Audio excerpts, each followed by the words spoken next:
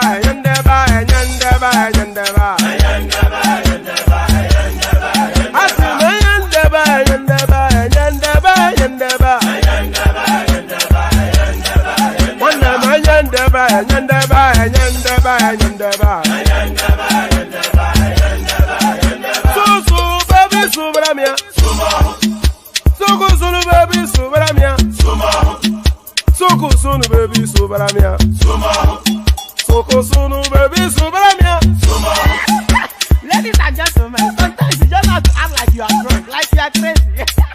Confuse your enemies, confuse them.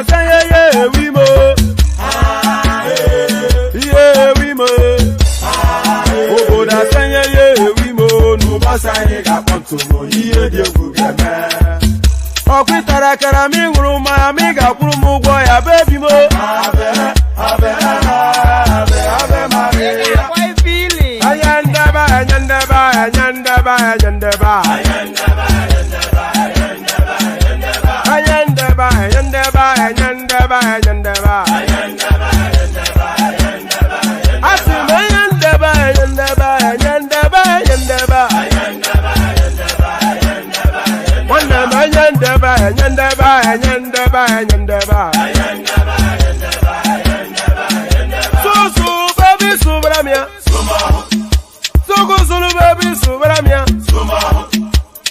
Sunu baby subaramia. Soko sunu baby subaramia. Ase kwa nefo ya banyi se akuna nyego bamkambasi ozo. Since I was born, but now I am getting youth. Akuna mota nwa akuna koga book.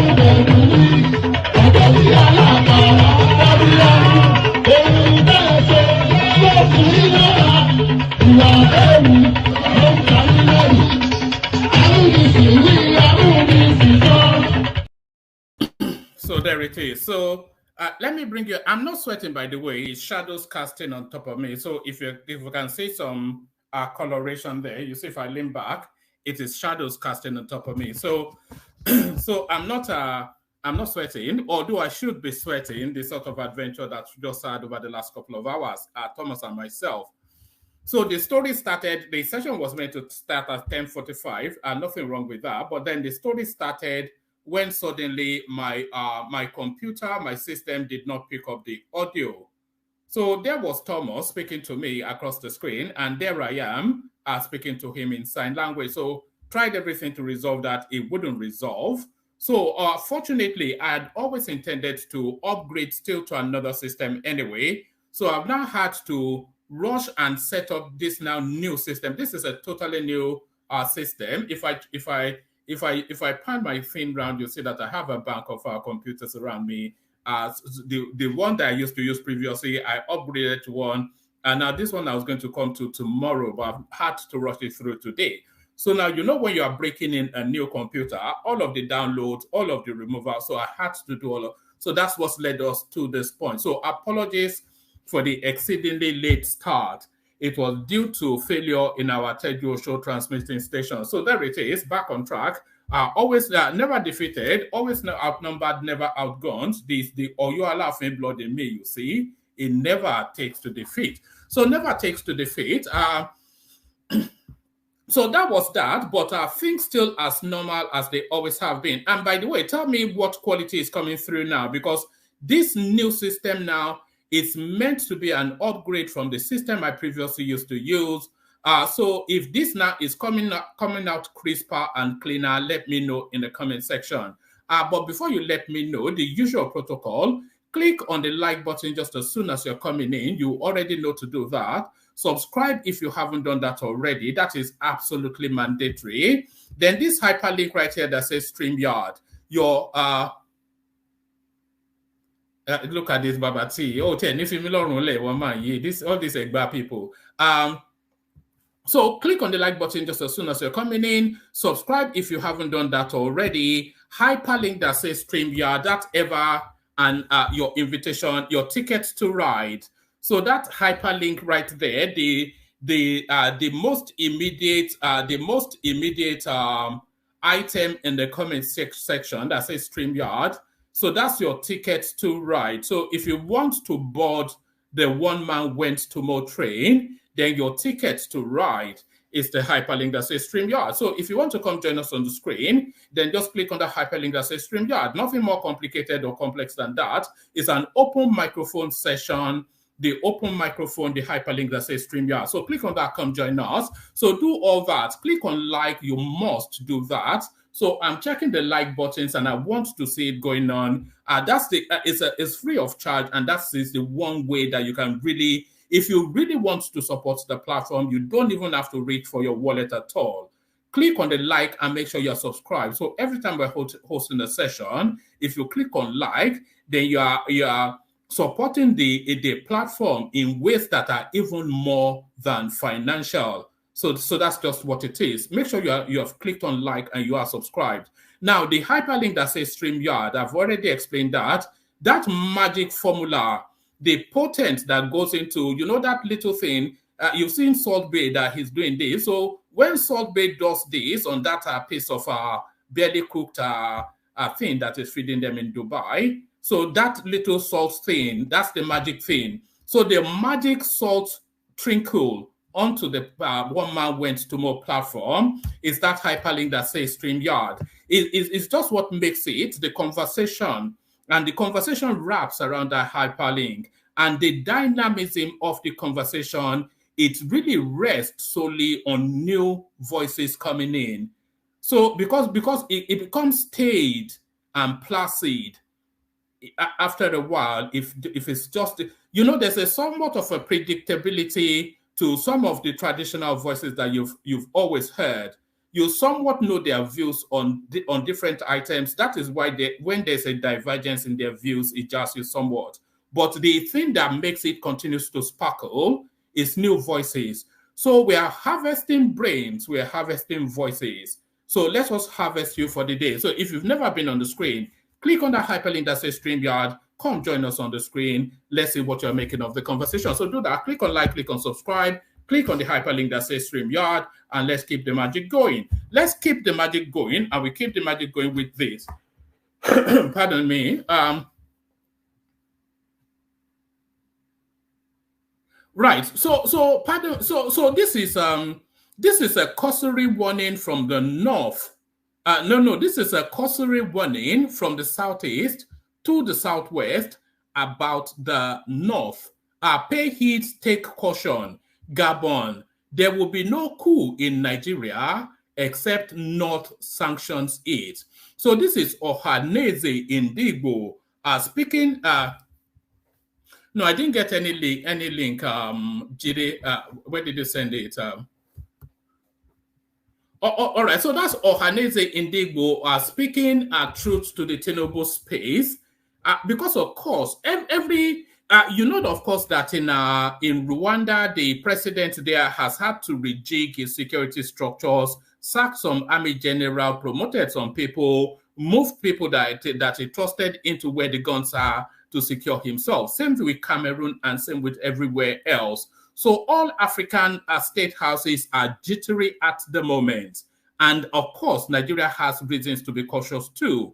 But that caution, Ohaneze is informing Tinubu to look it to the north. There will be no coup in Nigeria except North sanctions it, Ohaneze faction. So what's led them to that thought, and what level of veracity is there within that? All of that up for contention. All of that are up for contention. So now there's something traditional within the Nigerian political space. When a new administration comes in, they tend to sack everybody from the previous administration. And then when they start to sack people from the previous administration, you find that all the airports in Nigeria suddenly fill up. As people that have been sacked, they are looking to make their escape quickly, because usually after a sack comes a knock on the door from the EFCC. Knock on the door from the EFCC, so she makes her escape to London, only for her to find herself on the street. Who am I talking about? I'm talking about the rascally woman from the creeks. How my cousin, actually, let me, because there's a build up to this, so let me bring it to you. I might well have to stanza this somewhat. Let me stanza it somewhat. Yes, let me bring you, the story actually starts here. So let me start it off from here. Let me share this screen. So let's start it from here. Exclusive. Sacked NDDC board chairperson Loretta Onochie becomes stranded homeless after fleeing to the United Kingdom, embarrassed, kicked out by family members. So that is Loretta Onochie there, as just finding herself suddenly halfway to the streets. So that was what happened. And then she very quickly comes then into the media space with an explanation. So now that headline that I showed you previously, how my cousin, his wife, tried to take over my London property. Sacked NDDC chairperson, Loretta Onochie says house in viral videos belong to her. So house in viral videos belong to her, but I have that video anyway. So let me play that video for you, Loretta Onochie being kicked out. So let me play that video just to get that out of the way. So this sets the backdrop to the readouts when they come. Watch this. I've been indoors since morning. I've not been feeling well. Yeah. He just kissed me. That's disgusting. You are my son. No. I'm not your son. I'm not your son. Get out of my room. Get out. Okay. Get out. Dress that bed first, then you get out.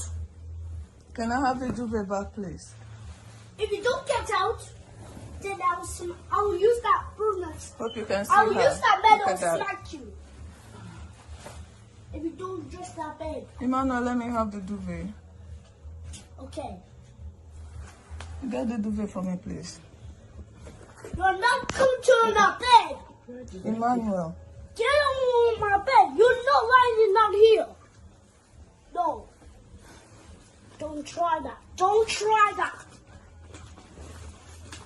Try that. Try that. I will tell my dad. Let me see that. Let me try that. Try. I will tell my dad. I'll tell him to call the cops again. I will use this and smack you. Your bum. When I get back upstairs, call the cops for me, okay? They call Come on. Everybody reads what they say. Armenian police, okay? So that's my... Okay? Call the police. Sounds like a Sesame Street episode. G1, I got the tape, I need it. Now what? This looks like the back room school. Like the back, the rooms in the back, not the actual back.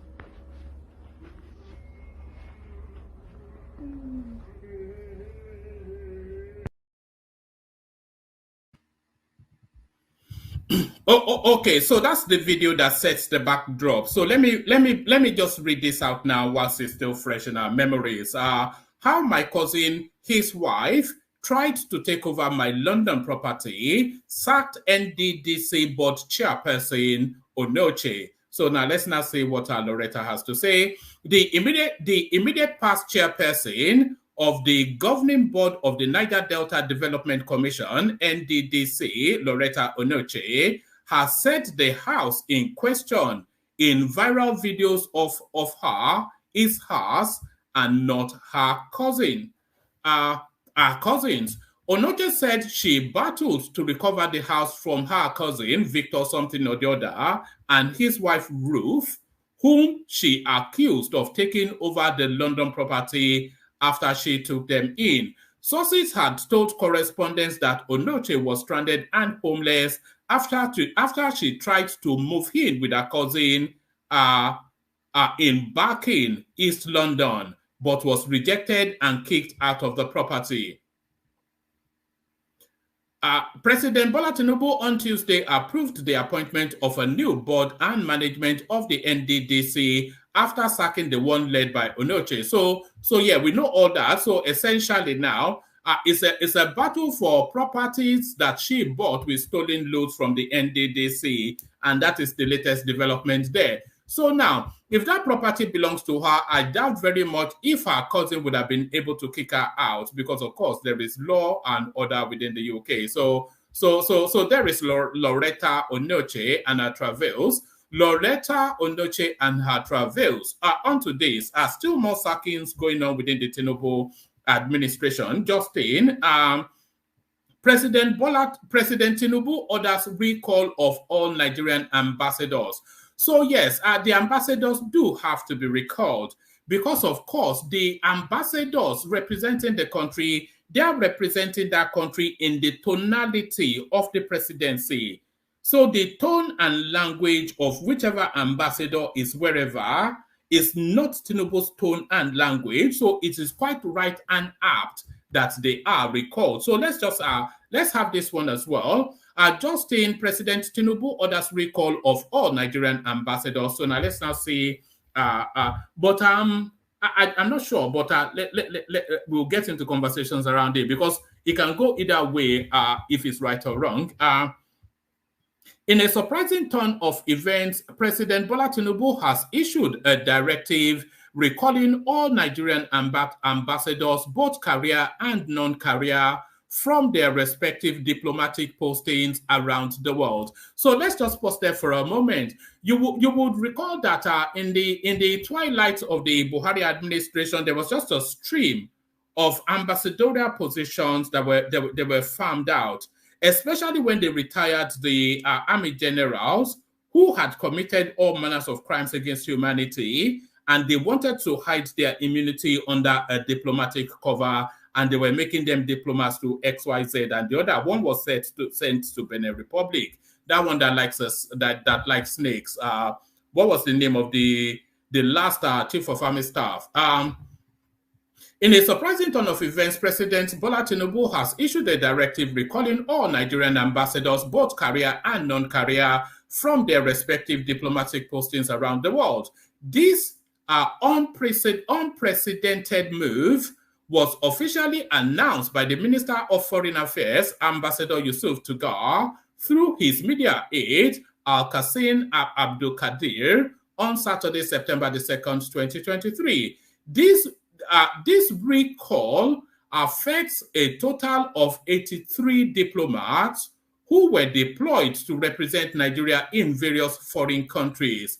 It is worth noting that former President Muhammadu Buhari appointed these envoys in July 2020, comprising 41 non-career ambassadors and 42 career ambassadors, following their confirmation by the Senate in accordance with the provision of the Nigerian Constitution. The statement confirming the recall emphasized the president's prerogative in managing the nation's diplomatic corps. Ambassadors, as representatives of the country, serve at the behest of the president, and it is his prerogative to send or recall them to any country. This move has sparked significant interest and speculation, both domestically and internationally, as it marks a significant departure from the usual practice of allowing diplomats to complete their term, which typically spans several years. The reasons behind this decision remains undisclosed, leaving room for various interpretations and discussions amongst political analysts and foreign policy experts. One notable case that has drawn attention in this mass recall is that of the Nigerian High Commissioner to the United Kingdom, Sarafa Ishola. His recall raised questions about the implication of Nigeria's bilateral relationship with the UK and the potential impact on ongoing diplomatic efforts between the two countries. So I'm not quite sure how recalling an ambassador impacts on any bilateral relationship. The bilateral relationship is not dependent on the ambassador. And given what Nigerians suffer at that embassy in the United Kingdom, not only should they recall that guy, they should arrest him as soon as he arrives in Nigeria. He has turned the Nigerian experience into like a torture chamber sort of a thing. You go to the Nigerian embassy these days, anyway, let me leave that.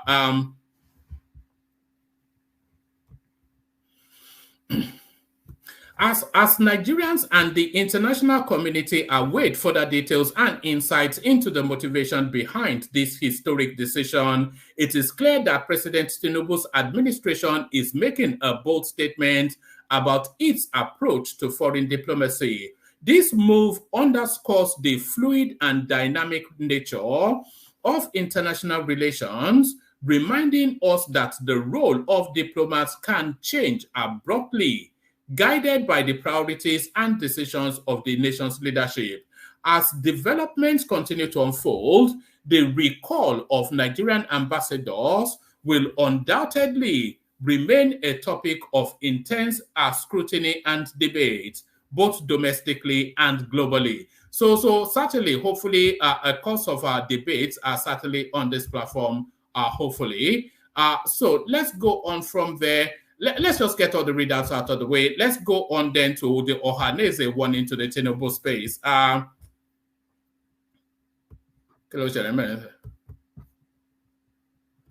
Did I just skip onto something? Hold on. Yes, all right. Let's do that. Gabon.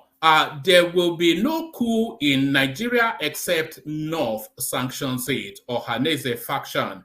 A faction of the Apex Igbo Social Cultural Organization, Ohaneze Indigbo, headed by Okechukwu Isogozoro on Sunday, claimed Nigeria would not experience military incursion if the North does not sanction it.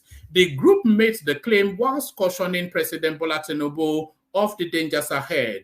Ohaneze warns Tinubu that the recent coup waves in some Francophone African countries are warnings over the continuous declaration of fraudulent election results in Africa, bad government, lack of respect for the constitution by political elites, and the imposition of geriatric African presidents by the West. So geriatric African presidents, a statement by Factional Secretary General of Ohaneze, Okechukwu Isegozoro, said the northern leadership and political leaders are dissatisfied with Tinubu's presidency and are waiting patiently for the Presidential Election Petition Tribunal verdict on September the 16th, 2023 to know their line of action. Isegozoro alleged the northern leadership shut down President Tinubu's led ECOWAS planned invasion of Niger Republic through the northern senators. Through the northern senators, the traditional rulers, and their elder statesmen who were unhappy with the president's style of leadership and key appointments to the southwest. Isegozoro also praised the Nigerian military for their total allegiance to Tinubu and their continuous vow to continue to safeguard and uphold the Nigerian democracy. So yes, so it is a case of yes and no to this one. So it is very much a case of yes and no to this one. Yes, the possibility of a coup will only really ever emanate out of the north because of the way that the Nigerian security apparatus is structured. The Nigerian security apparatus is structured in such a way that all of the security weight and potency is vested in the north. So they control all the guns, irrespective of who sits at the top of the presidential whatever, they control all the guns. So it'll be very difficult for you to have a coup without a northern consent. You can never ever have an Igbo coup in Nigeria because they don't even allow them anywhere near the guns. And you have no reasons to have a Yoruba coup for reasons that they already have the presidency. So the possibilities of coup has to come from the north. But then what holds that space steady? One is that Nigeria has enjoyed uninterrupted democracy going on 30 years now. And Nigeria is the most matured nation state within the African space. And I don't think the appetite internationally is for coups, especially in Nigeria. There's another one. But really the thing is if they plan a coup to replace Tinubu after their own son has just bastardized and brutalized, if there was ever going to be a coup, then there should have been a coup under Buhari. So if there was no coup under Buhari, who was comatose for 8 years and the country just ran amok, so if there was no coup then, what justification then a coup against an administration that is barely 2 months alive? So there's just so many things that holds the North back. As I can see it, even though the Southeasterners, so this originally read as a cautionary tale towards Tinubu, but really it's a dog whistle by the Ohanese space, trying to encourage the Northerners, the Northern military, whatever, to coup the Tinubu administration. But I'm not quite sure if that will bite. I'm not quite sure if that would bite. So let me move you on from that one to this next headline. So the narrative over the last few sessions, was a narrative of how the Nigerian state was snubbed by the so-called BRICS alliance, an organization that doesn't even have a currency. I'm not quite sure. It's a multilateral relationship rather than any form of a political group or bloc that are BRICS thing. But the narrative, of course, wrapped very much around how Nigeria was snubbed. But was Nigeria snubbed, or did Nigeria even have other better, bigger options in mind? Did Nigeria have other better and bigger options in mind? Nigeria molds G20 bloc membership. President Tinubu attends summit in India. So there it is right there. If you are going to eat, there's a Yoruba adage, but I can't just think of it. But if you're going to eat meat, eat one that has fat on it, essentially is what that adage tells us. And the fat of the pork belly fat of the international space is certainly this G20 group. Nigeria mauls G20 bloc membership. President Tinubu attends summit. Nigeria is considering applying to become a member of the G20 bloc of major economies after concluding consultations on the risks and benefits. The president's spokesperson said on Sunday. President Bola Tinubu will leave on Monday to attend the G20 summit in India at the invitation of Prime Minister Narendra Modi.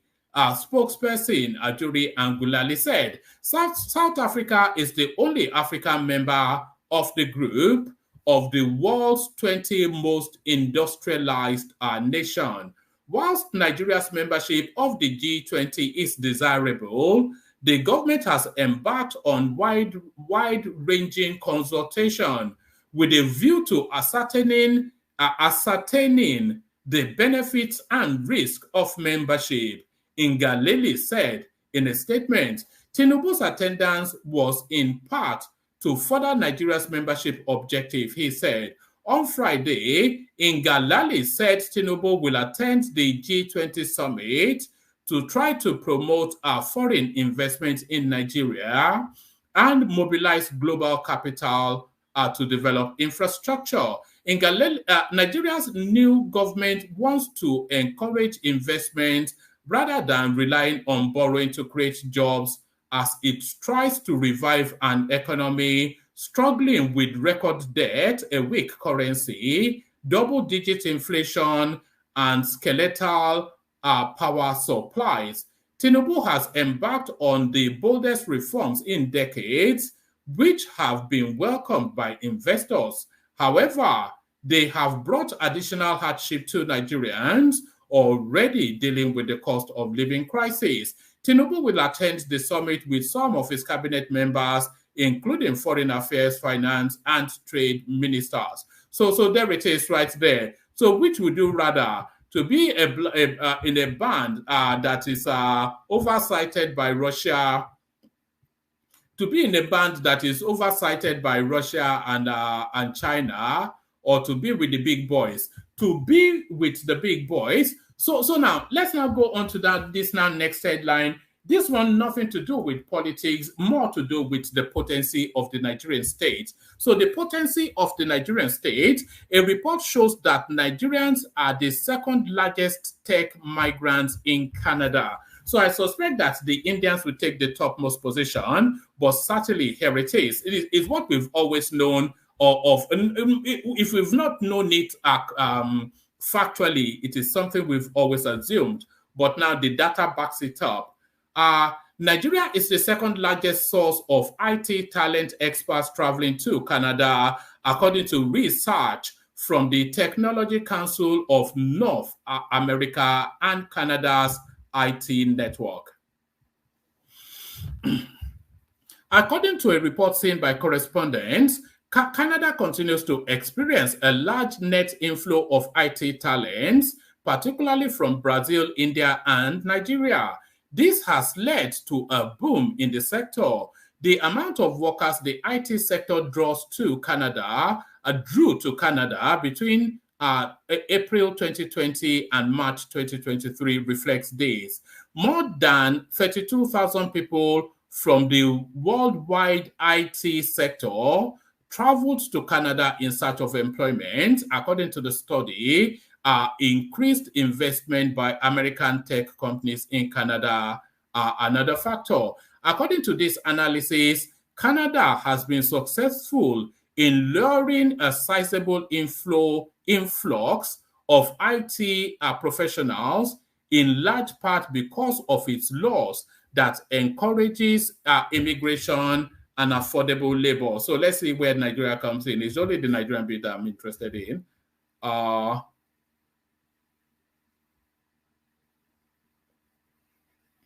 Anyway, I think that's what that has to offer. So that's what that has to offer.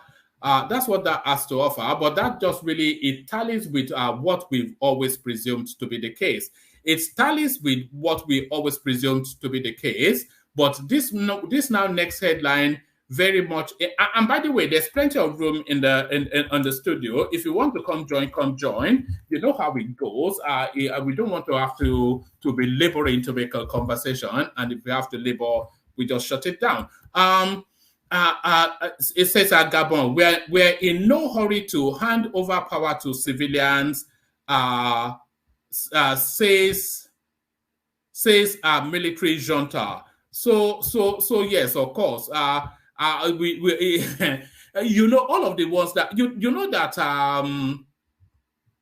what was Kagame, the correct me if I'm wrong, the Rwandan president, was it not a military guy who now became president and has been there now for 28 years? Gabon, we're in no hurry to hand over power to civilians, says military junta. So if you are not in a hurry to hand over power, then why are you a transitional president? Gabon's transitional president, General Brice Nguema, says the military junta that ousted President Ali Bongo will take its time to conduct elections to avoid repeating mistakes of the past. Mr. Nguema, who played an active role in perpetrating the Bongo dynasty, in an address televised on state-owned TV on Friday, said the military regime does not want to conduct elections in a hurry to avoid having the same people in power. Our aim is to move as quickly as possible, but quickly but surely. Moving as quickly as possible does not mean organizing elections in a rush, where we will end up with the same mistakes, where the same people will continue in power, and it all comes back to the same thing, he said. The Gabon military, led by Mr. Nguema, in the early hours of last Wednesday, ousted Mr. Bongo out of office shortly after he was declared winner of the August 26 election that would have seen him stay in office for a third term. Shortly after the coup, the military installed Mr. Nguema as transitional president. He was sworn in on Monday. Mr. Nguema, a cousin of Mr. Bongo, played an active role in the ousted president's government after taking over the reins. So what essentially represents then that change? If he was a key and senior member of the administration, so what represents change is the thing. So what change has just taken? Nothing has changed. You know, nothing has changed.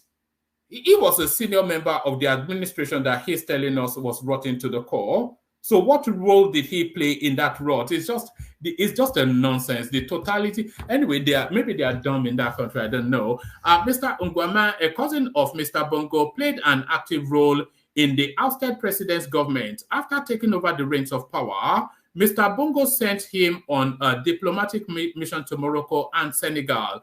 In 2019, Mr. Nguema replaced Mr. Bongo's stepbrother as head of Gabon's Republican Guard, an elite force protecting Mr. Bongo, his family, and other high-profile figures. Mr. Nguema's statement comes amidst criticism against the ousting of Mr. Bongo from the international community. The African Union has suspended Gabon. There was actually this thing that Aisha, what was she called? The Aisha rebel. Aisha, what was she called again? I've forgotten her name now.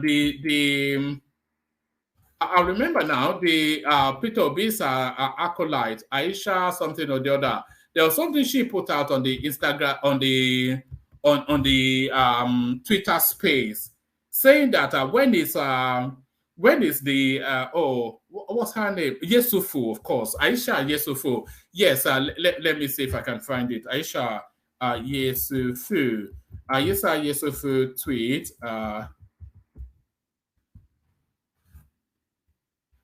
There was something she put out asking when the African Union is going to suspend all this sit at home or sit tight. I think I have it here because I thought that was quite striking. Let's see if I have it.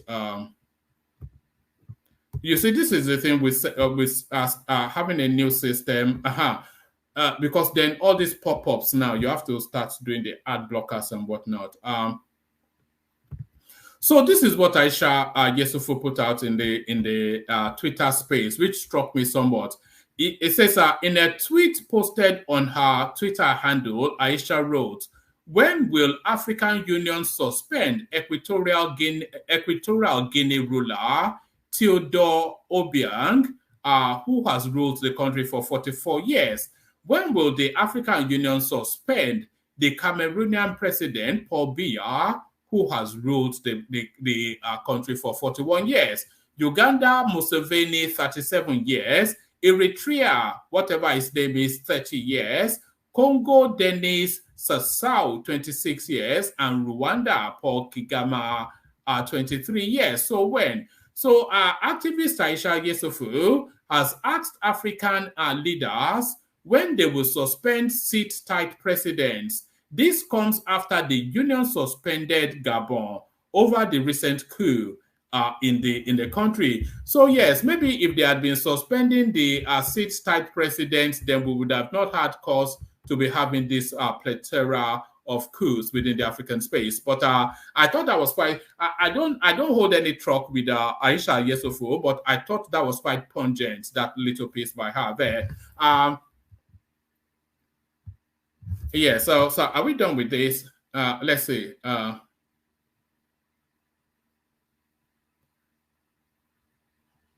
Okay. Let's just hold on. Right, Mr. Nguema, a cousin, Mr. Nguema, or whatever his name is, a cousin of Mr. Bongo, played an active role in the ousted president's government. After taking over the reins of power, Mr. Bongo sent him on a diplomatic mission to Morocco and Senegal. In 2019, Mr. Nguema replaced Mr. Bongo's stepbrother as head of Gabon's Republican Guard, an elite force protecting Mr. Bongo, his family, and other high-profile figures. Mr. Ngwame's statement comes amidst criticism against the ousting of Mr. Bongo from the international community. The African Union has suspended Gabon. Albert Ondo Osa, opposition candidate, has charged the Gabon military to allow the conclusion of the August 26 election and declare him president. I am asking it, the military, to restore Republican and constitutional order, Mr. Osa told Le Monde in an interview. So Le Monde is the leading French newspaper, which is the leading news platform essentially in all those French-speaking spaces. The electoral process must be brought to a conclusion and the results must be announced so that I can become the legitimate president and then the legal president once they have been validated by the Constitutional Court, he said. Speaking from detention, Mr. Bongo charged his friends and international community to make noise. So we've all seen that comical. So that's enough of that. I think we've seen enough from that. Maybe I should make this the last. I'll make this one the last readout. So this is from Unusual Quarters About Strange Spaces. Unusual Quarters About Strange Spaces. So this struck me only really because this Justice Mary Odili, she was the one that gave the fake judgment that returned Peter Obi as the governor of Anambra State all those years ago. After the Anambrarians were able to get rid of him, he was able to procure a judgment via this lady, using her husband Peter Odili as the go-between, as the plug. And then she procured him that judgment that reinstated him. So now her telling him to get lost, quite striking. Tinubu's lawyer, Wole Olanipekun, master in tribunal cases. Losers should accept defeat, save Nigeria from chaos. This is Mary Odili, surprisingly speaking truth to our stock and kin. So speaking truth to our, I'm just trying to get rid of all of these things that I just put. Speaking truth to our stock and kin,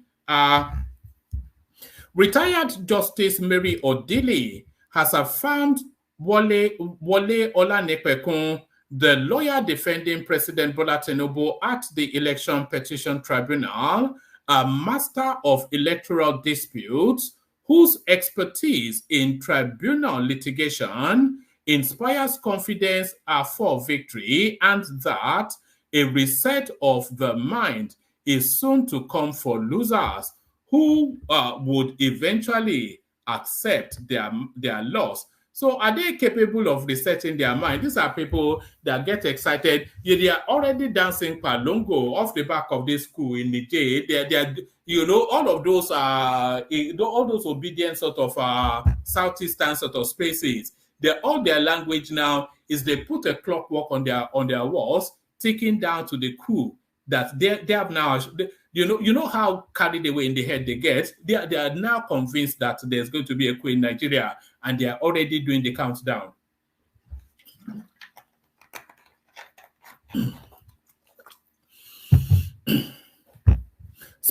Speaking on Friday at a colloquium held in honor of Joe Kyari Gadzama in Abuja, Mrs. Odili said the 2023 general election generated a storm, particularly from the loser, who feel cheated by the election's outcome and have since resorted to making incendiary remarks that could plunge the nation into anarchy. So I think that is what they want. All this, at least, if nothing else, this electoral cycle have now fully introduced the Southeasterners to you. So if you've never known the Southeasterner before, I think after this electoral cycle, you know exactly who and what they are now. There seems to be moves to throw the nation into chaos or conflagration. This may be brought about by some individuals and groups fanning the embers of hatred, bigotry, and tribalism, of course. Let me take that again, and then I'll speak through it. There seems to be moves to throw the nation into chaos or conflagration.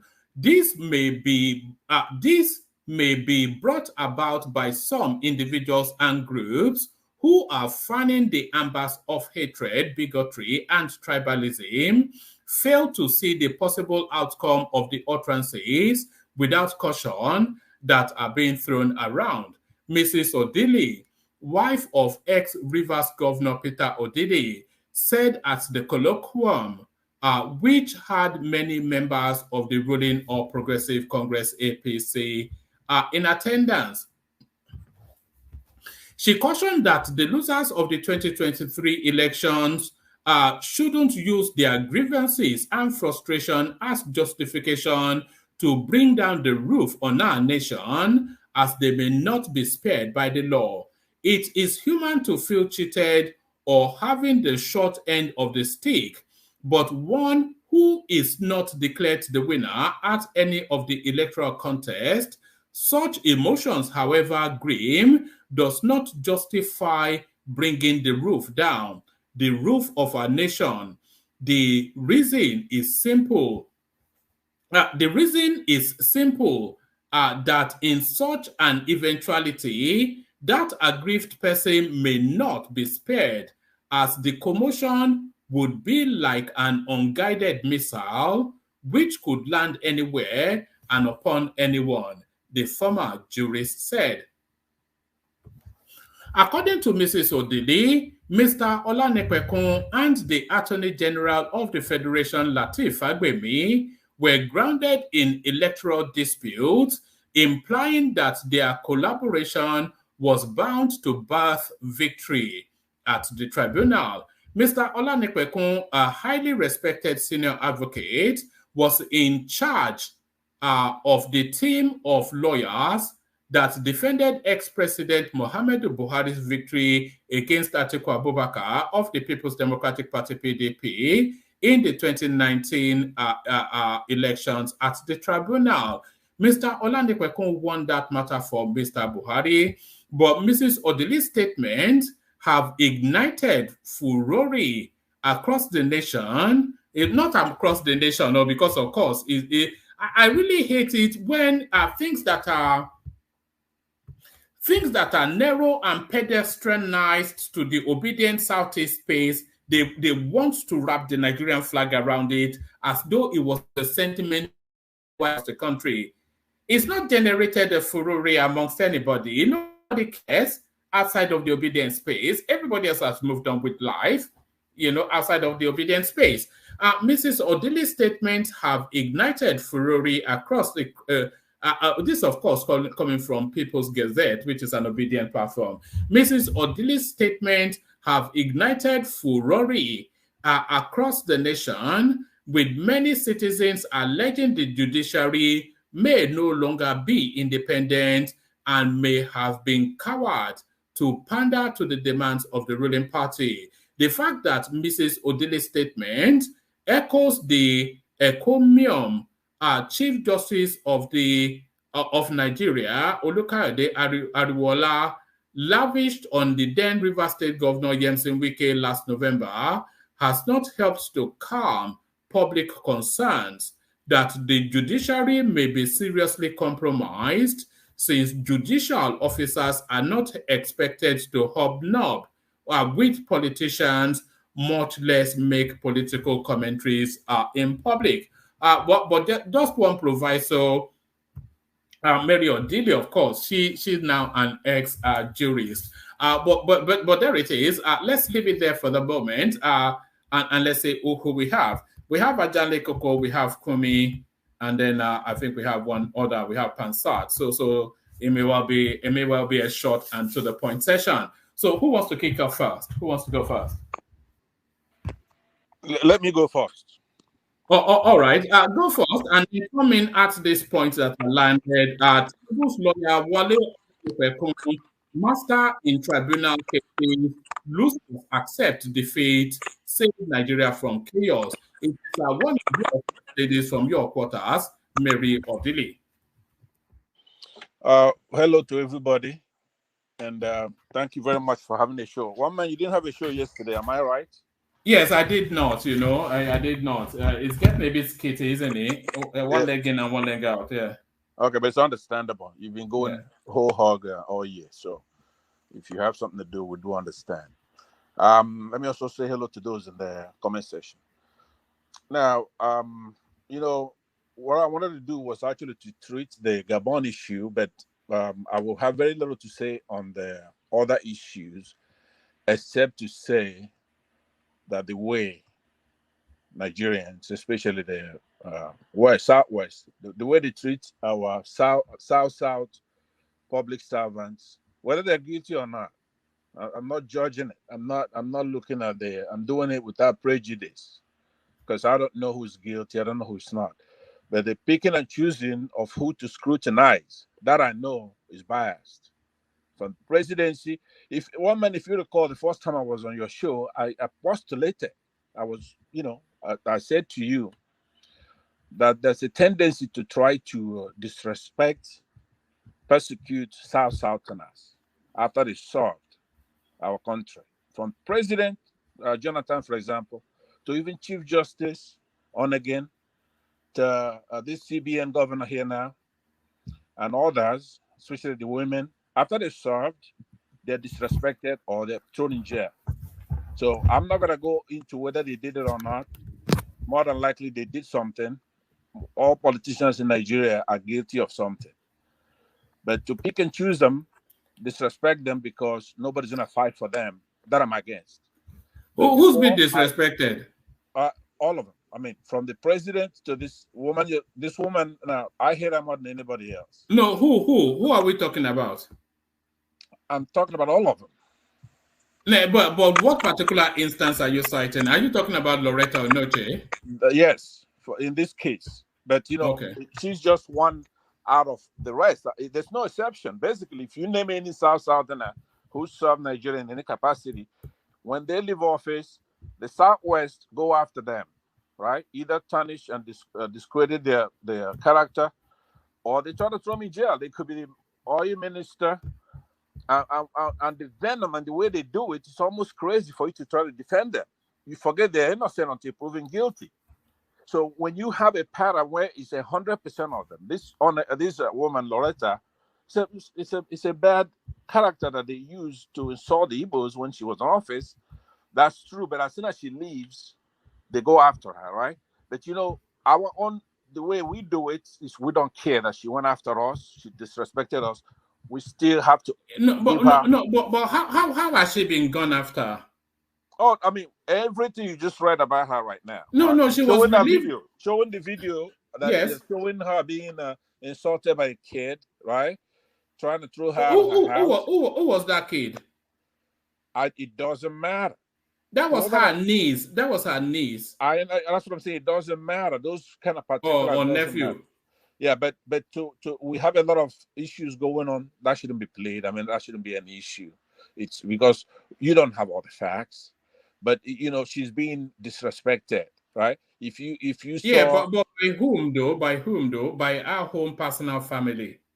Yeah, but I mean, what I'm saying, you got a hold of that and you're amplifying and you're playing it. But if you it's all over social media. Can you not see? It says how the viral video. Everybody has seen the video. I know, I'm not breaking any news. It's a talking point. It's true, but if you went, let's say you go to Dr. Damage's show today, right? He wouldn't play that, right? That's Rudolph's though, isn't it? I mean,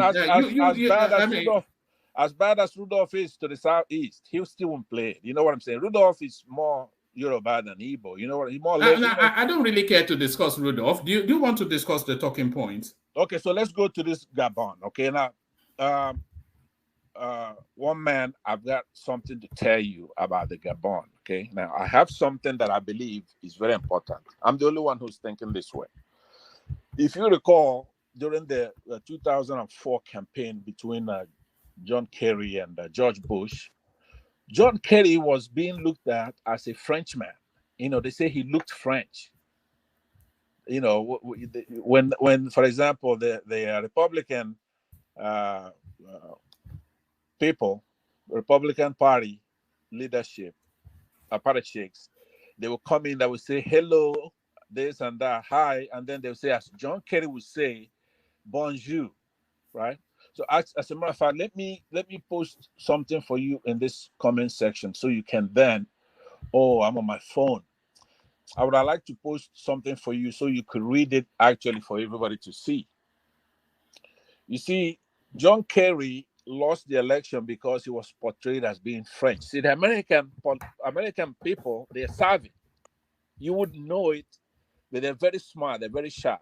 You know, George Bush was looked at a buffoon. He's not really serious, wasn't a good student. But John Kerry is properly dressed and combs his hair, right? So but the American people chose George Bush over John Kerry.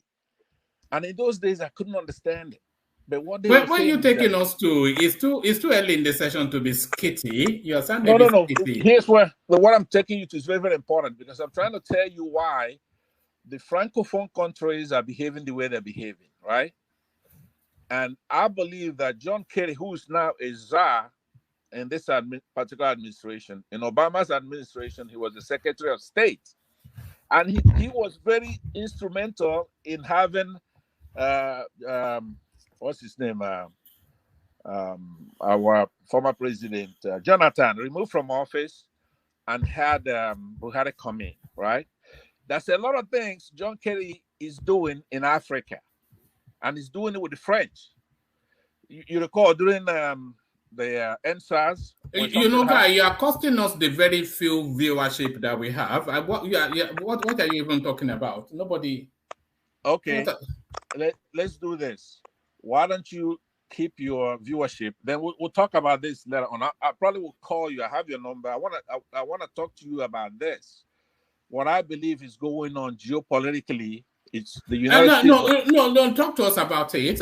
You know, it's not really about the viewership; it's about the conversation. But talk to us in a language that you make it coherent. Let it be coherent. Carry on. Okay, thank you. So what I'm thinking is that John Kerry is in cahoots with the French to disrupt Africa.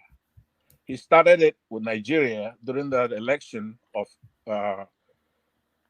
Jonathan versus Buhari, right? But let's just fast forward it to what's happening now.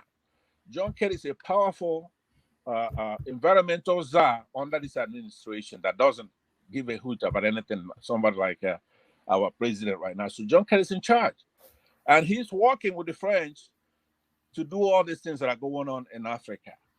So that is my thing. You don't know it, but if you Google, you're gonna find that. Just Google on John Kerry being a Frenchman, right? As somebody else is talking, you're gonna see a bunch of articles that will show that he's French. Pretty much, that's where Americans look at him. He lost an election based on that, but he still manages to get in there and is causing all this stuff in Africa. I'm telling you, it's very important for us to take a look at it. Look at those articles, because this is not sexy, what I'm talking about here, but it's very important. And we're going to look into it further, okay? So I yield back. Thank you very much. All right, brilliant. Stay steady. Let's bring Jide on board. Jide, hopefully you have a good connection. We always enjoy hearing from you when your connection is good. So Jide, unmute. Jide. One man. Okay, kwata. Oh, so you know they sleep. 1 a.m. Babao.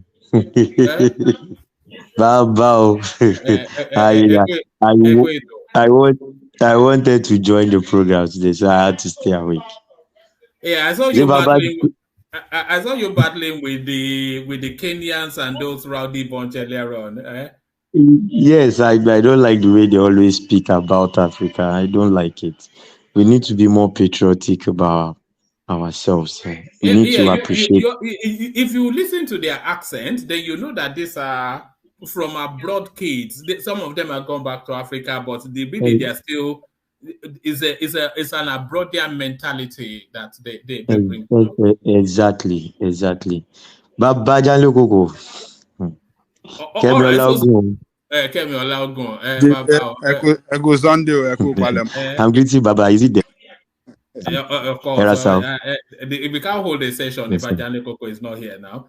So what have you been looking at on the news? What's the latest development? One man, what I sent to you is that is making me happy. What I sent to you, the link I sent to you, it's on the chat now. Okay. I don't know if you can play it to us. All right, let me play it, and then you talk us through why you sent it in. Let me just.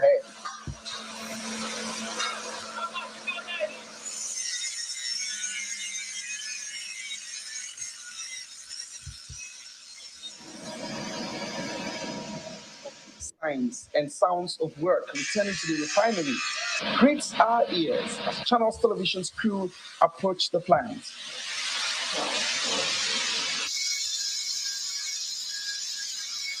Okay, this area is a crude distillation unit, unit 10.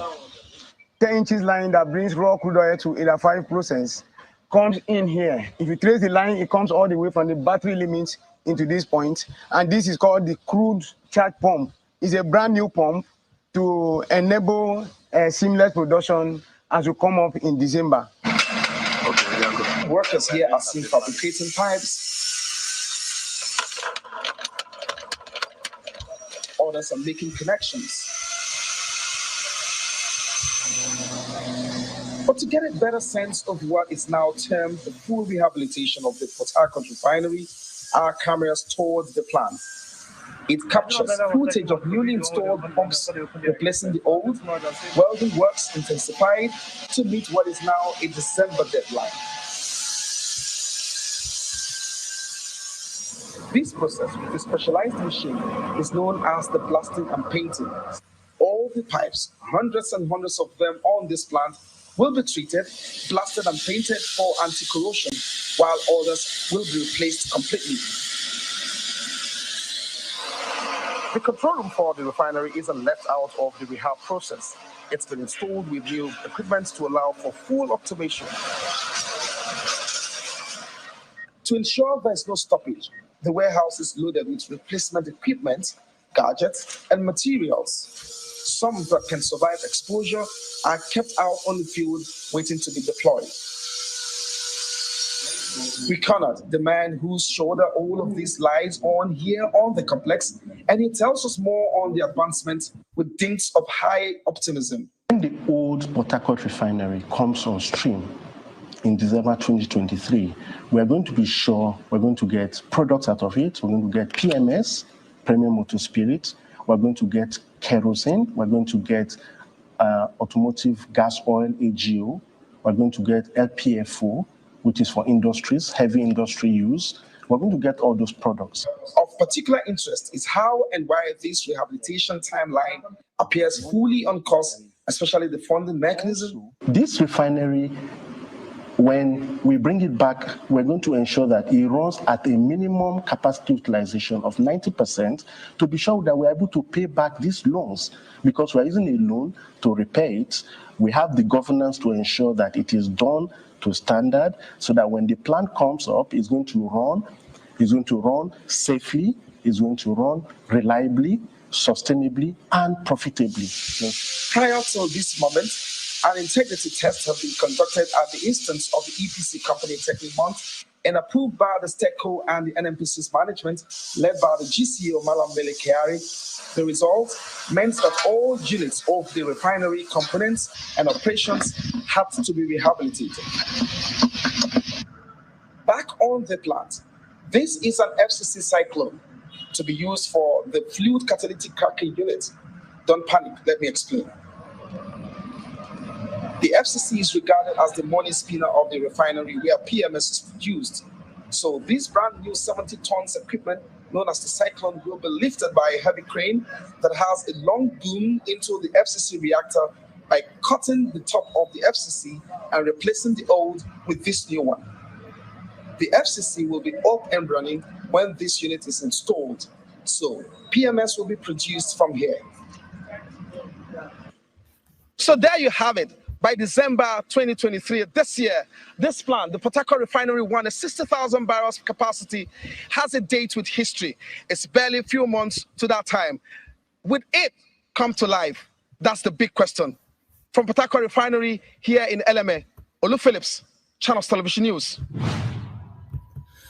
All right. Over to you, Jide. What's the excitement? What's the excitement in all that? Yeah. The excitement is this. What's the Because, capacity there? Is it 60,000 barrels? I think yes, it's 60,000 barrels daily. 60,000. 60,000, yes. Okay. 60,000. And the man said they are gunning towards making it work towards 90% efficiency. Though in engineering, technically, you might not be able to get that, but at least even if we get 75%, we know we are refining.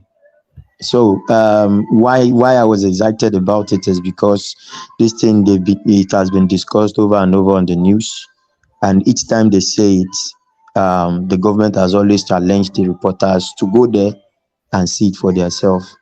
But Nigeria, we can say we are doing something usually before and don't do anything. Also, seeing them doing it, it's a positive for me. I'm happy about it because what will make me happy about Nigeria is the only thing I am interested in. What would make me think good about Nigeria is the only thing, and that's why I don't like it when somebody comes here and says something bad about Nigeria. How many liters do we have in a barrel? A barrel, I think a barrel will give us around 107 liters of petrol. Yes. Oh, okay, because the Nigerian consumption is about 40-something million liters daily. Yes, 170 times if they get let's say they even get a 75% output, that should be 75% of 60,000 liters and 60,000 barrels times 170 liters of petrol. So that is what the output will look like. But for me, at least, we have one that is coming on board. So when this one comes on board, we move to the next one. Let's get it on board. And this is how to progress. It's not about us coming here as in... I think we're about to witness Pansat break into a car. Maybe we might have to submit this particular session to the police, but carry on. Pansat, we are watching you. Carry on. I have a bad connection. I'm gonna leave and then listen to the show. My connection. Is that your garage? You're showing off your vehicles. And I went to get something. This is my garage. Okay. Show us what you've got. What have you got? If there's no Lamborghini in there, then you don't have any reasons to show off. Where's the Lambo? Lambo is on the other side. It's on the other side. You like this one? Like that, right? Trucks. No, that's just an American fat boy. Where every American has that. Well, continue. What's that? Is that a Ford? The white one? No, GMC trucks. Oh, all right. Yeah, Denali is what it's called. Oh, all right. Where's the Tesla? You don't strike me as a Tesla sort of a guy. I'm not a Tesla fan. I'm not an Elon Musk fan. But anyway, one man, continue with the show. I will try to find a better connection. I don't have a good connection here. I'm in my mountain retreat now. Your mountain retreat. Look at that. That's right. You better believe it.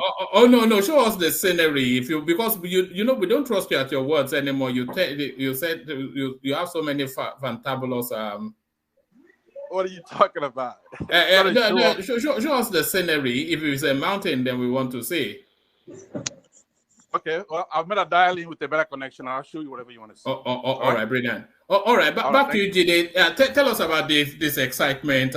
So, is this what they are anticipating will come upstream in December? Yes, one man. That's what That's what they are anticipating will come up by December. But from what they have said there, I envisage that it's not going to impact on the price in any way. One, I feel they have stated that they got a loan to do this. They will have to repay back the loan, and again the crude buying of crude in dollars in global rates is also a factor. But for me, you know, what do you think agitates the Nigerians the most? Do they want a reduction in price, which I think they do want, but what is more important is consistency, isn't it? So that if they know they are paying 500 and something, then they know if it's going to go 510, come back to 505, but it's not going to go from 500 today to 700 tomorrow. So it's that consistency of pricing, isn't it? And if we can localize production, then that gives us somewhat of a consistency of pricing. yes, one man, yes, everybody has accepted that subsidy must go. So if we have local refining capacity, then the first thing is the shipping and the landing cost issues will be reduced. Then will be eliminated completely. Then logistics of from the point of landing to wherever it's going to down to will be removed. So, but for me, I feel it will only make the price more consistent.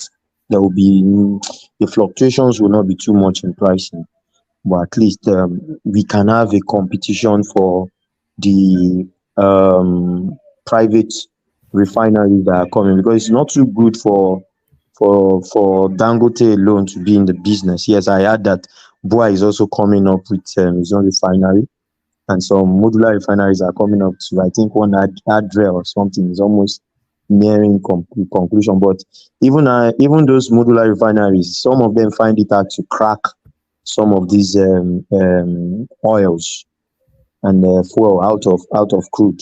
So it depends on the design, but a standard refinery can crack anything, obviously. So for me, I just feel it's a good one if it's a step in the right direction. If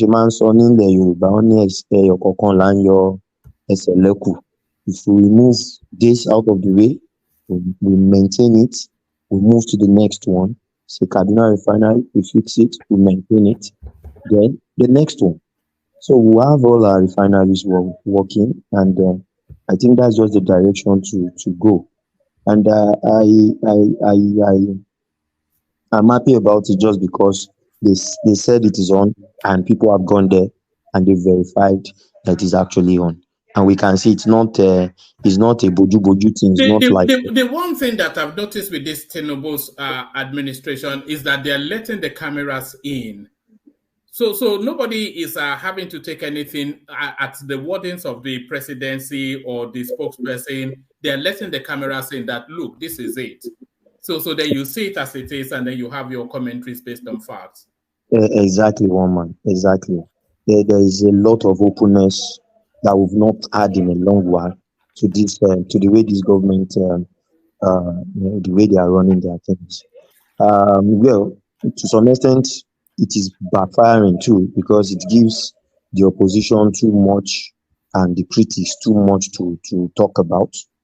But for me, it is good, because at least for those of us that still believe in the Nigerian project, we still have something to hold on. And you say the trick is the thing is it establishes a baseline. So we're seeing all this now. And we're seeing what they are telling us that their level of preparedness is. So in 4 months' time, we cannot now accept that they are not. So we want to see a progression from where they have established to end using at the pumps. So that's just it now. It's establishing a baseline from which then we can start to monitor improvement or lack thereof. Yes, one man. Yeah, that's correct. You are very correct. Well, for me, generally in the news today, that's the main issue. Aside for that, I think Lagos State just started their food bank today, palliative bank, and where they are handing out bags of rice, beans, and garri to people.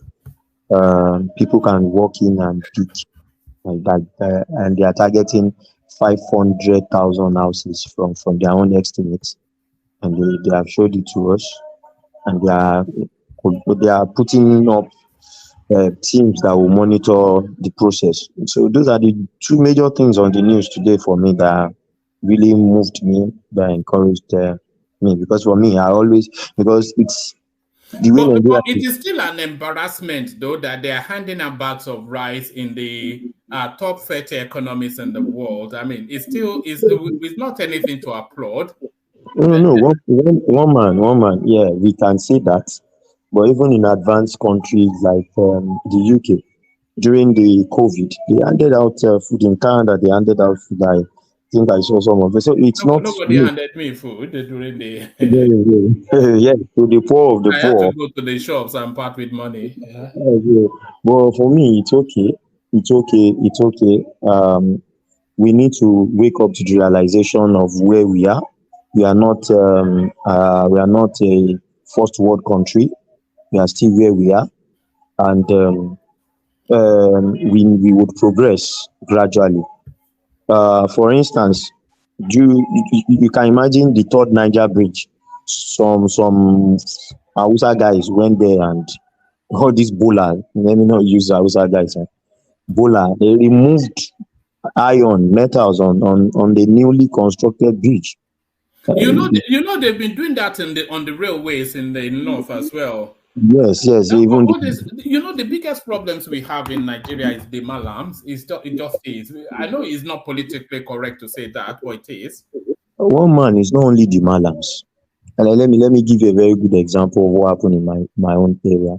I used to go through a particular route to Ewekoro, Ogun State. Somewhere the same route I took yesterday, just because the government came, graded that place, and tarred the whole road so that it would be easier, because the governor was coming to commission something around that environment, so he did it. I tell you, I passed there around 9 the day before. I did what I wanted to do in Ewekoro, slept somewhere, then moving back to Lagos the next day, I met big pothole in the middle of that road. Some guys that normally stop all these tipper that carry sand, and guys that sell bread must have gone during the night, use digger to make that hole, because the let me just say, it's not more than it's not up to 10 hours. And the next morning around 5, leaving that place, there's already a pothole in a road that was just started. So it's not only the malams, obviously. We have sabotage everywhere. And what those guys want is that when those trucks are coming, they will slow down when they get to that pothole, so that they can quickly now then obtain whatever they want to obtain from them. But because the road is now smooth, they won't be able to do that. This is the kind of society we find ourselves. But you realize that bag of rice, for instance, now we will say it's not making sense. If you give it to somebody like me, it might not make sense. What's the size of the bag?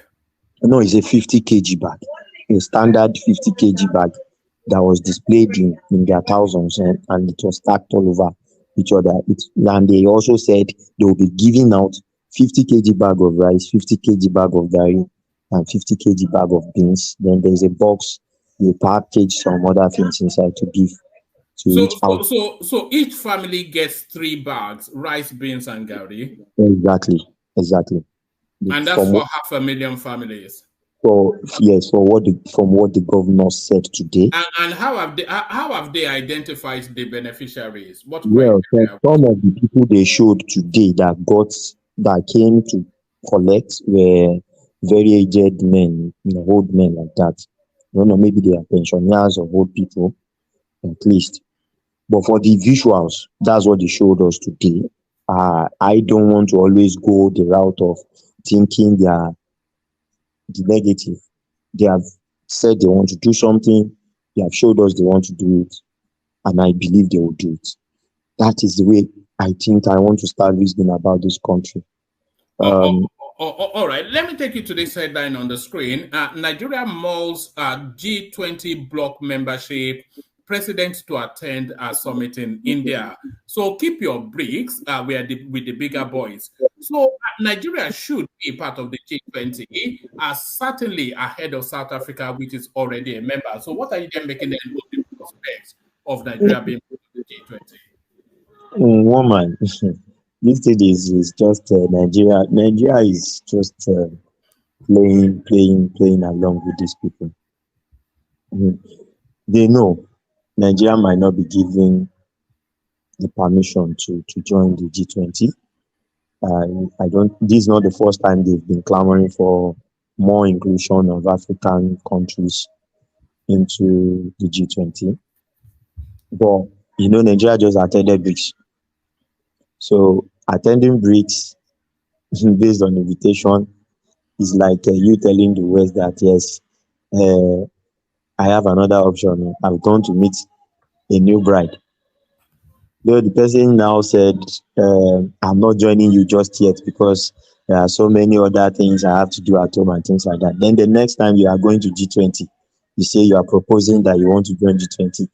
I feel it's just a game of trying to play as if I'm not an enemy of any of the sides. I want to keep neutral because obviously we all know that it will be difficult for them to accept Nigeria into the G20. This is not the first time they've been saying they should give more room for inclusion. But if they actually do, that will be because they are also afraid of losing Nigeria to BRICS. That would just be the reason. But for me, I think it's a political stunt, a political move by Nigeria, and they're just trying to still ensure that we remain relevant to maintain relevance. We want to maintain relevance in our neutrality. I think that's just it. All right, let me take you to this final space. A brief commentary on this. Gabon, we're in no hurry to hand over power to civilians, says military junta. So in the readout of that piece, it actually happened that the new now installed, they call it a transitional president, but he tells you that it's not transiting in a hurry. But he was a top functionary of the administration that he replaced, having been commissioned in so many roles before he ended up being the leader of the presidential guard. So now he's saying that they are not going to transit in a hurry because they don't want the same set of people coming back to seize a hold of power again. But if he's saying the same set of people, how different is he from really the people he's trying to pivot the country from? Woman, this is what I describe as nonsensical nonsense. Because it's like you have in Nigeria now, Buratai, the former army chief, just comes in and takes over government and now says he's saving us from corruption. He doesn't want to hand over power to... These people are just deceiving themselves. This man has profited from that same corrupt government. He was employed by under that same corrupt government. So I don't see where he's trying to play his innocence and righteousness from. I don't get it. And this is the same narrative we have, because I see things like this. Most of the dictator leadership we have in Africa, it has always been these military men seize power, then change themselves to live dictators. Gaddafi was a military man, seized power. The president of Equatorial Guinea, that one even killed his own uncle. I think so. Yes. Killed his uncle and took power from his uncle. And he stayed there for like 40-something years. So what he's trying to say inevitably is that I am here to stay. I'm not ready to relinquish power. Indirectly, that's what he's saying. And so he trying to point finger that he does not want to hand over to corrupt people. For me, it's not. It doesn't even add up at all. Doesn't make any sense, because you are part of the system. You are part of one of the main reasons why people used to say Tinubu is because they believe he brought Buhari into power. So obviously you cannot exempt yourself. If somebody that even helps somebody to gain power can be seen as is part of the system, which most of us would agree, and some of us will still disagree. But now we are talking of somebody that was in power, was given promotion by the government. I don't understand. These people are yours, and those people that are jumping after them, I'm sorry. We do something in Africa, and I think it's a general thing now. If somebody is there today, we call him bad names, we do everything. The moment he leaves there, we'll now start comparing him to the new person. And then we'll now start saying, the old person was better than this new person. Now, the Gabonese, they are jumping. In the next few years, they will come back and tell you the president that they ousted is better than the person they have. And now they will now be looking for or seeking for how another coup will remove this person from power. Why can't we be truthful to ourselves for a while? If all Gabonese want to be truthful, they should just stand up against these people, tell them we don't even want all of you. For me, I would for like me, for me, I would say in Nigeria, it's a government that I would support would be that I would totally support with all my whatever before I can go to the polls and vote, would be a government of somebody that has not even tasted commissioner, councillorship. Yeah, no, that's highly unlikely now. How is that? That's highly unlikely. What I'm trying to say is highly unlikely, but obviously once you are in that system, you are a part of that system. There are very, very, very, very few of them. And that's why my very was so much like that. Very few of them that is a part of that system that is not influenced by the system. Because at one point or the other, you have benefited from somebody. Somebody has done a good deed for you, covered you up somewhere. So when the truth now comes out and you are to be the judge, you also look the other way around because you owe that person and you have to repay. So that is why we have this level of decadence in our political setup. So this man, whatever this man is saying for me, is just pure rubbish. And sorry, woman, before I just leave everything far around it. Pansat was saying something the other time about the woman. That woman. Yes, Loretta Onochie. Is that making the news? The way she was embarrassed in the Exactly. Yes, it was making the news. Well, I don't even care. It's our family and it's our family issue. But what I wanted to say is this: why is it that we play? We are sometimes we are two-sided. I don't want to use the word that comes to my mind actually, because I feel Pansad is an elderly person. You are saying that one man has embarrassed this woman by playing the video. But the same set of people played and continually played the video of the now sitting president, somebody that did not sleep for several days, went around the country campaigning and made an error of saying Balablu. Or let me even say whatever he said.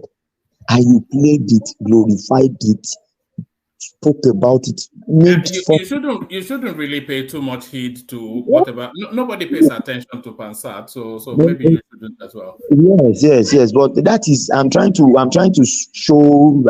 say that he's trying to his statement there is hypocritical. Why is it that when it comes to your own people, you want to do it as if we are Nigerians? This woman has been sacked. She has not yet been arrested. They only sacked her. So whatever the money she stole, she should take it away. Now she went to wherever she went to, and somebody else has taken over her house. That is that problem. It's okay. Let her go and solve it. What's the big deal? It's a trending news. One man brought it to the platform as a discussion. So what's the embarrassment in that, and what's the ridiculing in that? That's just my point. One man, let me look at that. Oh, all right, brilliant. Well put. Excellently put as always by Jide. So thank you, Jide. So let's go on from Jide to Baba, who joins us. If Baba is ready. Baba, are you ready? Yes, man. A very good evening to all you folks. Thank you for the opportunity. Good to see you, Baba. Always a delight. But to this headline then, unprecedented was how they termed it. President Tinubu orders recall of all Nigerian ambassadors So we're talking about continuity, of course, but what Tinubu seems to be doing is to be resetting the country to ground zero. Because, of course, he sacked all of the agencies, everybody, all the boards and everywhere. He sacked everybody. Now he's recalled all of the ambassadors. This is something that has never happened before. So what strategy do you think is in play now? And do you think he's indeed resetting the country to ground zero? I disagree with you, woman. I think it is his a privilege, actually, as the president, and it's a new regime. I think he has thousands of positions to fill. He may not even fill all at the end of his 4-year term. And it's in order. He's re-engineering the country and putting us in a different direction. And he has to bring in new team to interpret his policy to the wider world. So it's in order that he has to recall them. And of course, those who contributed to his campaign, those who helped him win, and those other technocrats that he feels are fit for purposes, he can bring them in and tutor them and send them out. Because I think we are trying to format a new Nigeria and get back our lost glory, at least in Africa. That is what I think he's doing. And I think it's a welcome development as far as I'm concerned, actually, because a lot of them, I mean, in England, where you stay, what do you think you can get from the embassy? Nothing, of course. The staff at the British embassy in the UK, at least, they're the worst you can. They are just it's a hell. I don't know what the embassy experience is where you are, but here in the UK, it's a hellish experience. It's a torture chamber. The New York consulate, I mean, I think it's even worse because they are ready to punch you in the face. They will talk to you anyhow. There is no order. Do you know they don't even have ticketing? To say, here is your ticket, then you know that if you are ticket 50 and they are calling 5, you can go and have lunch or something, go to the pub, and then come back. They don't even have a ticketing system. And when you try to deem to ask any question, they just shout at you anyhow. They thrive in chaos, actually. I think they planned that chaos. They want it to happen so that people who are still set, who have the mindset of typical Nigerian, will go to the toilet, signal to them and give them some $100 so that they will have an edge. So it's deliberate when you see them cause chaos like that. They know what they are doing. So we need new ambassadors, new consular officers, and that at least will... You know what we really need in Nigeria is automation. The country needs to be as automated as possible. They should remove as much human contact in engagement with governance or departments in Nigeria as much as possible. Because the moment you come into human contact with the Nigerian official, then everything starts to go awry. Yeah, we are losing a lot of revenue, actually. If you remember a couple of days back, I sent you the train station, the one in Alagomeji, Yaba. And you can see at the car park, they are everything is manual. Even at the train station, there are people with POS machine. You have to go to them to get the Naira and then pay cash. Which country do you see them pay cash directly for such a journey? Everything's supposed to be automated. You know quite all right that, I mean, the car park, even when you see the attendant at the car parks, when you see the quality of jewelry they are wearing, you will know definitely these are people ordinarily maybe earn about 50,000 a month. But the jewelry they will be wearing alone will run into several hundreds of thousands. That is where we are losing a lot of revenue. And I think this government is aware of all of these things. You understand? And I think there will be correction. I think they look the other way because, of course, they don't pay them on time and then they pay them poorly. And they know that these people have to eat. Let's take the average police person. If you don't pay a policeman for 3 months and you know he has a family, then what argument do you have to tell him not to be corrupt, not to be taking money from them for drivers? Yes, I agree with you actually in that sense, because when you pay banana wages, then expect to have monkeys as your staff. You understand? So that is what is happening there. I mean, particularly in this police force, a policeman is supposed to be respectfully dressed so that he will be addressed respectfully. But when he's wearing rubber slippers and ordinary belts you and I will be using rather than the official one, I mean, it's a disgrace what is happening. Until we start to pay living wage, I think we may not get police officers wearing slippers. You know those slippers that we... that's what I meant. I mean, how can he run? How can he run? Oh, God. It's disgraceful, actually. I mean, I expect us to do things in a very different way. I just look forward to it so badly, honestly, because we are losing revenue and we are losing respect. You say we are losing revenue and we're losing respect, but what we really seem to be losing is brains. At this headline, Baba, a report shows that Nigerians are the second largest tech migrants in Canada. So the next gold mine globally, of course, is tech, and the holes that we need to harvest that tech in Nigeria, they are all now in Canada. So what are you then making then of this now never-ending story of brain drain from a country that needs its brains badly? Well, I don't believe in jackpot, brain drain, whatever we call it. I always believe these people are out there to acquire more knowledge. And what the Indians are leaving, we are mopping it up. And eventually, Nigeria will be the ultimate beneficiary of these people. Because if they don't even come back home, their success will rub off on people back home. You understand? In the sense that they could, some of them will grow into business, grow their own business, establish their own business, and of course they could have branches in Nigeria. So it's a space I think I'm enjoying, even though people are complaining. I like it so much. Let those who can go out and acquire technology, because the world just doesn't start and end in the Nigerian space. There is a wider world there to be conquered.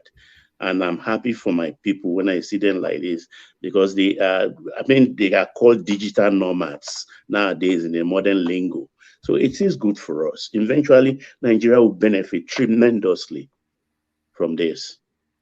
All right. Let me take you to this headline, Baba. Sit tight presidency. Actually, yes. Just this piece by. Let me actually take you to this piece by Aisha Yesufu. Because when I saw it earlier on, it struck me. I'm not a fan of Aisha Yesufu, but this thing that she said struck me. Activist Aisha Yesufu has asked African leaders when they will suspend sit-tight presidents. So she then goes on to say, in a tweet posted on her X handle, Aisha wrote, when will African Union suspend Equatorial Guinea ruler Theodore Obiang, who has ruled the country for 44 years?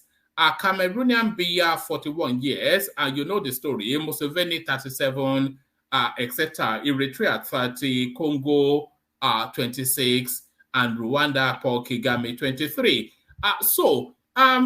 When I was reading through this, you can just see right there that the inevitability of coups in Africa is all vested in this sit-tight presidency. President for lives that we're having are still, we say that we're still having coups in 2023, but we're still having, Paul Biya has ruled that country for most of our lives. And even before a lot of people that are listening to us were born.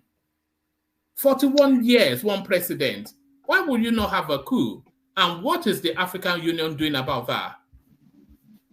Well, it is strange, actually, because it's sickening, actually, because ruling a country, as far as I'm concerned, is wahala in itself. And for somebody to be going through decades, putting that on his head, I don't know the reasons for it, other than they are just drunk on power. That is all. Because after your 2-term or your 3-term permissible by your constitution, what's the rest? What's the excitement, other than maybe you want to enrich yourself the more? And when you ended up owning the country, what does it benefit you? I don't know. I think it's a mental thing, though, because most of them have nothing to offer. Nothing to offer. And I think also the military boys who are coming in, they are the same thing. Don't let us be deceived. We shouldn't be deceived. They are all the same thing. But I think Mo Ibrahim, one time, I don't know if that still subsists. I think he has what we call African peer, this thing for our presidents, and giving them an award of, I think, 1 million every year or something like that. I don't know if that still subsists. It's a good thing when your peers have to audit you. And if you are good, you are good. But I think that doesn't happen anymore. Well, African Union, as far as I'm concerned, is just a tea party. They are very unserious, and it's like a cartel. They have blocks, different kinds of blocks at the African Union, and they are not a serious body as far as I'm concerned. I think, and some of them are spies for the West, for the Chinese, especially the Francophone ones. Yeah, they are spies and things like that. So, I mean, China built the African Union headquarters, and a lot of the walls are embedded with listening devices. So there is nothing. We're just deceiving ourselves. Honestly, we are deceiving ourselves. All this sit-tight president, I think it is just the citizenry have to be educated. We have to be alive to our own responsibility as citizens, like a kind of a vigilante activist, political activist for our country. If the constitution says 2-term or 5 years or 4 years, the moment we are smelling something that this guy wants to extend it, we picket the parliament. We threaten our representative. I like what happened in Nigeria when after Baba Obasanjo just 8 years and the whole thing. I mean, look how we all rose up in unison to attack it relentlessly, vehemently, with all our strength. And the idea was perished, was dropped immediately. That's what I call democratic credentials. So that example has to be followed by other African countries. Those are the kind of examples that has to be emulated. If they can do that, I mean, we can't go illegally into Rwanda and start tutoring them. They need to imbibe that kind of thing. It has to be something that is in their blood. Until they do that, we didn't call anybody to our country to help us, insisted then that it has to be 2-term. So if we can arrive at that station during that period, other Africans should do it. Don't they read? Don't they have educated people?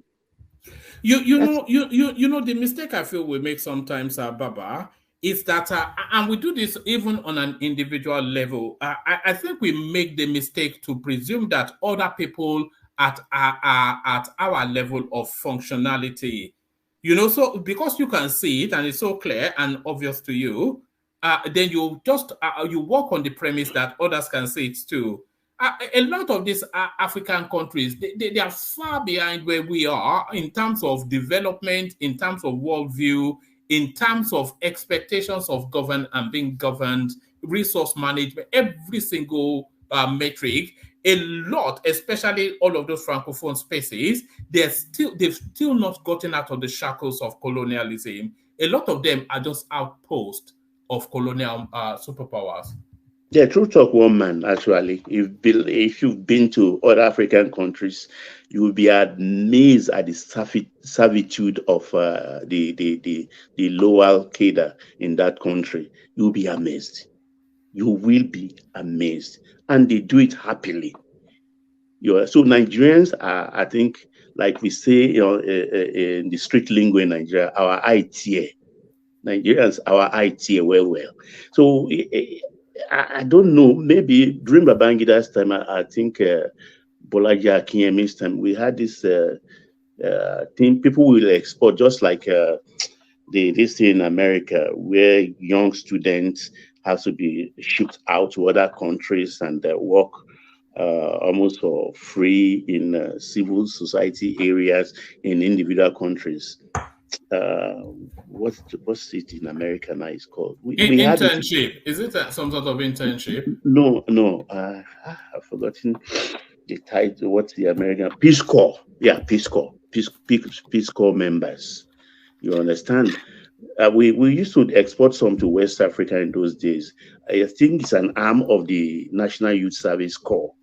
And I don't know. Do you know that I think it's Sierra Leone, if I'm not mistaken, and Liberia. Do you know that the judgment, their judiciary system, when the high-profile cases, governmental cases, is usually Nigerian justices that goes to those countries to adjudicate, and when they have an election to be sworn in, it's usually the Nigerian judiciary space that goes to swear them in. Yeah, of course, we don't know that. I think even in Kenya also, until recently, I think their Chief Justice was a Nigerian. But even it's not a new thing. Even I remember, if my memory serves me correctly, I think during Gowon's time, Justice Alexander, yeah, I think he was from Guyana also, somewhere in the West Indies. He was a West Indian. He was our Chief Justice here in Nigeria. So it's always a good thing. We don't actually appreciate the quality of Nigerians, but we are well qualified and we are even appreciated outside than we are. I mean, look at recently, I think in Georgia, Yoruba language has been accepted as to test you to obtain your driver's license. Yoruba language. No, I saw that. It was all over the news. Tony is correcting me that it's in Gambia that we actually sit on their judiciary space. Yes, what's that all about? Yoruba language being embedded. Yeah, it's in Maryland. It's Maryland. Yeah, and even in the UK, there most of the big shops they deliberately go out to employ people who speak Nigerian languages. Now, yes, I saw it as well. I think it's Loretta Onochie that is promoting that storyline, isn't it? He's using the Yorubas to attack we don't value ourselves, how important we are. I don't know why we do that to ourselves, but we are well educated people. Maybe because of the bad government we have, but we are on the right track as far as we maintain this 4 years thing. At a point in time, things will change. Those that are holding the country to ransom will pass away. Our founding fathers they had passed away. Those who took over from there. You know, there is no reason for a coup in Nigeria because it won't happen. We are transiting from democracy to democracy, and that democracy is abiding by the constitution, which only facilitates for 2 terms. They told you Obasanjo wanted to elongate. We don't know if that's a story or not, but certainly he only did his 8 years. They told us Buhari wants to elongate. He certainly only did his 8 years. And we've seen power transit now. Obasanjo, Yar'Adua, Goodluck Jonathan, Buhari, now Tinubu. We've even seen power change hands from one political dimension to another political dimension. And now this latest 2023 elections that we've had, this now election is now interrogating the electioneering process. So when we have the next round of elections, nobody will. A lot of the gremlins that we saw under 2023, either real or imagined, they certainly it will be a vastly more improved election in 2027. So, in terms of our democratic trajectory, we are leaping in bounds, are we not? Oh, sure, woman, true talk. Because I think even it's already in our blood. Look at all our analysis here. I've not had anybody here on this platform projected Tinubu beyond 2031. So you can see that it's natural to us when we are even giving Tinubu chance for 1927. We've never said, oh, maybe it will even extend beyond that. Already, when we say, oh, in 31, power will shift again. It's come natural to us because we have imbibed the principles of democracy as enshrined in our constitution. So it's a very good thing, and I think other African countries will emulate it. But I think Ghana also is an election cycle ahead of us. And they've never even talked about a third term or anybody. Nobody has propagated it in that space. So it's a good thing. I mean, the Anglophone countries are leading in that sphere. All right, the Anglophone countries are leading in that sphere, but a cautionary note from the southeast to the southwest: there will be no coup in Nigeria except North sanctions it, Ohaneze faction. So this is Ohaneze purporting to be somewhat sounding a note of warning to Tinubu. But is it a note of caution or a note of threat? Let me represent it. It's a very short read. A faction of the Apex Igbo Social Cultural Organization Ohaneze, headed by Okechukwu Isogozoro on Sunday, claimed Nigeria would not experience military incursion if the North does not sanction it. The group made the claim whilst cautioning President Tinubu of the danger ahead. Ohaneze warned Tinubu that the recent coup waves in Francophone African countries are warnings over the continuous declaration of fraudulent election results in Africa, bad government, lack of respect for the constitution by political elites, and the imposition of geriatric African presidents by the West. So that's a statement by the Ohaneze. A statement by the factional secretary general of Ohaneze, Okechukwu Isegozoro, said the northern leadership and political leaders are dissatisfied with Tinubu's presidency and are waiting patiently for the Presidential Election Petition Tribunal verdict on September the 16th, 2023 to know their line of action.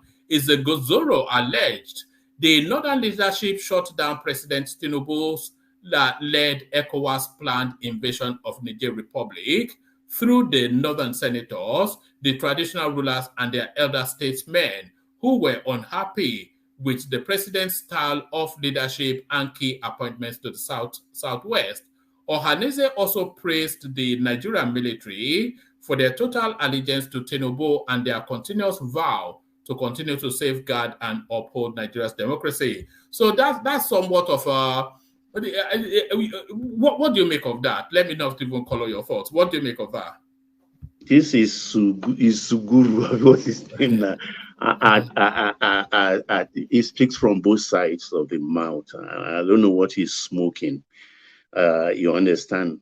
I think I will tell him for free that whatever is worth, we will start to experience the totality of governance after the Supreme Court gives its verdict. It is then, on the space of human rights, judiciary and reform and everything, will come into force and will come into play.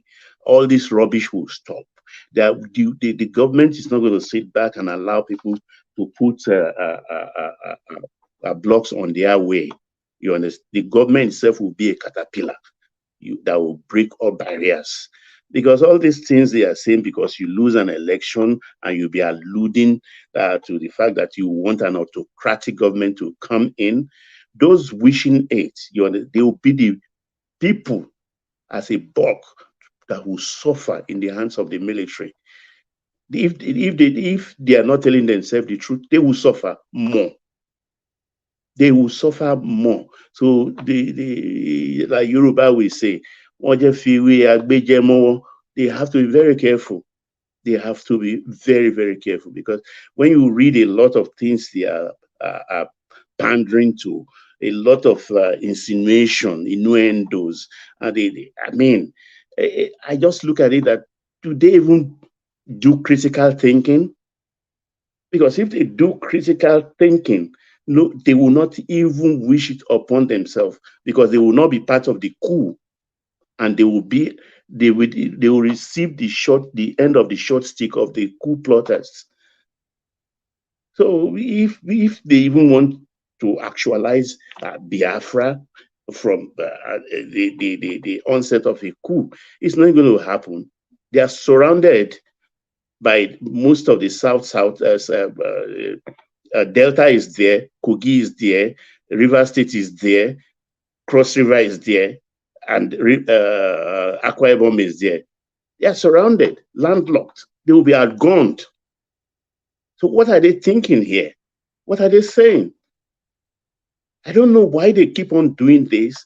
Though privately, if you talk to the elites, they just look at it as a joke, but they are not talking. They are not speaking out, because they are afraid they will not be able to go back home when they speak out against this kind of thing. You know, Baba, whenever I see the language and texture coming out of the Southeast, it's almost like self-harm. Exactly. Tinubu is already putting together his government, and all the key positions are already being filled. So now they're still posturing and doing whatever it is that they're doing. But when the verdicts come in from the judiciary space, all of the positions would have been filled, and then they'll be left marginalized again.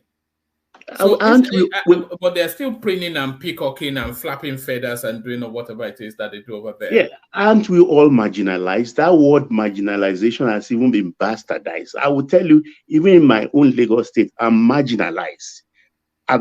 We've never had governor from our area, which is Central Lagos. We've never had one. Or the best we've had is Pedro, Kuforola, Kirele Bokno. Those are deputy governor position. Am I not marginalized? But am I dying? We keep on pushing. We keep on complaining. And things, that's how democracy works. You put your case forward. You back it up with actions that are not detrimental to the smooth running of government. That's how these things work. You have to put in the hard work. Nothing is served to a people as a group or on a platter. You have to work for it. You have to work for it, strive for it. And that's how it works. You build bridges. You build bridges. You don't isolate yourself. You don't have a mental siege or deprecate yourself and say, oh, I will never have it. So because of that, when the rain falls, it won't fall on one man's house. That is what they have to realize. All right. When the rain falls, it doesn't fall on one man's house. So Mary Odili, she has mustered the very little Yoruba that she can that she knows. She has mustered the very little Yoruba that she knows, and she has said to her people, "Gbagbe, Gbagbe." Tinubu's lawyer Wole Olanipekun, master in tribunal cases. Losers should accept defeat, says save Nigeria from chaos. So now this headline, under normal circumstances, is standard fare, but coming from Mary Odili is well worth reflecting on. Mary Odili, of course, that facilitated the judgment that overturned Peter Obi's impeachment. So what are you then making of Mary Odili speaking truth to our space? Very good question, one man. You see, let me use the word. She's a principal. She has her customers. They've all used our space. They all know how it works. Or when I say all, including Saint Peter Obi. And that is why they are kicking. Is a kicking of the last truths of a dying animal. Is gone from their grip. It's what Yorubas we call Eniyawo Lugungbe. The person there has captured all the space and rope it in, so and kind of reel it in. So they can't do anything. So they have to wait for 4 years. If you understand what I mean, I don't want trouble for your platform, but putting it in that way, I think everybody will understand. So she's not playing game with anybody other than a certain party. So that is all. You say they have to wait for 4 years, but is it not the case that what really is is rankling at the heart of these people is that they have the realization that after this 2023 window, the window doesn't open again till another 16 years. Is that not really what they're looking at? Well, God is the owner of life. You understand? Life is not guaranteed to all of us. And it's not a must that what the soup you cook, you eat out of it. You may cook and finish everything, even pound a yam to go with the egusi soup, and you drop dead. In morning, people will start eating the egusi soup and the pounded yam. Just do your best and leave the rest. 16 years, 80 years or 16 years may look too far.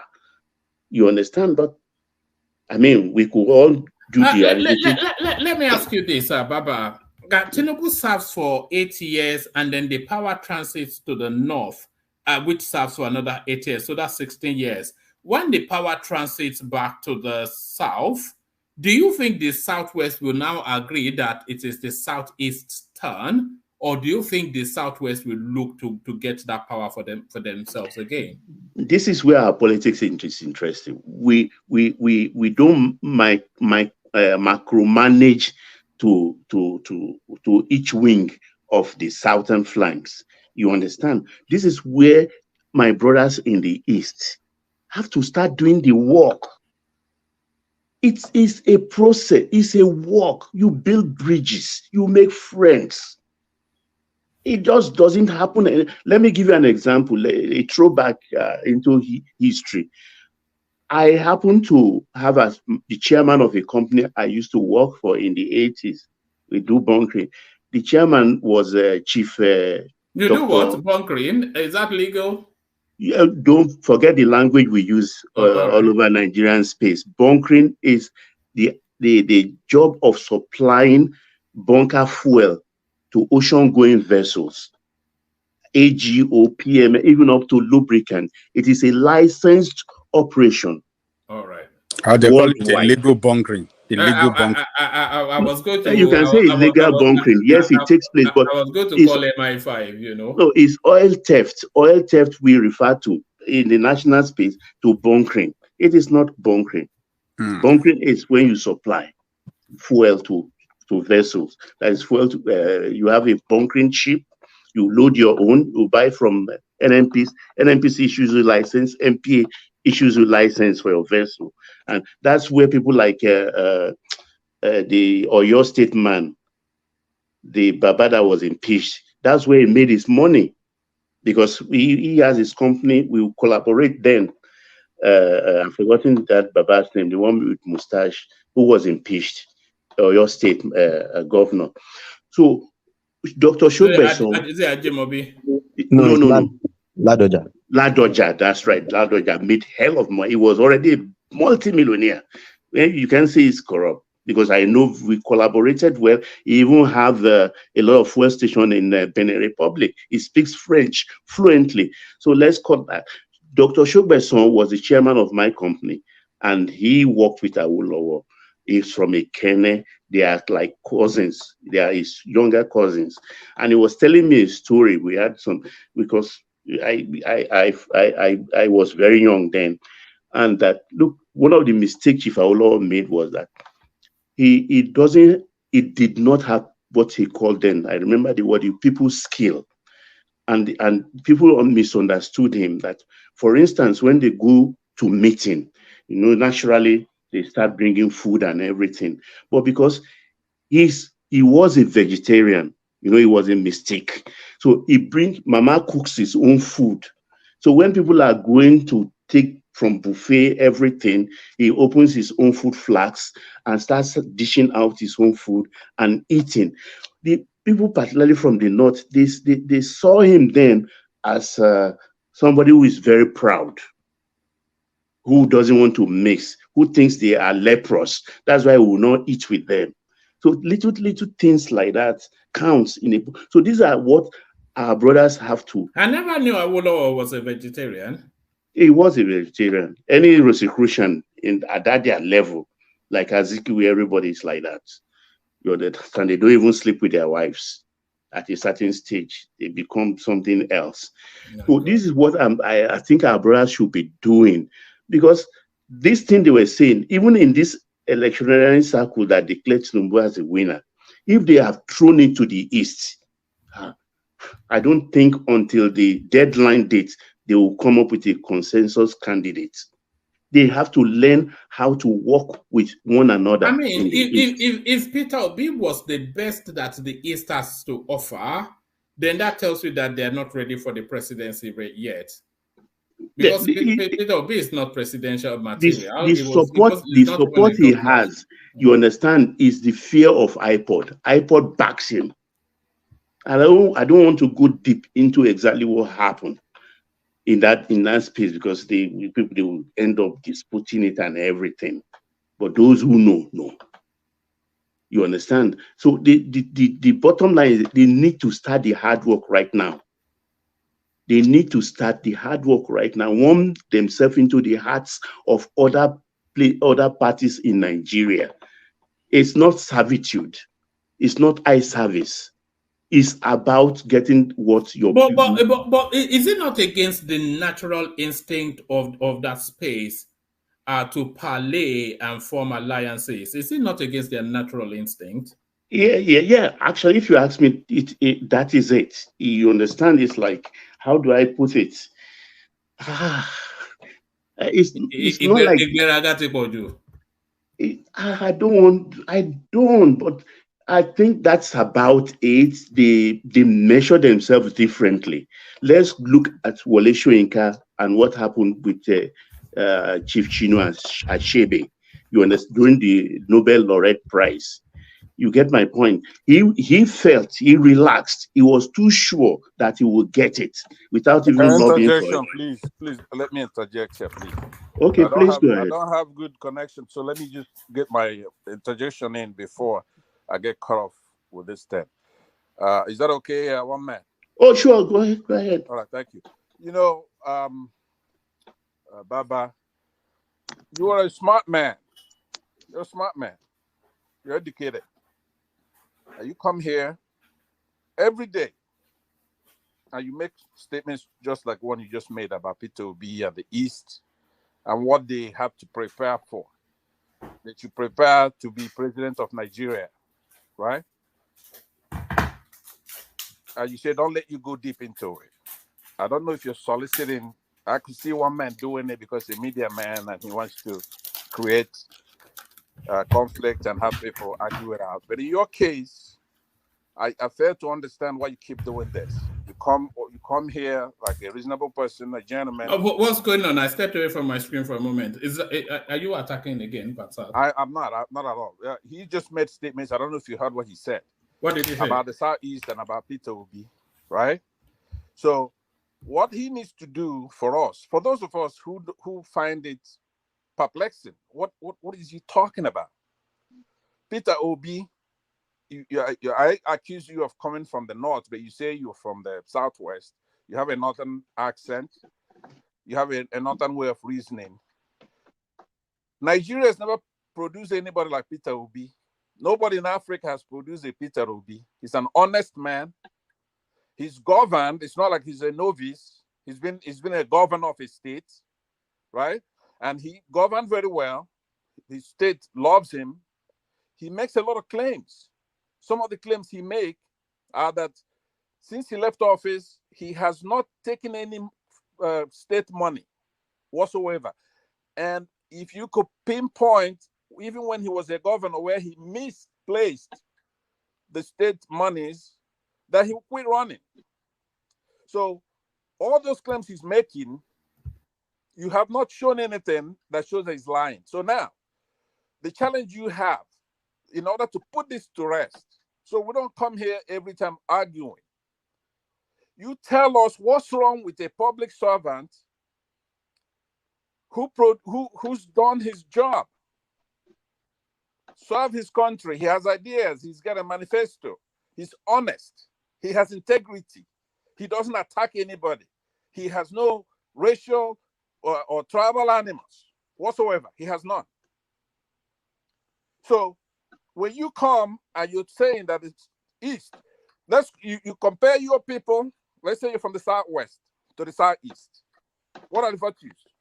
What do you have above the Southeast? What are they going to do with presidency? What are you doing with the presidency? You got one now. You had one before. What did you do with it? Why should a tribe try to pursue to be a president? Why should that be a goal? You have to make these things clear so we know where you're coming from. Not when we are not, you don't have Southeasterners on the panel, then you come, you sneak in those silly comments, trying to belittle a public servant that is of our highest integrity. A saint, put it straight. Let me land so that he can address it. Please, it's good for him to address this. In order for us to move forward, it's very good to put it to rest. What is it that you're talking about when you pinpoint the Southeasterners? They give you Nollywood, the second highest grossing movie industry in the world, second only to the United States. They brought you independence. The Southeast gave us Nollywood. Okay, can I come in, Pansat? Yeah. Can I come in? So let me, Balandebe, please address this so that it's not just for me. Okay, let me address it now. Yeah, don't spare anything. Just go ahead and let me address it. Before you address it, let Ajale Koko come in briefly. Ajale Koko. Okay, Ajale. Pansat, I don't know. I don't get it. I don't get what you're trying to do, because Baba have not said anything that is bad at all by advising the Southeasterner to start building bridges. I mean, working with other parts of the country. You know, okay, hold on. Hold on. Let me land. Just Let me land. Hold on 1 minute. You're gonna continue. Just hold on. I'm saying what you're just saying right now. The Southeast, they got Afenifere to vote for a Southeasterner, Pandef to vote for a Southeasterner. They got the Northerners to vote for each one of those candidates won 12 states, right?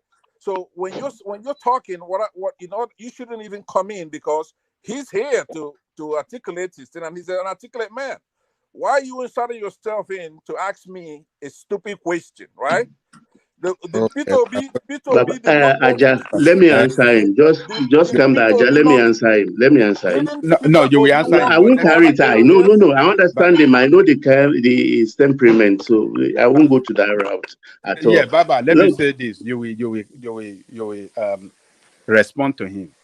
Okay. Look, from what I've heard so far, that Baba said, he has not said anything wrong against the Southeast. I don't know what is wrong with you, Let him answer. Hold on, Baba, you know what is wrong with Pansat is on a special diet now. You know. Let him stay out of it. Let me answer it. Okay, Baba, go ahead.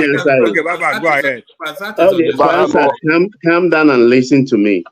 You understand? Baba, can I say something? Hold on. Let me finish this one. Let me just finish this one. Pansat, if you're listening to me and your ilk, I don't have one fiber of bigotry in me. Let me tell you,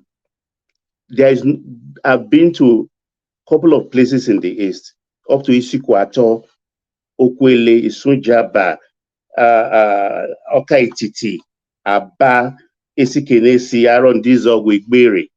If you look at, go to those places, any of their top 10 is a friend. In my house, in my home, I have Azuka, I have Ndidi, amongst others. In the space of grandchildren, I have a Bube. So you know the quality of person you are talking to. You understand? You know the quality of person you are talking to. I'm only analyzing the problem and saying it like it is. Your people have to do the hard work. Nothing is given to anybody free.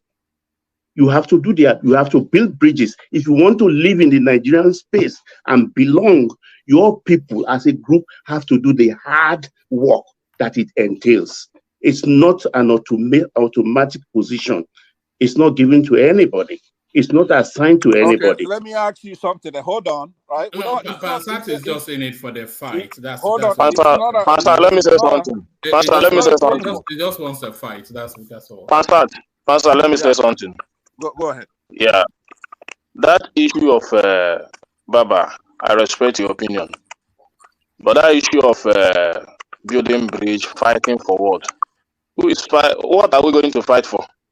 The Southeasterners. Do we say that somebody from anybody can come from anywhere to contest for the president of this nation? There is nothing to fight for. You see that we believe it or not.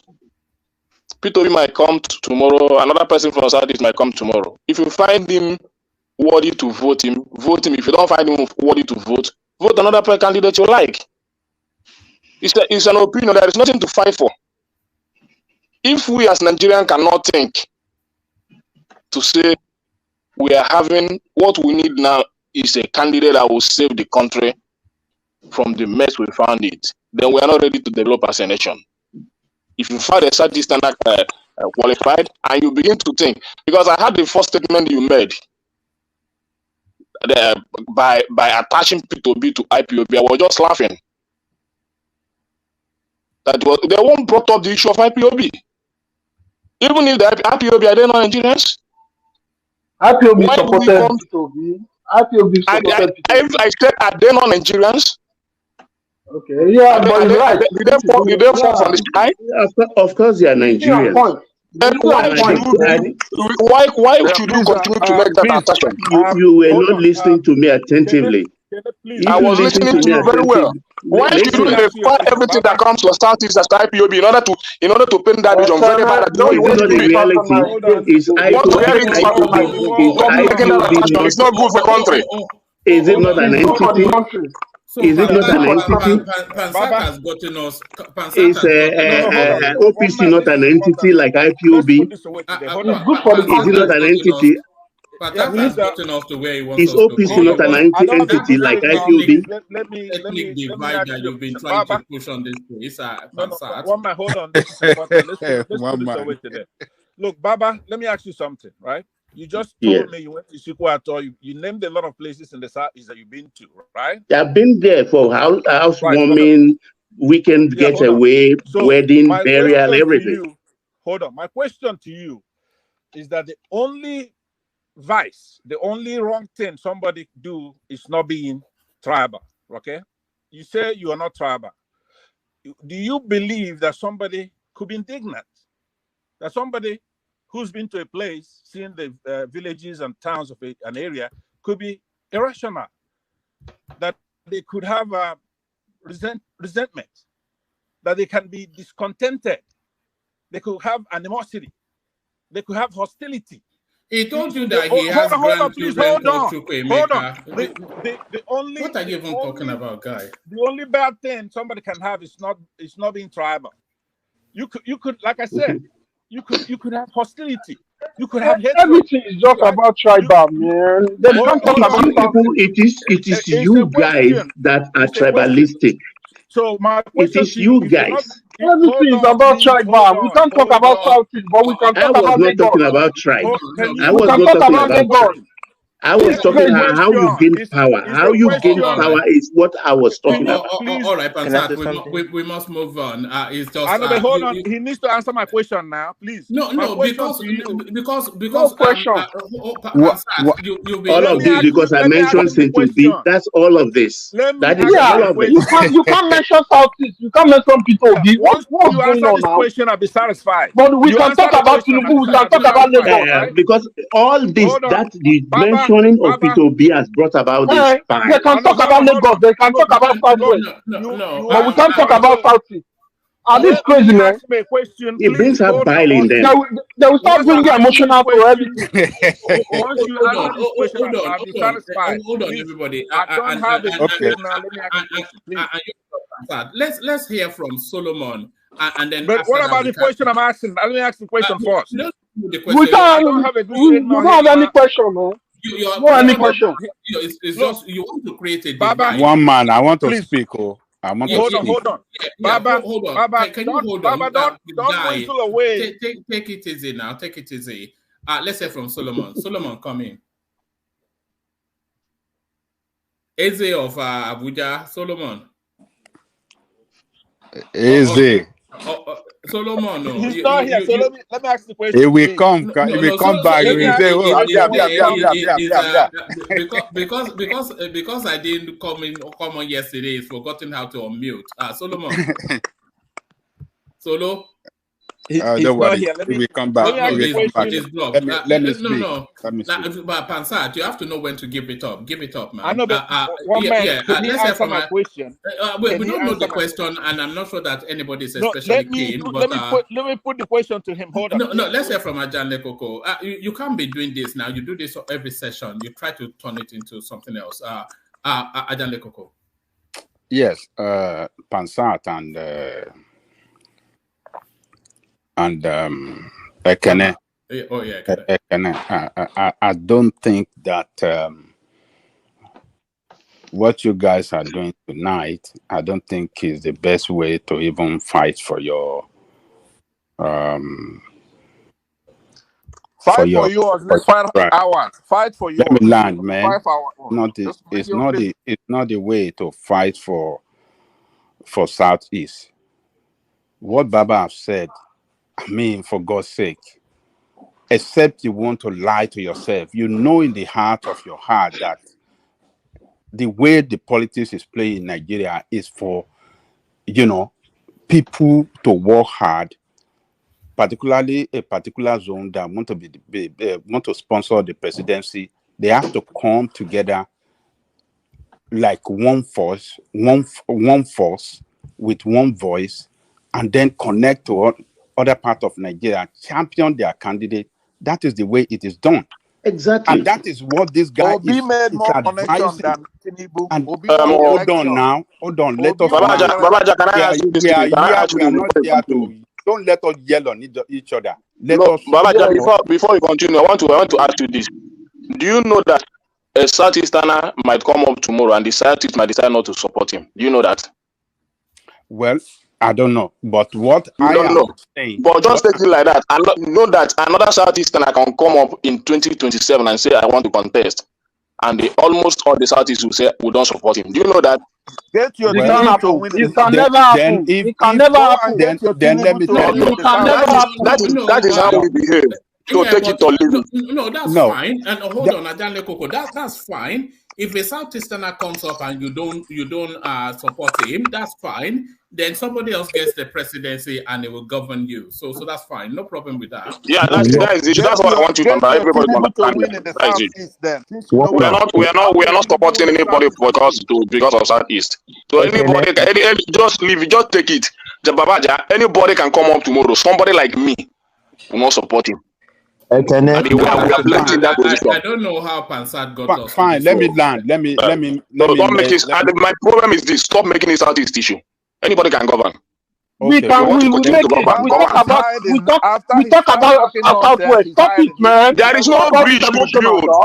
There is no bridge to build. What's wrong with you now? Anybody cannot talk about Southwest. What's wrong with you now? We talk about Southwest here. We talk about Lagos here. We talk about Tinubu. Hold on. Ekene, you have to listen to what Kumi is just saying there. On this platform, almost every session, we talk about the North, we talk about the Southwest, we talk about the South-South, and we talk about the Southeast. So, and we call names. Yes, and we use all manners of descriptives. We have never talked about the Southwest. I'm just going to have to remove you. We talk about Southwest. We talk about Tinubu every day. We talk about Tinubu every day. You know, as if when I'm going after Tinubu here, you don't see the way some of the Batify will go after me. So you never see me going after Tinubu here, Pansat or Ekene. What do you guys want to say? We are discussing Southeast issue, and I'm bringing my opinion. Then we are discussing Southwest issue. Did I say here that nobody should discuss Southeast? We will talk about Southwest. We are trying to iron.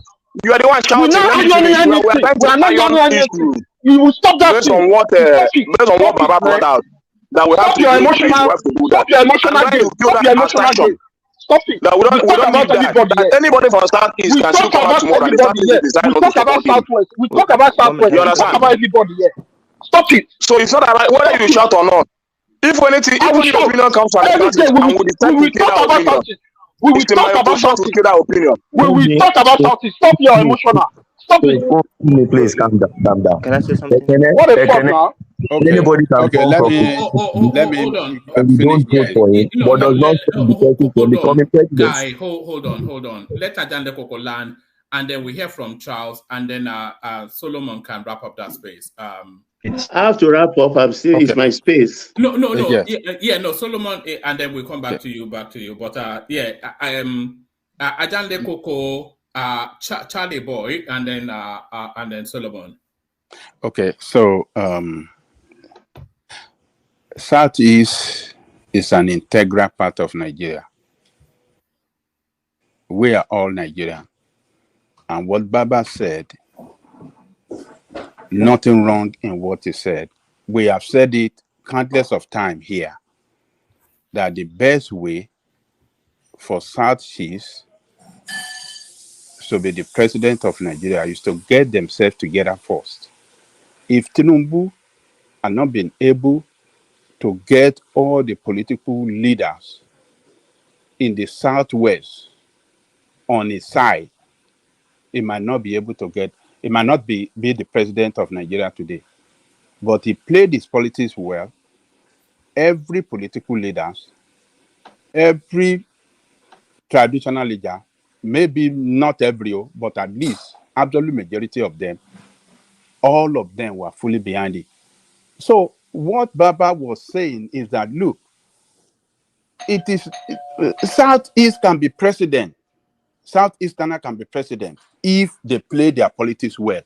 And playing the politics well is by building bridges across the country. Once you, as a politician that is ambitious to be president of Nigeria, once you have friends across the country, the political is that the Chinese takeaway being delivered? So once you can build bridges and have other political leaders across the country be on your side, it'd be very easy to be president of Nigeria. That is what Tinubu did. Tinubu was able to connect with the power that be, particularly in the north, across the country, particularly in the north. And that is what got him to where he is today. And he was saying this advice to the Easterner to get their politics right. Nothing bad in what he has said. I don't know where Pansat brought his ethnic jingoism, coming after him and trying to describe everything he said as if he's spreading hate against the Southeast. He didn't do that. That was not Baba did. He was advising that let us get our politics well, let us get it right. Southeasterner should build bridges, and that's the only vehicle that can take them to the position of presidency. That's it. So that's my take, one man. That he didn't say anything bad against the Southeasterner at all. I mean, we should not listen to people. You might have said something in the past to know that it's not in his nature anyway. He might have said something in the past that you don't like. Maybe you have that biases in your heart, and guess and you are listening to him with your bias. Maybe that is why. No, Baba, I'm not listening to bias. You know, my point is this. You say you want the Southeasterners to build bridge, but sometimes I see that an issue when people say, I begin to attach IPOB, all that to Southeast candidate and all that, or whatever Southeast does. You don't even want to kill that narrative. You always want to back it up. But nobody, even when Atiku contested, nobody tag Boko Haram the way they target P2B with IPOB or even Boko Haram did not back at all that and all that. So let me finish. Whether they back him or not. Yeah. But you are the people that said IPOB backed P2B, and you have your reasons and all that. But the other ones don't have your reasons. So let me finish. They are not Nigeria. They say they are not Nigeria. Let me finish, John. Let me finish. So my point is, you want them to build bridge. But you are still bringing that narrative to kill that bridge. So keep it to yourself. That is my point. And my point is, every time we talk about presidents of this country, I want to give you assurance. It's not everybody you present to Southeasterners to vote. The vote, you are saying P2B or that or Southeast. I am giving you my assurance. If P2B decide not to contest in the next election, another candidate comes up, Southeast may decide not to vote that person. Just have it at the back of your mind. It's not because of Southeastern. And you know that. So there is no bridge to build. It's all about competence. If you don't understand it, you don't want to build a nation. Keep it that way. But we never see that in Igbo, in Southeast. All right. So that's whatever you want to. Whatever you want to happen. All right. That's whatever you want to think. All right. Come settle down. Charlie boy, let's hear from you. Yeah, to me, what Baba says is insult to the Igbos. What he said. What did he say? He's saying that Igbos, that's insult. What did he say? No, hold on. What did he say? He's saying that he's saying Igbo like a child. No, you heard my question. What did he say? He's saying that Igbo should build bridges. Why should build bridges when the North means Igbo in Biafran war? Sassy. He didn't hear anything, no. It's just Pansat raging. But this is what Pansat does. Solidarity to Pansat and that's what he came to do. I want to say something. I want to say something. Woman, can I just stop, please? Who said it? Let's hear from Solomon. Solomon, yeah. Yeah. Good morning, everybody. Good morning, woman. Yeah, the discussion has been interesting so far. Yeah, and like what Baba, I agree with Mr. Kede with certain things he said, like him having that narrative that Baba is somehow tribalistic. Yeah, sometimes when Baba talks, it sounds tribalistic, but today what he said was just the truth. You know, I've always said it here that this election, the politics we played, that is with the Southeasterners, we did not play it right. Anybody just remove emotions. We did not play it right. We just behaved like novice, like people that have not been following Nigeria since the creation of this country, since the independence, we gained independence. We just behaved too naive. We don't even behave like we had people like Azikiwe. We did not behave like that at all. Like we had people like they were our founding fathers. We just behave like, I don't understand the way most of our Southeasterners behave. It did not really make sense. So yeah, I agree with him. We did not play our politics right. Forget Obi. Politics is not about emotions. It's not. We have to learn. We Southeasterners, we have to be matured enough to stop using emotions to do certain things and put our interest first. So all these ones they are here saying that this one somebody's grave. See, till tomorrow I'm still angry with Obi because of this 2023 election. He knows as an elder, he knows that he's not going to. He knows how the politics in Nigeria is, but he wants to just. I don't want to say he wants to just feast on the gullibility of especially from that our region. how gullible, he knows, because of how ignorant most people were. He just played them with the way he was coming out to talk, make noise and all that. All those things he was doing, they were noise. Because if he was honest enough, he knows how Nigeria is. That with the way he's going, he will not win. He went through even if he to him, he did not come out to say make it open that the tribal sentiment in. Yeah, but the other people are seeing it. Look at the way the results came out. How many people, even during because some people are here making we saying that they rigged in other part of Nigeria. In the south is that other parties did not even get, even the PDP that used to be the party that wins there, did not even get reasonable votes. And Solomon, I can hear you. If Southeasterners play that politics because of Obi, what happened when they played it because of your article? As in, I don't understand. In the 2019 election, you know how many votes the Southeasterners gave article? Bro, we see. Let's stop this thing. We did not. No, when they played it that way. Let me finish. When they gave Atiku that bunch of votes in 2019, did you complain? We played our. What was the reason of giving Atiku vote in that 2019? Is it that Atiku is very good? It was just that Atiku. It was not that. It was that we know that Buhari has already failed. So there is no option. Obi is the VP. That's why. It's not because of Buhari. Let me tell you something. It didn't happen only because of Obi. When they gave, let me finish. When they gave Jonathan, the vote they gave him, was it because of Obi? When they gave Obasanjo the vote they gave him, was it because of Obi? When Zeke, Ojukwu contested. Let me finish. Stop interjecting me. Let me finish. When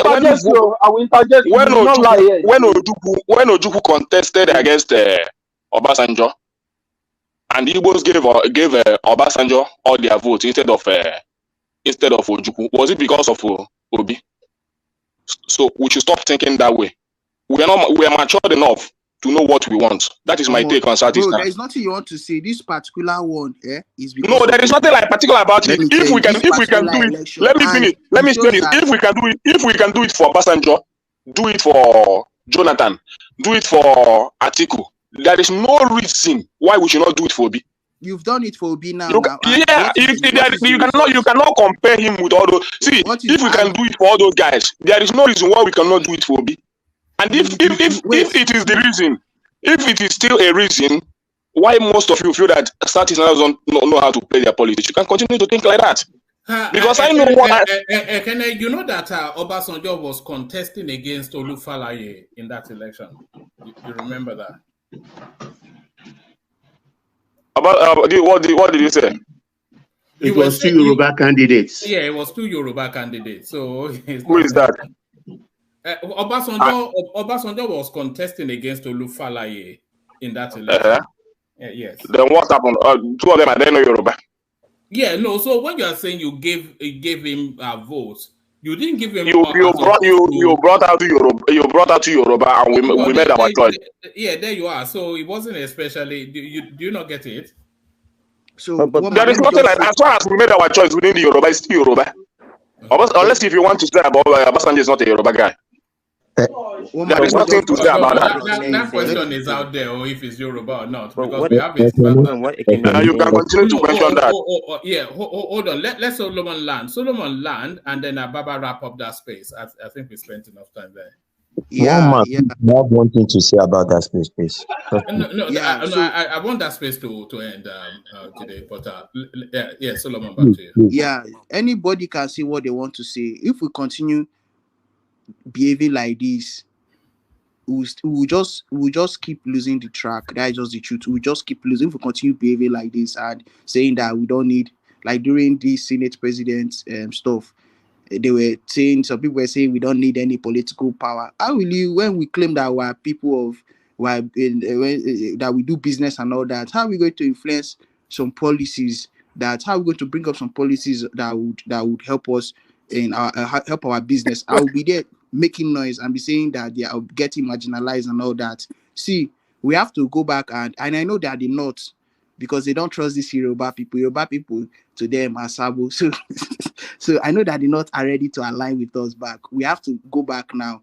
And all these our socio-cultural groups, you should, like that is Ohanese, they should do well and start helping us to even build those bridges well, and not what some people that I don't even understand. Like they've not even tried to just look at the Nigerian space from, let me just say, 1960 to even that 2019 to see how things has always been in this country. For us to play our politics right, we really need to play our politics right and stop blaming some people if they want to talk that why they did not vote for PDPs. What has PDP done for them for how many years? But there are some states that had PDP governors and the governors did well. It's our own people, that our own selfish leaders in PDP that did not do well for us. It's not to come and be blaming the PDP. I don't know, tomorrow, see, in the North now, PDP might still, with what APC is doing now, PDP might come up well in the North again. It's still one of the strong parties in the North. So let's stop blaming. We'll be blaming the party. It is our people in the party that are the people that did not do well. We have selfish leaders. So when we can stop electing, or when we can use this energy, know the right party to follow, and we were able to partake well in the politics and bring out people that will represent us, the reasonable ones that represent us, and not the selfish ones. Then we'll now know how the formation we use in playing the federal in the federal level. So let's just stop this thing of here trying to justify with this action. Obi he knows he will not win this election. There was never a time, even with everything, the religious thing, even if he did not even go that, even if it was not his intention, but with his action, he was hypocritical to the system that he was part of, and you are yet thinking other people will believe you. The worst part of it is the South people. The way some Southeasterners say, look at Edo. Be careful. Pansat has outed you as a South man. We always knew you were F-Young. Somebody has been in America. I don't know what is going on. F-Young. God forbid. Look at Edo people that they are making noise of LP. PDP won the 18 local government in one headline I saw. I don't know how true it is. And we'll be here saying that Edo people are with us. Look at them, the key positions now that we are supposed to even have, them now have taken it. And look at River State, that they say Wike rigged, that they are angry. But when they gave Wike FCT minister, they were celebrating in River State. Even those people that claim that they voted for me. Let's stop this thing. Let's stop being deceived. And let's just be politically matured and not this naive things we come here to just say. Do you think the space is opening up to that political maturity? Because anytime anybody tries to open up conversations around that space, it ends up in this sort of what we are doing now. Yeah, one man. If you see, it's like the way things looks now, it's not even opening up. The only thing there is that. So that is throwing 2027 out of the window. If they are not coming on board with the politics and they're still doing whatever it is that Pansat just introduced there. Yeah, so they're not even 2027 is not going to happen as well, and maybe 2031 as well. At one man, let me tell you, I'm still looking at. I'm still trying to figure out which way we can go back on track again. Because you need to get Peter Obi out of the way. That's the first thing you have to do. If not for this nonsense he did, we have there was every probability that this would have come back on track again in this 2023 election. Yes, you have to promote Soludo and get Peter Obi out of the way. Hold on, Ekene. Let me say that, and then let Solomon land, and I think Aizon especially came in for this, so let's hear from him as well. But Solomon, back to you. But my own personal thought from the outside looking in, as soon as this tribunal, whatever is over, I just get Peter Obi completely, throw him back to Oka and lock him there. And let's hear the voice of Soludo. Let's all the great brains we have in the Southeast, let them come forward. We don't want this nonsense. Dumb things. One man. Can you hold on? Let Solomon land and then let Aizon come in. Yeah, Sir Solomon. Yeah, one man. For Obi to leave now. One man, I still want to push Solomon though. I still want to push. I have some question for Solomon. I'm very bros. You are somebody that I used to like the way you talk here. But yeah, but we still have to disagree. You know what, Pansa? We still have to disagree. I have a question for you. It whips up that innate ethnic something that everybody has within them, and then he will rally them to that. This is what he does all the time. But land Solomon, and then let's hear from Aizon.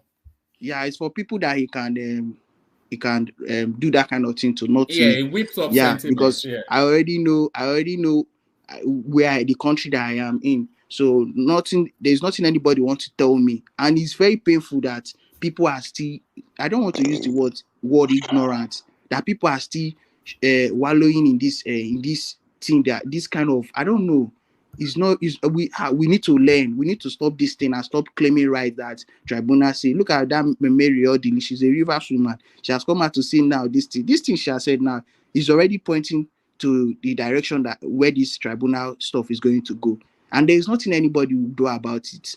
There is nothing. So we need to go back to it's not like you will not love your fellow. We're all Nigerians, but when it comes to politics, we have to look at how our founding fathers played the politics in this country.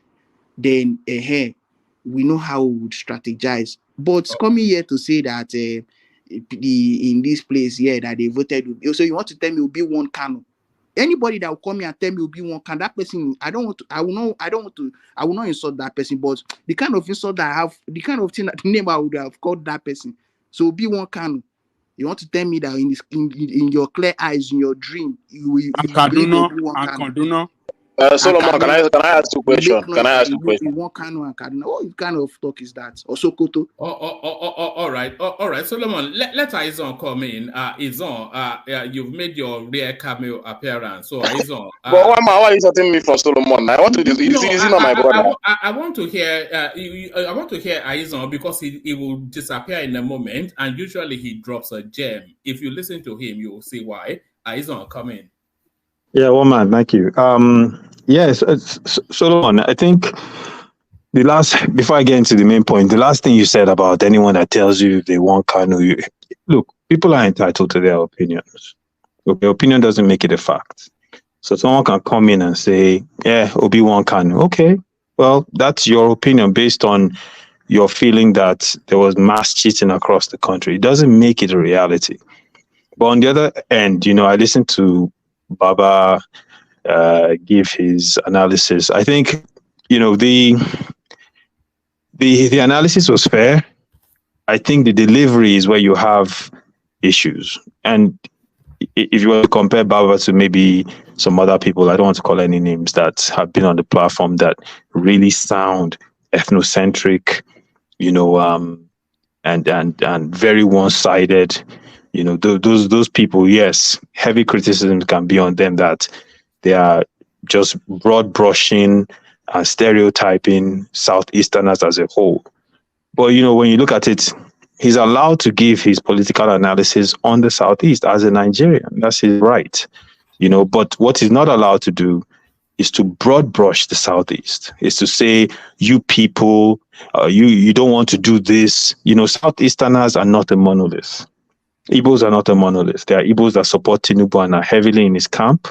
There are Igbos that support Atiku and are heavily in his camp. There are Igbos that support Obi. Although the number shows that Obi won upwards of 90% in most of those states. Some people have said that Obi cheated in the Southeast.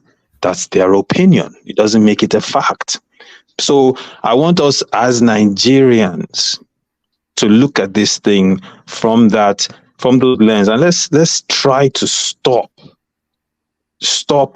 broad brushing when we refer to different places. I think if you were to reverse the trend, and a group of Igbos who are sitting down having a conversation, and you hear them saying, broad brushing Yorubas, it won't come out, the delivery won't come out well. But they are allowed to criticize the politics of the Southwest as well. So it just comes down to delivery. I think we should just everyone is entitled to give their opinion on Southeastern politics, on strategies the Southeast can use to improve themselves so they can aspire or achieve, the executive office. But in how you do it, just make sure that you're careful in that delivery. So that way you don't come across as being an ethnocentric person and you're trying to portray that your region or your ethnicity is superior because the strategy that one ethnicity has used to elevate itself to national office, this other group has not done it yet. Therefore, this other group, they can't coordinate. Although, again, I will tell you, I have a lot of Igbo friends, and even those people have criticized Southeasterners as not being unified in trying to make a push for for presidency, for the presidential office. And so some people will argue that criticism is valid. But again, it's just how it's said. And I see, because of how it was said, maybe that's why Ekene is reacting the way he's reacting. But, Baba is entitled to his opinion of giving his analysis of Southeastern politics. We're all Nigerians. And I just want us to keep that central, that we are Nigerians and we need to talk about issues as that. Let's stay away from this ethnic thing. It's very important, because if we don't set the trend, is that possible for Nigeria? It's possible. One man is that not is one man is very possible, because here's the thing: it's very possible, because if we don't set the trend as leaders, if we don't say we're going to have conversations, and we're going to have conversations by not stereotyping groups, by not broad brushing groups, by not saying things. Every now and then we can joke. A joke is different. All of us will laugh about it. Do you think a Southeasterner is capable of a conversation that is not ethnic based? See, one man, you just did it there. You just did it. You just said, do you think a Southeasterner is capable of? You see, and that's the thing. Southeasterners, yeah, of course they are capable. But every Southeasterner is different. My brother, every Southeasterner is different. And the thing is, we have to talk like that. Because if we don't, that thought process and that behavior will carry out itself as we relate with each other. And right now, the level of threats that our country is facing, we have no choice but to build a stronger bond. And maybe I'm speaking as someone that went to a unity school and I've kind of drank the Nigerian Kool-Aid, right? I can criticize Nigeria without, condemning Nigeria. There's a difference. Or without saying, I'm going to talk about Southwesterners and I'm going to broad brush Southwesterners. I can't do that. Like when Nnamdi Kanu was calling Southwest, I've forgotten the language he was using to describe Southwesterners. That was wrong. He shouldn't have done that. Because at the end of the day, what did he eventually try to do? He eventually tried to, build bridges with some people in the Southwest. So in those regards, we all have to be careful, because in every ethnicity, you have different people. The Southwesterners that Nnamdi Kanu was criticizing, is it not Afenifere that supported Peter Obi? So, it's even with that criticism, we still have a Southwest as a friend, which is Showore. Yeah, Showore is an Ijon man. They're trying to steal him from us. They're not going to take our brother. No, yeah, he said it is an Ijon man.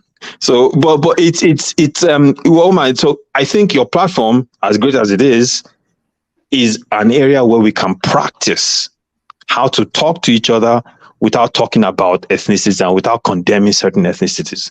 Now my two cup with that.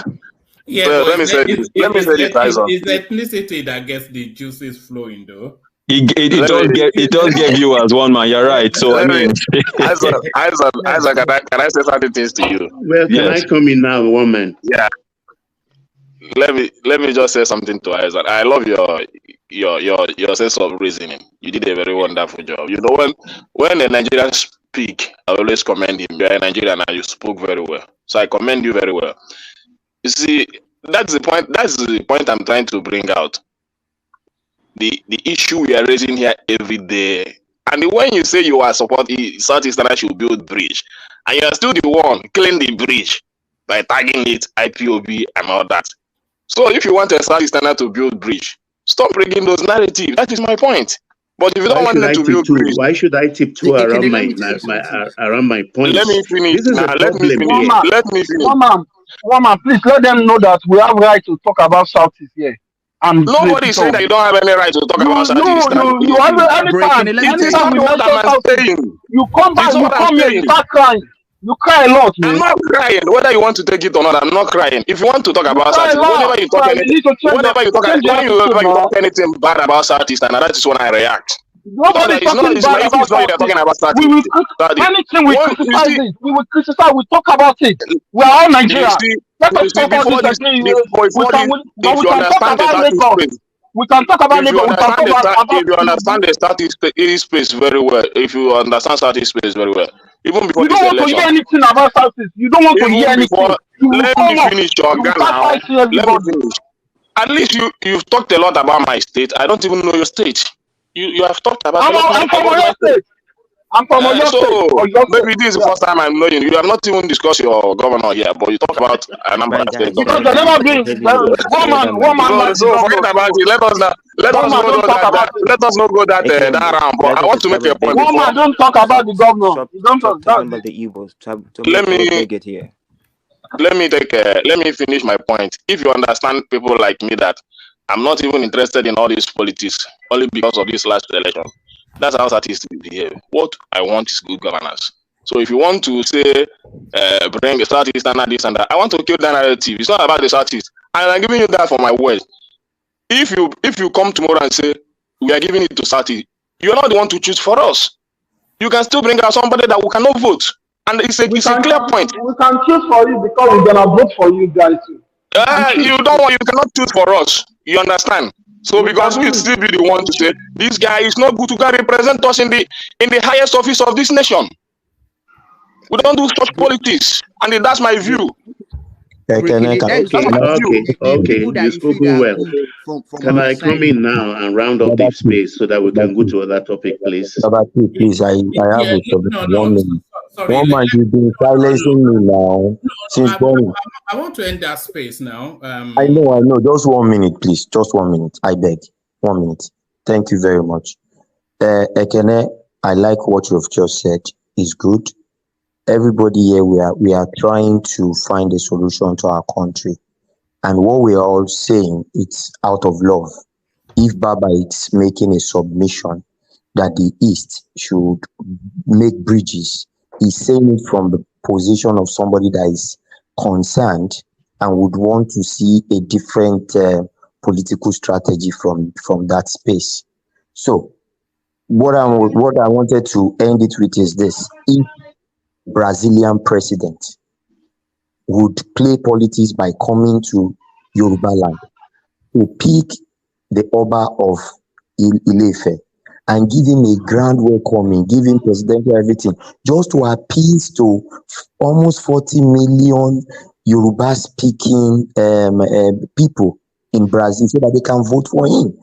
This is what they call building bridges. I don't think what Baba has said is wrong. So let's not fight ourselves over it. Let's just see it as we are saying it from a point of love for one another to make sure that things go well. That's just my point. Thank you. You see this thing you just did now. If you do it now to, like, for instance now, like maybe to a Fulani person that you know that is above you, they will say you are licking ass. So when we can stop all these things, be humble. No matter what you have or what you're into, be humble and know that there are certain things or certain persons you need to be in certain positions. So you understand. So that is the part of building bridge. And for breaking, let me tell you something. We will build bridge. We don't need the Yoruba people. Let me tell you, we don't need them at all. Once we are ready, we have people to align with, and not Yoruba people. Yeah, oh man. Okay, Solomon, thank you. I'm what joking, we don't realize. Yeah, what we don't realize actually is one man asked me a question. He said, when power comes back to the South after 16 years, would the West conclude that it is the turn of the Southeast? That's what one man asked. And that's what actually set off this whole disagreement. And I answered very well that, well, the thing is between South and North. Nobody has macro-managed it to say, okay, if it comes to South this time, it's not going to be Southwest again, it's going to be Southeast. And I said, not so fast, because there has been precedent here and there. So this is where the point. But in answering that question, or in analyzing it, or explaining myself, or opening up that space, I touched a sore nerve by mentioning Obi, by mentioning IPOB. That's the song, that is what has set off all of this fire. But there is nothing wrong in what I said. There is no bigotry there. When you analyze a situation, 10 people can sit and analyze, and 10 people can come up with different opinion. It is their opinion, but there is always a point of consensus. We can we can disagree, but it's not good to be disagreeable. What I'm saying, and I still maintain, as there is IPOB, there is OPC somewhere too. I have my opinion about OPC. There is no taboo subject. There is no taboo subject on platform like this, because we are not just speaking for this time. We are speaking from historical perspective for the time to come in the future, when everybody on this platform will have gone. Somebody will tap on Google, somebody will tap on the, where is this space? And find out and say, oh, this is interesting. This was said in 2023. Oh, this is 2053. You understand? That is what we should all be mindful of, what we say on this platform, because it is there for future generations to meet up with. So this is the situation we find ourselves. There is no way, the thing has not been micromanaged. So if it comes back to the Southwest after 16 years, there are no guarantees. But the Constitution is very, very clear about our political process, what you have to do to win. And fortunately, we have a tripod, 3-step, holding on the table head. So 2-1 will win you something. So if you don't align, look at Buhari, for how many years he tried with all his 12 million votes guaranteed. He tried, he failed, he tried, he failed, he tried, he failed. He built bridges, or they helped him to build bridges. And he won. That's how the election works. No particular group of people can win election on their own in this country according to our constitution. That is paramount. So if you cannot win with your own people, then you have to build bridges. And when we talk about power, we are talking about power here. You have to work for it. You don't apply. It's not an application thing, that there's an application for the position of presidency. No, you have to work for it. Working for it doesn't mean you crawl or you do anything. Some people went by taking chieftaincy here and there. People like Abiola was said to have garnered about 200 titles, married several women from different areas so that he will belong. It paid off for him later. Same thing for Atiku. The Atiku has not been there because I think he's just unlucky. Tinubu even gave him a platform, AD or so, on which he contested for presidency some cycle back. So this is how these things are done. Today himself, Atiku and Tinubu are not best of friends, but time was when they were best of friends. So this is exactly what I'm trying to say. Nobody is saying that the people of the East doesn't belong to the Nigerians. We are all Nigerian.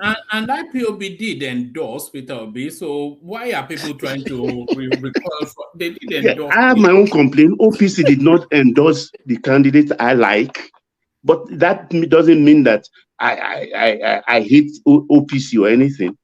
Oh my God, you are passing this problem because you know how I don't like this IPOB really did. Let me tell you the truth. Look at even what happened recently. Solomon, look at what happened recently.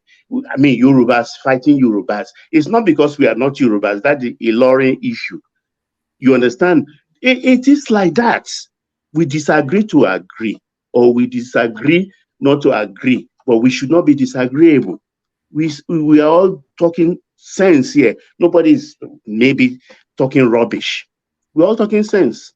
Whether I agree with what you are saying or not, you have made your own opinion. It is your own opinion. I can buy into it. I may not buy into it.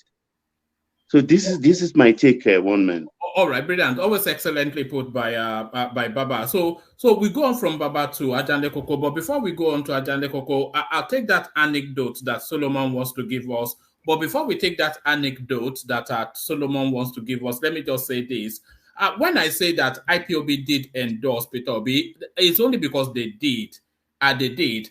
Ajale Koko is here. We followed all the way through, long before the elections. We built up. You were here as well, Solomon. All of those spaces that we used to go to under the Nnamdi Kanu phase, that they used to get all of the abuse, all of the Facebook spaces, all of the Instagram spaces. That were Biafra till we die, IPOB, Nnamdi Kanu is our savior. All of them, as soon as Obi declared, they changed the moniker on their spaces, and it was Obedient. Ajande Koko is here now. He'll tell you. They even said there will be no election in the East. IPOB endorsed Peter Obi. It's beyond question. Solomon. Okay, how would they know him and still say there will be no election in the East? No, right. see, bro, you don't know that space. You just showed that you don't know that space. IPOB is like, they have two factions now. That one is autopilot and one is IPOB. The autopilot are the people now running the re-raise for the referendum team. But the other IPOB now, is cash out that they are doing. They are cashing out massively, and in fact, they are the ones that to me that they are the fake ones. And it was from that faction that people, even when there was one interview, one section Simon Ekpa had, and all those other people that were in the other IPOB, they were all talking in that platform, and Simon Ekpa told them that there will not be any election. They said no. That they're IPOB members, but they have to since Obi is now in the ballot, they have to support this guy. So anybody here that want to say, I will assume that you don't know that space much, but we don't need to. This platform. Solomon, I'm not saying that I don't know. My point, what I'm saying is this. Anyway, if they like, let them endorse him. But you are talking like this. We have given you the best governor. Now, that is why you come here. You don't know what is happening in Nigeria again. At least your former governor, who could not be able to do anything in your state, come out today was praising the governor that we gave to you people, that he has secured Abia State. He did not give us any governor. We have championed him. We have given you the best governor in Nigeria today. He did not you cannot travel to Abia State and sleep while my Anambra is boiling. That is why you have mouth to come and they talk about you see, when people make good choice, it pays a lot.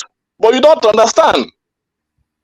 Look at like Joseph coming out to praise Alesoti because his state is secured now. He can sleep in Abia State now. He can travel to Abia State and sleep. He was talking good about him. So we are talking about good governance, nothing more. Bro, it is not like I don't know what you're saying that about the candidates and all that, but it is the way that you to achieve this thing that is what I'm talking about. According to B, he's talking of the process of the election. Me, I'm talking of the process of even getting the in the primaries, getting the card. being the candidate You know of the party. why I said this to you, Solomon.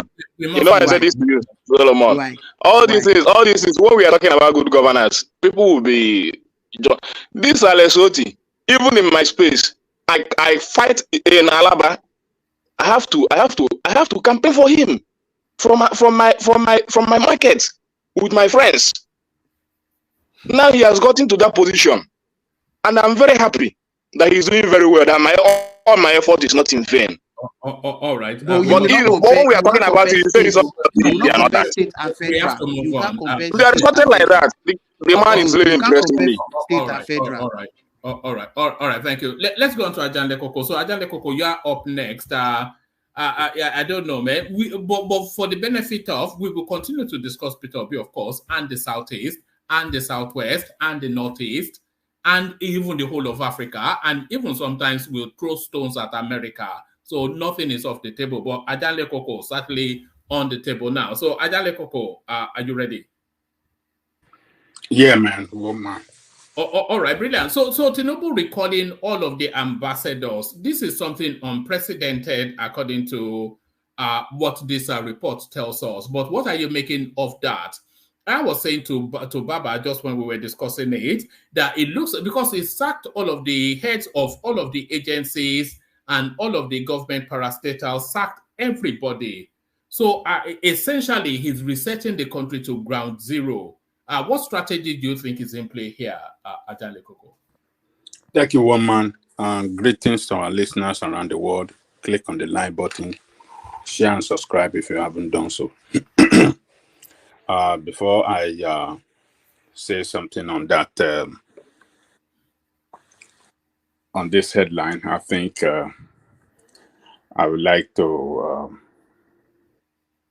inform everybody here or remind those of us that have been long enough on this platform with Pansat, that Pansat was an RPOB guy before he changed to OB. Yes, of course. Remember his first thing here when he told us Buhari was a hologram. That's how he came in. Oh, yeah. He was championing RPOB's cause very, very, very strongly on this platform. And this was 10 months ago, thereabout. So just to remind what Pansat, the role, we don't know where it's going to go tomorrow. So, but it will end up with Sunday Igboho. The way it's going, it will end up with Sunday Igboho.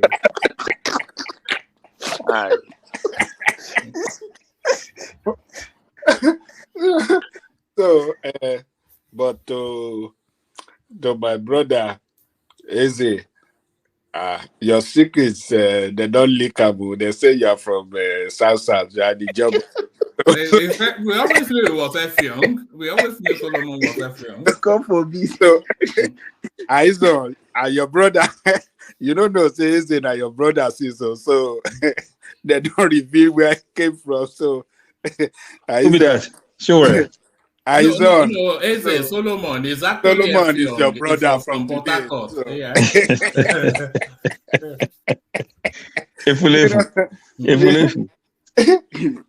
God forbid. It's the truth. We are the people that were for the best. I'm looking out for the Southeast. I want the best for the Southeast. That is why I supported Atiku in this election, because I know that our Igbo people will be featured in properly in this, assuming Atiku was declared the winner, and because I really want us to have people that will represent us in government, and not this thing now. Like I feel marginalized. Not that this administration did it on purpose, but it's because of how everything went. So that is why it's even women that they pick from Southeast. When Atiku said he was the best pathway to an Igbo presidency, he was right, because if Atiku won that election, it was not out of arrogance. It was just logical. It was logic, but people. It was out of arrogance, whether you want to believe it or not. It was out of arrogance. Don't say this thing. Why, bro? No, if one man should give us a little time now, I will just iron it out with you. It's out of arrogance. You don't even have any right to contest for that election. You One don't man, even can have we any just right. move on? One man, can we He's a move on, party please? team. Don't let us go back again. Me, I believe Please. in a party loyalty. Do you understand? Forget the way he has clinched that, he has gotten that ticket, but he's a party You don't team. have any right to contest. He's the most annoying candidate in that election.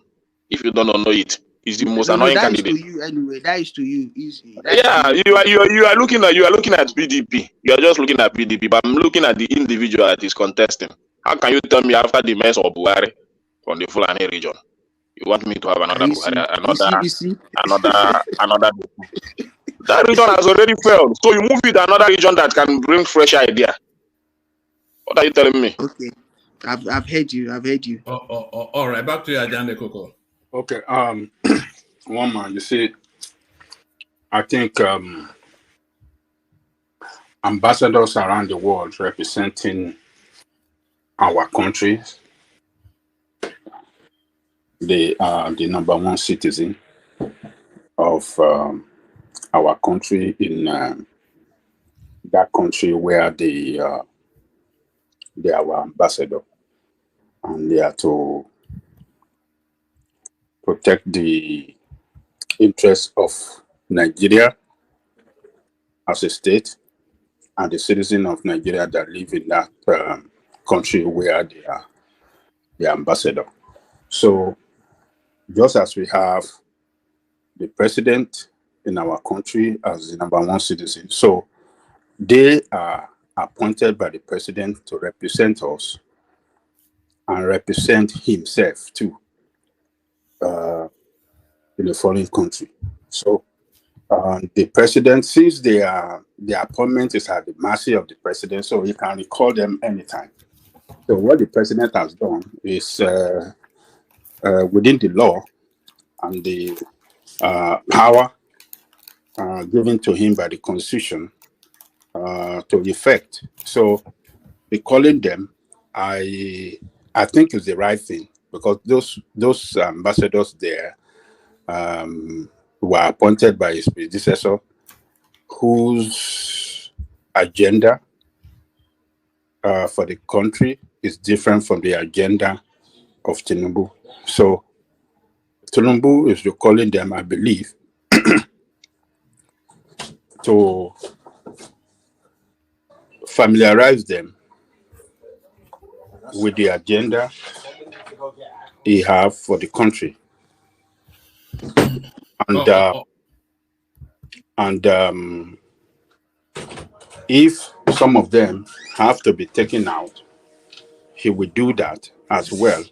So because he have to appoint a new team anyway to pursue his own agenda, particularly on diplomatic his own on diplomatic. All right, Ajande Koko, let me take you to a different place. So let me land now. You seem to be struggling with that topic, Bakari. Yeah. No, I'm not struggling. What are you doing here? Give me a chance. Is it me or somebody else? No, not you. Somebody. Okay. Yeah, that's why I said you are. Do you want me to come back to you?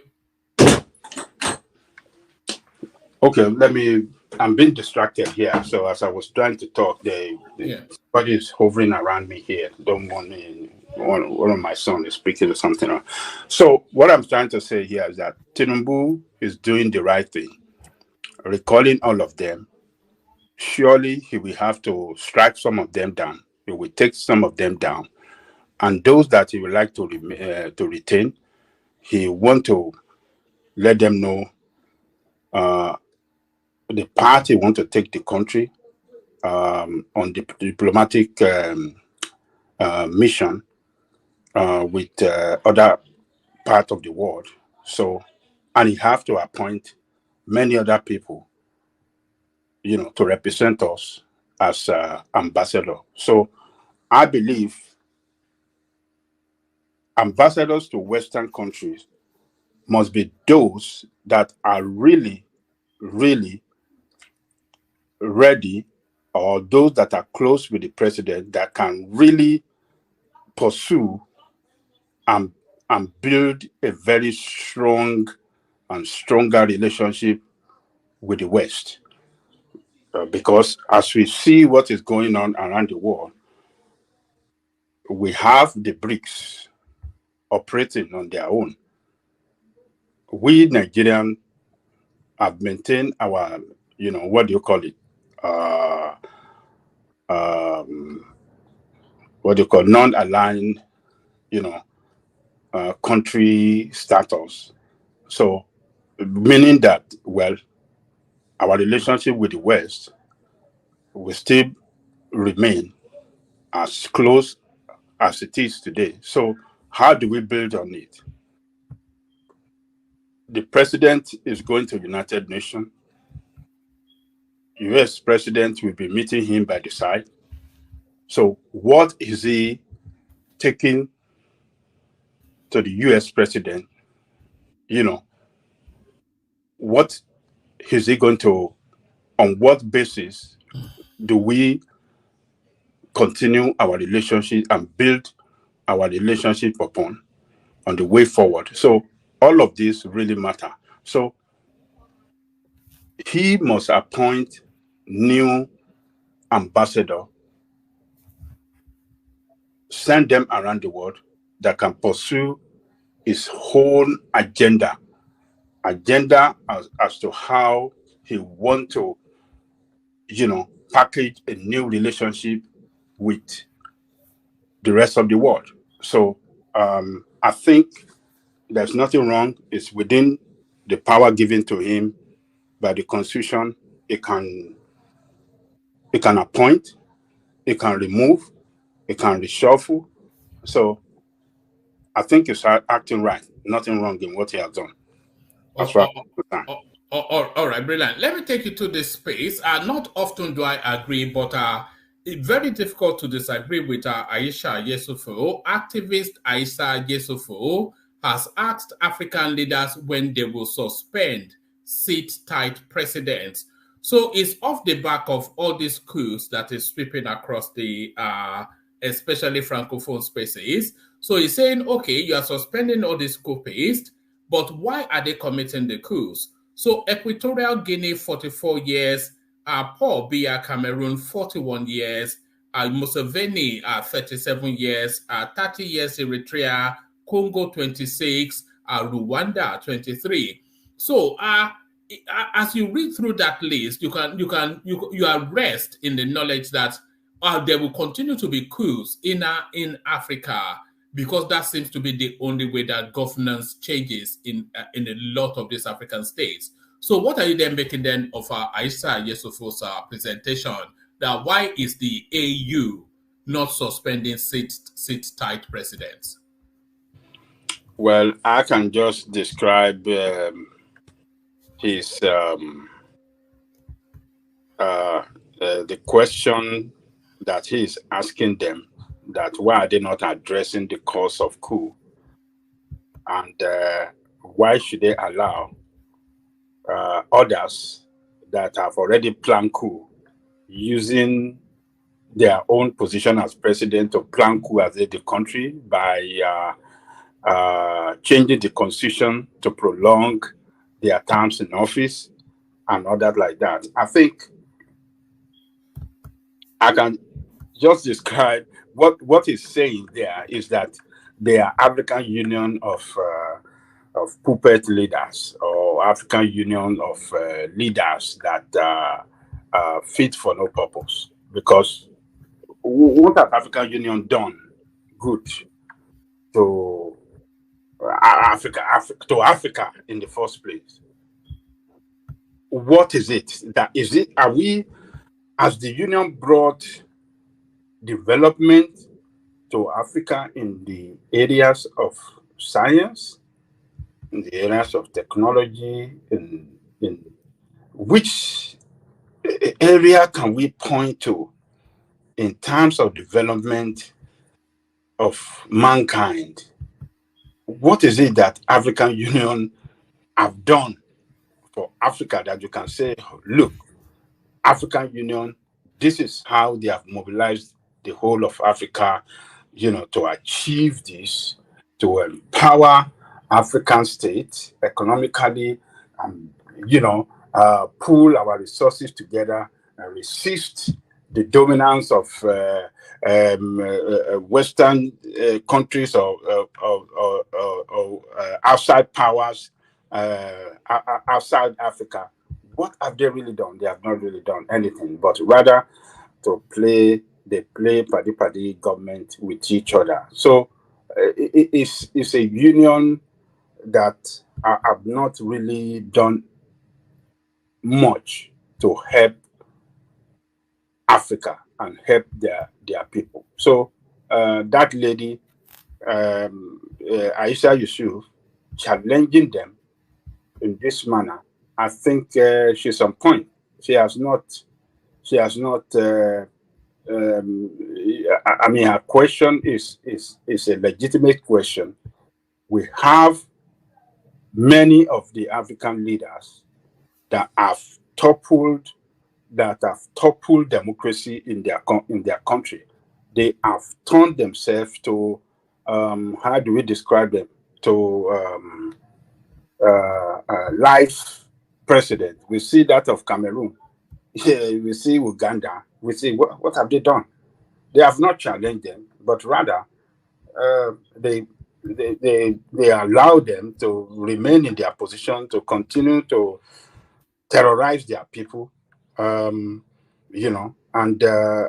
continue the looting of the commonwealth of their country, and they are disgrace to Africa, if you really wanted. So I don't know. Since they have changed that name to African Union, they became more ineffective than when they were Organization of African Unity.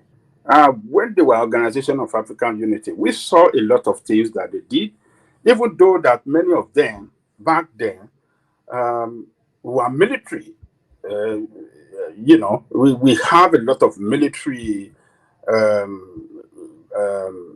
leadership across Africa, but they were able to on the diplomatic front, they were able to stand for Africa.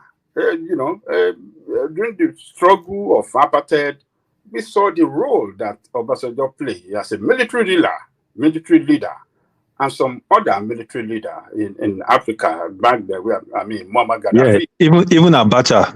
Even Abacha.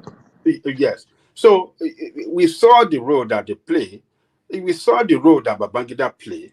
We saw the role that other leaders in Africa, military leaders in Africa, Muammar Gaddafi and some others, Miriam Mengistu of Ethiopia and some others, we saw the role they play. Challenging South African apartheid regime until they forced that regime out to give the power to black people. So, but this civilian, can you imagine one man during the time before Gaddafi was killed? Can you imagine this union, this OAU, or what did they? No, not OAU. This African Union allowed Hillary Clinton to come and deliver a speech condemning Gaddafi, one of their leaders, in front of them. Gaddafi has his own bad side, but out here in Africa, one of your leaders, an outside person, stand before you all in your assembly, condemning one of your, and you are, and they're all checking out, and they allow it. That's an organization that fits for no purpose. It's a goddamn organization. I've never seen such. But yeah, go on. No, one man. I'll let you go. I just wanted to add some key points. What Ajane Koko is saying, I love it. But you want to go first, or you want me to go? No. You go first. Actually, probably what you have to say would make more sense than what I have to say. Carry on. Yeah, I doubt it. But no, I as Ajane Koko was talking, I immediately realized that I hadn't actually looked up what the role of the African Union is. Most people probably don't know. Yeah, and if you look up the role of the Union, it's kind of a hypocrisy to what is happening in Africa now, to Ajani Koko's point.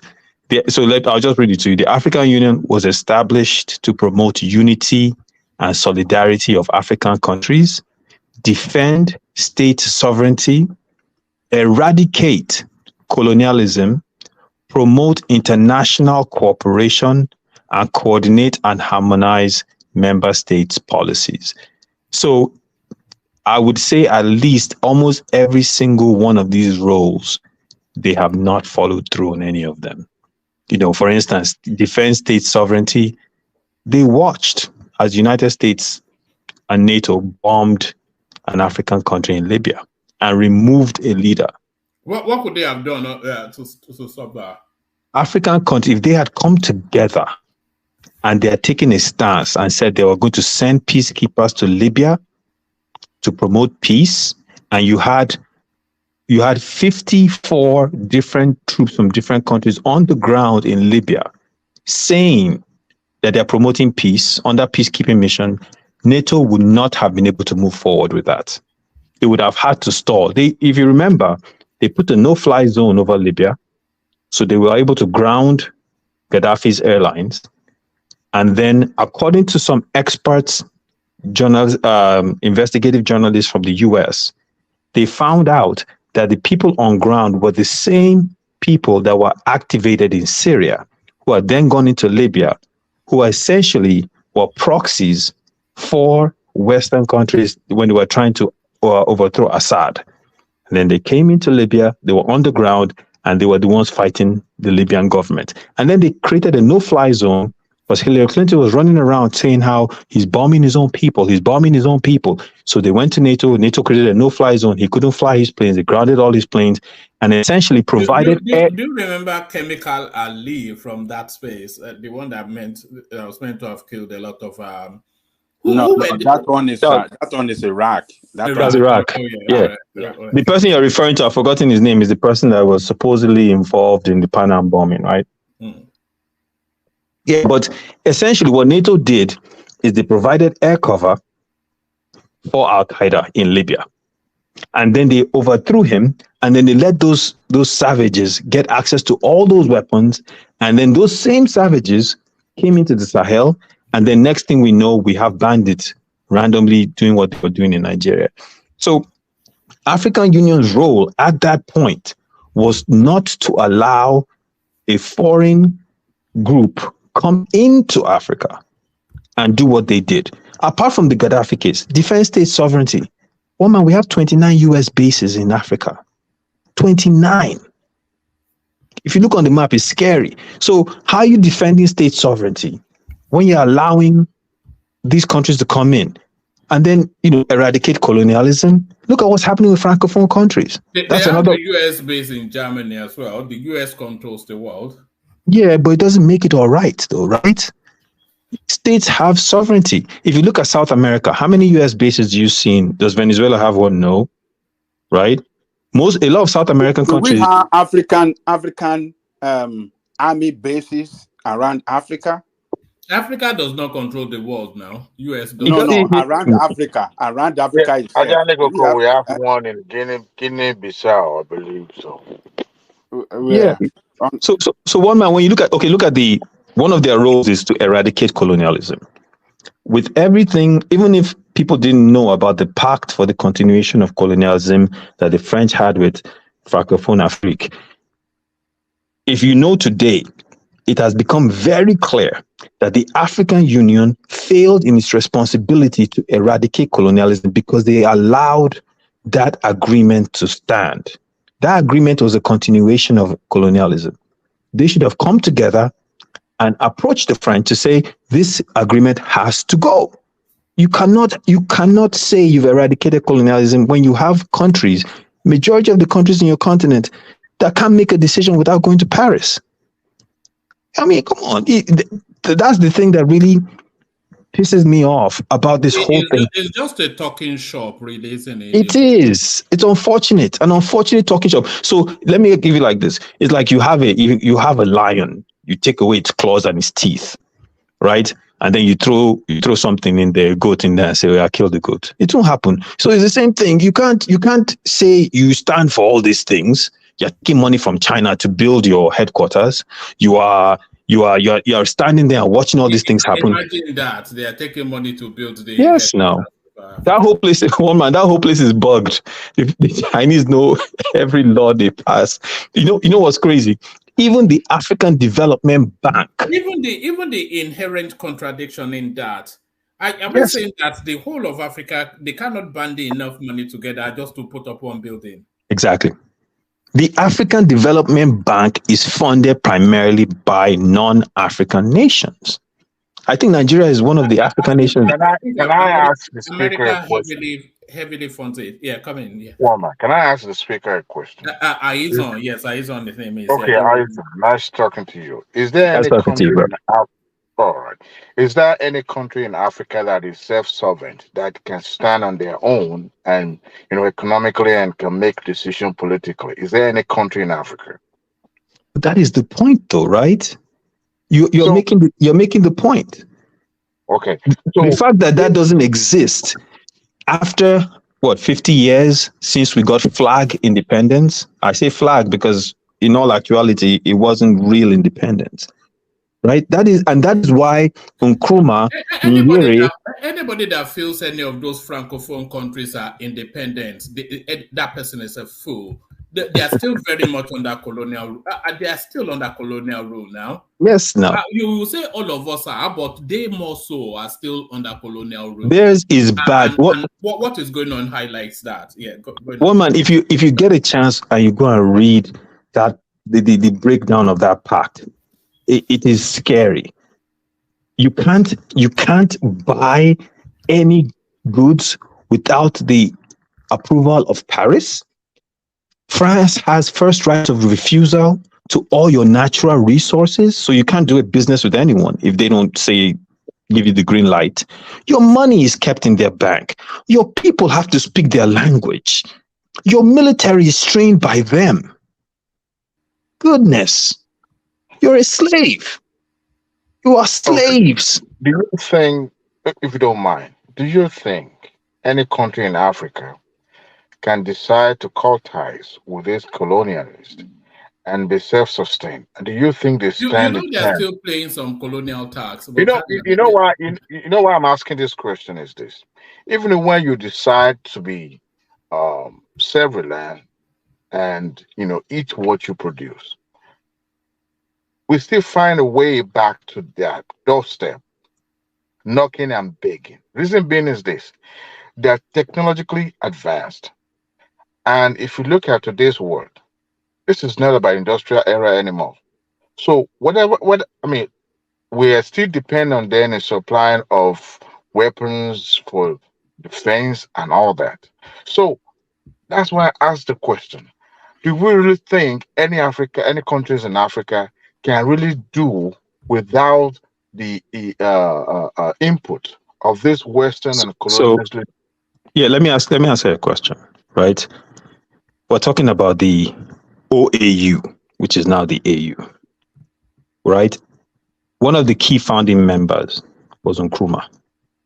Okay, Nkrumah's vision for OAU, Organization of African Unity, at the time, with Julius Nyerere and some of these real Pan-Africanists. When I say real, I mean people that believed in the continent. They fought for our independence. These people were true Africans, right? Was that the African Union would have independence and they would band together to liberate all African countries. Nkrumah believed in a single currency and he believed in a single military. The reason why is because he knew, and a lot of these guys knew, that you cannot have these Berlin Conference nations go and negotiate or stand on their own and try to negotiate power internationally. It was never going to work. He knew it and they knew it. You can't have Togo go and negotiate with United States or Britain. That's a joke. So they said, listen, the only way, this was in the 60s and 50s, the only way we can survive as nations is if we come together to speak with one voice. A lot of countries agreed to this union. Several countries, which is always the case in Africa, we have these fifth columnists that this Benedict Arnolds that show up and just betray us. They said no. They came out and said no. And because a lot of them were Francophone countries too. Keep in mind. They said no. And the minute they said no, that idea or that vision fell apart, and they were able to deal with individual countries, get them indebted, break them up, separate them, create disunity. And right now we're all struggling. One country on its own, to your point, can one country go out there and stand? They can't. How? If you're Francophone, first of all, forget it. That's not even a possibility. France has to give you permission to go and negotiate abroad. So in reality, a lot of these countries, with maybe a handful of them, and a lot of the North African countries, a lot of them have some sort of a semblance of independence. Specifically, you look at Algeria, they actually had to go into physical war with France to get their independence, right? They make their decisions. Morocco, they make their decisions, right? You look at those countries. But if you look at sub-Saharan African countries, for the most part. Are you there, Izon? All right. I think Izon is Hello, woman. Yeah. Hello. Let me quickly bring you this, Ajande Koko, just to that space. This is something that we should have taken on a while ago, but just to give some backdrop to what Izon was trying to flesh out. It says, how France continues. I won't give you the full reading of it, but I'll just give you enough for you to get a texture of what Izon was talking about. How France continues to dominate its former colonies in Africa. It says,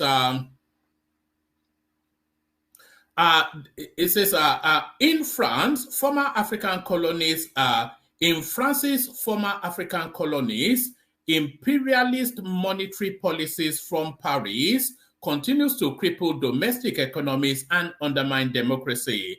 Colonialism in Africa won't have meaningfully come to an end until the economic sovereignty is allowed to flourish. So that's the preamble. I'll just give you about a couple of paragraphs.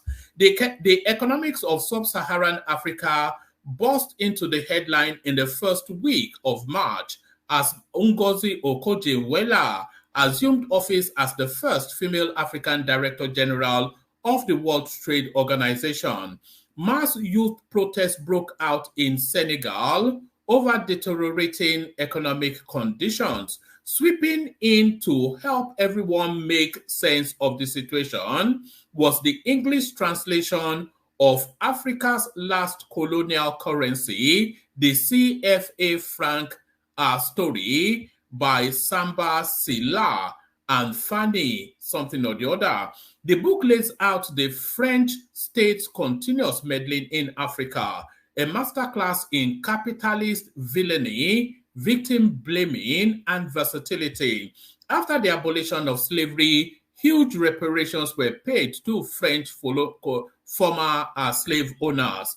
These were used in part to establish colonial banks in Africa, later joined by others, which would strive to ensure that French domination will endure post-slavery by maintaining the colonial pact. This pact involves the deliberate underdeveloping of colonies' economies, their forced reliance on raw material export, and a French monopoly on shipping, export, and import. The CFA franc was the currency designed by France to ensure that French control survived colonial official demise. It goes on and on. But I'll put the link in the comment section. It's only because it's a long read, and I'm not sure that people want to labor through it. But like I said, anybody that feels that the francophone countries are out of colonialism, that person is a dunce. Sorry, carry on. Yeah. No, but one man. Here's the thing, right? So, Adewale Abi. It was Dewale, yes. Yeah. So to his question, it is a possibility for African countries to fully be able to negotiate and stand alone. I think that's part of the reason why they're trying to create this AFTCA. I think that's the acronym. But it's the idea is to try to create a union so that way they can stand together, but you can't have a union if majority of the countries within that union have ceded their decision making to Paris. I mean, how many francophone countries do we have in Africa? If you just think about it, if all of their decision making has to go through the French, then the French control what decisions they make, and that's the challenge, and that's why they keep these puppets in power for a long time, and they don't take them out. The Ouattaras, the Bias, the Bongos, the Nguemas, they keep them there for a long time, because if they're there, then it's good for them. They continue to get what they need. And, that's why we're seeing what we're seeing in Mali, in Burkina Faso, in Niger, because these people are tired. They're tired of it, man. They just can't take it anymore. And the other thing is, I was talking to a friend of mine yesterday, and he's a pro-democracy guy. Oh, but they can protest, and, they can try to do it through elections. I said, and I was just explaining that, listen, how are you going to do it through elections? If the French control that much of your country, you think you can get some messiah that would campaign, win, without French approval, and get into power and then start to govern, and it doesn't favor the French? How is that going to happen? The only option these guys had is the coup.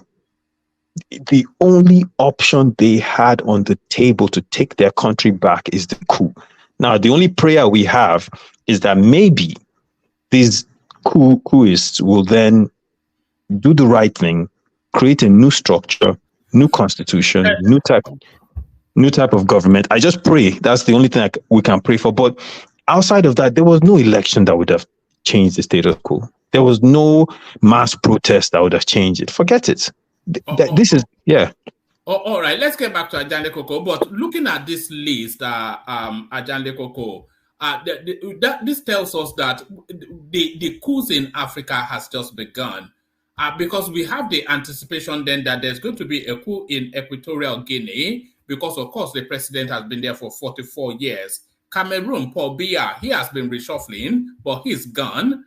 Museveni, who has been trying to kill Bobby Wine, I think he will have bigger problems than that. And Eritrea, I don't know, Congo. So the coups, if we have all these sort of situations, then we will continue to have coups in Africa. Well, yes, I will agree with you, because the central factor that is responsible for coup, rather that attract coup, is bad governance. So, bad governance by civilian bad leaders or civilian leaders who are stooge to foreign powers, that allow foreign powers to loot their resources at the detriment of their people, as long as they can, enrich themselves. I think coup plotters will always justify their reason why they carry that coup, and people, we always welcome them. They will always jump on the street and celebrate. So, you see, France is losing out every day that we wake up in Africa.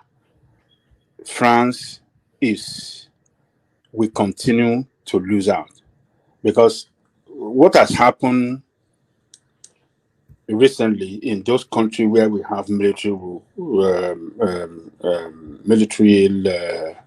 government now, like Mali, Niger, like Burkina Faso, and the other Guinea, or what do they call that country? It's a strategic embarrassment to France, strategic disgrace. And look at Niger, what they're doing in Niger is so shameful that they don't even want to leave. They are struggling because they have been embarrassed by those guys, the Niger coup plotter. They are not the one behind the coup. They were caught. Those guys caught them off guard and they were shocked. So they didn't know what to do. They thought that Nigeria and ECOWAS can come in quickly and flush this guy out. But African leaders, leaders from the north, leaders from the northern Nigeria, the Senate in Nigeria said, no, we cannot go to war because this is not our war. These people are our neighbor. And so that allows the coup plotter to strengthen their position, to strengthen their hold in power. And they are even threatening the France now. You see those people, they mobilized like 10,000 citizens to the France military base, telling the France to leave their country, their officers, their military officers to leave their country. The French ambassador has still not left their country. He's going to go. He's going to go. He's going to go. Who's going to make him go? The people of that country will force them to go because how? Oh, how? You have seen them on the street. They will say, "Please, sir, go. Please, sir, go." No, they already cut off the electricity supply to his resident. They cut off water supply to this resident, and the people are in front of the resident 24 hours that this guy, you have to leave. People are in front. They cannot make him go. They cannot forcefully make him go. And if they attempt to forcefully make him go, France will blow up their country. Well, let's see what is going to happen. They will not force them. You understand what I'm saying? But the situation, they will say, please, sir, go. Please, sir, go. The situation on the ground will force them away because that is what happened in Mali. They forced them to leave Mali and Burkina Faso. The people took up, the people went on the street, went to their bases, their military bases, chanting, France, leave, until when they left. So it is going to happen here. It's a matter of time. So France, in the recent time, have been, strategically embarrassed by all this coup that has happened in Francophone country. And France cannot continue. You cannot, because this is too obvious. The way they have held those countries down economically, they are the one controlling their economy. They are the one controlling their financial, their monetary, what do you call it? The monetary management of their country. They are the one controlling the economy of their country. They are the one that determines who to sign contract with. They cannot buy any military weapons from any other country except from France. And they do exchange. They will take all their resources. If the weapon costs like $10, they will take resources that cost like $1,000 to give them a weapon or anything we are giving in return to them for $10. So this is what they can't last for long. The young people we have in this world are more enlightened, they are more educated, and they can see what is happening around the world. The world is so small now, not the way it used to be in the past, when we are all far from each other. There's no telecommunication, the telecommunication was not available there for people to reach each other easily back then. But now, within a minute, within a second, you pick up your cell phone, you can call any part of the world. You can even see anybody in any part of the world. You go on your WhatsApp, FaceTime, whatsoever. So, yes. No, I was waiting for him to land so I can play the video. These are your people.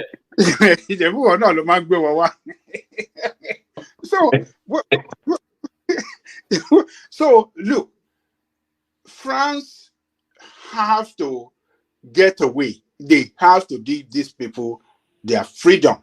They must let them have their sovereignty. Otherwise, it's a matter of time, one country after the other, that we continue to see this coup, and they will kick out France's interests out of that country.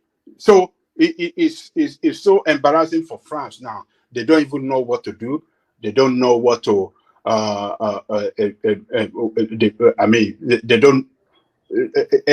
don't know a new strategy for them to play against because what they have been eating and enjoying for long time, they don't want to leave it because they live at the resources that they are taking from Africa is at the backbone of their economic power and success in this world.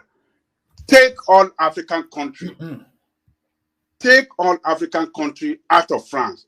France will be as poor as what do you call this country? Niger Republic. Niger Republic. So it's unfortunate that we have ourselves and we have all these leaders that fit for no purpose across Africa. And it is when we have this democracy, this so-called democracy that we are practicing in Africa, that is when this African Union became less effective, worst ever. When we had military leaders across Africa, they were more effective. They stand for African. They resist the dominance from other parts of the world. They fought for the independence of each other. They did everything, to make sure that a lot of African countries, particularly in Southern Africa, got their independence. So we saw all of it. It's shameful that we have democracy. We have democratically elected leaders, but they cannot fight for the interests of their people. It's just shameful. So African Union, fit for no purpose, is damn useless organization. One man, that's my son. All right, brilliant. Well put, Adanle Koko. Stay steady. I want to bring this next clip up. Somebody sent it in. Who is this love? Yes, I want to point it in the direction of Aizon, but you can chime in as well. But I think this is more suited to Aizon because he's from the Creeks. But Aizon, are you still there, Aizon? Aizon? Yeah, I'm here. Oh, all right, brilliant. So this is it. It says love lives here.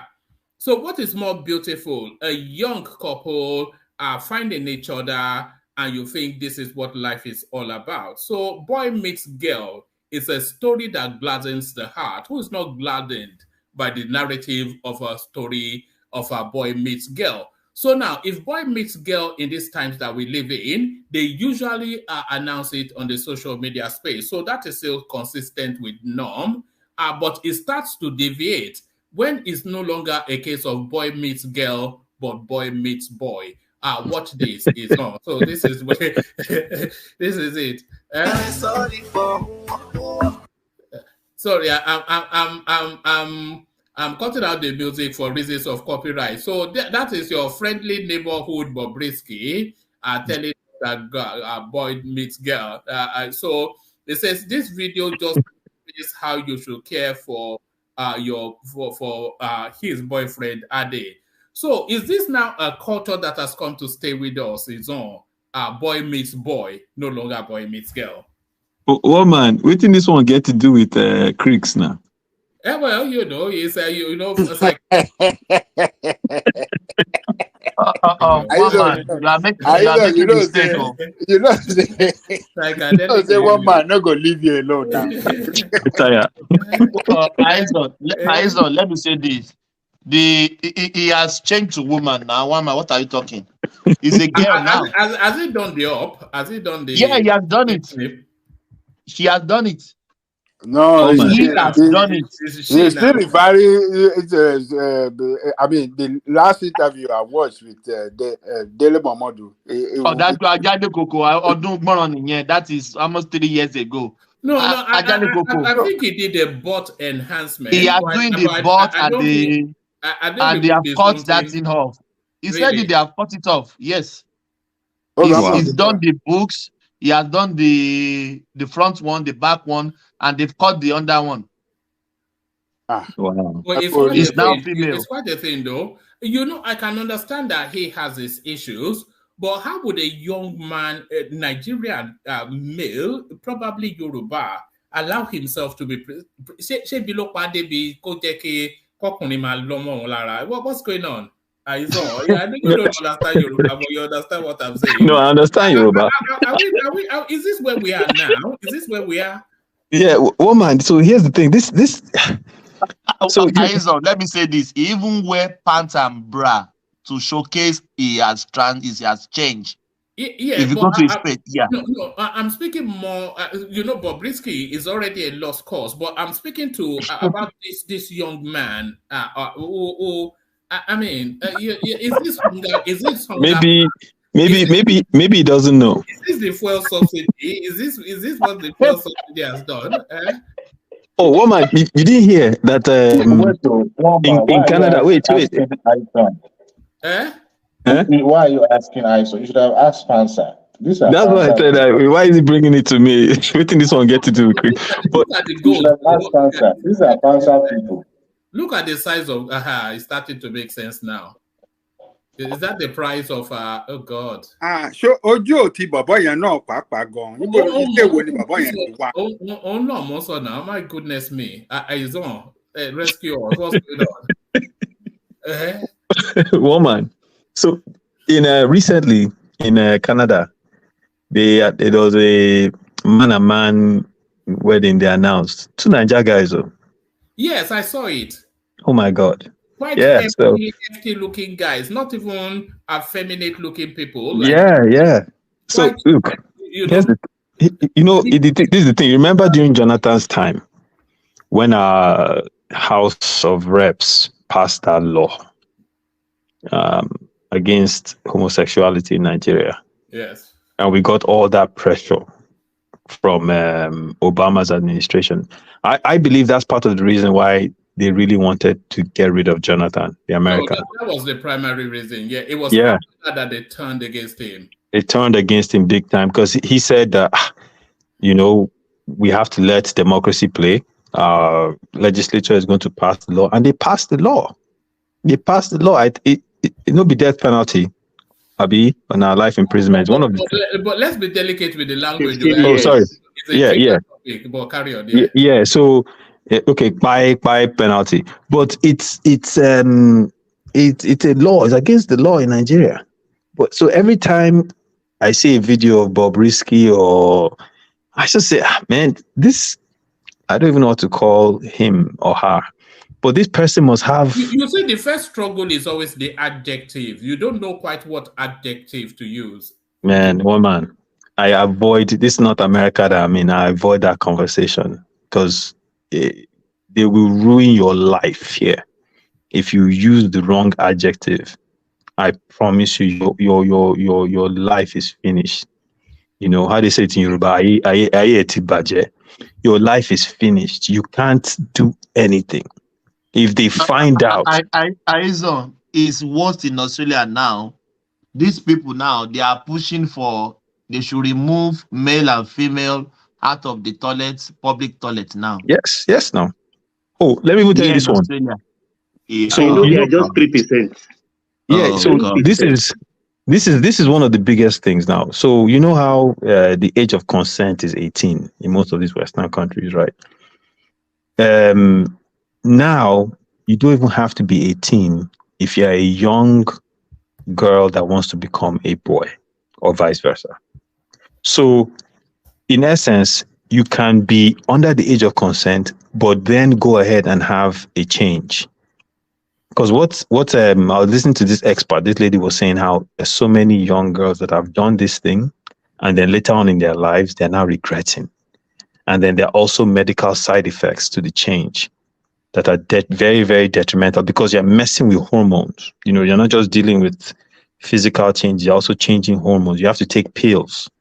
So there's a lot of stuff that goes in it, and it really destroys lives. Because I mean, before you're 18, I read once the narrative of a guy. Is a guy now that had this up round about 14 thereabout, and then he's now in his transited male to female, and he's now in his mid-20s, and now he discovered that's not what he wanted. And now it's a life of depression. So on top of those hormone pills, he's now taking antidepressants. Can you imagine? So just completely effed up at that. But really, who allowed that at 14? Woman, When you know listen. that at that age they go through phases. When they want to be a fireman today, a policeman tomorrow, and an astronaut the next week. Woman, you do. Yeah, in England. Why are you talking like you don't know this Western world now? Me, I have to hide to spank my 7-year-old. Every 7, every now and then, and I want to smack him on his butt. Hey, shaping up. My wife will say, no, careful, don't let these people see you. They'll just, and it's true. And I'm not talking about cane, the kind of cane I chopped when I was young. I'm talking about those are quick. Just quick correction. They're like, be careful. Don't even. You know they've negotiated that in this country to open palm or not open palm in terms of disciplinary smack. You can't discipline your child. If it's an open palm, then how impactful was it? You have to fill a form to correct your child. Your child can call police on you and they'll arrest you. If you make that child angry, I'm telling you. So imagine like what you're saying at 14, who allowed? If the child tells you, listen, Dad, your daughter says, I'm a boy. And you're like, will you keep quiet? How can you say such I'm a boy? And then they go to the authorities. The authorities say that's her right. She wants to be a boy. And they will approve sex change if she wants it. And there's nothing you can do. Nothing. If you make too much noise, they'll just call you a transphobe and they go finish your life. You will lose your job. They will ostracize you. And Nigeria, you go find yourself. Listen, it's no joke. And that's why you see when Kamala Harris went to Ghana, what was she talking about in Ghana? When you find yourself in Nigeria, this is what you go there to meet now. This is what it's again, stop the world I want to get off. That's where we are now. Stop the world. We don't belong in this place anymore. Stop the world I want to get off. But you know what the thing about Nigeria is Nigeria, okay, it's against the law. But don't you think that penalty is too severe? No, it's extreme. It's extreme. I don't object to it. By the way, if it's a fundamental way of being, if that is your inclination, because they've even documented it in the animal kingdom, so it is a way of being. But some people actually do it just as a fashion. It's almost like a trendy something now, and that's everybody now is some sort of effeminate. What's it? To the point where they are selling it to children as something that is cool. You understand? So what you're seeing now is they're making movies that have it. They're even making cartoons. Yes, and some of our favorite cartoons are actually embedding some of those. It's unbelievable. Yes. So and that's the part that I'm revolting against, because I'm just like, okay, look, when you're an adult, you don't grow finish. Okay, baby, don't fool your chest. You want to make that kind of decision. God bless you. But a child, your brain is still forming. You don't even know what the world is. You need a lot of guidance. You know, you're still, you don't know anything. Why are you indoctrinating that into that young child's life? Why? it's a good thing my name is Aizon here, so nobody knows me. But in my son's school, last year, they had a whole week of it. I come out from school the whole week. I said, no, you're 6 years old. What are you doing there? You know that's why people are putting their children deeper and deeper into the church. Yes, no. Because people now feel they have to counterweight heavily with religion. And that can even backfire. You and I know that. So it's almost like it's just I don't even know what to make of it, but I can tell you what. It is now. Stop the world I want to get off. But even some churches allow it now. And those churches get as MB now. Did the Pope not even start to recognize it a couple of months ago? Yeah. I mean, here's the thing. I think the whatever happened to the whole protection of minors, that's the thing that's really bothering me in this world today. It's almost like even during the COVID period, right? The whole protection of minor thing went out the window.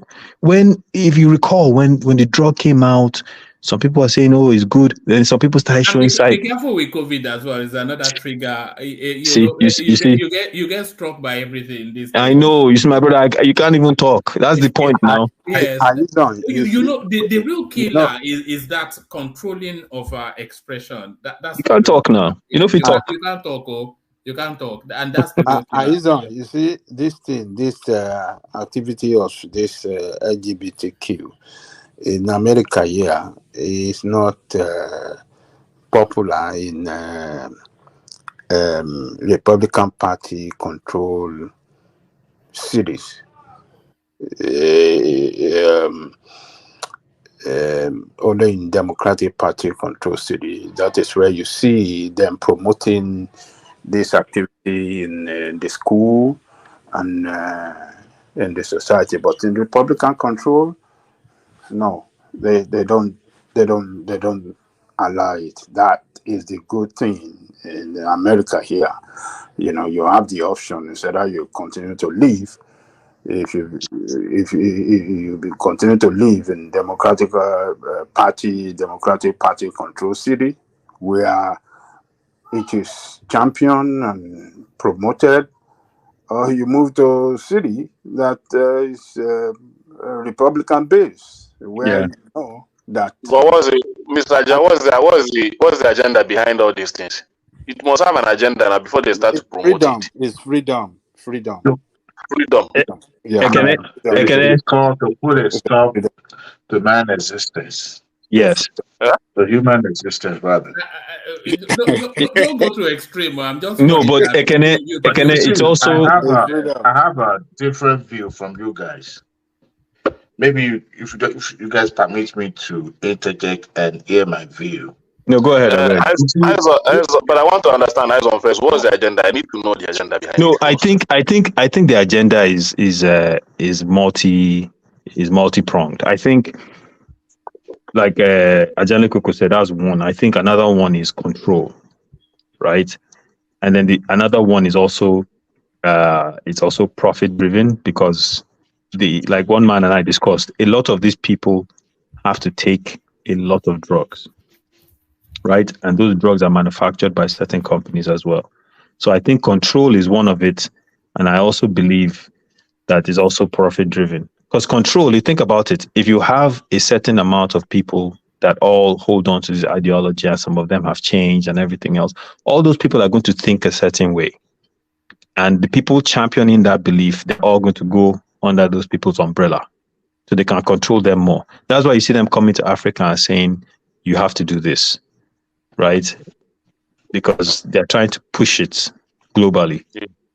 It's just nonsense. It's better to marry 20 wives than this thing. What is all this?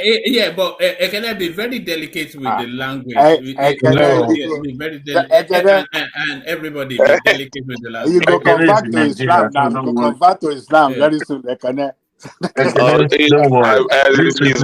better than this thing. No, it's better to marry 20 wives than this thing. No. Have we ever wondered why they don't take it to the Arab space? Why is it only in Black Africa? I think, they know that opinion, those one doesn't tolerate nonsense now. No, but that practice has a long history in the Arab space now. It's just that they don't. I don't know if you follow what goes on in Afghanistan, but they have this culture of and they have some funky cultures in the Arab space anyway. But you know. But it's not noticeable. Look, they don't pronounce it because yes. One man. Let us give credit to where credit is due. All of you here talking about Bobrisky. Look, it was this American comedian, a female. She's dead now. I've tried to remember the name. She's an old timer. She said, "Look, let me use the exact word that she used so that it may sound a little bit vulgar, but I will try to finesse it." She said, "People call women weaker vessel. That do you guys realize that it takes a lot of energy for a woman to take a pounds from man? You know, that machine God gave woman takes a lot of power when the man is pounding it. So, and yet you're still calling a woman a weaker vessel. Because it takes a lot of energy for a woman to take a lot of pounding from a man. So here we have a man who is taking a pounding from another man. And here you guys are talking. How many of you guys have had another man or another person pounding you from behind? Do you want to confess to something? Dewale, do you want to confess Let's to give something? credit. Hold on. Let's give credit to Bobrisky. Among 200 million Nigerians, he has to devise the way to feed, to live, to sustain. And this guy has stuck with his gun all this while. He's making money from there, whether he's taking a pound from behind or not. And yet he's still in our face. We're talking about him today. So give him some credit. However, if you ever have fingers stuck into your anus, you will realize. Give her some credit, you mean? Give her some credit. Well, see, that is where I have conflict because I don't know where to place whether it's she or he. Now, in this case, I will refer to him as a he because his name is still Idris. But you see, this guy, whether he's taking the pounds or not taking pounding, his device means to sustain and to live among 200 million. What confuses more is that in a recent interview, he says he prefers girls and he looks forward to being a parent. But you see, ideally, by the constitution and the law of the land is supposed to be picked up because that is promotion of homosexuality. You're changing your gender, right? So in a country like Nigeria. So, but I think seriously, I think it's a device where other devices have failed to control the birth rate of the blacks. They tried with AIDS, it failed. Birth control failed.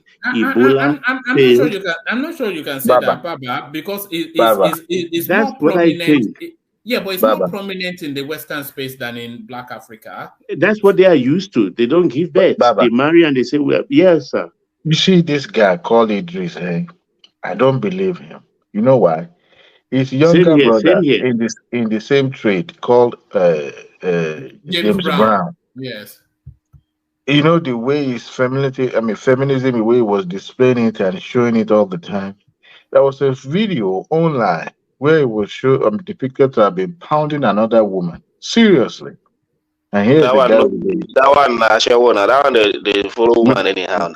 With the long nails. You see, they has to eat. Asha Joe, they has to eat that. That's why they're doing all this. The farmer needs a wife, Abby. Oh yeah. But because I think Fansad is more qualified to speak to this than everyone. It's amazing.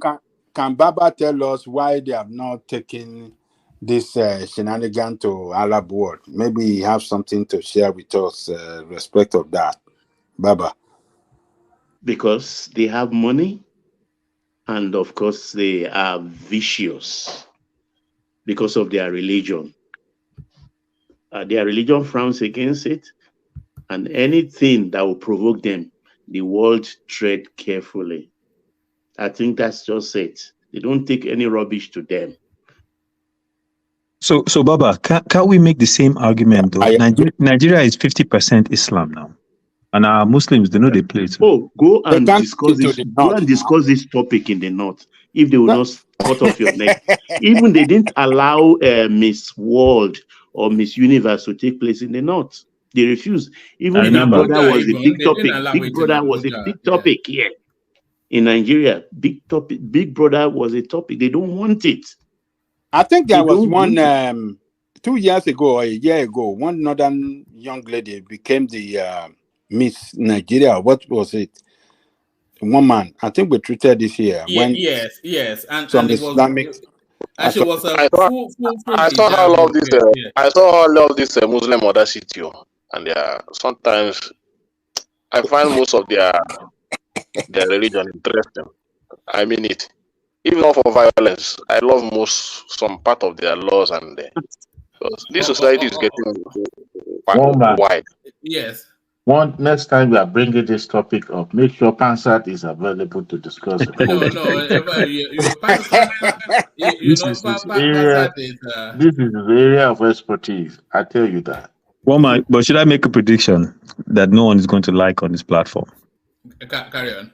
These Western countries, the more they have us in their palm, indebted to us, they are going to push this thing and continue to push it on Nigeria.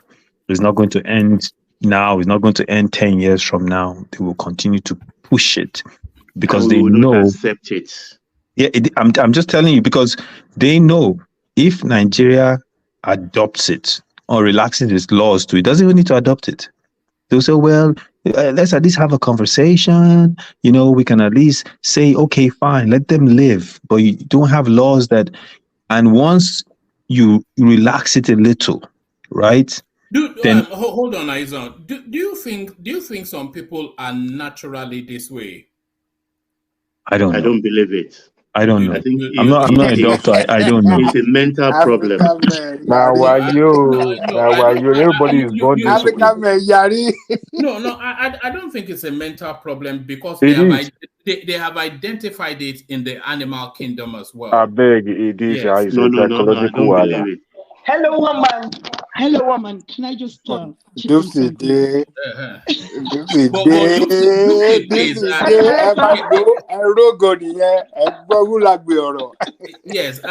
Dupsy. No, winning.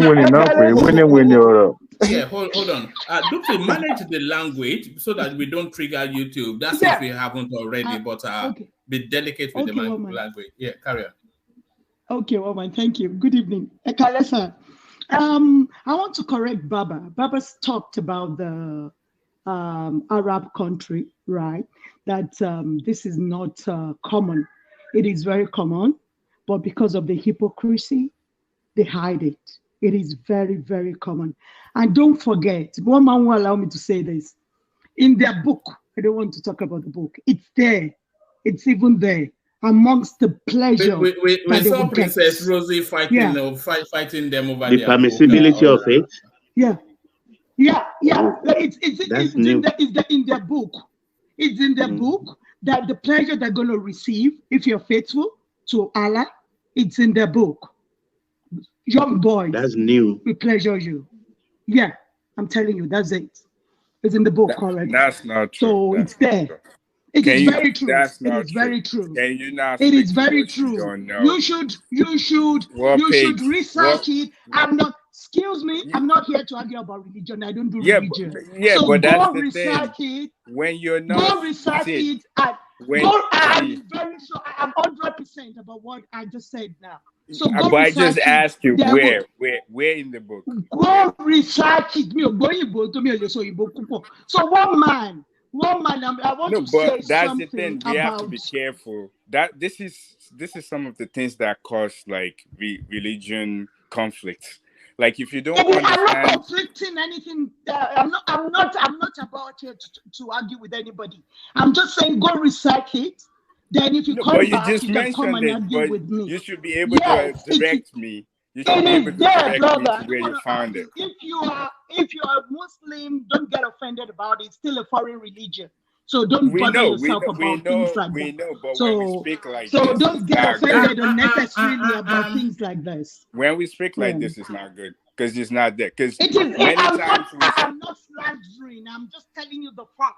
it's not a fact. What you And said is not I'm a not fact. here to argue that with you. I'm not arguing. I'm just letting you know that what brother, you said take is not it a easy. fact. Don't carry religion on top of your head. I don't have time. Yeah. Hold on. Oriola. There's a culture in Afghanistan which is called it's really along the lines of what Dupsy may or may not be saying. There's a culture in Afghanistan called it's called Bacha Bazi. So it's a culture of dancing, but then that culture of dancing it involves males of some sort of a juvenile space. Let me put it that way, because we just have to be mindful of the language. Actually, I'll play you it. You see them. So this is in Afghanistan. They call this they call it Bachabazi. You'll see it in a moment. I'll just go to take you to the space. So that's that culture there. So that culture there. That's in Afghanistan. So anyway, let me not even go too deep, because I'm just going to get myself into trouble. Yeah, But, hello, woman. Yeah, like Dupsy was saying, she's very right. One thing about this Islam religion is that, there's a lot of pretentious and a lot of secrecy. Like in the north now, this has been practiced Were you long. not fighting them on? Yeah. Because that man. That man was so biased. How can you be talking? You say you are a doctor, and yet you can't talk with you. You're just talking from one side. You didn't make enough research. So I'm saying, this thing is practiced widely in the north. They're not the same thing. No, what I'm saying that this thing is practiced widely in northern Nigeria. Yeah, but that's the culture. It's not the culture. Don't mix. It's not pretense. All this. Look, I did.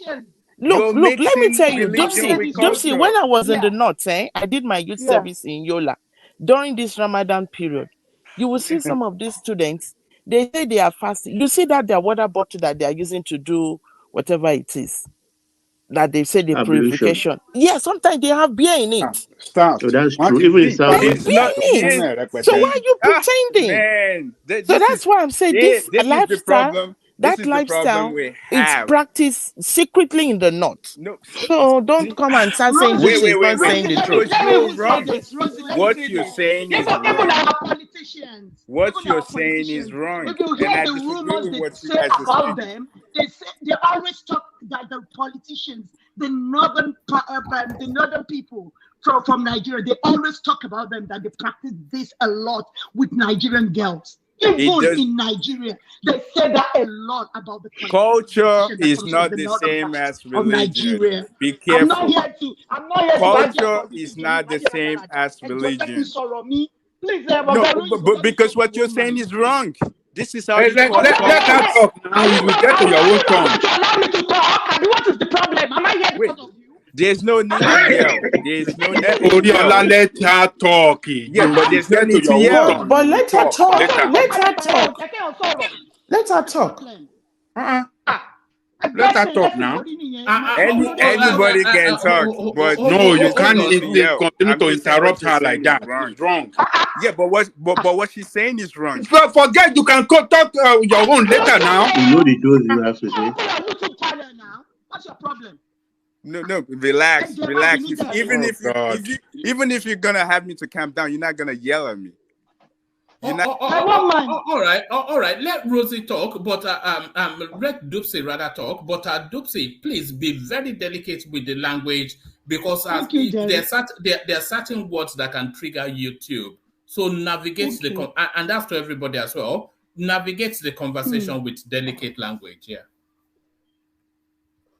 Even I want to say about those politicians. If you remember all the rumors back then about them, especially the ones from the northern parts, they usually say that about them. Do you understand? And for somebody to say this is not a mental case, that these people are not mentally unstable, it is a lie. Even if you listen to Bobrisky. I'm not sure you can say that. No, let me say this, woman. Just wait. If you listen to Bobrisky interview very well, he indicated that he was abused. He indicated that. If you listen very well to what he said, most of these people were abused as a child. It's a trauma. That is just it. I'm telling you the fact today. So that's why you have to be careful. I'm not sure you can say that either. But please don't say we should go and bury our children. No. Hold on, Dopsy. You know, if you say certain things, it's going to upset YouTube, and then they'll start to harass me and the platform. So just be delicate with the language. That's what I'm saying here.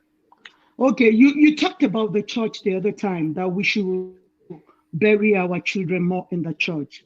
Oh man, don't bury your children in the church. I can't talk.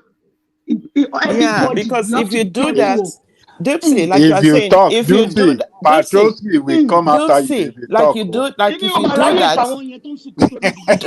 Dipsy, you know that if you do that, if you bury your children in the church, the wrong place, they will be messed up there too. Because you have a lot of these pastors that do the same thing.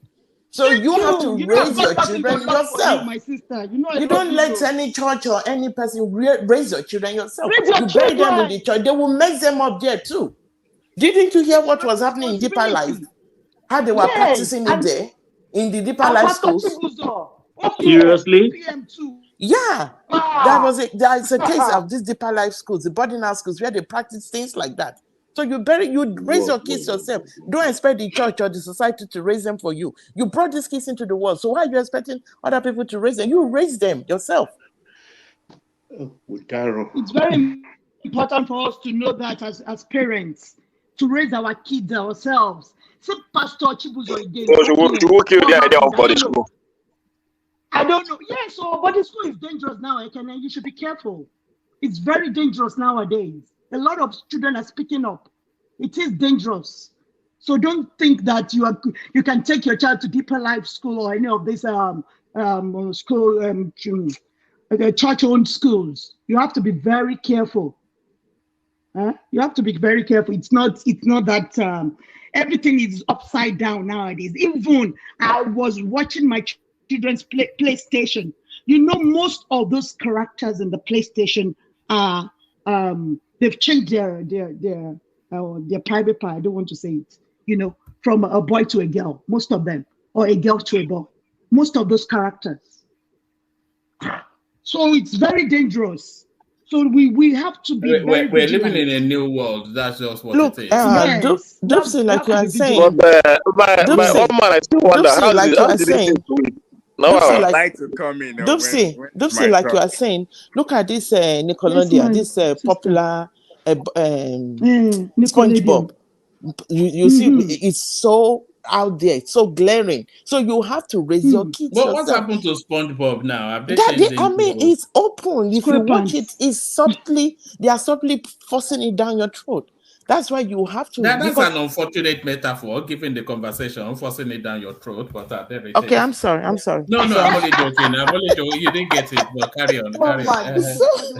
So what I'm saying is that you look, if you're not careful, even right under your nose in your house, right under your nose, they are messing up with your kids. So you have to watch the type of cartoons they are watching, the type of movies they're watching. You have to be alert. You have to be aware. Don't just sit down. But the thing is, you cannot really be fully, because technology removes that parental control. It depends on what you want. Like when my kids, when they were growing up, when they are watching any movie, I see them and watching with them. I don't allow computers in their room because I don't want them going online and doing stuff. Do they have phones? That was when they became older. I didn't let them. But you see, one thing with a child, if you raise your kids the way to go, when they grow, they won't depart from it. But you have to start the foundation early. You have to start early. So you cannot say, oh, they have phones. And you have to always have that conversation with them. Don't shy yes, away you talk from to it. them, You you always educate them. So once they are knowledgeable, they will not do have those that things. conversation all the time. Yeah, I talk to my Please kids. let me ask a question, please. Can I come? How come the opinion and attitude of 3% of the population is overriding and overtaking the It's rest not of us. 3%, so daddy. It's not 3%, sir. No, There they are a said lot it's of people 3% involved. here. There are a lot of people involved. It's just about hypocrisy and pretense. I'm telling This you, is sir. too much space There now. are Yeah, lots of people involved. let them teach us more now. We want to have the idea. No. I don't want to hear more. I don't want to learn more. Wait, can I give you this analogy? One minus times 1,000 positive will still be negative. One minus one times 1 billion positive will still be negative. So usually negative spread faster. Dupsy, I'm not trying to argue with you. All I was just saying that definitely Arabian, they definitely can practice that, but it's more culture. It's not a religion. There's difference between the culture and the religion. That's the point I was trying to make. Okay, what about in the north? What about in the northern Nigeria? Yeah, but that's called it could be a culture. And see, you just mentioned something about you mentioned about going to boarding house. I went to boarding house. I saw this happen, and actually one of the guys that was that in Nigeria or outside Nigeria? In Nigeria, okay. I was in secondary school in Nigeria then, so we saw it happen. The guy was disgraced because he would try to do that. Back then, we saw it as someone trying to intimidate the other guys to do such things, and we found it like ridiculous. So what I'm just saying is, it's not religion. It's just something that people just take and try to they write on it. It's not something that it's not a common belief. That's what I want to. That's the point I'm making. Okay, if you say it's not a common belief, I'm not saying it's a belief in the north, but the thing is that some religions are very they pretend a lot. They cover up themselves with all these things, but underneath they are doing a lot of things. My sister, all the religions pretend. Yeah. And I want to say this to Ariola. I'm not fighting. I mean, I'm sorry to say, look at the Catholic Church. See what happened in the Catholic Church. Do you know how many cases they went? How many? How much they had to pay to sort out some? I mean, so this is there. So don't let the church. Rosie, let me say this to Oriola. Oriola, I want you to know that this is a learned behavior. So if it's in the religion, as I said to you now, somebody that had the originator of that religion believed in it is a learned behavior. So that person must have been practicing it himself. I'm not slandering anybody. I'm just telling you what's up. Dupsy, you are very right. Most of I'm telling you. Dupsy, you are very right. Because even the animals, one man talked about the animals. The animals like it. Most of the parents do that to them. Most of the fathers, they do that to their child, the animals. I'm telling you. It's a learned behavior. Even amongst the animals. Just like you're saying, some people that does this is because they were traumatized as kids too. So that's the only way they came to know it. Listen to my English. I said some people. Right. So sometimes it's a mental disease. It's a mental disease because they've been messed up already, right from very young. So that's the only way they think it's normal to them. And you see, what they receive, they're giving it back. So some people are messed up already. Rosie, I wish you can listen to Bobrisky interview, the one she had with the lady. I can't remember the name of that lady. She said her mother was driven out of her father's house. I think the woman was promiscuous. So the woman was having loads of boyfriends. So Bobrisky was asked to stay with some of those boyfriends sometimes when the woman goes on rampage with some other I'm sure that's how they messed him up too. Exactly. So maybe it was exactly. Yeah, exactly, my brother. Was like that, Oriola. But let's move away from this topic because I'm not sure if we're Can I make one point? I'm a Muslim, and I haven't come across what she said. I've seen something, but I just want us to be careful because I feel like usually when someone like me, I've never seen that. If somebody bring that to my attention, I would like to know exactly where it's found. So that's why I said what I said. But I want us to be careful.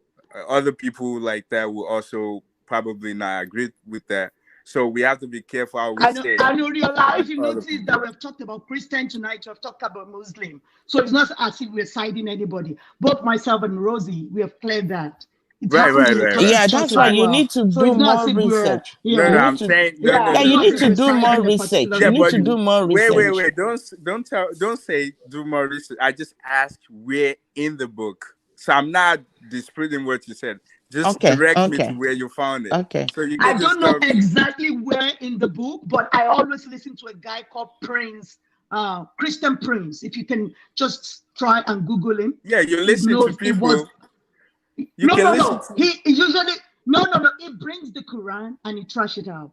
So I followed him. I learned a lot about that religion. And you're saying the same thing. Please, I'm not a Christian. I'm not a Muslim. So don't think I'm bashing you. No. I'm a free thinker. Don't think that way. I'm not thinking. I'm actually the last person that you would think that. Which one do you belong to?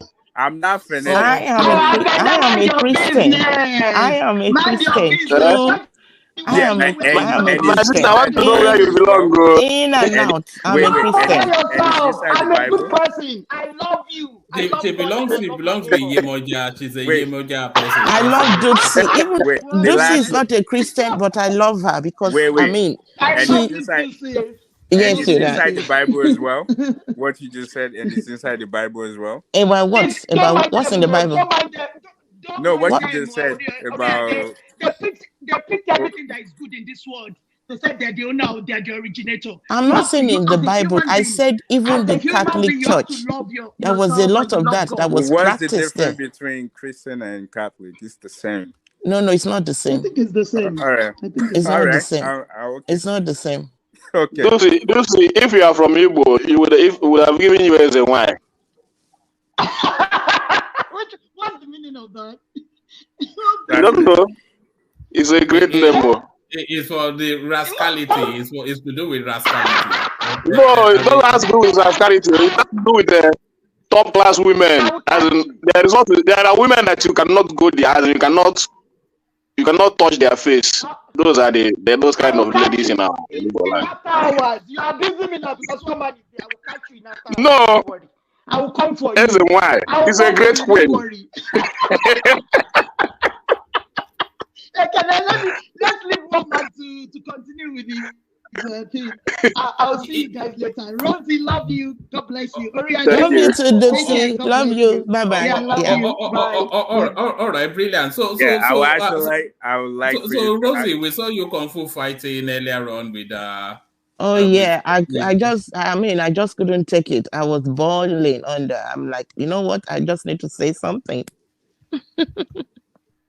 All right. All right. I'm going to bail out, hand over to Thomas. Thomas, try and guide the conversation away from that space. It's only going to trigger YouTube, and we don't really want that. Otherwise, we'll not be able to gather in the future.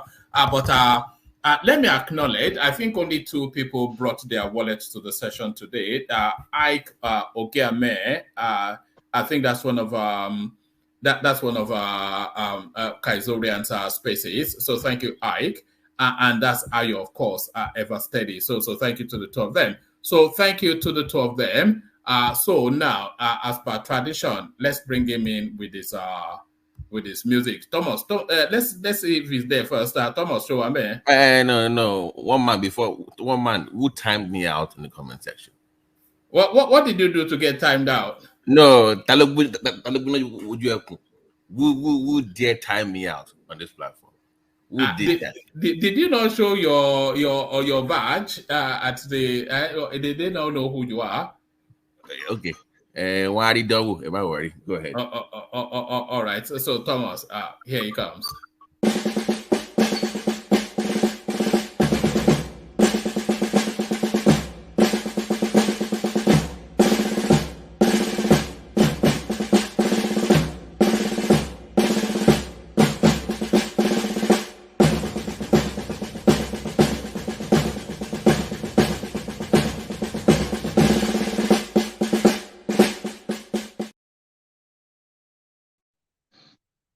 The junta, the Jimas here.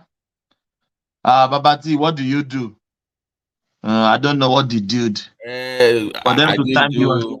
I didn't do anything. I just said that if you keep going in this direction, this might be the last show on this platform because you are triggering so many words being used might trigger YouTube.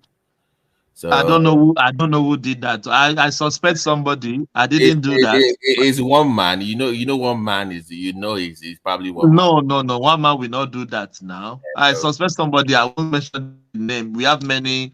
Administrative. I want frenemies, Abby. I want frenemies on the platform. Okay. Yeah, that's all right. Yeah, let's leave that. It's just time out now. Just 300 seconds. So you are back now. You are not being banned. So sometimes it happens like that. Yeah. Oh, thank you, everyone. I think we should change the topic outrightly. I'm not going to that space anymore.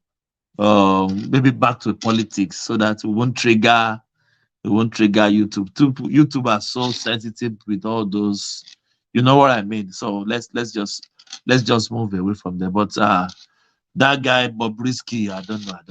That guy is just.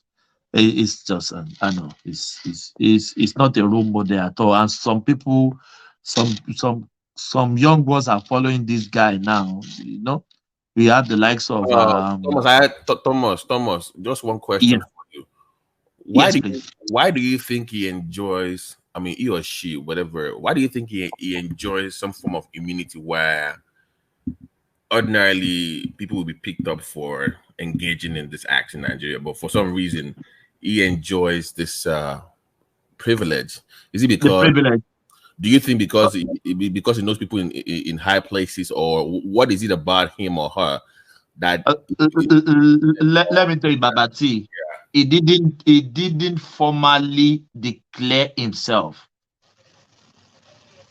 so he's still hiding under. I am acting, but I am cross-dressing. He called himself cross-dressing. So if he's still calling himself cross-dressing, nobody will pick him up or her up. So that is how he addressed himself. He said he's doing it for making fortune. He's a cross-dresser. The last time I checked, the last interview I listened to, he said he's a cross-dresser. He's still a male. That is what he said openly. But according to people, and we don't know the fact, some said it's all those things in the front is still silicone, something that he put there. It's not really trans. So it's just doing it for, you know what I mean, just to make money, you know, just I don't think it's really trans. To me, I don't think so. I saw this individual with a brand name stuff on. So that means if you have a popular brand name and you're wearing it, that means you've been sponsored. It's a sponsorship. So maybe they see the impact it's having on the Nigerian space, and so that's why I'm just wondering. But do you know he's making fortune with this? That's my point. No, I'm saying the guy has over 40 million Instagram followers, I believe. About 4 yes, million. He's making fortune. So why would you continue? He's making fortune. People are showering with gifts, cars. Do you know how many cars this guy drove? Well, he just got Rolls Royce some months ago. Okay. Yeah, it's making fortune. So, and he didn't call himself. He still call himself or he or her. I don't even know which one to use now. I'm even confused now. So but he still call himself trans. Thomas, he's called himself cross-dresser. So nobody will pick him up. In all honesty, I think eventually they will have their way on the African soil. Some way, shape, or form. There will be. It might not be as liberal as it is in the West, but eventually, I think they will have a room to express themselves. Maybe not as much as they do in the West. Babati, don't you see all these skits making? They change themselves to male to female to do their skits. They're making fortune. Even the popular actors, they've engaged in that. But back in the days when they engage in this art form, quote unquote, it was funny. That's what we thought it was. We didn't. Just funny, just for fun. Yeah, right. for fun. Yeah. But now it's evolved into an actual lifestyle beyond the screen. There's more to it now than just the fun part of it. So how does that permit towards the culture itself? So that I would say it's concerning to me. I don't agree with it, but I understand the new world that we are today, that eventually we might have to accommodate that lifestyle in our own culture. Or unfortunately, but that's just the reality. Babati, you know, I live in that society here. Australia is now among it has been passed to law here. So you can't even say some things. You can't say it. But we have to. I'm living with it here. I don't know. You guys have it in US as well. At least we are on the same page now. But it's my brother. Let me just it's unfortunate. It's unfortunate. But this is the new world we have now. So we have to. It's not going anywhere, Babati. It's not going anywhere. So, but you know, even beyond that,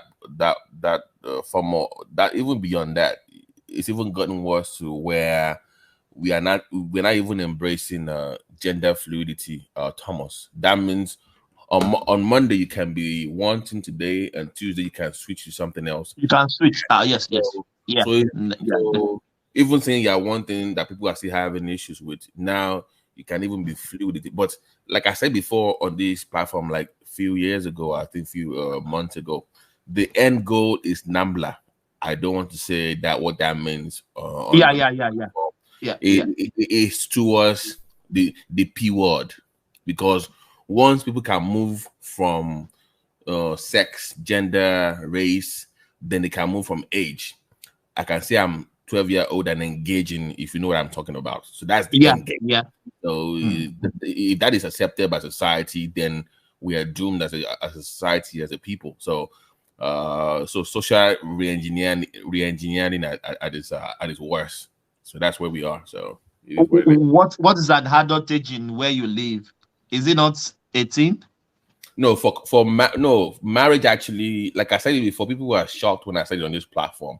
In America, with the consent of the parents below 16, if you have the parents sign the form in some states, you can get married to some girls. It's no more 18 here. It's almost 16 here as well. Yeah, but there's a way around that. So yeah. No, it's even here. It's 16 now. Even if you are 15 now, you can drive here. 15 years old, you can drive. They brought it down to 15, 16 here. Yeah. Because once you can go and sign for America here, below those age, you can go to court for emancipation from your parents. So if you go to court for emancipation, even if you're below the legal age, you can go and for emancipation. And if you can prove your point, they will let you free away from your parents, and you can get things done on your own. So the freedom taken too far, I guess. The freedom taken too far. It's going too far, man. My brother is going. But what can we do? What can we do? What can we do? Yeah, if you are 15, you can decide even to pack out of your parents' house. Nobody will stop you, man. I was even talking to one of my sisters earlier today, Thomas. She's a pediatrician, and we're just talking, having conversations, and sexuality and stuff like that came up in the conversation. And we talked about, the freedom is good and bad in some ways. In some way, our own culture, you kind of stifle or suppress kids sometimes. They can't really express themselves. Here, they have that much freedom to express themselves, and sometimes it might be the detriment of that is very severe on the other end. So it's a balance, Thomas. I hope I'm making sense. It's a balance. Yeah, I know. Yeah, I understand. Yeah. You want to be free, but not too free where you don't have somebody guiding you. I wouldn't say controlling you, but at least guiding you through life as a child. So that's just and she has to deal with that with our the kids she sees. Because But Babati, we were controlled when we were young, and I think that is what let us become what we become today. If we were not controlled, if we were guided when we were growing up, maybe we would have go astray today, isn't it? Yeah, but you know, even the tendency of young ones, teenager wants to go astray is built in every teenager. But because we have a strict parent, so even though the Western world we said they smack us because that is abuse, but that smacking, that is what let me become who I become today. All kids want to go astray. Am I right? Yeah, but that's smacking. What that's controlling. What I'm saying to you, Thomas, is one thing for your parents to have that value system, right? But also collectively as a society, they also share the same value. The conundrum is if you live in the West as a parent and you have that value as a parent in terms of this African way of discipline, if the society at large does not share that value. So it's one thing to have a child that you discipline and monitor at home, but when they leave home into life and it's a completely different belief system. You know, one thing that worked for Africa is that when your parents were disciplining you or guiding you at home, when you left home to school or to the market or to church, the culture itself reinforces that belief system. The same thing out there. There is no contradiction. Right. So there's no. So if your mom can discipline you, your teacher can discipline you. So there's uniformity across the board in some, not perfectly, but in most ways. But in America here, as an African parent, even if you have all these values instilled in your kids, if they get out there exposed to something else, it conflicts with what you've raised them with. So you have to constantly reinforce that. My parents always tell me two things in Yoruba. They will say, "Ma boruko ebi wa je, rántí ọmọ ẹni tó ń ṣe." That's what guides me in life. That's what. In English, that means remember the sum of who you are and don't spoil the name of this family. That two word, Babati, guides me in life. Because if we have tendency of wanted to go astray, but if I remember those two words, it guides me. It guides me a lot. Yeah, it's the confusion that this fluidity brings into the culture. So wherever, because I believe this has been orchestrated by people behind the curtain. So I don't really know. I believe I know what the end game is, but the confusion itself, I think, is a form of control. So when people lose touch with reality and where they are, then the government or whoever is in charge can then social engineer the culture into a new order or into a new world where they want us to be. And they're going to get their way eventually. They've always done that. So it's just that whatever you think is sane right now, in the next 30 years, you will be in the minority. So kids coming up right now, in the next 20 years, will see you, Thomas, and I as old fools that don't know anything. We will be in the minority in the next 30 years with this belief that we have right now. Because the new world order will then embrace those fluidities and those cultural changes. So this, what you call considered normal right now, in the next 30 years will be considered archaic and obsolete. So you'll be in minority with this belief system. But you know, what can you do? It is what it is. It is what it is. It is what it is. That's some. It is what it is. We just have to live with it. But I would just say this: just you parents, guide your kids. I can say religion really helps a little bit. Yeah, so but even though some religions can be, Thomas, short, but you know, do you know why I said that men behind the scenes are pulling the buttons? Because those safe spaces that normally people that like me, you and I, will go to reinforce our belief system, those safe spaces are being attacked on purpose. So they are attacking the schools, the churches. So even your church that's supposed to be for the Bible or for the Quran or whatever, the Quran is still okay, but the church in the West mostly, even pastors are now kind of embracing that lifestyle. Like, oh, it's okay, God will forgive you. Just come in and we love you. You know, they are embracing that as well. So there's no safe space to go ahead. Sorry, Peter, can I ask you something? Don't you think it's just evolving? It's more like we evolve. That's the way I kind of say. Like when you have the liberal mindset that like you can be one thing today, you have belief in one thing today, and the next day you see other people's point of view. You're not judging, and you just accept them the way it is. So you remember that there's one time where you can use the word like, you can call someone like the FAT, and it will be normal, like it won't matter. Remember like some. And nowadays, if you say that, people will look at you like, "Why are you body shaming someone?" And if you remember, there was one period of time where you can use the GAY word. I'm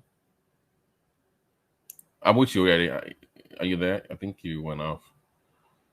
Yeah, I agree with you. If you listen to what I said earlier, I said eventually we are going to evolve to that point where this belief system we have right now will not be relevant in the next 30 years. We will be in the minority. I mean, in terms of the way we see gender, it will be different, especially when you have tech, when you have all these genetics and all these new researches that come out talking about there's no male, female, and they might analyze what a chromosome means, DNA structures in terms. Everything will be redefined eventually, Thomas. That's just the reality. Everything about the human nature will be redefined to justify whatever is going on right now. So eventually, in the next 20 years, the word man and woman will be obsolete. I believe that very strongly. In the next 30 years, I think the word will be obsolete. Yeah. The word redefined. Do you think it just? I don't see it as more like redefined in a sense. I'm seeing more like we're more knowledge, like we're understanding some more things. So for example, like now, remember that they saying that every disease or every single thing in your body, like there's a DNA for every single thing, and now they're engineering different technology where they can take the DNA that would, maybe you have a DNA in your body when you're formed or when you're born, that DNA, there's nothing you can do. You're gonna have let's say cancer, for example. And now they have doctors where even before you were born, they can take you out of the womb, take those DNA out of your body, so you don't have that. I'm sure you remember those doctors. You keep coming. We lost him. We lost him. I get what you're saying. Oh, you lost me? We are back now. Yeah. You are dipping in and out. Yeah. Oh, yeah, sorry. I was just saying about where they can re-engineer a person itself, where like if you're gonna have a disease, and because they know particular DNA can, if you have a specific type of DNA, that no matter how you do it, you're gonna have cancer or you're gonna have this type of disease. So now what some doctors are doing is they can take that DNA from you before even birth, like when you're being born. I know. Do you know? We right now we even encourage genetic counseling. There's some people don't even know this. How you go for counseling before marriage, other things. We are now in medicine. We are now encouraging genetic counseling now to see before you get married to someone. There are things that you can actually test for. That will be key. So, sorry, somebody is on the. Is that Thomas? Yeah, good to meet Mike. So I agree with Oyade. So you want to use the word evolving. I'm saying if I'm very conservative and traditional, that is more like a change. It's an entire change. It's because it's a deviation from the traditional view of what a male and female is. So if you use the word evolve, and it's fine, but it's deviating from what we refer to as normal now. So I'm thinking in the next 30 years, the word man and woman itself will not be used as much anymore. There will be a definition of what it is to be. Like for example, now you know how they're trying to redefine what it means to be masculine and what it means to be feminine. Right. I know. You can see how we are kind of evolving away from that. Yeah. So the end game is to do away with the difference between the genders, where you would say you are just one in the same, which is very Luciferian in nature. If you're well versed, that is a very Luciferian ideology. I don't think we're going to get there actually, because actually what the scientists say, and I believe that everybody knows that there's actually difference between a male and female. I think there might be just some other things that come in place, but coming to conclusion that there's no difference, I don't think that will ever happen. And I also believe in this law, like the cycle of life, where you have when we were little, we were taught like carbon cycle, nitrogen cycle, where everything go back around. It comes around. It's just like, for example, if you wear sneakers now, all the sneakers, like the Jordan sneakers, majority of them, they are created before 1990s, like 1, 2, 3, 2 up to, was it 14 or 16? They're already created, but they bring them back out just like every other thing, like the dressing that we're doing today. Majority of them, they just like repeated, because people in the 70s, 60s, they dress somewhat like this. It's just fashion, it goes around. So I believe that this cycle would go back again, where people will see that some of this lifestyle is not what we want to do. It just, that's what my own belief. I might be wrong. The way I say it, I just think that it's just about time. It's just time. Like everything will go in reverse. There was a period where some music was so good, like you listen to them. Like if you listen to hip hop, gangster rap is so cool. Back in 20 from 2000 to like 2010, 11, it was nice. But when Drake comes, everything changed to like pop music. And if you do you notice that even Nigerian artists, they are leaving their so-called Nigerian pure form. They're now going back to the American way. They're kind of going back to the old thing that they left in the early 2000s. Right. It's not. It's not like the same. There's some changes, but if you pay attention, it's still the same thing. Like they want to copy, dress the same way. I just feel like that's the life. Like we just go in circle. And the thing about like being traditional and conservative, because the way I say it, more like I believe tradition is more like when you're focused more on tradition, you don't really change anything. It's more like back when the way marriage used to be, or the way communication used to be, it has to be face to face. Sorry. I did. Let me put so you know where I'm coming from. I'm sure you follow what's his name? Dyson, the popular astrophysicist, right? Yeah. I follow him. You know the backlash he got when he came out and talked about gender fluidity. Have you seen those videos?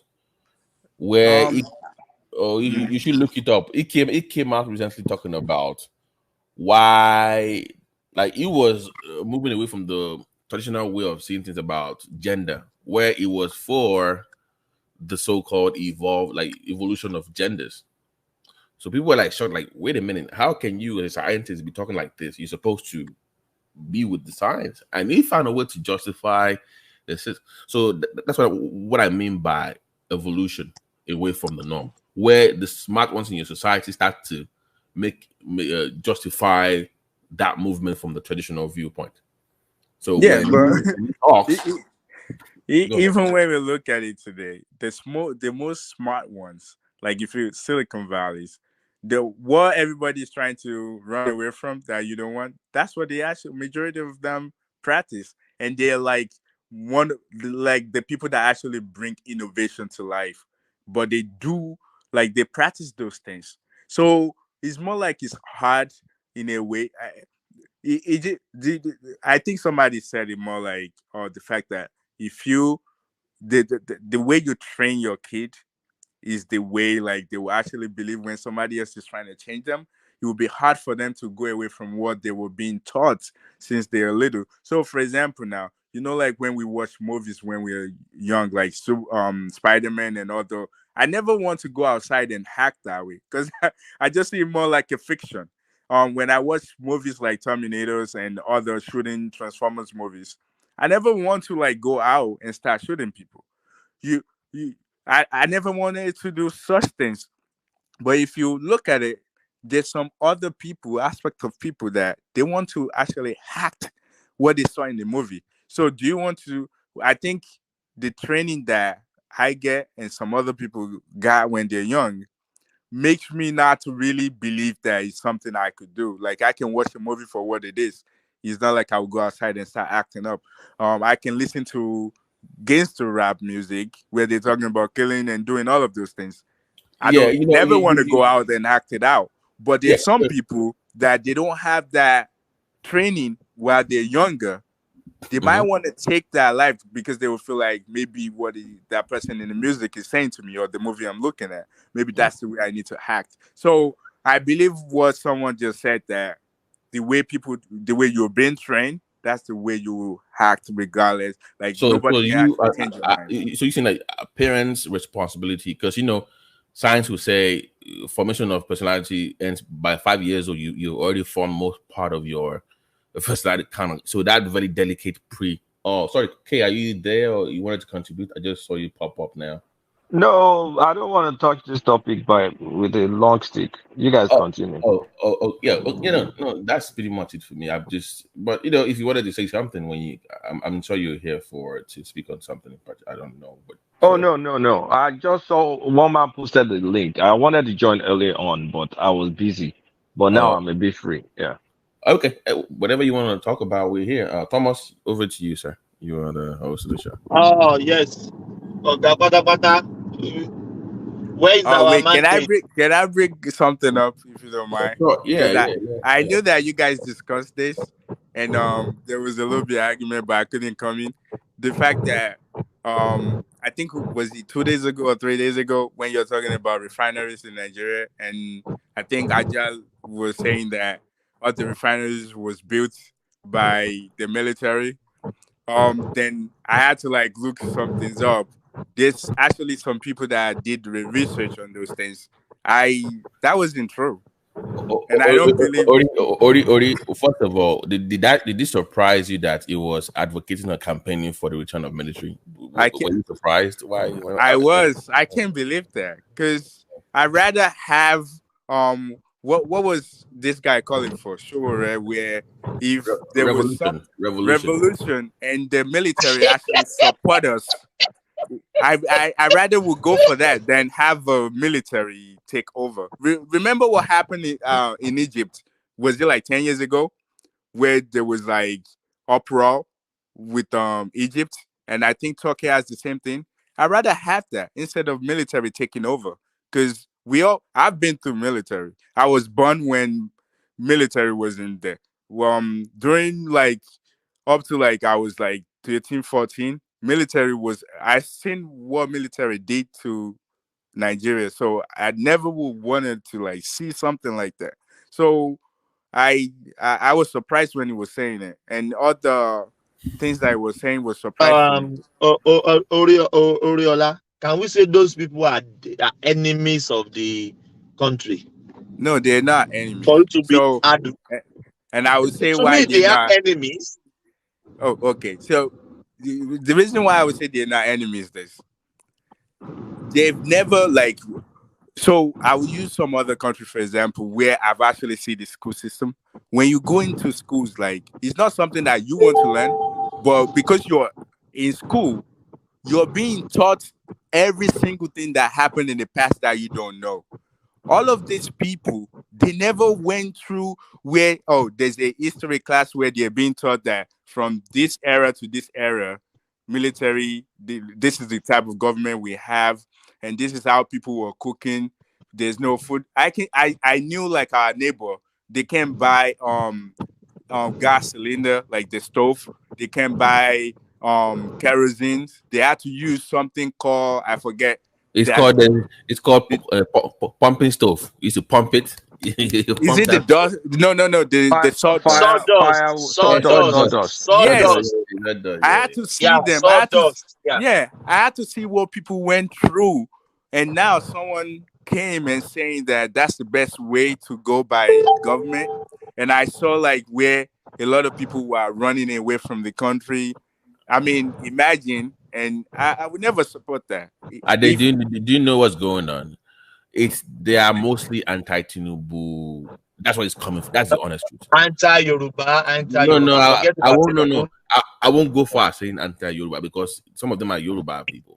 But I'm saying that they don't like the APC. It's so bad in their own delusion. They rather have military takeover than have Tinubu become president.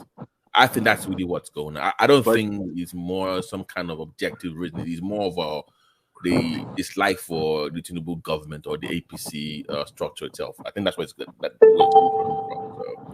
Yeah, but don't you think because the learning of what people in the past went through, if to say that they sat in a class and they were being taught those things, because imagine like United States, a lot of people would never want to do such a thing because a majority of people know what that life would be.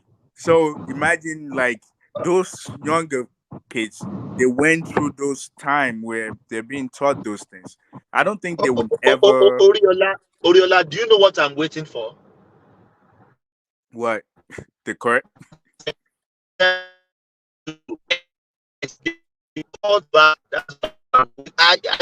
can't just wait. I can't just wait for this whole nonsensical stupidity. I can't even. I have many adjectives. Don't let me go further. I can't wait for that.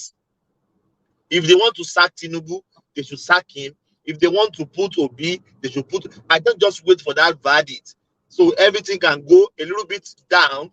I know some people will approach the Supreme Court, but that fourth verdict, at least it will peter down some tension in the country because it's too much, man. It's too much. I've never seen this in my life before.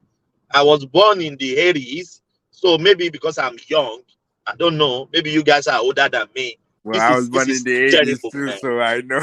I was in the 80s. No. K was born in the 50s, though. So oh yeah.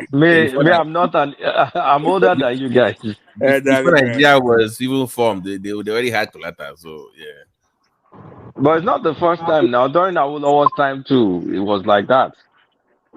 So, yeah, but the only thing is there was no internet and there were no noisy kids on YouTube shouting obedient. The thing is like but religion. There was no history then. You remember that back then that was the first time that such thing happened. I do it. Give me 1 second. I do it. So so Tinubu has replaced Awolowo in their delusion. Right? I've told you guys since now that Peter Obi is the Awolowo of obedience. I said it a long time ago. You guys were laughing at me. You can see it now. Like they so believe that if the man was president now, things would have just been working. And I mean, Kumbaya, everybody will be singing Kumbaya, holding hands, Kumbaya, my lord. Like, no, man. These guys, at this point in time, I think some mental illness is starting to show. I don't know the particular DSM number to give it, but it's not. This is not real anymore. Okay, wait. Actually, I had to look it up. I have a friend psychologist because we were just talking about it. He's from Kenya, so it's an actual diagnosis. It's called post-election stress disorder. It's an actual diagnosis, by the way. It is. Yeah. I labeled Joel. I wasn't kidding. It's called post-election stress disorder. It's an actual diagnosis. So look it up and you will see the same signs that you see in obedience. Is there? Yeah, but it happened 2019 now after Shorello. Yeah, acting out. But I'm saying that they need therapy. In all honesty, it's no joke. Oh, they do need therapy because I don't think it's the way they're acting now. I don't think it's normal behavior. is abnormal. I tried to listen to Niger Watch. Like, I've not listened to it in a long time. So I just tried. I could not bear it at all. It's like they're living in an alternative universe. It's ridiculous. Yeah, but the same thing happened in 2019 though. If you guys actually follow But that, hold on, Kulata, if you want to keep your sanity, don't just go to those channels. Don't go there. I banned them I on was bored. I banned them on my was phone. bored. I banned them on my phone. I've deleted. Nothing can bring them on my screen. Those people they are so toxic. They are so. I don't even know which adjective to qualify them. Don't just go there. Don't go there. Those people.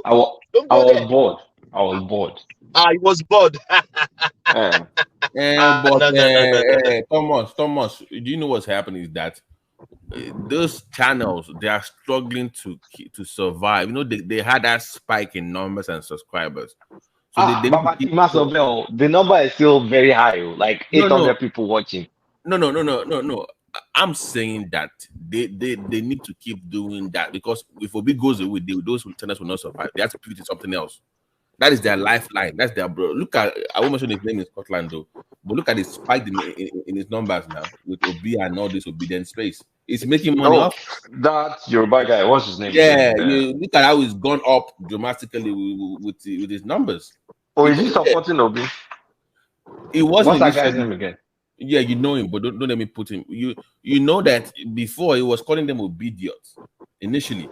Then he's now with them. Yeah, he was abusing them before now. You know, he was a Yoruba Nation before now. But yeah, he was no. It's still Yoruba Nation, no. But once the story pay, he just went. But see, the guy too is cashing out. So you don't take that away. He's cashing out. I'm saying that, of course, what is he going to do? You keep doing the same thing now. When you pivot away from Obi because don't turn here. But I'm like, if Obi leaves now they have to move to something else. So they have to keep going with the same rhetoric all the time. The same. I'm actually confused because, to my understanding, Obi went to court. He wasn't saying that he won the election. He was just saying he was challenging the process. So that was the initial stage of when he filing. What happened is his supporters were like kind of edging him on, so he kind of switched to I won. Initially, it wasn't that he won. No, he never said that. He never said he won. He was challenging the process. But Obi never said he won. Obi never said he won. Even till now. Yeah, he was only challenging the process. That's all he's challenging. I think. Can you hear me? No,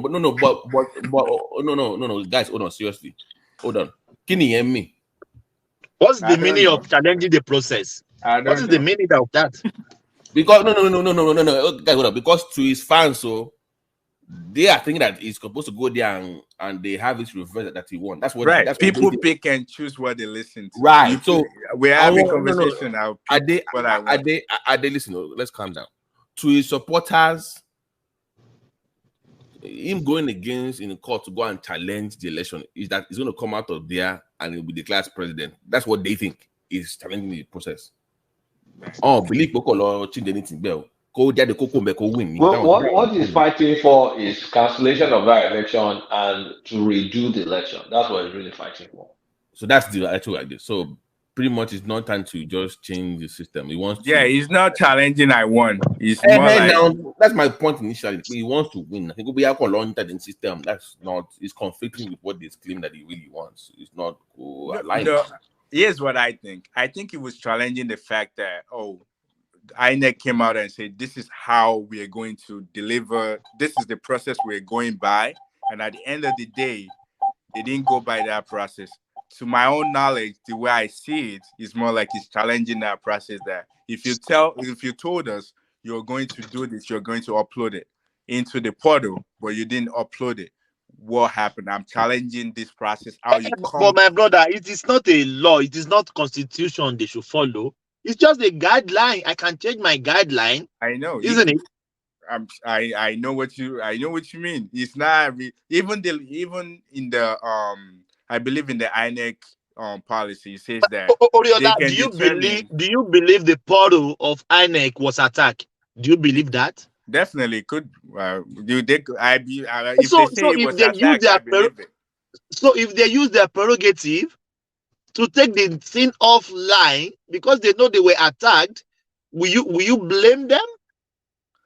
I don't blame them. And here's the thing: I don't see anything wrong in challenging the process either. I mean, if you think I'm a liar and I can go to the court and prove that I'm not a liar, then you should just accept it. If I prove it that I'm not a liar, then accept it. I have a question. I have a question, guys. I was reading a tweet by Omokoye. Interestingly, I didn't even know that even though Obi claimed to have, I'm sure he went to UNN. To INEC, he never really presented his degree. It did not. It only presented WAEC. So can you go only question mark because they said no. Wait, he didn't do well in school. That's probably he didn't do well in school. Now he didn't do well. He's just a dumb man now. Just average man. Maybe that's why he didn't want to present the university because you're gonna pound on him that he didn't do very well. How did you get? Wait, sorry to say, not disrespect, but how do you get top class in philosophy? It's philosophy, for God's sake. How do you get? I'm sorry. Judge Bush was the third. But K, come on now. It's philosophy. How do you go to be lower? Come on. Philosophy is a tough course now in UNN.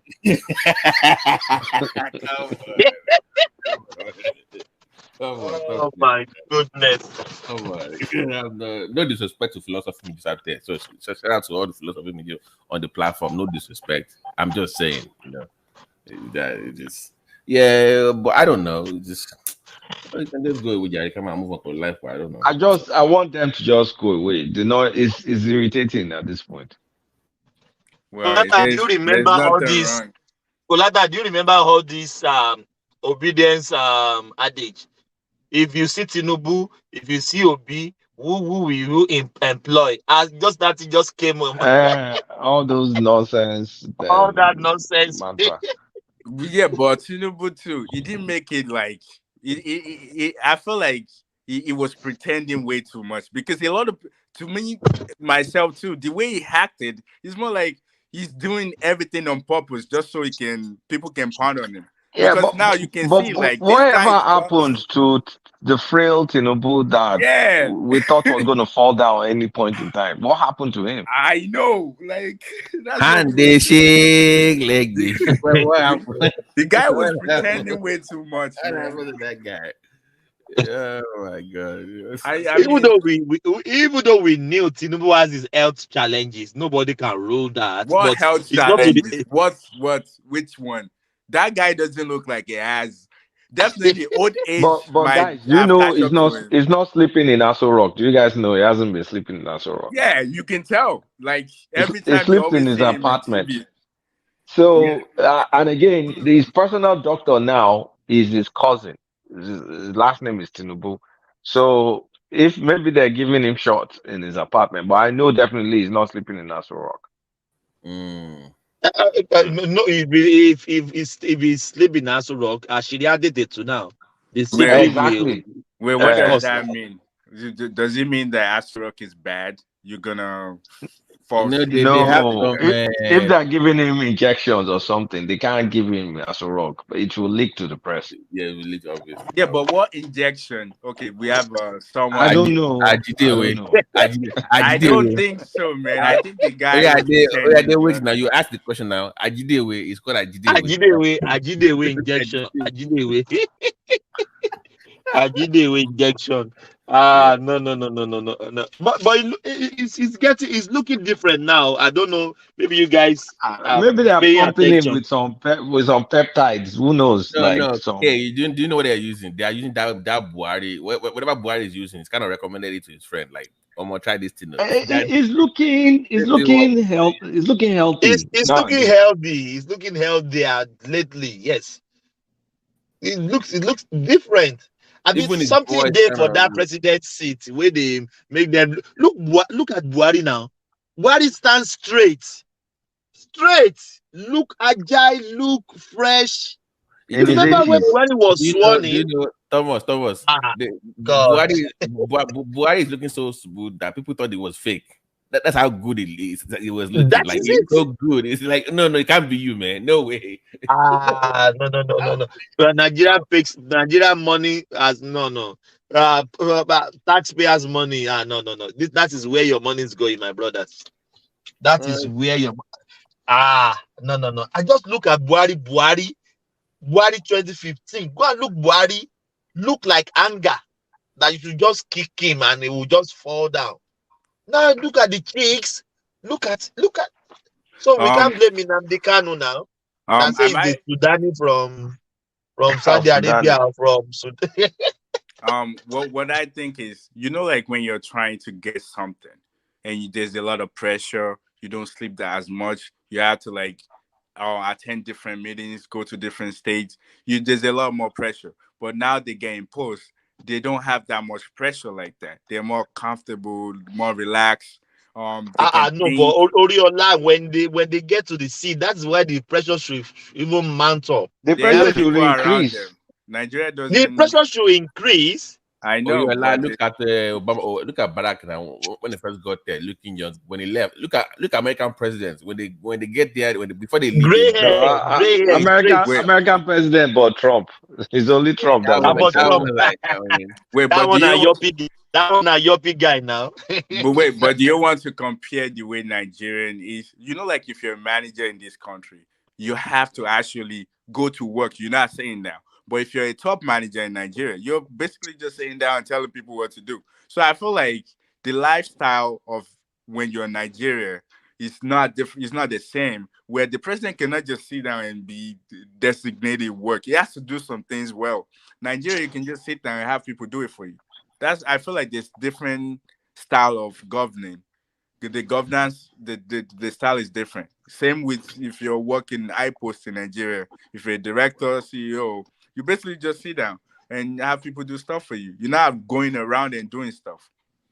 That's might be the difference. It depends on your leadership style. Like Buhari was very hands off. It did not. He hired you. It did not follow up with you throughout his tenure. It didn't follow up with you for once. But they said Tinubu is a micromanager. So there's your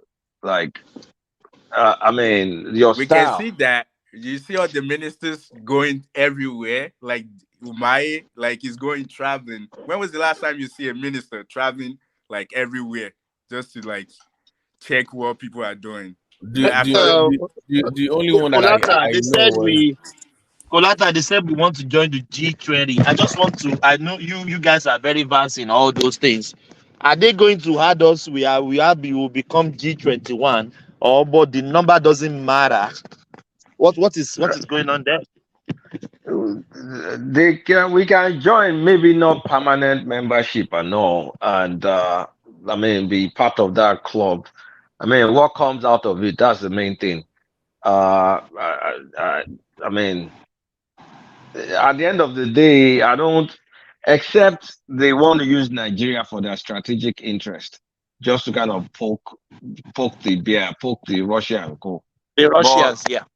But Russia too is part of G20. I want to believe so, right? Yeah, that's correct. They are. So China is there. All of them are there.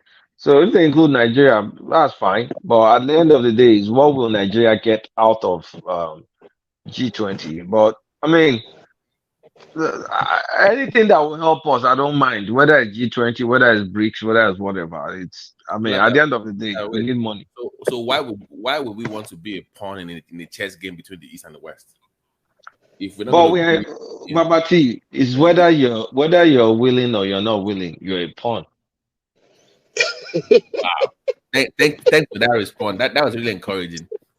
Yeah, but Nigeria is not.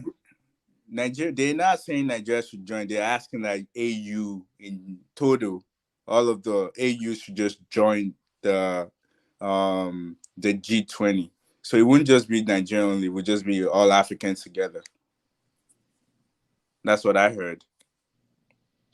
Because I mean, at the end of the day, if I mean, most of our I mean, who really is the West that really buys from us, really, uh, to the most extent. China, yeah.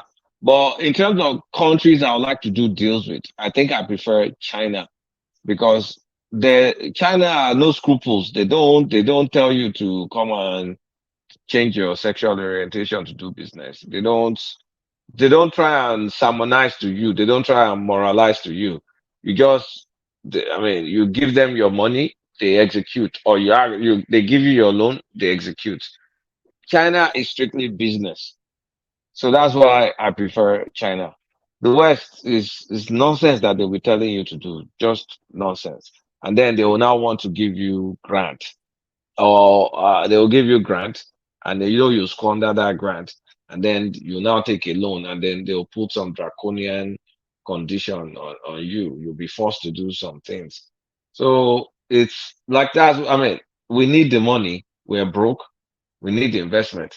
If I was Tinubu, I'll start selling government assets. I'll start selling government assets. Just Done, because we done, need that done the right way, liquidity. right? Done the right way this time. I mean, if they're gonna If they can do it the right way, because we not don't not have not, not, not forex. that article way of just banjo Oh mugbede. no, not that fire sale of article. No. Because right now we need to just attract these people. We need to attract money. We just need to, like, I wish there were opportunities. Like, we need to think about opportunities opening up. You see the way, how that time we sold GSM license, that everything was like $1 billion or something. We should look for another space in the economy where we can attract foreigners, where we sell something. Okay, that that's power now. That is the next GSM kind of investment, or in terms But of they messed up the power now. Some people already have some licenses. People that are not qualified, Jonathan gave them. Okay, hold on. No, guys. Wait, I already told you the solution is very simple. Those people are drowning. Some of them are drowning in debt. Just force the banks to recall the loans. Then they will force a sale. Banks take over those loans. Then you start to negotiate the deals. It's not that difficult. It's just political will. Oh, they're not profitable anyway. So force the banks to recall the loans. They bankrupt them. They take it back from them. Then government can just do a resale and rebidding again. Now to a credible bidder. That's all. It's not that difficult. That is the next GSM. Can it be fast? If you are serious now, if you know what you want, then you speed the process up. They're already owing. They can't pay back. Remember, the government even had to give them money at some point. Those discourse and deals, that will be funded by government. Because you can have AMCOM take over those. Just banks recall your loan. I beg, take it back from them. Then let's do this deal over again. That's it. Wait, I don't understand that sector. How you guys are, because I have different point of view with what do they currently have? Are you saying that because distribution deals, electrical distribution deals? Oh, so you're not talking about actually the source, creating the main source for power generation. Generation. Yeah, more like generation to their problems in generation. Like they were just talking about this Mambila power project that's supposed to generate, is it 3 point something gigawatts? No, it's just about maybe 1,200. Is it 1,200? I thought it was like 3,000 megawatts or something. Okay. I don't know. I'm not sure of the figure, but it was issued to a company called Sunrise, Yoruba guy, by another Yoruba guy under a Yoruba government. Obasanjo is now denying that I was not aware that there was a. But okay, can I? Okay, $6 billion. This is what bothers me. Why can't you just sell to the actual company that has the expertise to do this, as opposed to these guys that they don't have anymore, just because they are? You know all this briefcase business they do in Abuja. They don't do that. They sell it to themselves. And if you have a good will, if you have a good heart, after I sell it to Babati, you will now go and look for a Chinese company or a German company that has technical expertise. That's if you care. But a lot of times they don't care because they sit on the contract on purpose. There's kind of like a scam in Abuja where people go and get contracts where they're not qualified. And then when government tries to break that contract, then they'll now take you to court abroad to do international arbitration, and then you will now win. That's what Danjuma is trying to do with us with the PID deal, the gas deal. And that's what this Sunrise is trying to do to us with this Mambila power plant. And K, also, why is government still holding us to transmission? That one I don't understand. So I don't that transmission now don't get killed. You know, Buhari signed a deal with Siemens, and they were supplying some transformers. So Siemens just came back like 2 months ago or so, or last month, I think it's 2 months ago, that deal that they will not be able to even supply all the stuff we want till 2025. Wow. 2025. So even though all these guys pumping money into the nation is just a waste because you can't even transmit. You can't even transmit the damn thing. Yes. So Yeah, but why? What I think, how come we're just depending on one? Like, how come they can't just put it out if you're interested in this particular area? Because to be honest with you, one company cannot do it all. Like the amount of power that we need in Nigeria, for example, for about 100 million household, I'm not even sure how many household we have. That amount of power that we need, we're not generating it one, and we can't have just one or two. We need about, I've heard, don't quote me, about 35,000 that we need right now. Of course, you got to scale it up to 35,000 megawatts of electricity. No. For Nigeria, come on, man. No, you need at least 100 and something thousand megawatts. Yeah. We can't afford that. We can't. I mean, that's too much. No. It's not too much. What do you mean? For we can't afford it now. We can afford it, but that's why I said that. Why don't they just put it out? Like, for example, if I want to like generate power, maybe I can buy a large farm and put solar panel there. Then I can supply whatever power I'm generating to Nigeria. That one you can do. We're talking about industrial scale of power generation. Wait. Yes. Even with solar panel, I'm not talking about the roof solar panel. I'm talking about large scale. Let me put it this way. Let me put it this way. Transmission should be done. It should be rigid. The same way you do in America, where you don't have one singular transmission line or power. Where you have, but in Nigeria, like he was saying earlier, one big man buys these things, and if we make that mistake with transmission, we are done for. If they do the same article deal with transmission, we are effed, just like we. Because but that's what I'm saying. Why do they need to just give it out to one person? Because this down. No, because they were still kind of. I think that was even done. I think it was Dua, right?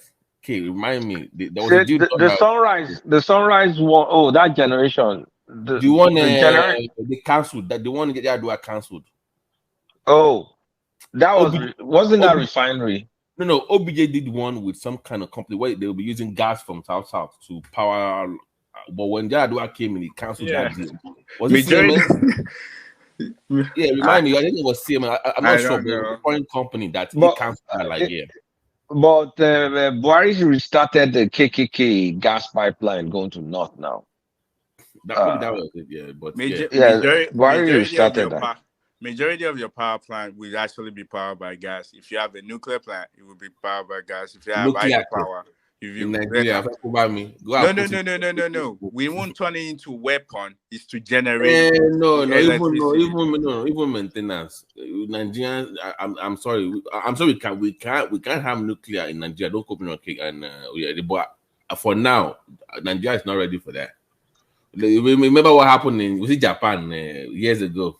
That leak in the was it Japan or Korea? I forgot. No, but there's a new technology now that wouldn't lead to Nigeria. Me trust in that much. Please don't put any nuclear. You want to put nuclear power in Nigeria that they built second Niger bridge. Every single manhole, every single metal thing on that second Niger bridge. So we should only depend on hydropower, right? I'm saying that if you have a nuclear plant in Nigeria, they will start selling parts there. And it's nuclear now. You can't play with those kind of things. It's not something you can Well, make. I don't think we can handle nuclear technology. Don't they have civil defense for property? They will be the one to steal it. They will be the one to steal it. That civil defense will be the one to steal the parts. I don't think people love Nigeria based on what you Nobody loves Nigeria. That's the thing. Like, yeah, because I mean, how do we get somewhere if everything is just like nobody cares? I mean, look at the rail tracks. They're stealing the rail tracks on a daily basis with trucks. They'll park trucks and they'll start. Yeah, don't get me wrong, because you are the tech guy here. But I remember in physics, something was called superficial linear expansivity, right? Oh yeah. So when it gets hot, it expands. So those things that is meant they do that for bridge, my guy. You now store those parts on the bridge. So what happens when it gets hot? Who does that? But don't you think it's inside job? But you are the one thinking this thing. Those guys just want to go and melt that thing and sell it. I think it's inside job though. I think it's inside job. I don't think this is not any inside job. These are random people. I remember now. Superficial expansivity, linear expansivity. For I know what I don't know. But even that train one, that's human life now. You can't put people in jeopardy now. I mean, you see, I don't know. Is it the hunger that is so bad that people just don't care, or people are just so criminal, or all of the above? Like, why would it even occur to you to start stealing parts of a public infrastructure? Like, it's crazy. It's just crazy. Who do they sell them? What do they use them for? It's money. Remember, they melt it. In Nigeria, where the power lines, they used to steal. Now people used to die trying to steal that. They will cut those main lines from Kanji. So they're starting this Lagos Metro now. I can bet my life that they'll start stealing. I know they'll get electrocuted. Have you seen the sign? They'll get electrocuted. I saw the sign, but is it everywhere that I can shock you?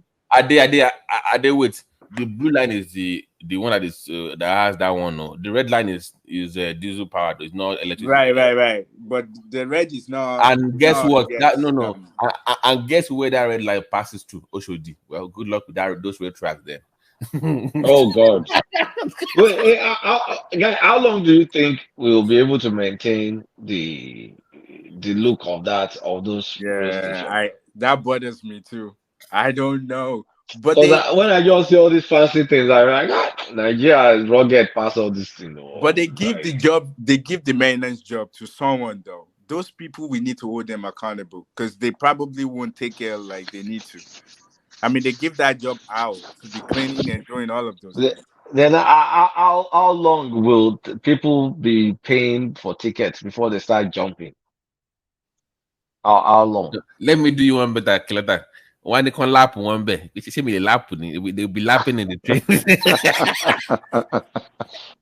Do you remember lapping back in the days? It was that lapping in Mulwe.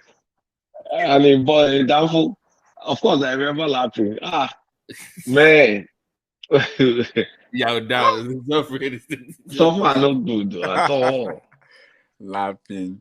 Yeah, they were. Well, I hope like they take care of that train because I want Nigeria to do well, even though I know it's a very tough. That is sorry to cut it short. You know, interestingly, I was working with this hospital network during COVID in Milwaukee, in Kenosha.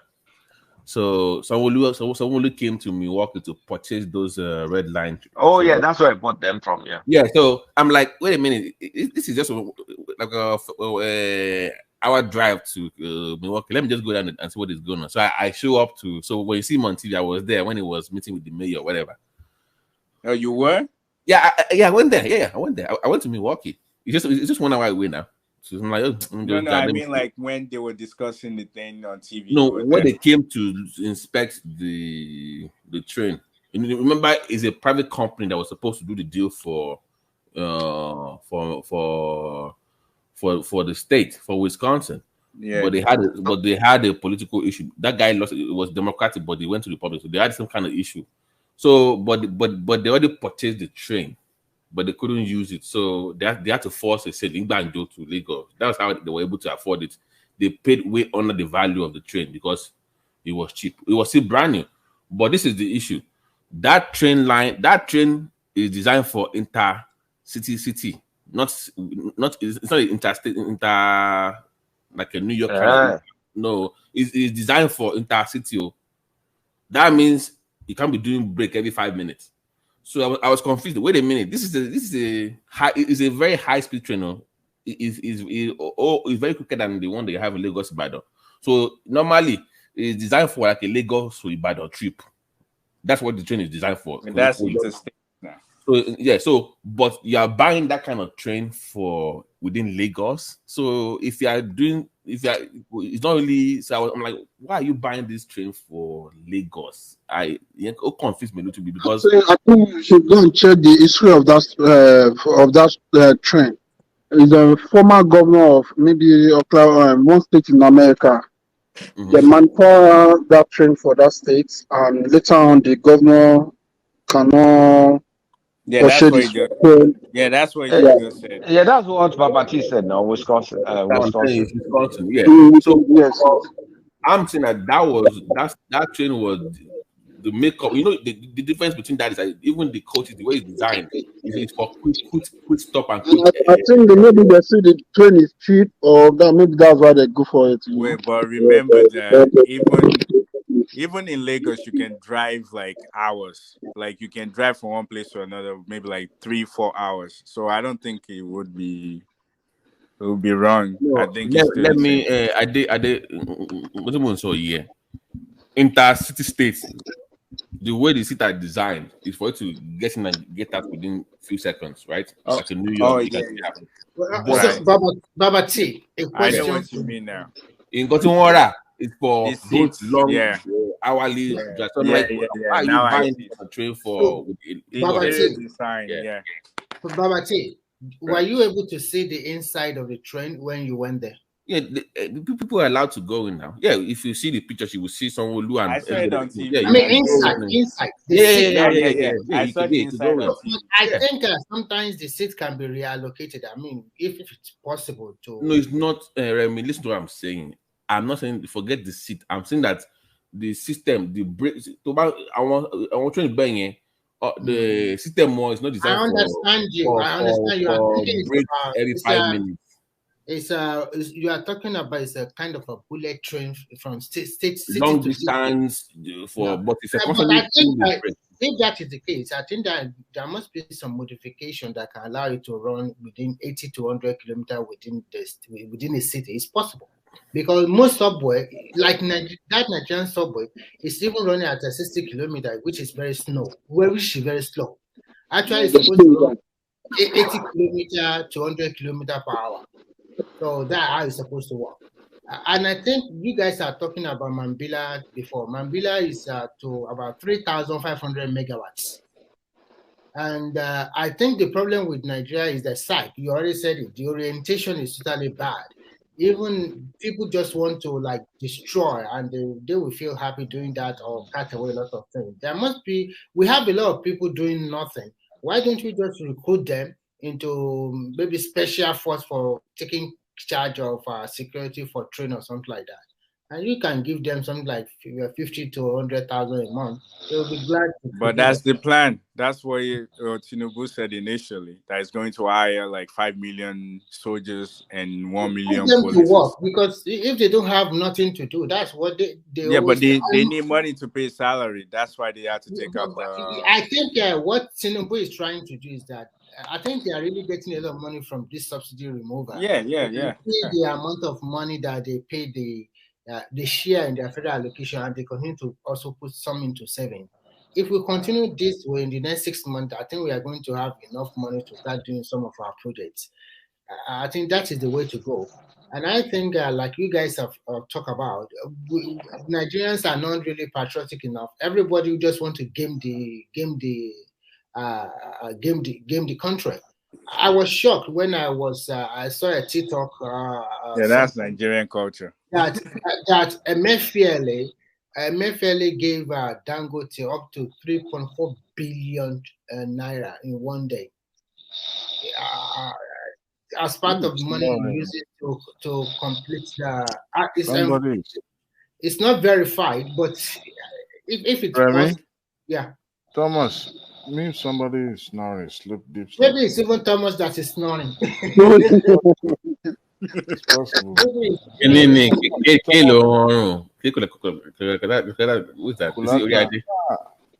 No, not me. I think it should be Thomas himself. Or if it's not Thomas, then it should be Thomas is muted now. It's Thomas. Thomas is muted, so it's not Thomas. I think it's Kulata. No, guys, wait. Let me cut this part. Can use this? If I look against him later, so my article wrong. I've done it one time. I did it one time. Tier was your own tier by money. Hello day.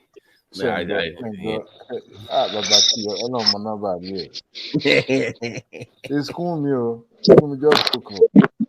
I'm not me. I'm here. Yeah, but I said you say this now. No.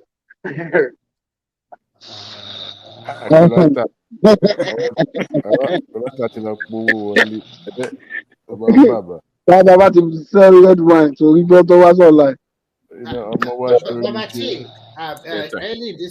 Early I was listening to one man talking about Lagos State distributing 50 kg of rice, 50 kg of beans, and 50 kg of gari to some people. The problem about Nigeria is that the people that are even rich, they go and line up to see what to get the food. That's not true, man. I'll tell you that is not true. You don't know Nigeria. It will happen, man. That's what will happen. They will line up. In college, in undergrad, some of the people that went to school that are Nigerians in undergrad were people that were using Nigerian scholarships, so that they got from the federal government to come and study. And guess what? They were kids of governors and senators. Yes. Right. So they will, those things that are meant for poor people, they will still take it and explore and use it now. So don't be surprised that they are taking the food. But you don't feel like they will feel kind of like shameful. Feel the care. Close, sorry now. Show more Nigerian. What are you talking about? I used to work with one hotel in Ibadan, and our next neighbor is the house of Obao Chudepo. This man that owns this hotel is is also a rich man, and we have contact with. Oh my God! Can somebody call him? Who can? Only Thomas. Thomas is and. A manager, am a manager. And then we usually cater for our clients from First Bank, Union Bank, Access Bank. They always come to the hotel to stay for 1 month. We'll provide lunch, dinner, and the rest. When we get a check, all the promises that the woman, the wife of the rich man, promised us that you this hotel manager, you get this, you this, you get this, you get that. Immediately she get that check, she got the check. Sorry. Story will change, eyes will change. So I now know that the rich are even more wicked and they like more money more than the poor. That is when she will renew it on all her promises. And before you could know it, the following week she's traveling to London already. Go and blow all the money there. I don't understand what is the problem with Nigeria and London. If you get easy money or any money like it, then she will travel out. And then she'll put her daughter there. Our daughter too does not even have coordinate very well. So, and what I just want to say is that they game the industry a lot, even including Obasanjo. I also privileged to know some professor that was supposed to help Nigerian farmers. When they got to Nigeria, instead of helping Nigerian farmers, they were posted to Obasanjo farm, Danjuma farm, all of them farm. They don't use their money to do nothing. They just game the country anyhow. Yeah, everybody act that way. That's the thing. It's not like, so with that we're talking here too, if we go to Nigeria, some of us will still act the same way how everybody else is acting. So it's not really So like somebody like you will act like that. So I will record your statement. And if you're in position of authority in future, No, I wouldn't act that. I'm saying that some of them. Hey, yeah, don't be afraid. I'm just kidding. If you, I mean, you've never seen me went back to Nigeria and hacked, man. But the thing is, who knows? Your voice alone, that one will remain in my head for a long time. Just mere hearing your voice, I know this is the guy in one man show. I will remember now. It's so easy. It's not about face alone. Voice cannot change like that. So, but do you guys think about giving the state to generate electricity? Would they have to start from fresh, like generation, transmission?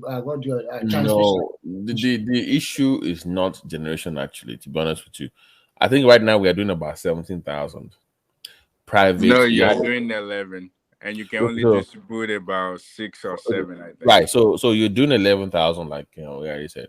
But the issue itself is transmission.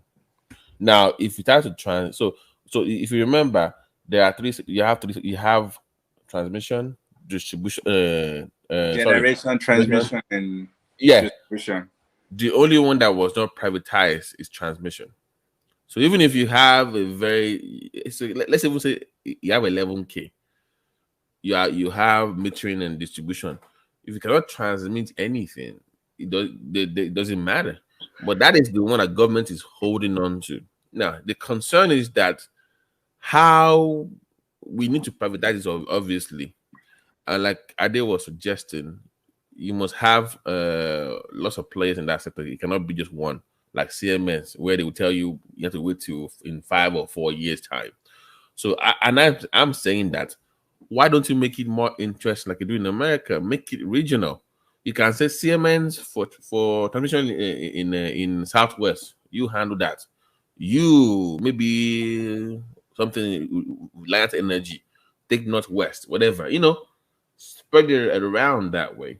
Yeah, but government has to let go of transmission. That's what it boils down to. They have to let go of transmission. Right. So even if we were able to transmit the 11,000 that they have, still will not do anything. But at least, like you said, they should still be able to distribute that, to transmit the 11,000 megawatt. But another thing is this. So for example, we have the people that transmit this stuff. Like do you know we are producing, we are not transmitting all we produce. Yeah, but still, if you transmit everything that you produce, we are not distributing all we generate. Yeah, even if you transmit everything you generate, it's still not enough. 11,000 megawatts is not enough. This is what we are saying to you. If you can transmit my 11,000, then I will be forced as a businessman to expand my generation because I know you can carry that load. Yes. So if I do 11,000 and say, don't worry, we can do 11,000, then I'll go to 15, 18.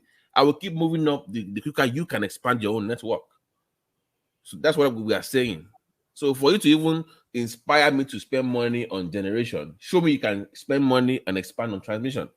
Then you see people will start investing in generation because they know you can transmit that load. But if you can only do 5,000, why would I want to invest in generation when I know you cannot carry the load? Yeah, I understand that point, and that's the reason why they can't just depend on just one person. They have to depend on different types of companies. Like now that like now that state and to generate electricity, can they do all the three together by themselves? Right, that's what they said in their law. You can actually do those three. What is stopping them? Nobody is stopping them because because it's still new now. It's still because remember, like the one that Lagos gave to Femi to handle Lagos, they gave him everything, the 3 phases. But what it's going to do, I believe, is that no, they didn't give him the 3 year. They only gave him just generate and the transmission, I believe, because they already have people that is distributing so they gave thing him already. Who are distributing? You mean those discourse or something like that? Yes. They are not No. You know the new law, I believe, because I follow I follow the Odua investment group. I follow them closely. You remember Lagos, Oyo, and Ogun? They came together for their own summit, and they agreed to partner in train network and also in power. And part of, if you go look at their communique, they have generation, distribution, and transmission there. So I that's why I said the law, I believe, also allows you to distribute on your own, like in America. Because actually, apart from major capital city of Nigeria, all other cities or towns, those one can be powered easily by off grid. Right. Like so solar. Don't do that. I think that based on if you can generate with hydropower, there's so many ways you can generate electricity. So solar is there, wind is there, hydropower is there, nuclear is there. Then we can combine everything instead of just separating them. Don't separate them. That's what I think Femi wants to do. I think here's the game plan that Femi. I don't go. So how many years does Femi want to do this? No, hold on. This is what I think we want to do. There are a number of his friends, like the Odili case, Davido's family. They are already into generation. I think he's going to invest mostly in transmission. This is the power play that I think Femi wants to do. He's going to build transmission lines. So if you have generation, guess what? You'll be forced to move your load around on his transmission line. Then he will charge you for that.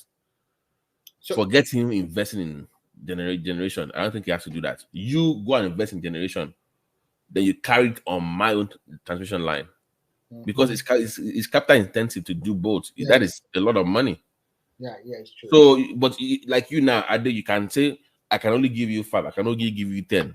If you have 100 of that, then come on my line and transmit. Yeah, that's exactly what my point is. That's what we need to do. They shouldn't depend on one person. They should have different people generate, and they can out transmit it. All right. So Babate, what is the capacity of the generation of that Oshogbo plant? I forgot the name. Is it in Oshogbo or near Oshogbo? That big one generating plant that Nigerian government have. I forgot the name. They call it. Do you know, Babate?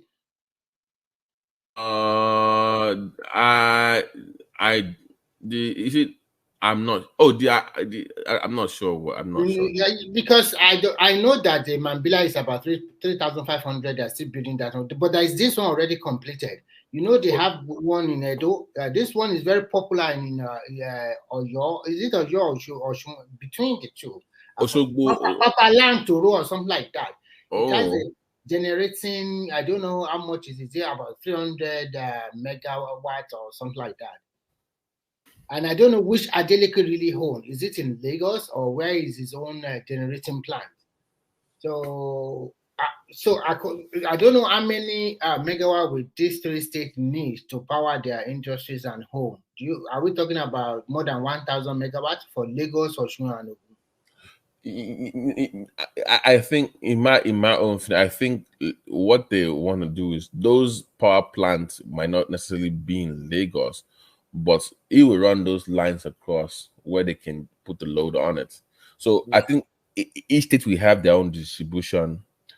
Then maybe 2 out of 3 we have the generation, and they can just put it on transmission to Lagos. Because Lagos, I don't think is going to do enough in terms of generation itself, unless they want to go waste energy, which I think they have abundance of waste. By the way, why is nobody investing in waste as a form of power generation a day? Yes. Because Lagos to me should be a good man for waste form of power generation. Now you have enough crap to put in. So we are not thinking very well in that country. Everybody but the technology to do that. Do you know how much that's the thing? Like we can do these things, but the technology is more like, do we have expertise? And if they have to give it then out, we have to bring expertise from abroad. We don't have them, then you have to hire them. No choice. No. I don't believe that that's how you build a country. Like just having people.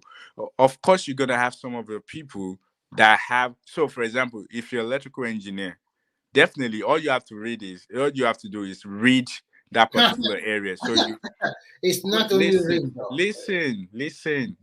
All you have to do is read, have idea, and you can get a good team. Because, for example, if I get expertise to come and do something for me, and I have no idea what they're talking about, all they're doing is just telling me what they think is good. That's not a way for you to do progress. I don't buy that idea, because if you never practice anything and just say, "Oh, I'm an engineer, I can read and I can do it," that means you are just doing what you call it. Is the risk there is too high for any state government to pump in billions of naira and then give it to somebody else and does not have any experience of building such a thing before. I think we cannot be an island of everything. So Thomas, are you? Sorry, Thomas, are you there, Thomas? Is Thomas? It's there now. Well, I post the link of what you asked that shows all the power stuff in Nigeria, generation stuff in Nigeria. Okay. And how much? I'm here, Babati. Can you put that link on the main page, in private chat, the last link I posted, so that we can get to show. Yeah. I'll take it. Yeah. If you guys don't mind, I would like to comment on the last AGM of the NBA body. Oh, we never talk about that topic on this show, right? Hello? No, your volume is low. Is it low? Yeah, we can hear you now.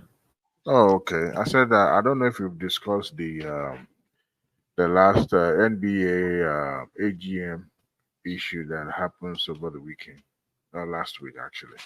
Oh, the one that the woman was exposing their dirty laundry in public. Yes. Oh, we have a lot to deal with in that country. To be honest, I think tribalism also was part of the issue, and of course, political undertone to everything that happened. And I like the way the new NBA chairman actually came out boldly to, counter every accusation that was, leveled against him. But for the fact that he invited the president gives a lot of them headache. I think that guy is a pastor. So if I'm not mistaken, I'm not so sure, but I think he's like a pastor. No, it's not a pastor. It's not a pastor, but it sounded more like a clergy person, And of course, trust lawyer. The lawyer will come and bring the receipt. Unfortunately, what actually happened to that body is a microcosm of what is happening in Nigeria as a whole. Every now and then, we accuse the leader of being corrupt and other social vices, but we ourselves never look in the mirror, to accuse ourselves what we do the most.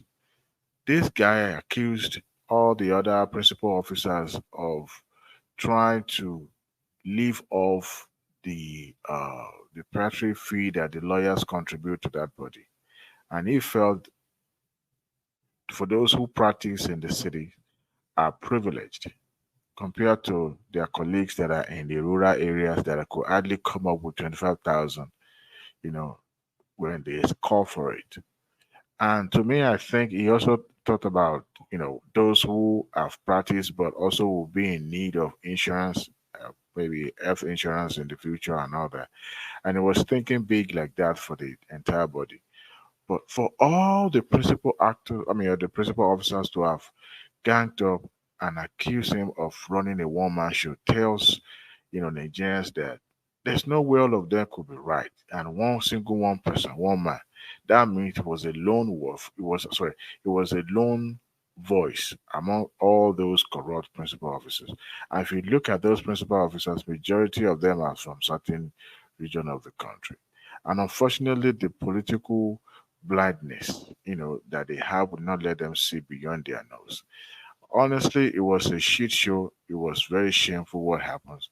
Not even the elders of that body, those past presidents, could intervene because all of them were hell bent. But I like the way he had the last say about everything, because he said he didn't feel like you need to have a rejoinder with all of them, but because the way it pans out, he had no choice than to talk. And he also came on about his show over the weekend on Sunday to elaborate more on what happened. And I think the fact that he invited Tinubu did not settle well with some of them. So let me get this. A legal body, the NBA, thinks that the president of the country should not be invited because the case is in court. And how does that make any sense? Because they believe that the case is still pending in the court could swing anyway. And he said, "But that's not the. He's still the president for now." Exactly how he tabled it at the about his show, that as of today, by the authority, in Nigeria, Tinubu is the president, and the fact that he called him to declare the conference open was giving some people, stomach ache. And that tells you, even though they belong to that noble profession, and some people are still blinded by, ethnics and religious affiliation, so to say. I mean, even if he had invited, let's say, Kwankwaso or Obi, I'm sure they won't raise any of this issue.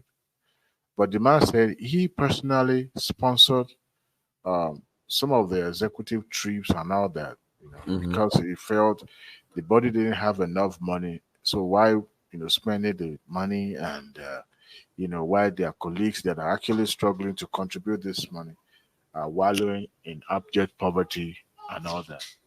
But what has culture not even permitted? Even Nollywood, if you remember what happened in the 90s, where they were like, if you dare, I remember only few people even survived that onslaught with Teko Benson and Zebejiro back then, where you had to pick a side. If you're Yoruba and you acted too many Yoruba movies, you were not allowed to come and act in this English side. If you remember, Kosoko was acting English movie before, unknown to many people, but he was forced to choose his own Yoruba. So you've always had those dynamics in those bodies, from sports to entertainment to even Super Eagles back in the days.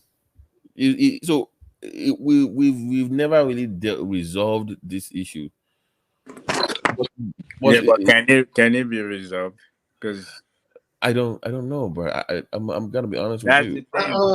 We don't accept our difference. We have to accept our differences. It can be resolved, but that's the uphill tax. It's going to be. It cannot be resolved. I don't agree. It can. I will tell you the truth. If you are still looking at ways like democracy, we should do it in a soft, gentleman way. It's not going to be resolved that way. That country, we also need a little bit of higher hand. The problem that is spanning in Nigeria is tribalism, and it's there already. Like this last election, some people, because their candidate did not win, they still have it in their back of their mind. And some region think they should get this on a platter of gold because they have not been the president before. And now you can see that even at that NBA conference, some of this elite, some of them are the problem of the country. They are the problem of that country. They don't care about the juniors one. They just care about lining their pocket. So nobody is really can say, I am a honest man in Nigeria. A Chinese man often told me that if you line 10 Nigerians, because you usually do business in Nigeria, if you line 10 Nigerians, it's sure that none of them will tell you the truth. They even know Nigeria to be begging, every time begging for money because they have a factory in Nigeria. And they know the antics of Nigeria very well. That they won't go to work and they want to claim the money at the end of the month. They always ask for one, they always give one excuse or the other.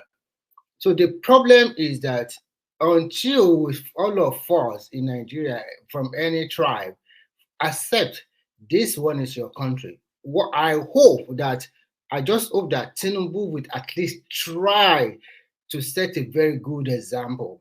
So at least if he can rule very well, I'm not expecting a Dorado, But if we can fix electricity to at least 70%, even in Nigeria, we can have 15 to 16 hours of electricity in a day. No, that's why do we like to dream? We don't. We don't face. He can't fix it. No. He cannot. That cannot happen. For Nigerian electricity to work, it can't work in 8 years. Why are we lying to ourselves? Let me finish. I'm talking about gradual increment. You don't expect Nigeria to just wake up tomorrow or maybe in 3 months or in 1 year. Yeah, then you're not getting 15 hours a day. Sorry. No, you can't be so pessimistic like that. Some states or some cities. I just broke it down for you how electricity work, man. You can't do that. You can't do that and just. What I'm trying to tell you, in some city in Nigeria now, they're already getting 24 hours, like Benin City, because they have that power plant it's working now. So they're having 24 hours of. Are you sure? Go and check it. Yeah, I'm sure. 100%. All Benin City. Yes. Edo is having 24 hours electricity. I did not say Edo. I said Benin City. I did not say the total of Edo State. So the entire Benin City has 24 hours electricity. At least that is what they reported. They are having almost 24 hours of electricity. Initially, you said they have 24 hours. Now you're saying at least. What I read was that they have 24 hours supply of electricity. But as a Nigerian, I would doubt it. But when I continue to read and I continue to see some people testimony about this, I think they are quite happy in that state. Yeah, I see your point. I just want us to be realistic. That's all. What I'm trying to say is that at least in the next 2 to 3 or 4 years, if in some major cities we can have at least 15 to 18 hours of electricity, that would be a visible improvement from where we are today. I don't want us to, because Mr. Remy, hold on. Aren't you making the same mistake that we've made in the past? We always focus on one area instead of diversifying. That way, as you're addressing the issues of the main cities, you should also not forget your Coups and Abba, because that's where you have your manufacturing plants. Yeah, I asked you a question before. I said, can off-grid power all those small towns and cities? And I put on something for Thomas to put on so that we can share, but he didn't put on the link. But I put the link there that shows the breakdown of where the power comes from. So, because there are some states in Nigeria that are plain land. It's easy for transmission and whatever they want to do. Lagos will be one of the difficult places to really do this because so many things are bastardized there because the transmission lines, everything is not in order. But for some town or some small city, I think if we can use off-grid for them, because it does not necessarily mean that all factories should be in Lagos. If they have electricity and you can locate your factory in this small town city and you can employ them, it's even more cheaper. If the logistic is really working. I'm thinking about 3-phase. Electricity should improve a lot, and we should be able to connect Nigeria with more train transport. I'm even thinking that even before the first tenure of Tinubu, I was thinking that he should do something like from Ibadan to Ilorin, standard gauge, because it's under 2 hours. And if you do that one, maybe under an hour, you're already in Ilorin, or under 45 minutes. It's a plain land from Ibadan to Ilorin directly. It's not Remy. Nigeria is a place. If you should be able to get from Lagos to Abuja on a train line within 2.5 hours to 3 hours. That is good development. Yes. So I mean, that is good development. Yes, for the first 4 years of him, he should be talking about standard gauge from Ibadan directly to Ilorin first. So that from Lagos, you can go to Ilorin, under 1.5 hours, you're already in Ilorin. And I don't see why you build a standard gauge like that from Lagos to Ibadan, and you are still traveling at a low speed of 80 km/h. That train is powered to get up to 120 or 150 km/h. But so far, that's the problem. Our people, they don't listen to simple instruction. Because if that rain at the full speed, it's supposed to get to Ibadan from Lagos to Ibadan under 45 minutes. So you can get to Ibadan with a car and quicker than the train. So can you point the train in there? Yeah, because the train is slower this way because they are thinking that people does not obey the rule. Because if the train is coming, you see some people. Can't fool that now. Oh no, excuse me. No, Remy. I'm sorry. I'm sorry. Once they kill about 4 or 5 people, that's the only way. Actually, how can you be selling your wares on train lines, on the train track? You will say, we are calculating, we know when the train will go. That is not supposed, it's not done that way. And they cannot just fence with wire everything from Lagos to Ibadan. Nobody does something like that. So our people, is it because of education or stubbornness? I just don't understand. Nobody play with train track.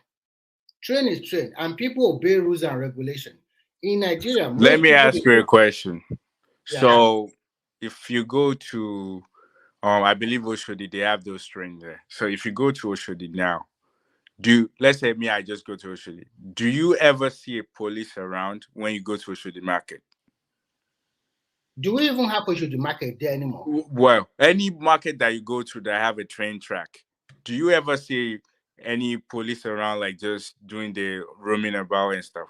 Do you ever see that? It's a long time. I've been to Oshodi, but I never stepped down. It doesn't have to be Oshodi. I'm just saying any market that has a train track. The point I'm trying to make is this. The law enforcement, they see them on that train track, but they never act.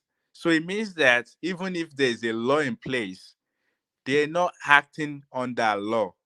So it's more like the police know that you're doing something wrong. Like, let's say I go to someone's house and I'm peeing on their wall, and the police just drive by, and he saw me doing that, and he didn't act on it. That what you're doing is against the law. So why are we blaming people? When I was growing up, my father used to go to Abeokuta every weekend, and we must follow him.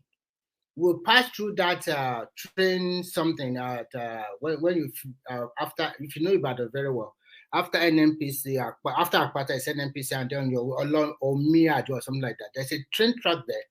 If the train is coming, the train will blow an horn. Even if they have not put that divider into that train, everybody stop.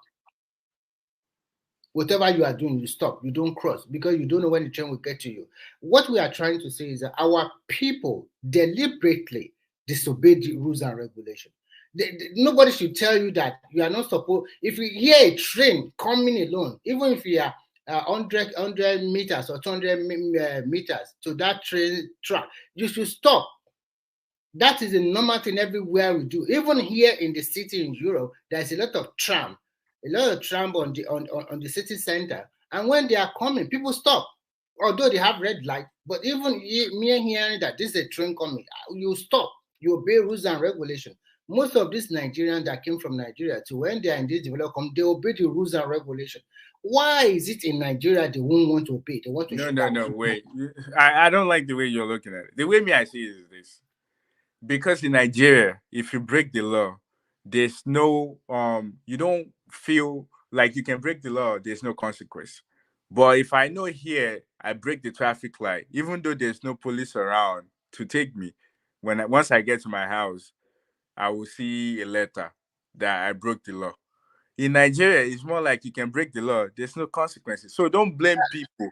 If you are looking at it differently, Nigeria, they break the law, and once they break the law, they'll find a way to go and bribe everybody. No, and then at the end of the day, it's my in-law, it's my this. No, that means the institution is not working. Listen, when the government wants to take action, they will put tribalism.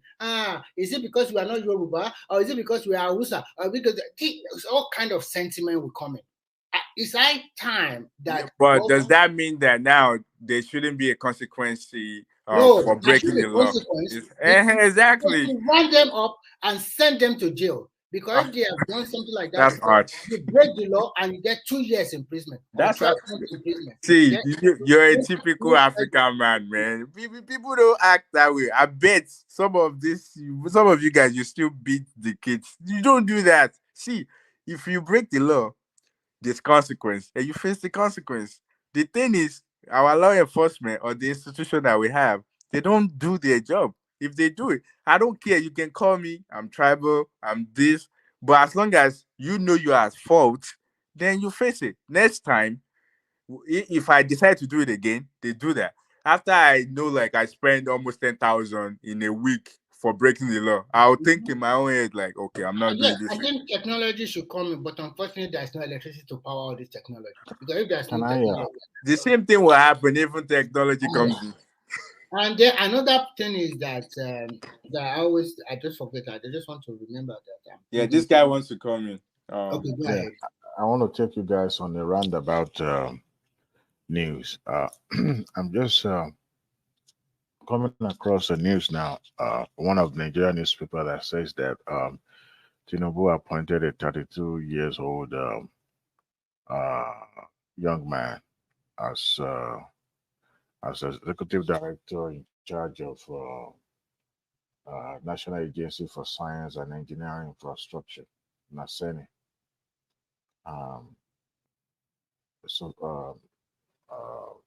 Agency under, I think, Ministry of what can we under which ministry can this be now? Maybe Science and technology also. Technology, sort of. But a 32 years old guy. His Yeah, name is I read the news. Khalil Aliyu. To me, that's a very significant departure from the old order. In the past, I don't think this guy has a political affiliation with the current or the incumbent. I'm not denying that it's possible that it might be sponsored by the political bigwig, but the fact that it's able to sponsor a 32 years old doctoral candidate shows that they're trying to tap into that sector to ensure that because that sector is actually a youth-dominated sector. Yeah, and Adewale, to add to what you just said, I like what Tinubu is going to India with this new digital technology minister, that Ayeni.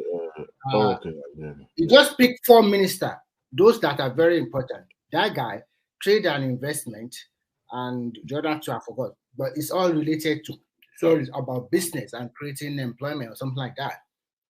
This news you just read now, I've read it like 3 or 4 days ago, and really?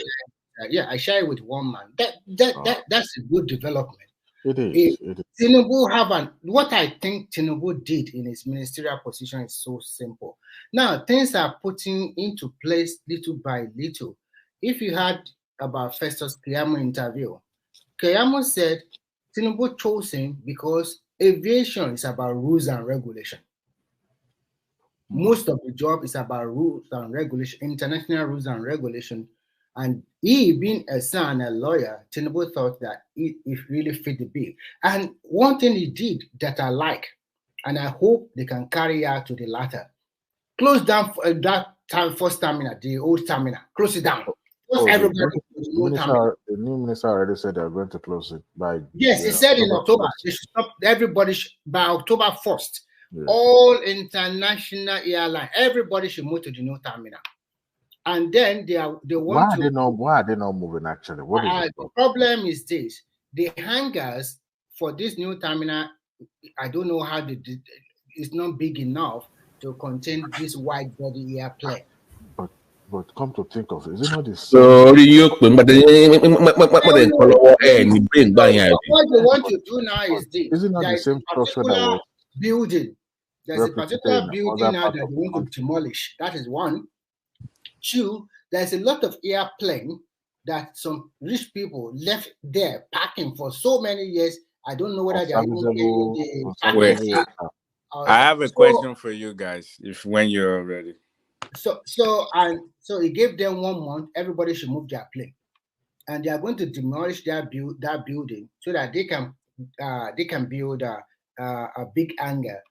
In the alternative, government is going to procure airport buses, those ones that are very long, so that they will carry passenger from that into where the plane will be parking now. So that's what they want to do. For the meantime, before they finish the building, and I've been to that airport. That airport, when I was flying to Doha, when I went to this January, oh my God! You're a Muslim? Eh? You're a Muslim? No. I flew from Lagos to. I thought you said you went for Umrah. Okay. I said Doha. I did not say Umrah. My Okay. departure flight is because I went to Qatar Airways. My departure flight is from Lagos to Doha and Doha to Helsinki. You flew Qatar? Yeah, I love Qatar. The last time I went to Nigeria, I flew Qatar. I was in Doha too. So my God. My departure date is from that new terminal. I was so happy. Everything was clean and they attended to you very well. Within 10 minutes, I'm already done with the immigration. Blah, So blah, you blah, now blah. see how nice Muslims are, right? I'm not talking about you. I'm talking about Lagos terminal. It's not about I'm not talking about Muslim. It's about culture. Our culture. Remy.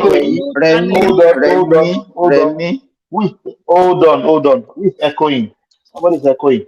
It's Simba. Yeah, go on, Simba. What I want to say is that I'm talking about the new terminal in Lagos. Adéwálé má parọ́ mọ́ mi náà ó sàárọ̀ lébi o àárọ̀ làwọ̀ àwọn parọ́ mọ́ yẹn láàárọ̀.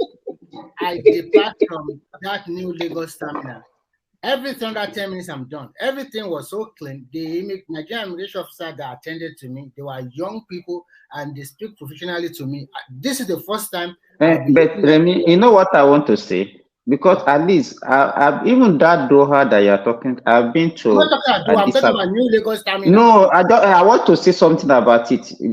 This one that you're just saying that they wanted to buy new buses that will be carrying people. I've experienced that kind of practice in Addis Ababa. I've experienced that kind of thing in Cairo, and I've experienced it even in Doha. Everywhere they have now, yeah. Yes. So they would where they will drop you is buses that will take you from there to the terminal. If you are so if we know we can do that before, then why do we now wait till now before we took such an action? Don't you think Nigerian people, when they cannot get something from something, you should understand, sometimes they slow down the process. Or maybe the former minister too does not have that kind of mind. But Festa Kayamo, I'm not saying he's totally a saint, but because, so this is the process now. So they will buy all those long buses and they will ferry you from. That is still boiled down to what you are talking about. You know, let me tell you, as a minister, you always said that we should not continue to complain. Let us move ahead. Exactly. The issue is even about the president himself. Can you listen to me? Yeah. If a president has a vision, yes, and he has a goal for your ministry, then you don't have any reason not to perform. But if he doesn't have any vision or goal for your ministry, then you just be a redundant minister. So you don't let I think that is what is happening. So Simba, as we finish all the immigration formalities at the new terminal, you cannot believe it.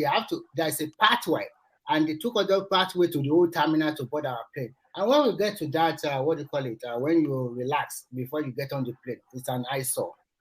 All the AC, okay before you board.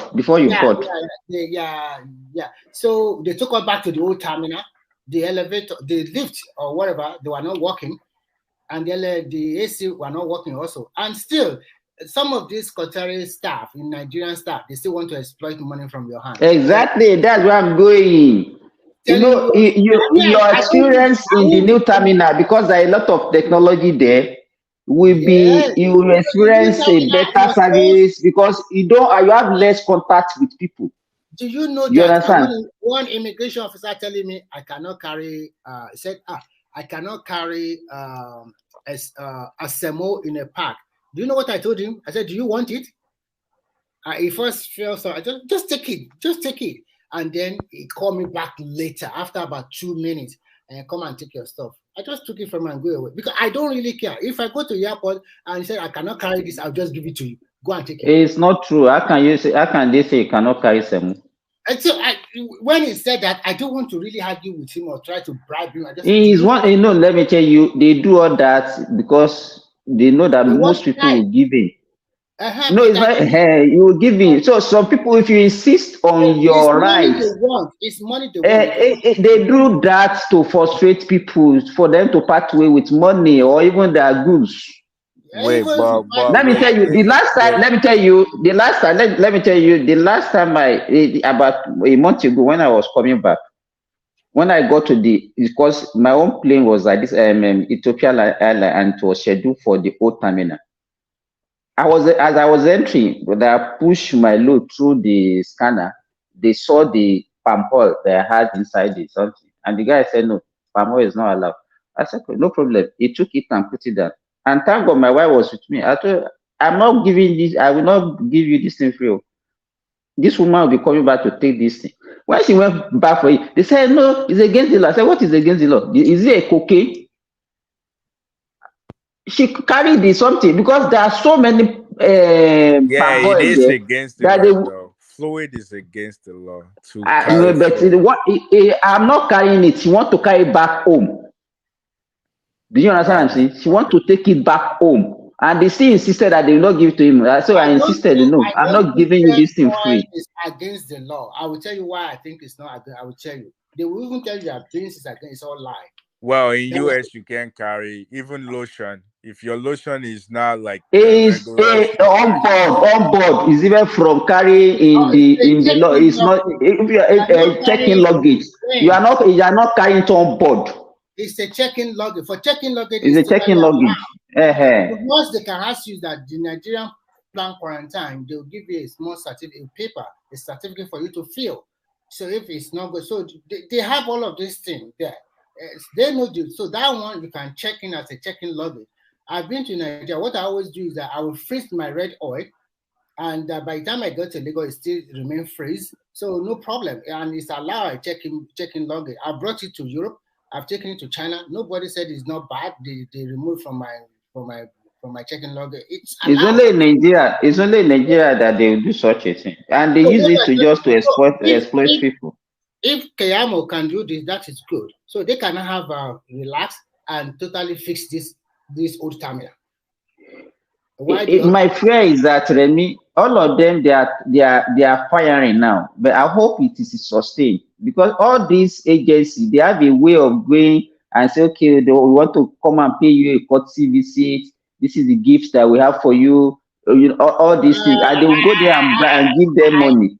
I think anybody that is going to bribe Kayamo, and Kayamo is a bad head. It's not only Kayamo. Look at even the Minister for Interior. Look at what that one is doing about passports now.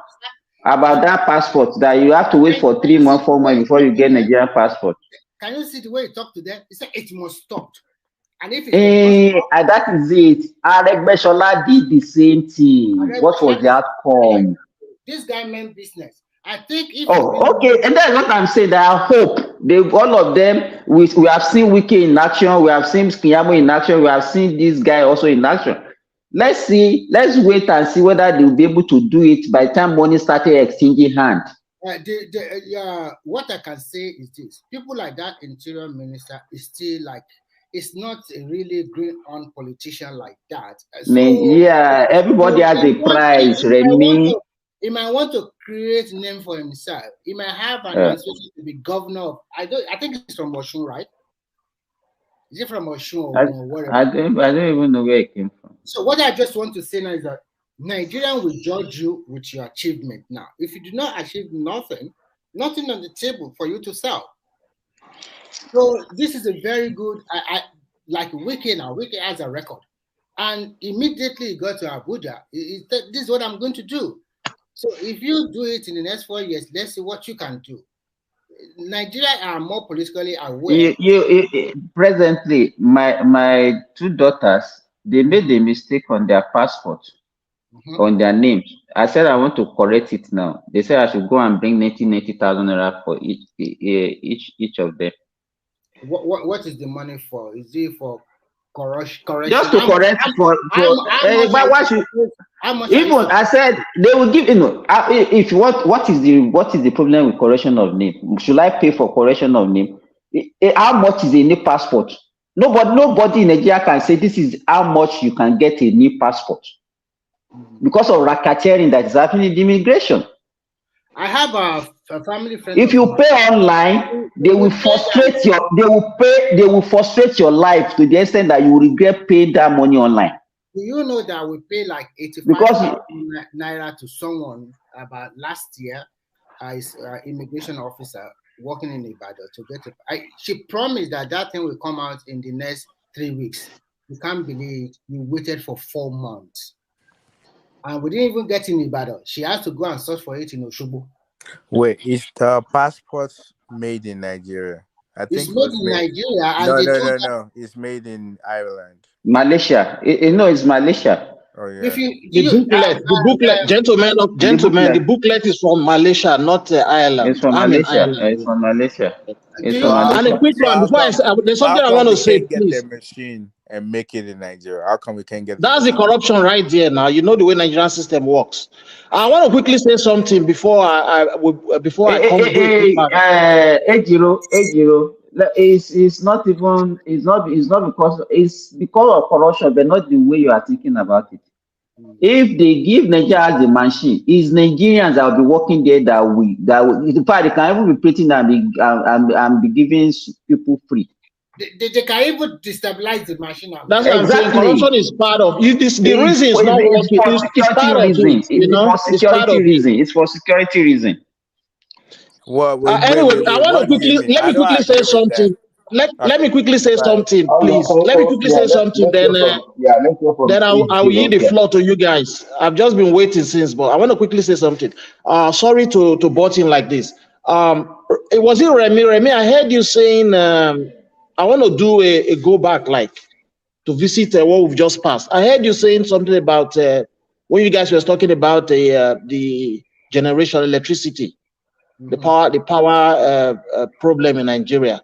You were saying something about Edo State, right? Yeah, I was talking about Benin City in Edo, yes. Okay. Because I'm from that state, so that's what I wanted to. You are saying that there is a constant. There's 24 hours light in where exactly? Benin City.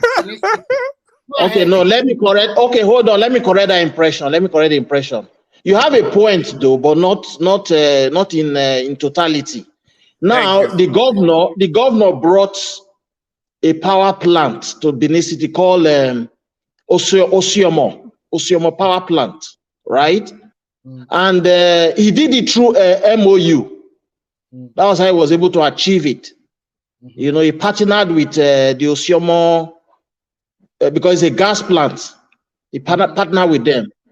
So that Osiomo, even past my own house, this Osiomo I'm talking about now, is just key places like the Ring Road, Kenwan Road, Airport Road, you know, just strategic places that he was able to. So not all the Benin City. Sorry? Not all Benin City, only some. No, not all Benin City, not yet. No, not yet. The problem is, do you have an idea of how much they pay? Okay, now that's what I want to say. That's why I came on.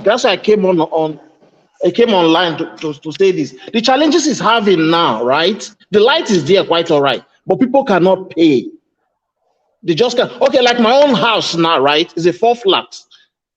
The 4 flat, each flat in a month, the bill that is coming out in the month is almost 200,000, 180,000 for that 24 hours light for each flat. For each flat. So if you are not living abroad, you are living in Nigeria with that kind of minimum wage. How are you going to do that? How? Wait. Then you don't need 24 ask for the. Hold on. If you ask for the Oyade, may God bless you. That is, you know, I've raised this issue on this platform before. And what they are saying, okay, let them have it first. I said Nigerians cannot afford 24 hours supply. Let's have it. Let me give you another example. I have a Ghanaian nurse that is working with me here. She just came about a month ago. When I was interacting with her, I said, because that is what Nigerians see when Ghana is better than Nigeria. And they say, in Ghana, they have 24 hours supply of electricity in Nigeria we cannot have. Like people like Ekene they will come here. You don't pay, even the little that Ekene is getting is not paying now. Now, I asked her, I said, what about the electricity? He said, oh, the former president, they used to, during Rawlings, they were able to achieve it. But the one that came after Rawlings, but the one there now, they have stable power supply now. But the next thing that he said that what is the essence of having the power that they cannot afford? That most people can still not afford the power, even in Ghana. Electricity, everybody knows. Let me look. I'm going to go off. Let me land quickly. You see, like I was saying, right? So now, what they are doing now, the biggest problem now with that Osiomo power plant is that prepaid meter that they came up with. The one the NEPA was using before, people were using before, right? That one is more economical. With this Osiomo power plant prepaid meter, once you buy a card, once you recharge it, just the way you are recharging your phone, once you recharge that card, it will just be flying. We'll just be flying like jets. Can I ask you some questions? Wait. Go ahead, yeah. Go ahead. Those people that they are incurring about 120,000, can you tell me whether when they are using, whether in their flat, they have a refrigerator, they have an air conditioner, they put on their TV, they put all the light? This is a way for you to cost your energy also, because you are using. Remy, you are right on track. You are on track. It depends on your uses as well. Yes. Yes, I'm also depends on your uses as well. You are right on that. Yes. I'm also using prepaid meter in my house, and I do have everything. And we also buy card to use. Okay. And I can't remember how much I spend every month, but it's not up to 120,000. It's not even up to 50,000 a month. Okay. So I think it depends on the usage of electricity. Even in the so-called abuse that we are today. No, that power plant the governor brought is a kind of cash cow. It's a cash cow power plant. It's not a cash cow. 8 euro. We have started. Somebody brought something for us. And you are not a cash cow. What he did is good. I'm not saying what he did is not good. Where did you stay? Where do you stay? Please, where do you stay? How much do you pay in electricity where you stay now? Where? What you mean? Where? Wherever you stay. Wherever you stay. How much do you pay per month for electricity? No, you can't compare Europe with Nigeria. No, you cannot say compare. What they used to generate energy in Nigeria is different from what they used to generate energy in Europe. You are not getting it, Simba. Listen, right? Before the Osiomo power plant, right? This is my point. There's what we call NEPA. In some places in Benin, I don't know for that Let me land so I don't forget my line of thought. Some places in I don't know for that state, but in Benin City, there are some places in Benin, like my own area, Airport Road. They say NEPA is not working, but NEPA, you can get light in NEPA from in my own area if you have their prepay, because NEPA later came out with their own prepay. So the prepare of NEPA is quite different from the one, this Osiomo power plant that they just reintroduced now. That's what people are trying to know why NEPA is not working. You know why NEPA is not effective? You know why NEPA is not effective? I do know why NEPA is not effective. Because it's not run profitably. And that is why people are even afraid of investing in that sector. It's not run profitably. Yeah, they use it. So another thing is that you people, I will let you know something. That discourse, they were distributed among Nigerian former head of state and the rest. Like Ibadan Disco, it belongs to a company owned by Abdul Salam. Because so what they do is very simple. Instead for them to inject more money by themselves, they went ahead and also the federal government gave them more money. And they make when they allocate all the distribution company to themselves, they make it very difficult for any successful government to start them. If you start that disco is a scam right there. That's why it's not working properly. That's what we're saying. Now, the question I want to ask you, Jiro, is this. Yeah, go ahead. Does the prepaid meter of this private company, is it because it always be similar? Are they charging differently? No, Remy, you're not getting it. It's not totally private. Government have a stake. They raise that. My question. They raise that power plant through an MOU.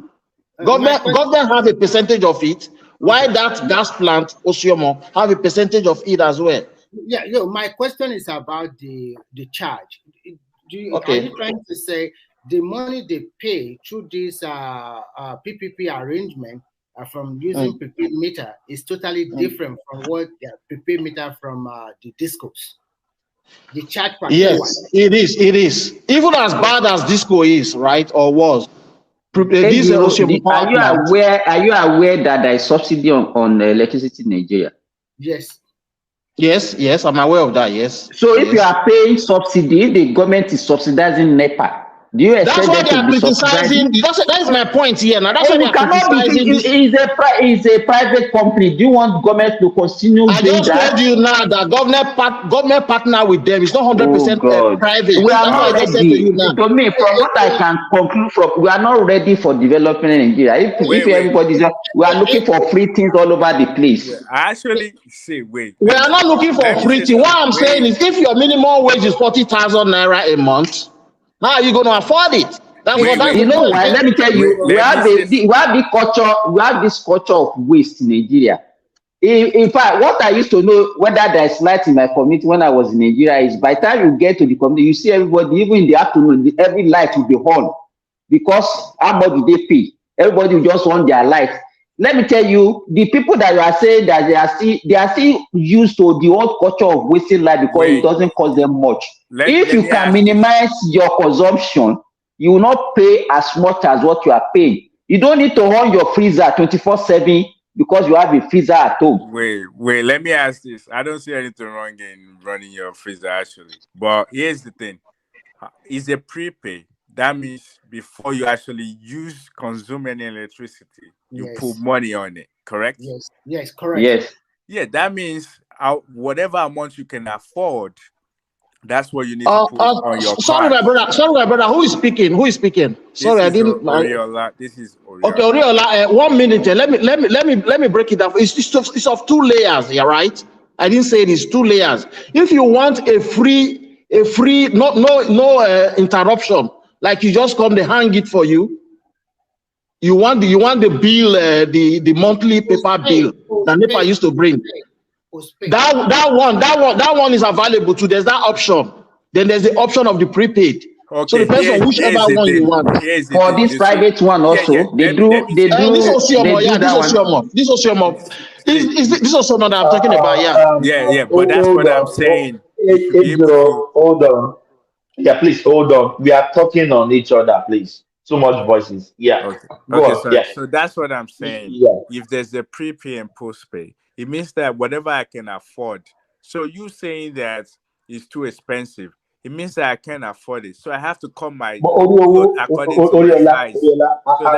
Nigerians, are we all right? Are we not what? Why do I ask that? You are asking for 24 hours light. Yes. That is why I came up. Sorry, because of that 24 hours light. That's why I came up to say this thing now. Because he said they have 24 hours light. No, even what I'm telling you is that we can't afford 24 hours light. No, don't say we. Don't say we. Some people, there's some people that are capable. I said some people can't afford it. If I have this one in my place, I'll be jubilating. If I have it in my place, I'll be jubilating. So in a nutshell, that 24 hours on that postpay, that is what I'm talking about, that you pay 100 and something. Yeah, wait. Even the place we live, if you can't afford electricity, that amount, like there's option for you on how much you can afford or the company to go with. So that's what I'm saying. Like they already give you that option.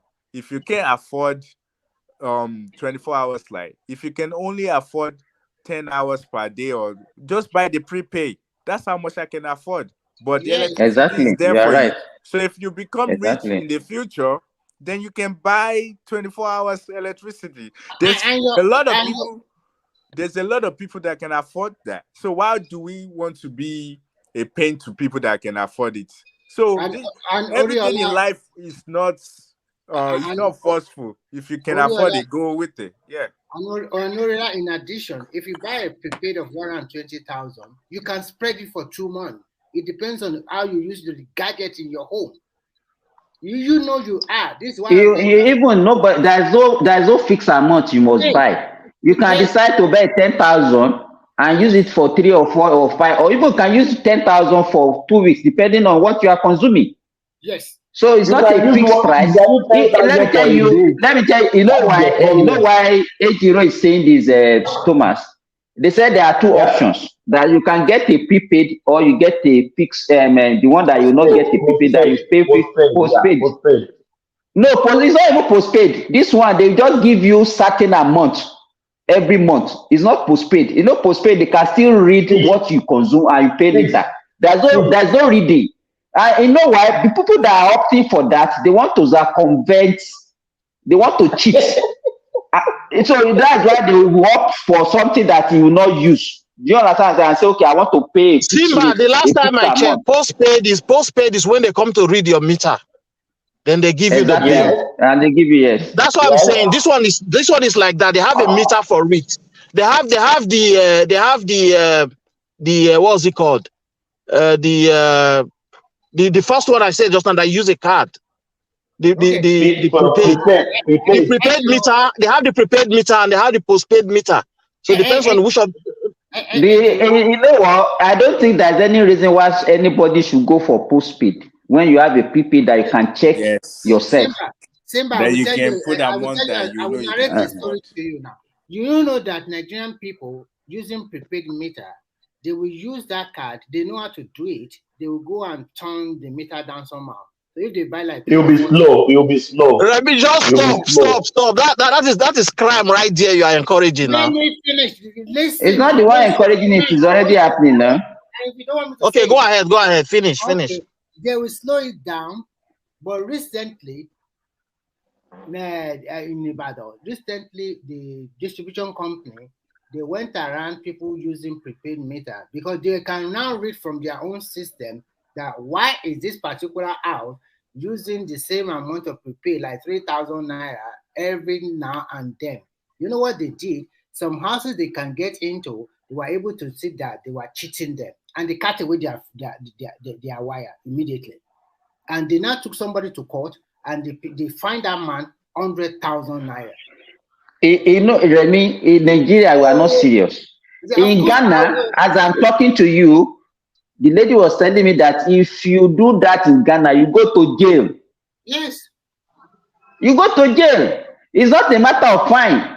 She even she told me that there was an hotel that was doing that. They closed down the hotel and they fined the guy in millions of cedis. So the problem is and they still took him to court. Nigerians, when we talk about Nigerians, as Thomas said, we are not serious. We don't know what we wanted. And apart from we are not serious. I discovered one thing with Nigeria, because we are lucky to enjoy. And they wanted everything free. Yes, thank you. We have enjoyed a lot of free stuff for a long time. We already get used to it. Do you know that I was seeing a video on TikTok recently? Cameroonians, they were protesting. They were causing Tinubu because of subsidy removal. That means we are the ones subsidizing all this West African country for a long time. Togo, Benin, everything. We are the ones, and then we continue to suffer. Now, see, for 2 or 3 months now, see how much Tinubu was able to save, 1.8 trillion naira into our external reserve. And at the same time, increase the monthly allocation of all the states, nearly double, or some more than double. So the problem with our country is that our people in the state, you should hold that your governor accountable. If you can squeeze their neck, squeeze that. Because in fact, what this project that Ejiro talk about, to me, is laudable. But if you ask an average Edo, let me tell you, Remy, if you ask an average Edo, they will castigate, they will condemn it, they will say it's the one that owns it, is just using to make them, is the one making the money, is this, is that. That is what we are very good at. I know why they are saying like that. On this particular one, I dove my heart for Obaseki. But Obaseki as a governor, he has also not been unnecessary fight. No, forget when somebody is this one. Don't let us deviate. This one, don't go any other place. For today, let us give him that credit. Don't rubbish what is achieved this one. So just don't go any other. If it is if he can do it this one all over the state, then he's a good governor. Believe me. Even if only this he can do all over the state and leave the rest. What are we talking about? It's okay. Just give them the city and for your 8 years and get away. It's enough. The next governor, he doesn't need to bother too much about it, just maintain it. And then the next governor, this is about road, just do road and go away. Instead of doing nothing. and just do just not do nothing. Wait, what does it do? I appreciate what he did, but it's just for one particular section, just the CD side. You know, Oriola, you can see even that one. You might use that one as a test run to even see how people will react to it. You cannot do that one for the whole city at a time. Now look at the way they are condemning it, Oriola. Yeah, look at the way they are condemning it. They didn't act their wage. They're not acting their wage. People need to act their wage. It's more like I can't afford something, just buy what I can afford. So simple. They just need to act their age, because there's some people that have that money. But guys, do you need to have 24 hours electricity in your house if you can't even afford it? You should be thinking of the affordability. No, you can have 24 hours by saving most of your energy. Why do you need Thomas? Why do you, if you are not a business person, why do you need 24 hours supply of electricity in Nigeria? No, what as a home like residential. Residential, you know how many people by the time everybody just wait. When you are in Nigeria, do you stay at home 24 hours with your family? I'll go to work. When will you come back?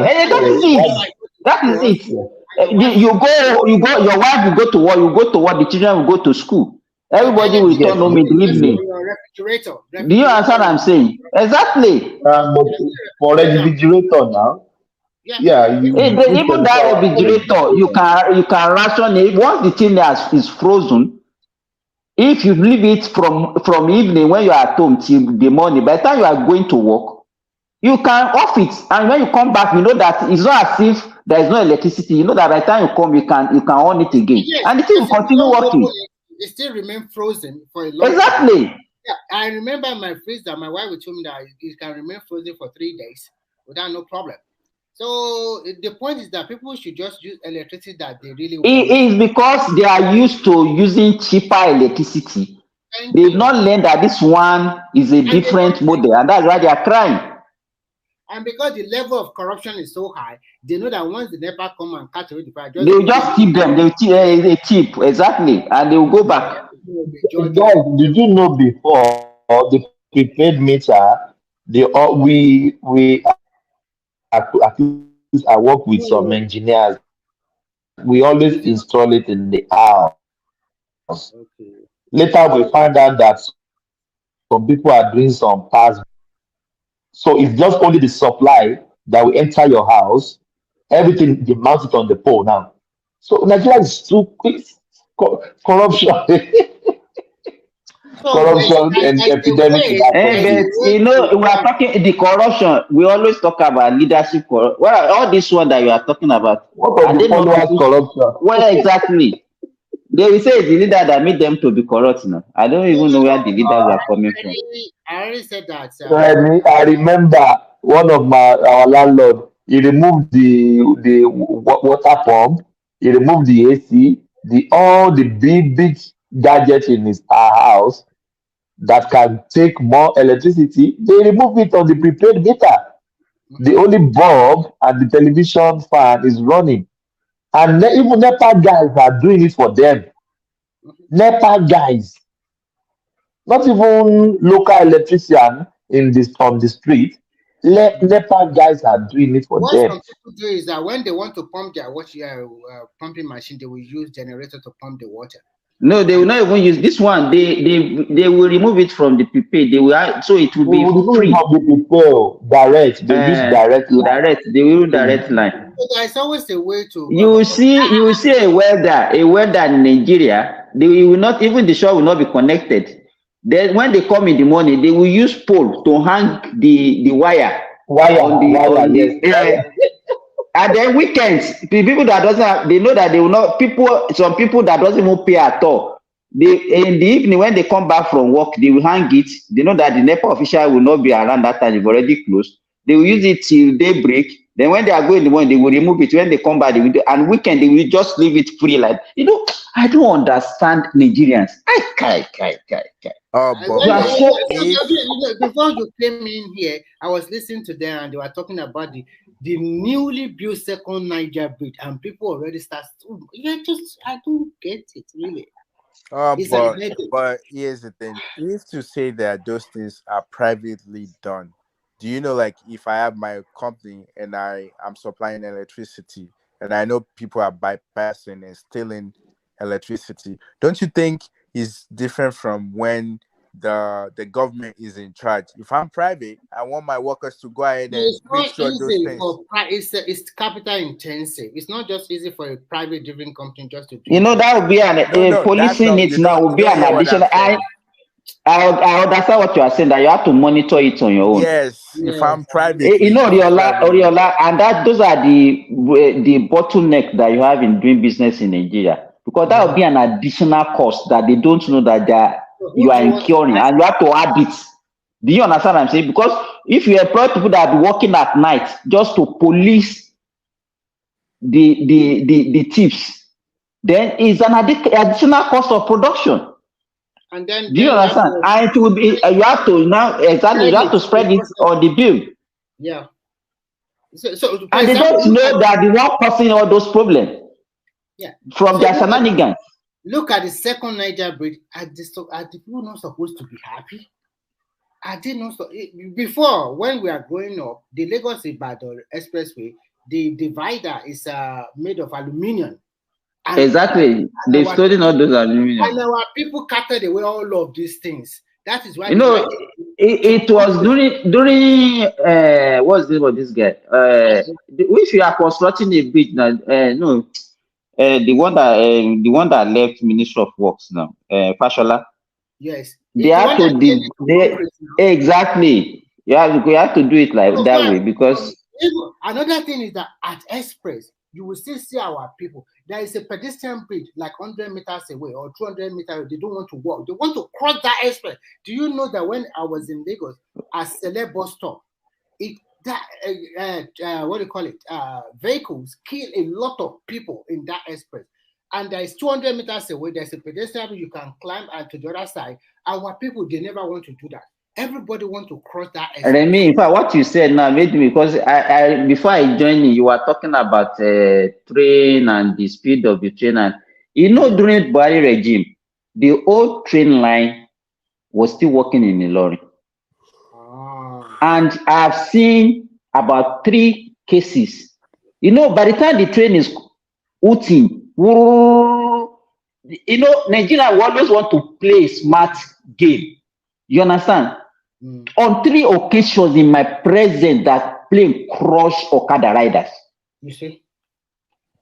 On 3 occasions. In fact, there was one. In fact, this one was the vehicle, and it cut the head of all the people inside. Oh my gosh! Do you understand? Because everybody has already parked, but this one was as if the people that have already stopped, they are mumu. It's the thing, we have not seen the thing. I don't know that the thing was coming at high speed. So on 3 occasions, I've seen accidents in Ilorin alone. 3 occasions. Sometimes I'm very sorry. On the comment section, you go and check it now, they will be abusing us. But Nigerians, most of us behave like animals. So it's quite surprising why you sit dead and you just walk into it by yourself. Life sometimes. But I say something. But that's the reason why we have law enforcement. There's usually people are going to break the law. There's no way. And if you remember, is it what they call them? The defense. I forget their name now. They're meant civil defense. They're meant to actually look at properties, government properties. So if to say civil defense, they're actually there at the train track, they will be able to monitor those things there. You can't come here. You have to. But Remy made an example. He made before people don't behave like that now. Why do we deteriorate to this level? Once people hear that time, maybe that time once they hear the horn, everybody will comply. They will stay away. But these days we have this group of youth that are so disobedient, that are so arrogant. They don't want to listen to anything. That's the problem. What I want to say is this.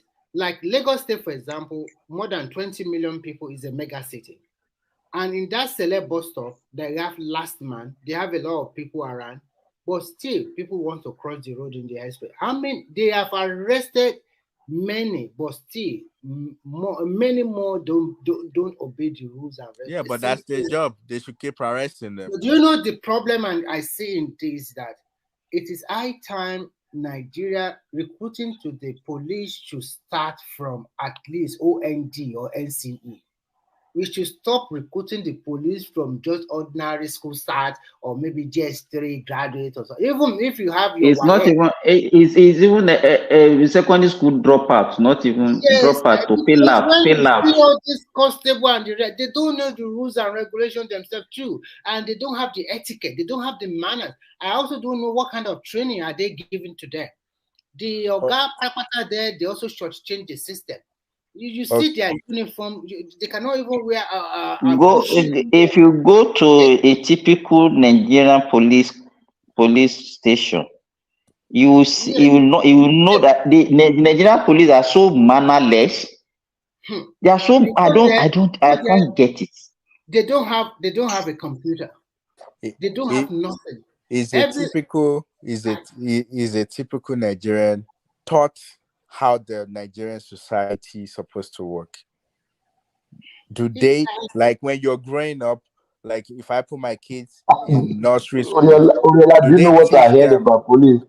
They said the day they opened the door of the police station in Nigeria, the day they would just throw the key away.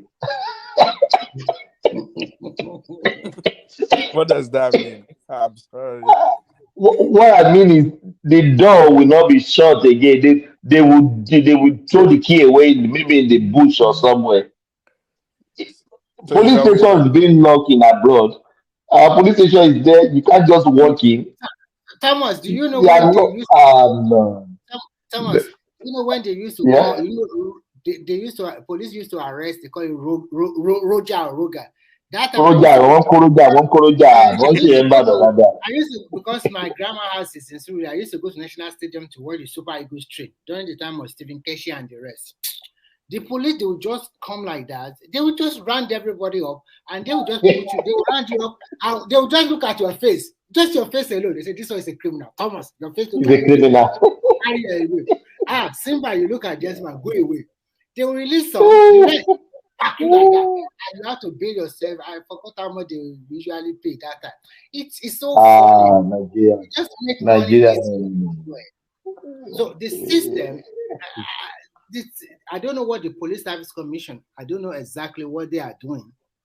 Because now they have a Supreme Court judge, there's a judgment that says they are now the only sole recruiter of policemen, not under an inspiration of police anymore. Let me give you, I think maybe I mentioned it here before. My brother's vehicle was stolen inside my compound. That was around 2017, a Toyota Corolla. So I went and reported to the police. And the people that stole that vehicle, because he came visiting and he was prepared to leave that very morning. So the car was stolen overnight. He had already packed his laptop, the clothes, in fact, the whole family, every guardian inside. So when they stole the car in overnight, we woke up and we couldn't find the car. I went to the police. Right then, when I was in police station, somebody called me that the loads, some of the load that they drop it somewhere, that we should go there, we should go and pick it there. Can you imagine such thing? So the valuable things they left with it, but the clothing and some document that they thought the small children they dropped. I will not give the police. I said, see this number. This is one of the people that actually stole this vehicle. Let us track this number and see whether we can get the culprit.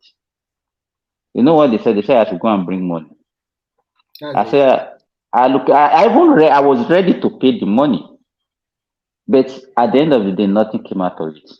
But luckily, the people that stole the vehicle, actually, they stole it to somebody in Abuja. They sold it to somebody in Abuja, in law school in Abuja. So that person wanted to re-register that vehicle. It was in the process of registration that they noted that that vehicle had already been registered, and it brought up the biodata of the owner. Yeah. So they called my younger brother, and so when he now called me that they called him from Abuja that somebody want to register his vehicle, that I should come to Abuja. I said, okay, hold on, let me report in Ilorin where the vehicle was stolen to the police that this is what is happening. So I went to the police station in Ilorin. Immediately they heard that news, they were so happy. This is people that did not even do anything to get this vehicle ab initio. Do you understand? They said no, it's our case. So everything they have to go to Abuja, all this. Okay, if you want to go to Abuja now. They said no, I have to fund it. That I have to pay the people, the police, that 10,000 each one of them that will go to Abuja, and then Why? I will get a vehicle that will take them to Abuja.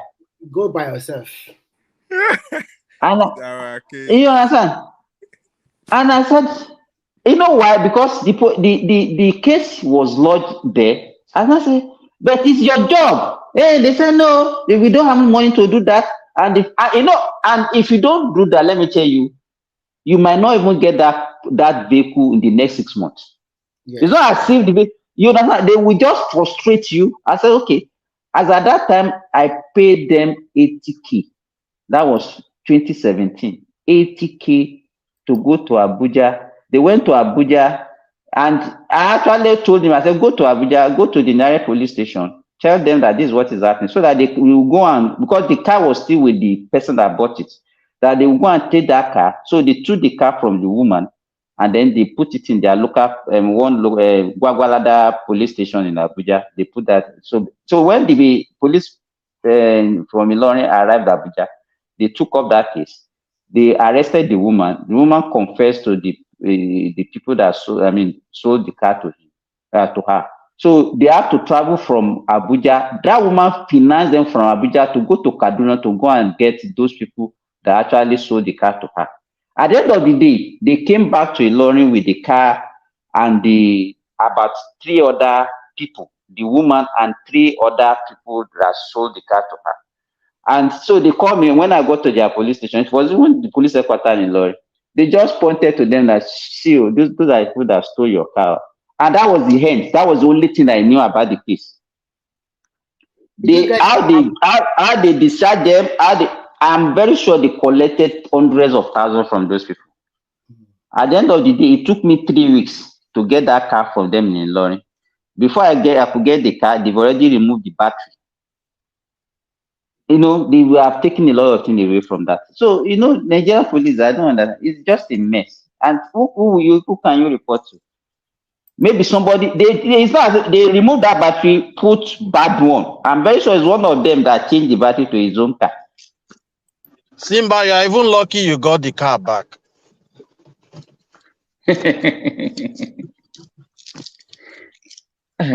So, I don't know where anybody that will sanitize that country has to be very, very brutal. Believe me, all this one that you'll be talking about, rule of law and there's a freedom of speech, all those, they cannot work. Believe me, cannot work. They need to be dictator, I agree with. We need some level of dictatorship. Believe me, Oriola, we need some level of dictatorship. Okay. That is why I advocate that we must continue to tinker with our constitution. Our people, I'm sorry to say, they need first to obey rules and regulations. If we are doing like a gentleman, typical African mentality, we should be beating ourselves forcefully. Okay. That's not the way to go. I know you'll be talking. I know technology is also very useful here. We can use technology. We can also change orientation, reorientate our people from when they went to school in the primary, when they start schooling in primary school. But at the same time, I'm also telling you that even if you do all of this, some of our people still disobey rules, even if they know everything. So even the so-called developed country you are, even the so-called law enforcement agent, they disobey rule. The law enforcement agent, they disobey rule on their own. Like here, a lot of people like to get drunk because they like drinking because of the weather. And these people, when they get drunk, they constitute nuisance to the environment. Every day, the police will go and take them. Right. You're always going to have people that will break the law. Yeah, that's common. So what I'm trying to say is that when the police take them, do you think they just take them, they talk to them that, okay, oh, Mr. Oriola, we know you because they break the law. They drag them. Yeah. They drag them by force, by every means. Yes, you break the law, then you face the consequence. So don't you think if Nigeria also break the law, are they not breaking the law? Then we need to face the consequences. Yeah. You break the law, face the consequence. What I'm trying to tell you is that even here, the police also use force sometimes.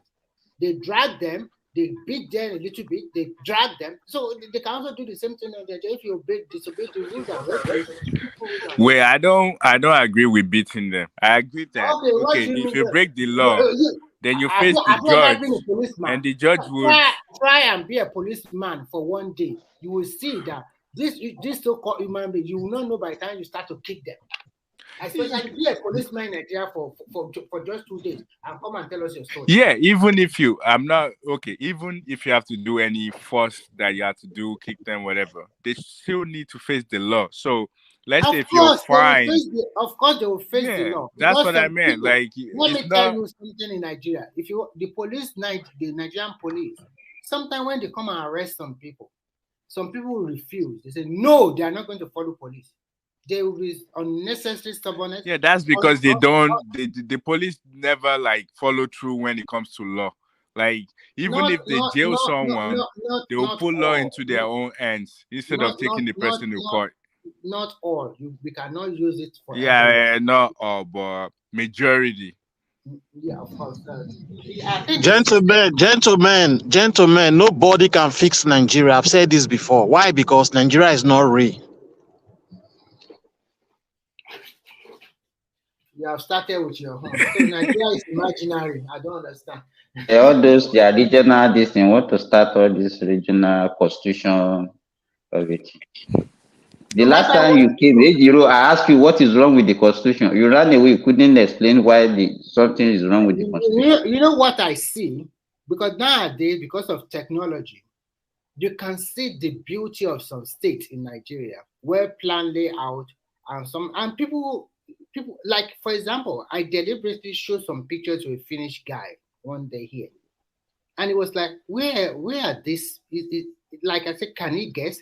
He's trying to say somewhere in Europe or probably in America or all this. I said, no, this is in Africa. This is Lagos. So where is Lagos? I said, Lagos is the former Nigerian capital city. He was quite amazed that, really? He can't believe it. And I remember one day I was making a presentation in my university about Dangote refinery. And you cannot believe that all my teachers, they were dumbfounded that this cannot happen. This is this single train refinery. And I told them it's going to refine about 650,000 barrels of crude oil in a day, petrol or something. I make that presentation and it's like, they cannot believe that thing can happen in Africa. So you can see it is how we sell ourselves outside that people will take you. So because when you sell your country cheap, every time it's negative story about your country. That is what you yourself that come from that country, that is what you are selling to the outside world every day. Everything that come out from that country, when you say a lot of Nigerians, all what they do is this negative news every day. As some people are preaching good things about the country, the number of people that are preaching negativity are so many that overwhelm the positive aspect. Oh, yeah. The Western world are demarketing us. We are also demarketing ourselves. So if I don't know your country, so people they demarket you, your people are also demarketing you. So how can I take that country seriously? Wait, so people that are trying to jackpot from Nigeria now, so if they come abroad, what type of story do you want them to be telling people here? Because they're always gonna have a bad story to tell. They can't lie. I mean, I don't understand what good story do you want them to say? When you jackpot for 2 or 3 reasons. You can jackpot through study. You can jackpot through work. Because Europe now, they need more people in every sphere of life, including Canada and America. They even need carpenter. They even need a painter. They need everyone to come to their country because they are in shortage. So when you come here, when they ask you a question about your country, they did not ask you to tell us the all bad things in your country. There must be. So what is the good story for them to tell? What is the good story? There's so many God bless you, my brother, for that question. God bless you. What's the good story? There's so many good stories to tell about Nigeria. Like now, what? Tell us one or two. We are developing in infrastructures.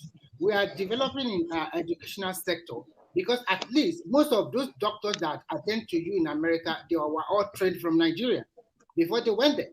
Do you know what they had to go through before they can actually practice in the US? Simba is here.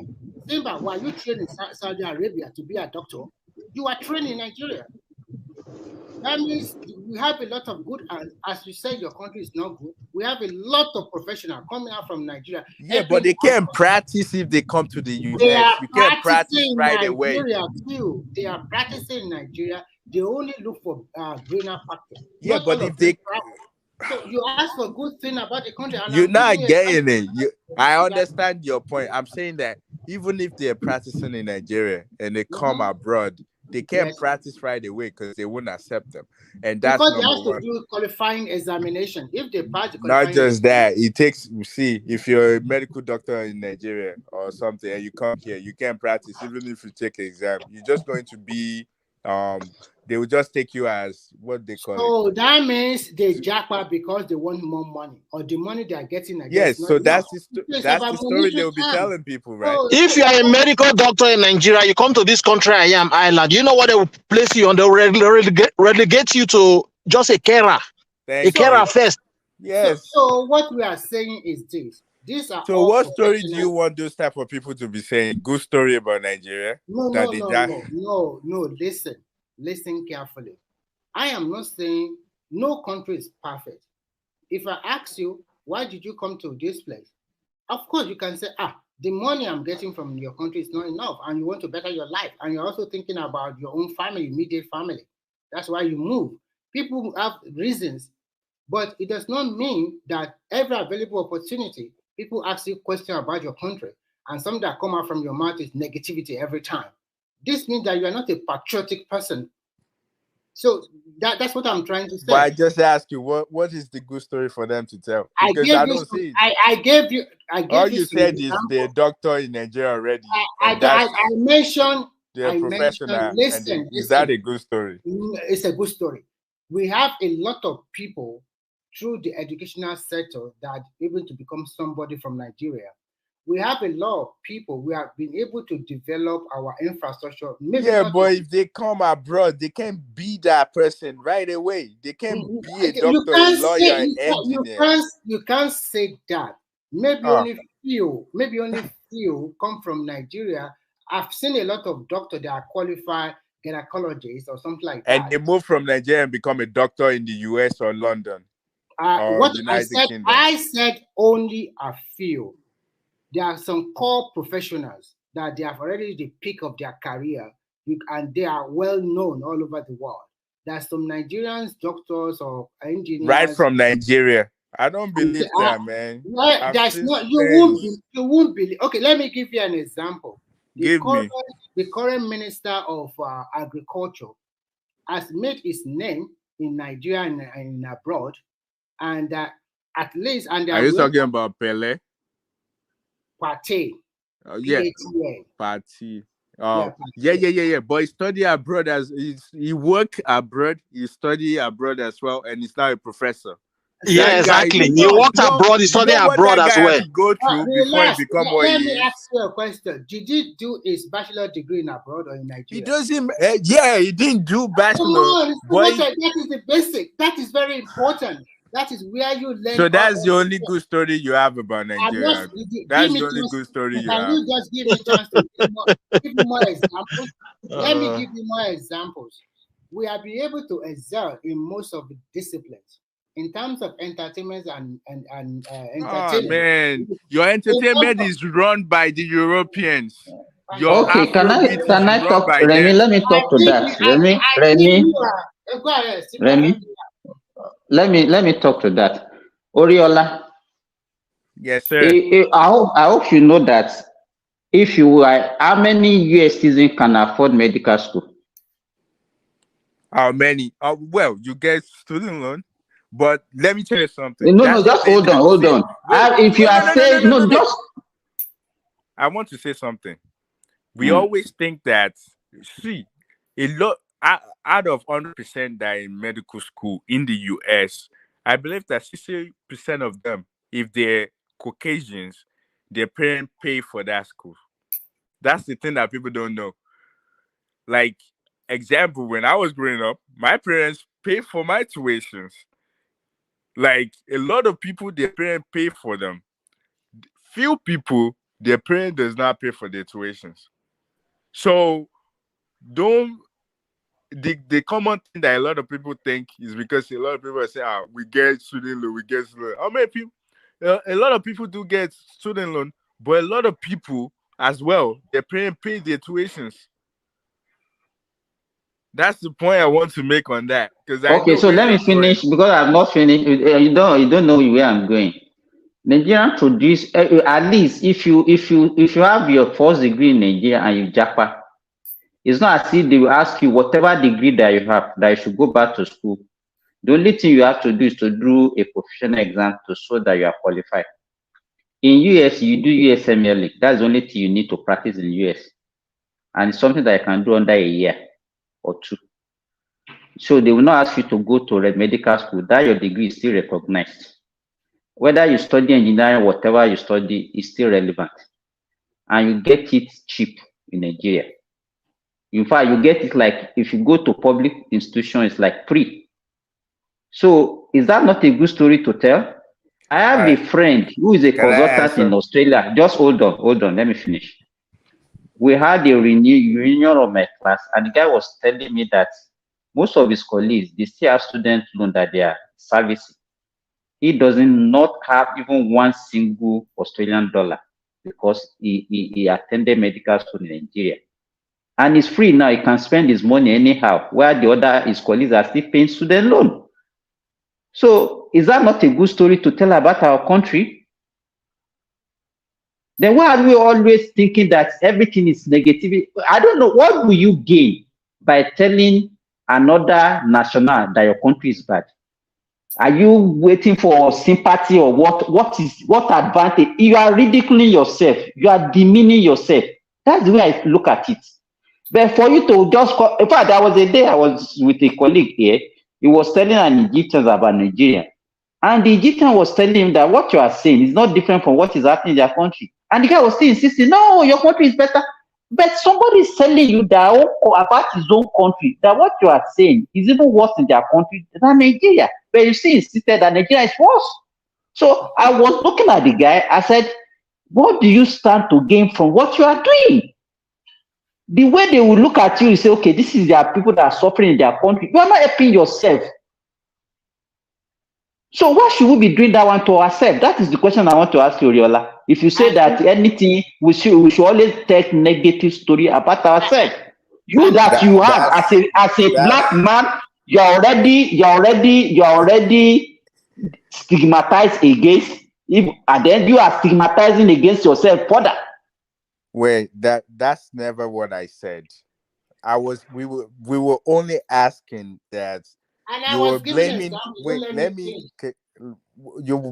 I was only asking that. Okay, you're blaming these people that all they talk about Nigeria is bad stuff, and I was asking what is the good stuff that they can speak about. There's nothing really. If they're talking about themselves, what they went through, the bad stuff, the reason why they had to left the country, that's because that's the only story they have. They don't have any good thing to talk. So the point that you made about you could be a doctor in Nigeria and come to the US and be a doctor at the same time. You just have to take exam. I think it's more than that people are not saying, because you can't directly just practice. You have to go back and do maybe fellowship. I forget they do fellowship, and there's another thing, and they don't pay much in that. So that's one. No, fellowship or no, because I don't know your line. I'm a doctor, so you can't be telling me that we have different stages of training in medicine, and you have different rank of doctors. You don't need to be a fellowship. In fact, you can be a medical officer, You can be a resident, you can be a board certified doctor, and you can be a fellowship. Do you understand what I'm saying? So at any level, we have different grades of doctor. So it's not necessary for you to be a fellow before you can practice medicine. And that is everywhere. So that is my line. I can give you that. If you what you need, excuse me, Oriola, what you need is once you have your USMLE in America, you will be licensed to practice. So depending, you will be able to practice at that your own level. If you want to do fellowship, you go for a fellowship. So it's not mean that by the time fellowship is just an additional training to become a consultant as a doctor, and it's not everybody that is interested in that. That's Simba, not, I want to that's correlate. not true, but I'll give you the link now. Sorry, Oriola. To Simba, how you have to become a doctor in the US if you're a foreigner. Simba, I just want you to correlate this. Do we have some professional, maybe surgeon or whatever, that they reside in Nigeria and they can go anywhere in the world to perform operation or whatever? Do we have some set of Nigerians like this? It's only, let me tell you, I did all my training in Nigeria, and I'm presently working in Saudi Arabia. The only thing I did is their licensing exam, and that's Kalas. I'm working here. No, full practice. I'm just talking about some special. Saudi Arabia is not US. They were trained to higher level, and they were well known all over the world that if they need their service, they can call them from Nigeria to come and do that operation or whatever all over. Do we have some set of Nigerians like this? What actually happens is that medical training. You have to, before you can say you want to do anything in any country. It's only maybe in Africa that will compromise a lot. You have to be licensed, because in case there's any problem, if you are not licensed to practice in that country, you will not be able to do anything. Okay. Do you understand what I'm saying? Yeah, so you can't just walk into any country say you want to practice. Sorry, when you were dishing out your points, right? I was even thinking you are practicing in the US or in somewhere in Western Europe. Saudi Arabia is quite, from my understanding, I think it's quite different from this Western part of the world, you know? And so you are telling me that I don't know what I'm saying. Is that what you are saying? If I'm not practicing, I'm not knocking your, hold on, I'm not knocking you on the head. I don't know what you're saying. I'm not saying that. Everybody knows is my line, and I know all the pathways. If I want to work in Canada, I know the pathways I have to follow. If I want to work in Australia, I said to you, I've seen a medical doctor, not even one, not two. I have them as friends here that came to Ireland here. Let me tell you, they have to relegate them to a carer position. Wait, they didn't relegate them. They wanted it. Nobody relegated them. If they are not licensed to practice, if you don't have the license to practice as a doctor in Australia and Netherlands, they choose that pathway for themselves. Maybe for them to get money to sit for the exam and get the license. That's why they are. So it's not as if they relegated them. That's the way Nigerians think. Nobody will relegate a doctor to be a carer. They choose that pathway to get money. Some of them don't have the money to pay for the exam. Wait, can you check the comment section? Because like I said to you, you are right in some for some countries, but in the US, even if you're a foreign doctor that comes here, you have to take the certification and you go back and do your resident or fellowship. That is what do you mean by certification? No, just hold on. No, what do you mean by certification? No. Would they ask you to go back to? That is what I'm saying. The exam. That is what I'm saying. Just wait. Residency and fellowship or fellowship. Wait. You know what residency means? It's specialization. Do you understand what I'm saying? You can be a GP. See, I'm a clinical. You can be a GP. Just hold on. All right, I'm listening. Okay. Even before you, if you want to join as a resident, are you not practicing already? Even if you join residency, are you not practicing as a doctor? Are you not attending to patients? No, you're not. You just intern. Yeah, you do, but your internship is different. No, internship is different. Now, internship is just like house job now. Why are you saying this, Oriola? Residency Residency, you have different grade of residence. As a resident, you still attend. It's only that you are working under supervision. You are still in training to get your fellowship.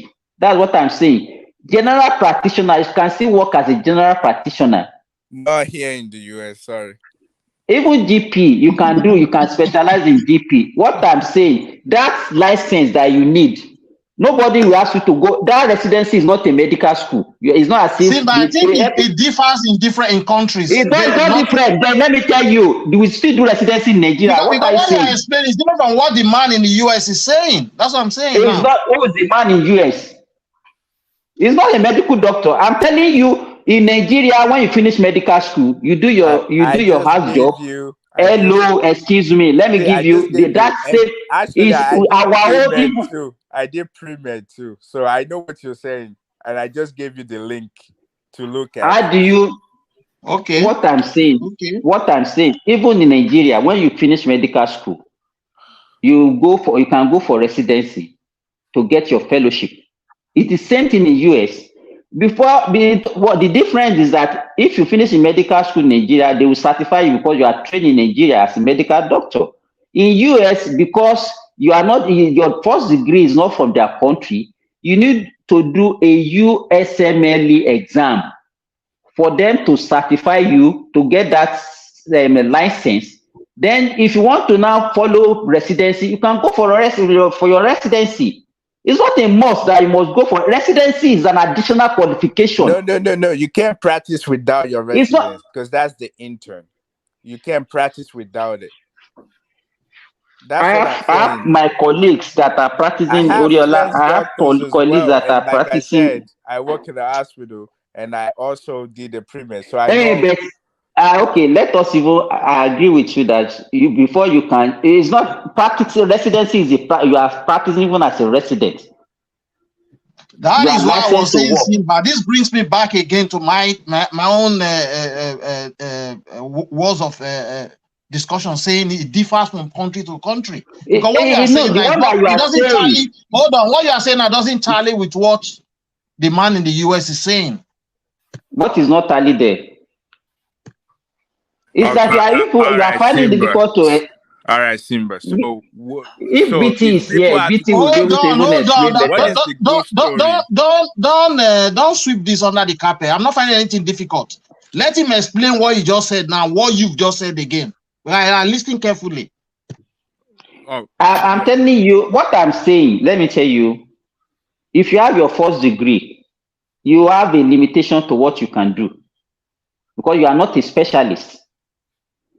If you want to specialize, you want to become a surgeon, want to become a pediatrician, want to become an ENT surgeon, you want to become an ophthalmologist, you need to go through the path of residency training. And that is what residency is from, is for you to specialize. When you finish as a doctor, a first degree, you are not specialized. You are just like jack of all trade.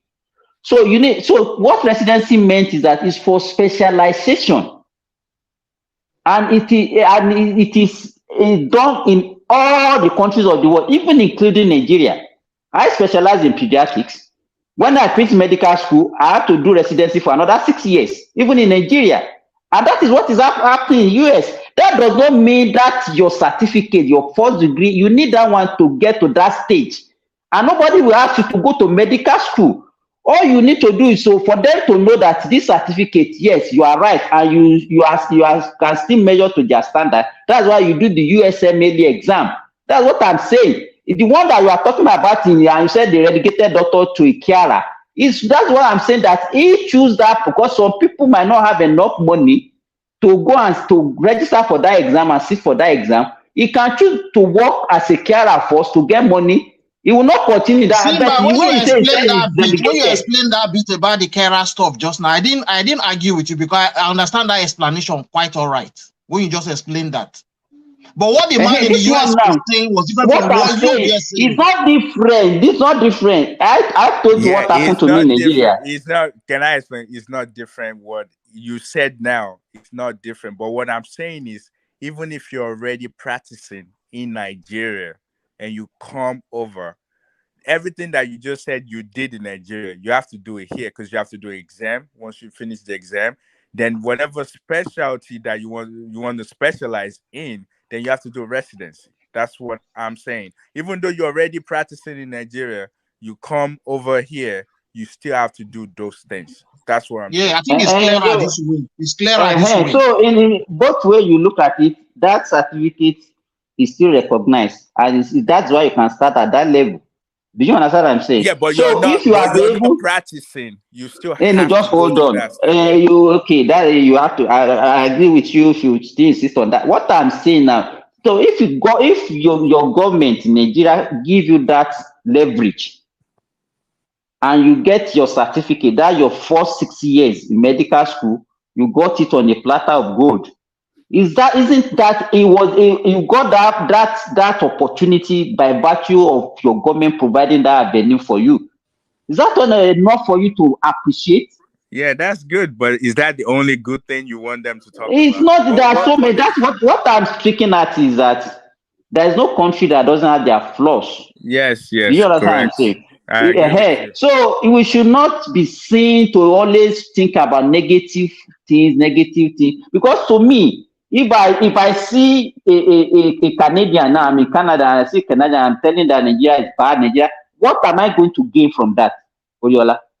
Yeah, but here's the thing: the story that a lot of people have, they have more bad story than good story. Sorry. Oriola, let me say something, please.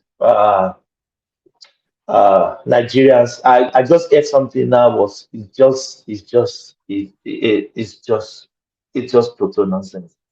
You see, I was off some 5 minutes ago. One of my family members called me. This lady is a fashion designer. They said there's a federal government parastatals, ITF, that they are doing this training acquisition.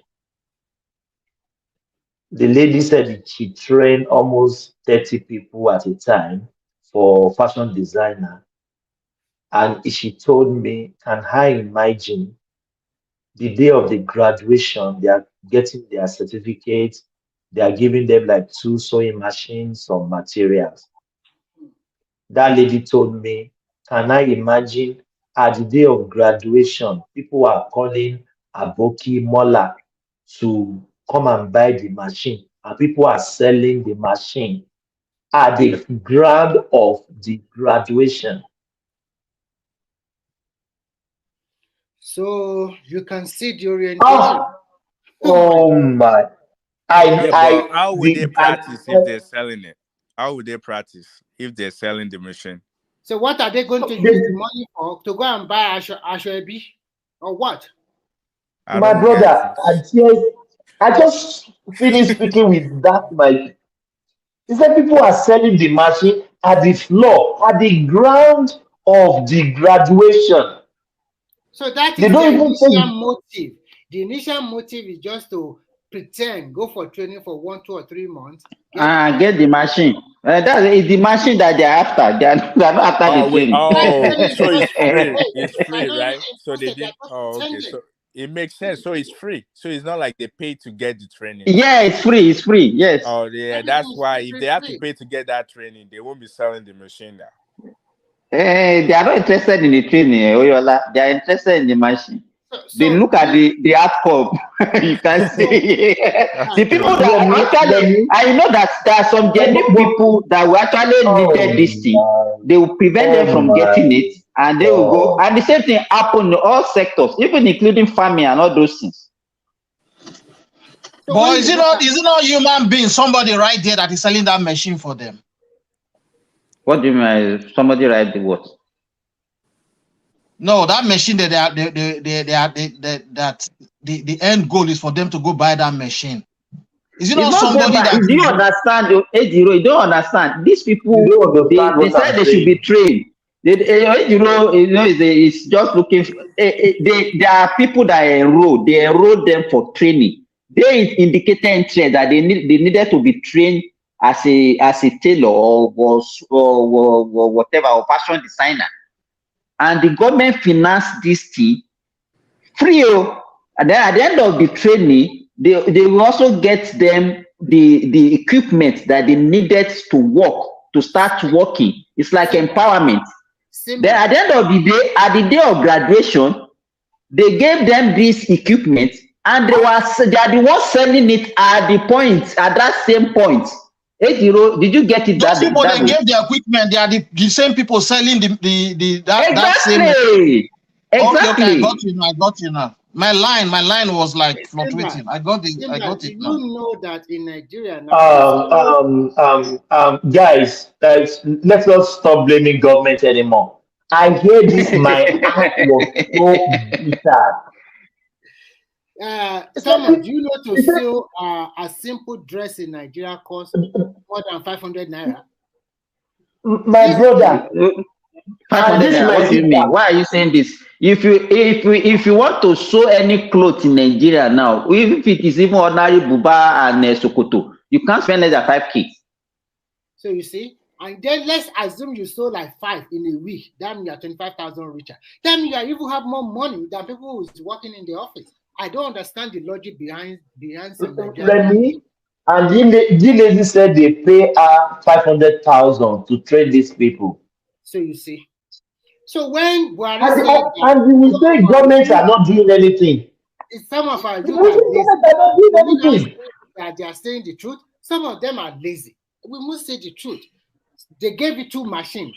I've known so many apprentices. Do you know how much those machines cost? I don't think there's any of the that machine that will cost less than 100K. They don't find yeah, but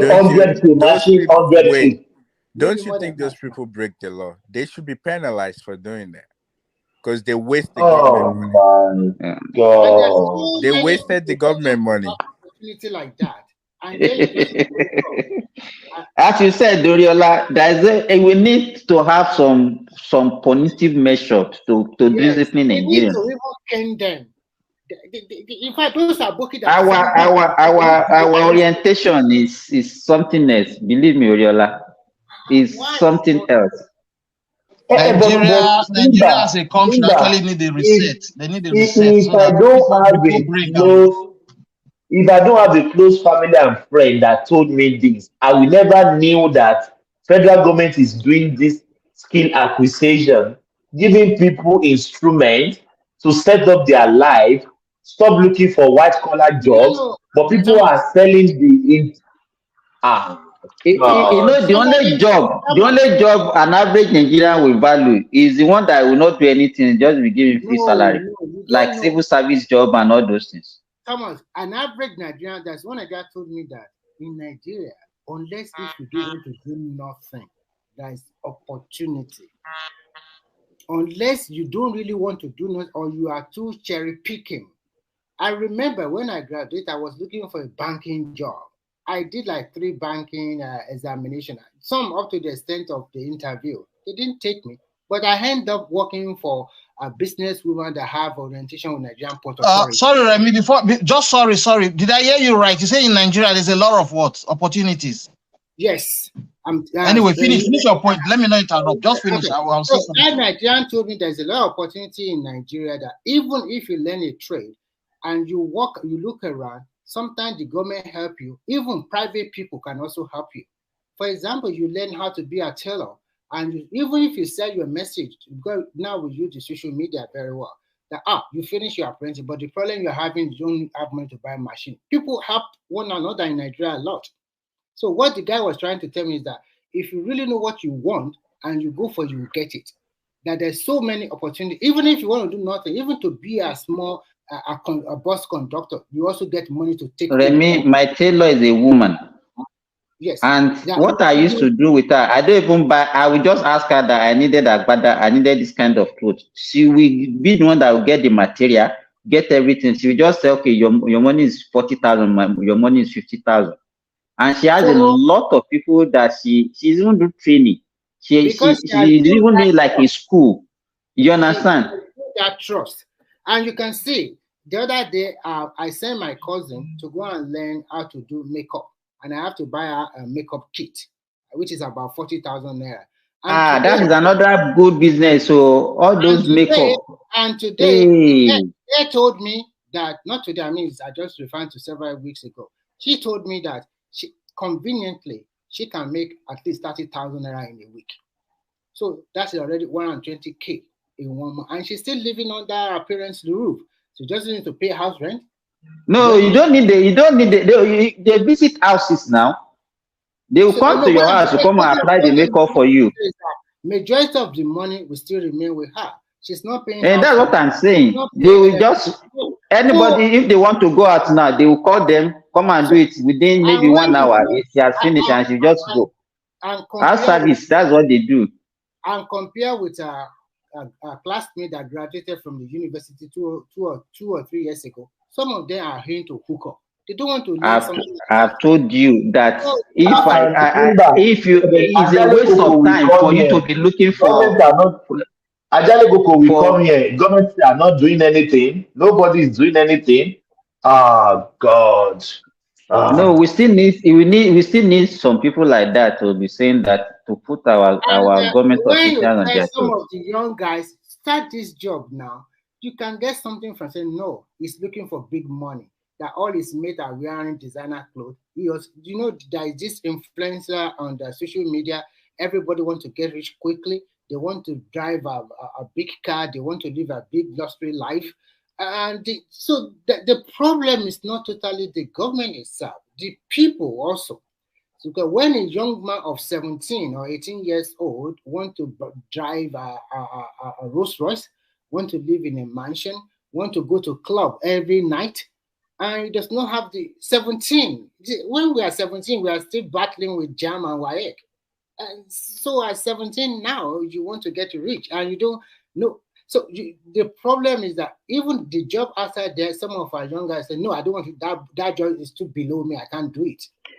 And this same set of people, they will pay 7 million to 15 million naira to go and do healthcare job to get to UK. 15 million to get to UK. So you can say, or to go to any of these countries to do the job they said they cannot do in Nigeria, and they will do that one. So the psyche and the mentality of average Nigeria sometimes is susceptible. I don't know how to use that. No, that was why Dora Akinwumi said, he said the chain begins with you. But we don't want to do that. We want to just say, okay, no, you blame any other person but you for your predicament. That's what we are very good at. Yes. And don't you think people that live abroad, they're not telling the people in Nigeria the truth as well? That it's not like everything is not gravy, it's not sweet if you come abroad. Nobody will listen to that, Toriola. They will say, let them call first. Let them call first. That you are telling them. You can't say that to anybody in Nigeria. Yeah, that's why someone will spend 7 million. 7 million that you can put to use in Nigeria for something. No, you can't even spend 7 million. You can't spend, it's too small. Most the people borrow money, they do a lot of things to get those things now. At least you need 15 million naira to be able to get out of that country. 15 million. So why would you want to spend that much money to travel if you can put it to use in Nigeria for something? I understand the part that they really want to come here and see how things are going. Sometime last year, September ending, I was at Lagos airport. A lady was sitting beside me. I just took a peep at her itinerary. I saw Baghdad. I now look at her. I said, I established conversation with her. I said, where are you going? She said, Baghdad. I said, what are you going to do in Baghdad? She was going for all these mid job or whatever. And I asked her, I said, did you know where Baghdad is? That is Iraq, where they are fighting war. She does not even know what actually is waiting for her, where she's going. And I asked her, I said, how did you get this? How did you get the visa? How did you get all this? How did you process it? She told me she's a graduate, that she spent over 1 million naira to get this visa for her. I said, so if you can raise 1 million naira, don't you think that you can invest that one in Nigeria in business or whatever you want to do? And I asked her, I said, how much did they say that you'll be earning per month? They said about 150,000 naira. I said, okay, 150,000 naira, is that why you are going to Iraq? 150K per month. So you see, Nigeria can go anywhere now. You know, I think we have been. I don't know how will I put it now, that we believe that every other place is better Better except than our country. Nigeria. Yes. So Simba, when you ask the lady if she knows where Baghdad is, what did she say? What was her response? She does not know. She does not know.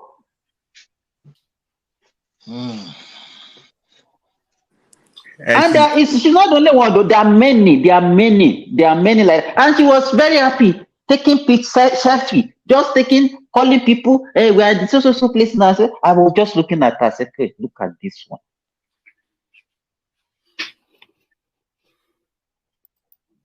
So I don't know. It's as you said, Ejiro, that country, I don't know. It's miracle. Because we are being bastardized.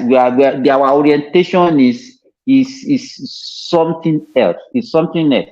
And even let me tell you what actually even baffle. I mean, even at least I have some Nigerian nurses that I work with here, and I look at them and compare them with other nationalities. Believe me, I cannot compare them. Believe me, I can't compare them with the Filipinos. I can't compare them with the Indians. I can't compare them with the Ghanaians. I can't compare them with any of other nurses. Why? What's wrong with them? They know our Nigerian ways now. They still believe they can work the way they work in Nigeria. Any little thing, if they ask them to do this, they will say they will not do it. You understand? And these people, they've just been watching you. The only thing they will do is that by the time you finish, because they renew contracts here every year, that's what they do for them. Then they will evaluate them and give them a bad evaluation, and they will ask them to leave. And I used to tell them, I said, you are not Gloria, you are not Victoria, you are not Aisha. You are a representative of Nigeria. By the time you get there, don't you know that you are spoiling opportunities for others that actually needed this job to survive? Hello? Yeah, I'm here. Yeah, that's crazy. You understand? It's crazy. It's crazy. Some of them, I have to call them and say, come, you have to calm down. This is not Nigeria. You have this combative nature. You understand? That is, to me, is working against us. And that's why you see every other people attacking us and attacking us. Yeah, but to be honest, now that you said it, I never thought like Nigerians are lazy. I thought like we always, everywhere we go, we want to prove to people that we are good and even better than what you think. So I always think that we always try, but there's always bad apples. Like just like you said, some people still think they're still in Nigeria where you want to get paid, but you won't do the job. But I always think that we always prove ourselves wherever we go. So I don't know why those people when the push come to the push, that's when Nigeria need to be pushed. And that's why you see them by the time they go to maybe Western world where they have camera everywhere, they have to be monitored and police. That's when the Nigeria cannot do anything willingly. That is our problem. We can't do anything willingly. Really? You might be right. No, maybe, I don't know. We need to be pushed. A lot of Nigeria that I may have seen, like we always like on our toes, we're always ready to do stuff, we're always ready to prove ourselves.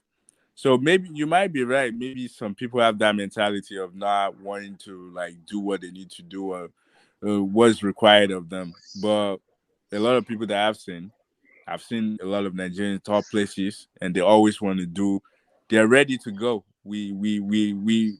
That's what a lot of people know us for, like the hard work, trying to do things. But now that because I thought like that's just like Nigerian mentality where people will go to work, they won't come to work on time, they won't do what they need to do as their job, but they want to get paid at the end of the day. So I always thought like once they leave Nigeria, they leave that aside. But now that you're saying some people still do that, that's crazy. Because I would have thought like we want to prove to everyone that we are above standard. Like We're not just someone we are forced to be reckoned with. That's what me I think. Oriola, my brother, it's not so.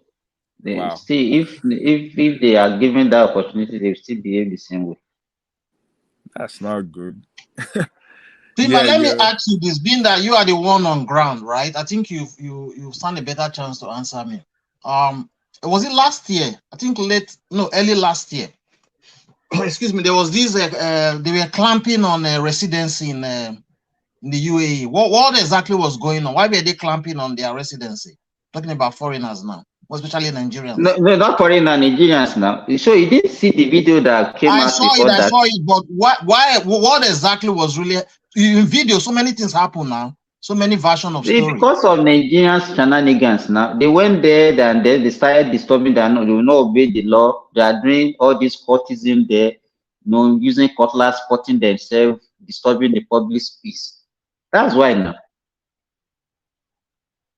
So what you are saying is those professionals, those people that are professionals, that are ski workers, they weren't affected. They are not. I think so. I still have a lot of people who are still there. Yes, now. Oh, wow. The issue is that, and that's why they regulate their immigration, this thing, especially in developed world, when they will screen people that will come to their country. If you open your country and you allow miscreants from Nigerians to come, they will spoil everything even for the professional, for everybody.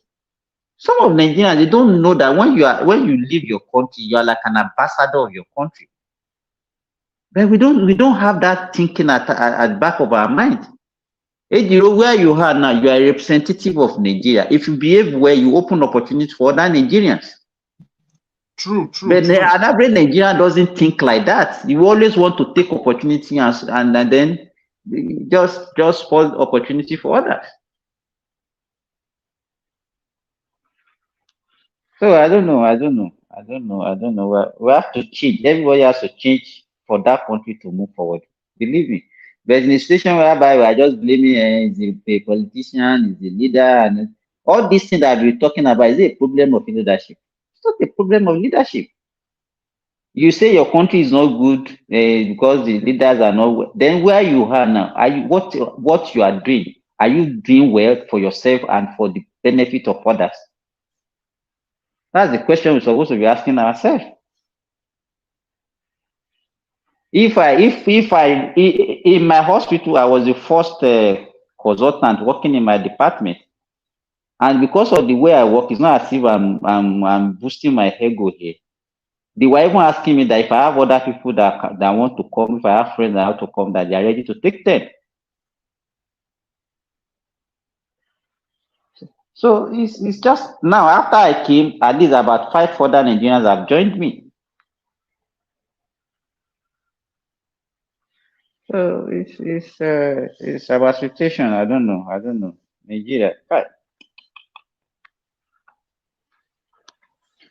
So we have so many guys on the platform that are not even talking at all. Thomas, are you there? So you have so many guys. The time is fast spent now, no? I don't know what time it is at your end. Yeah, it's just 8:15 in the morning, 8 a.m. Even me now. Yes, it's 10:15. A.m. or p.m.? A.m. Okay. So if Thomas, if people are not talking again, then you can close down. No? Adewale sometimes will be there and will just be taking his smoke underground. He will not talk. Adewale, are you there? So he's taking his smoke on the ground. maybe he's gone. Just mute himself. All these American people, they'll be at night. Maybe they've already slept. I'm very sure Kulata, Adewale, BT, Kumi, they're all American guys. Yes, they might be sleeping. Yes, I think you are in Europe, eh? Yeah, I'm in Ireland, in Dublin. Okay, that's why you're still. Because we have wake up already. So okay. Nigeria. we just have to, everybody just have to put their hands on the deck. Exactly. Everybody has to make their contribution to make that country work. Let me also make my own little contribution. Simba, I have heard you say a lot of things. I agree with so many of them, but there are some, I did agree with.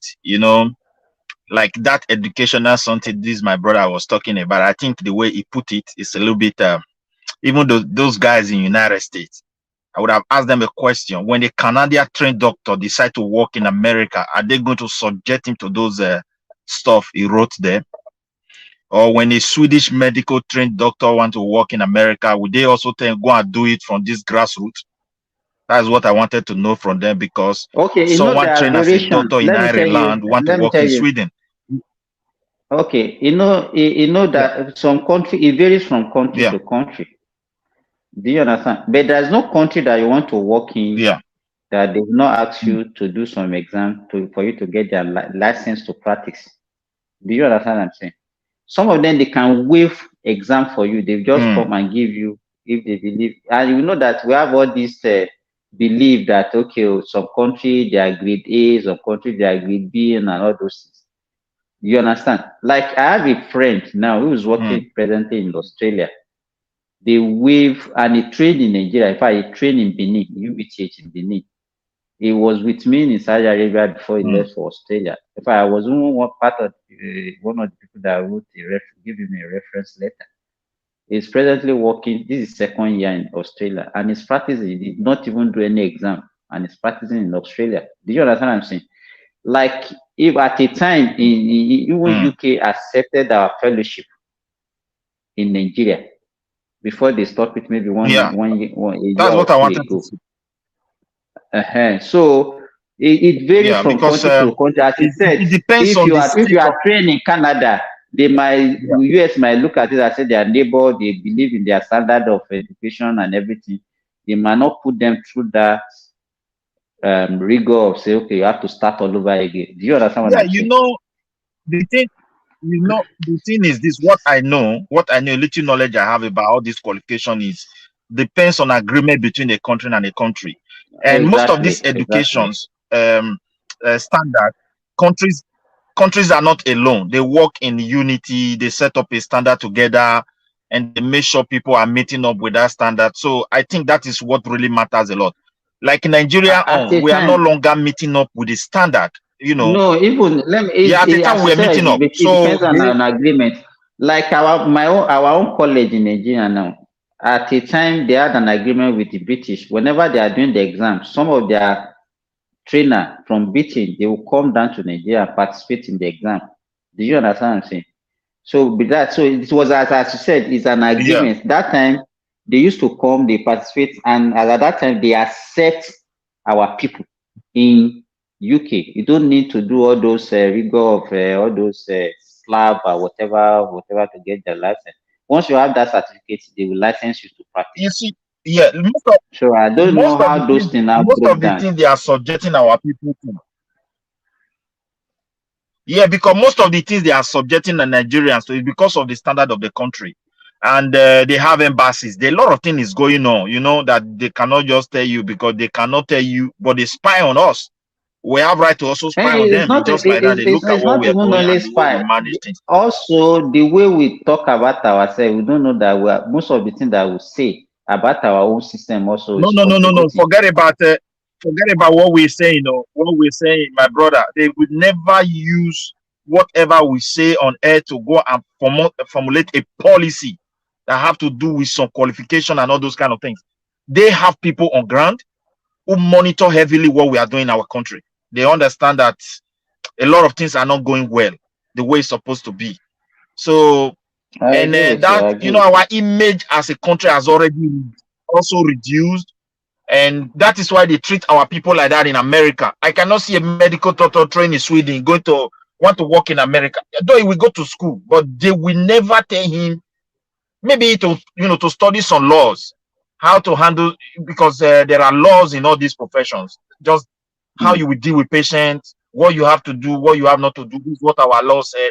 Those kind of area they will prepare for them. But to start working, most of the medical terms are already in English, whether you study in anywhere. So they have this in relation with little pronunciation difference. And they will work straight with their qualification. Nobody will bring them to say you are now so low person. No way. It's just an American doctor want to come and work here in Sweden.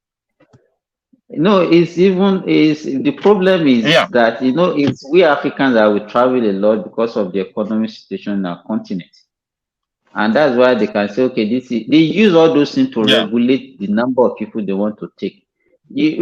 How will a Swedish doctor? What would make a Swedish doctor to say I want to go and work in America when everything is conducive in his country? He won't get more salary than what he will get in America. No, do you understand? But Midwest, let me say this. Let me quickly say this. Are you saying those countries that you're talking about, like those Western world, are you saying their standard, they should drop it because of Africa? No, he's not saying that. No, he's not saying they should drop their. No, he said they are relegating. So why would they be relegating our people to subject our people to? Okay. See why they do that. Originally, Americans know very well that our people are intelligent. Don't look at our people like they don't have that brain. They have honor for them.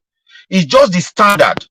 What the government is supposed to do, requirement. All of them set a standard for each other. That is why an American doctor can come and work in Sweden. There are people who monitor what America is doing for Sweden. There are Americans who monitor what Swedish are doing.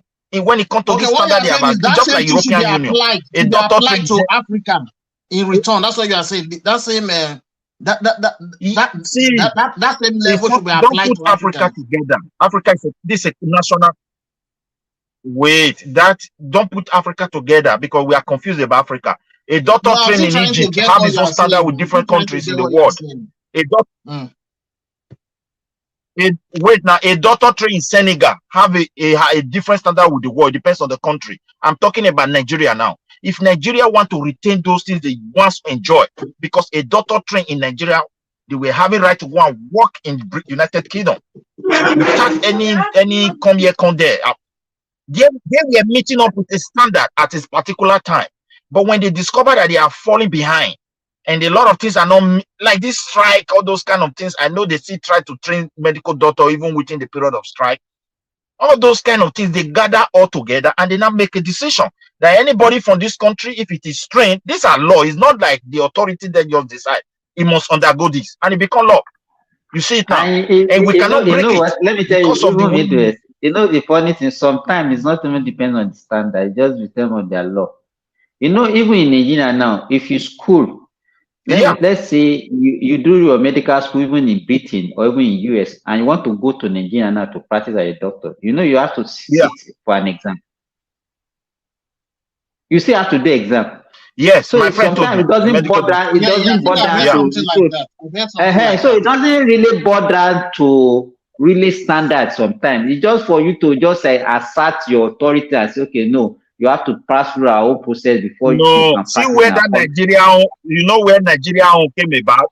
Look at where Nigeria came about. Someone that have power or authority, it's left for you to use it the way you want. When we were meeting up, these people never relegated us or maybe subject our people to some setting. I don't understand. Some places, the way they treat our people is not good. You understand me? If you look at it very well.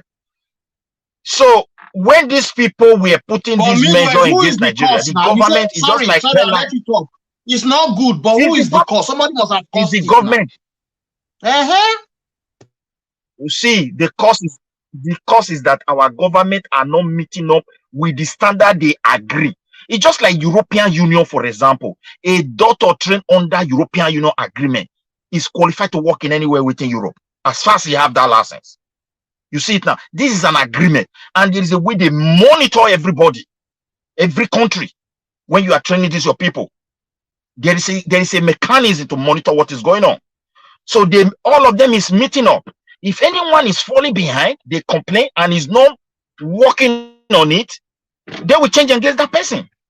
You get what I'm saying now? So like that, we are not meeting up. Instead of we to work on those things they complain, We pass a law. Okay, if you are trained in America, you want to come and work in Nigeria, you must go and write our exam. My brother, with your own level of understanding, don't you know that we are the one losing?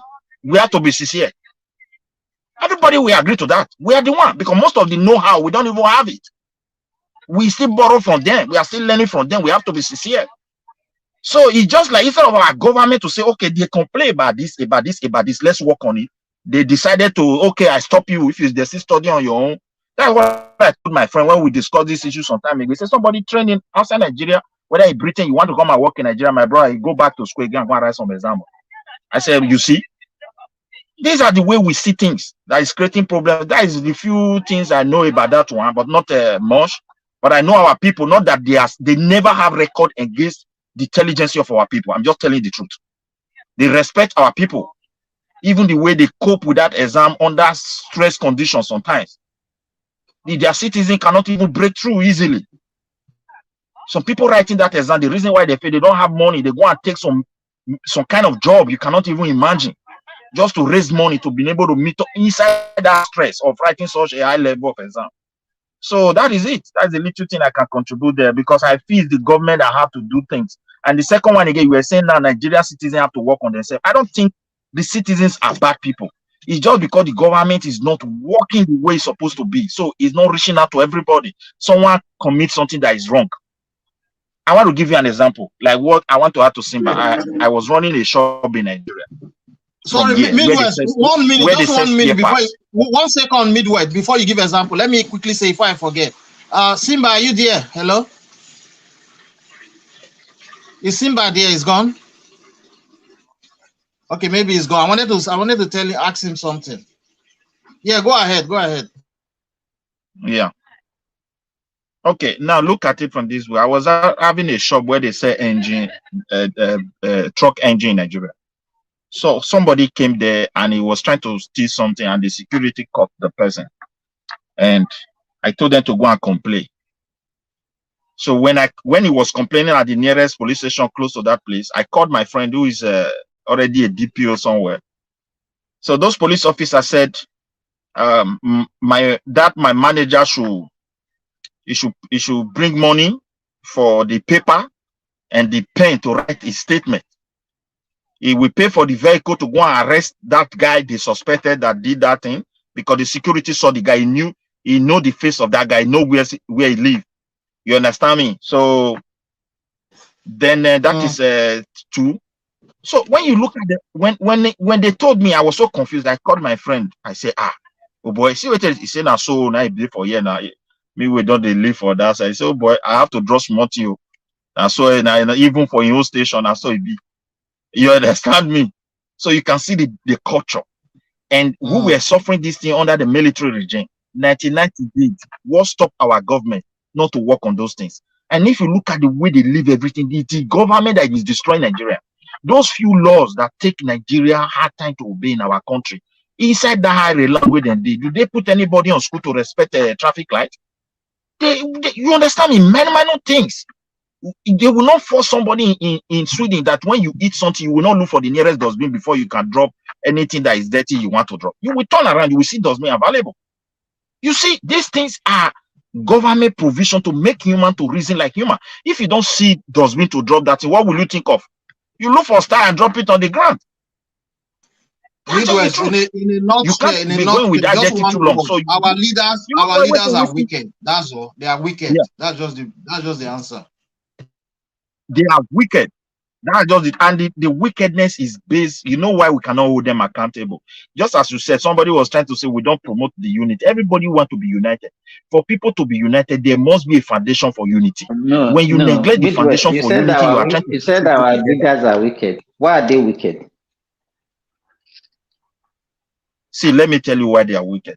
When you look at our problem today, if you present any problem before our leaders, the first thing that will come out is solution. And in that solution, money will be involved.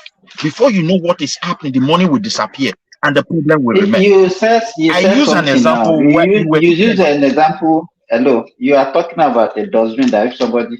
What about where they put a pedestrian bridge and people are not using the pedestrian bridge? You have to go and look around what is going on, why they are not using. Wait, it's not, you said in Sweden that people don't, no, just wait. You said in Sweden that things are available, they don't need to push people before they obey the law, because all those things that they are available. Now, where there is availability of all these you don't push, you don't put a Nigerian. You don't push a Nigerian. Say my statement, you don't push a Nigerian who live here to obey the law. Just forget about their citizen. You don't force a Nigerian who live here to obey the law. The people still obey the law. I'm not using Nigeria. Okay, now in Nigeria, where these things are available and still people don't make use of it, they just want to take a shortcut. What do you think is our problem? You understand? Because to me, what I believe that what my own belief, let me tell you why it is the government. My own issue. I don't always blame somebody else for my problem. First of all, I will look at myself and say, is this thing that I'm having, is it my problem? Can I find a solution myself? Do you understand what I'm saying? To me, my own belief, which you know me for Midwest, I know our leaders have problem, and I know that the followers also have problem. I still believe that everybody, whether the leaders or the followers, still have a role to play in the development of our country.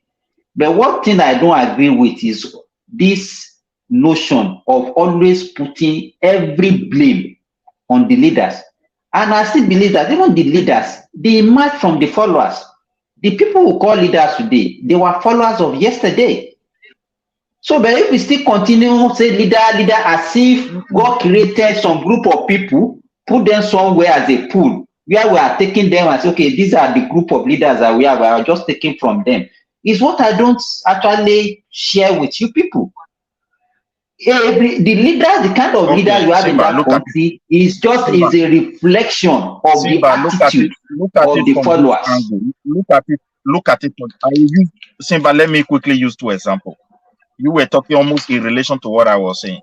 Someone came to my shop and they tried to steal something from there, and my manager called me. I decided to contact the police, and the police gave me condition on how they operate. I have to pay the paper for them to write the statement, the pen, and the vehicle that will go and arrest the suspect. Okay, which I did, and I called a friend who was a police somewhere. He told me that one is just minor thing. That is how the ultimate. I just give them those much a minute. Okay, they went and arrested the person. The person testified to the crime. The case ended for police, and after the person have settled them. So how will the person not go back again to go and do the wrong thing?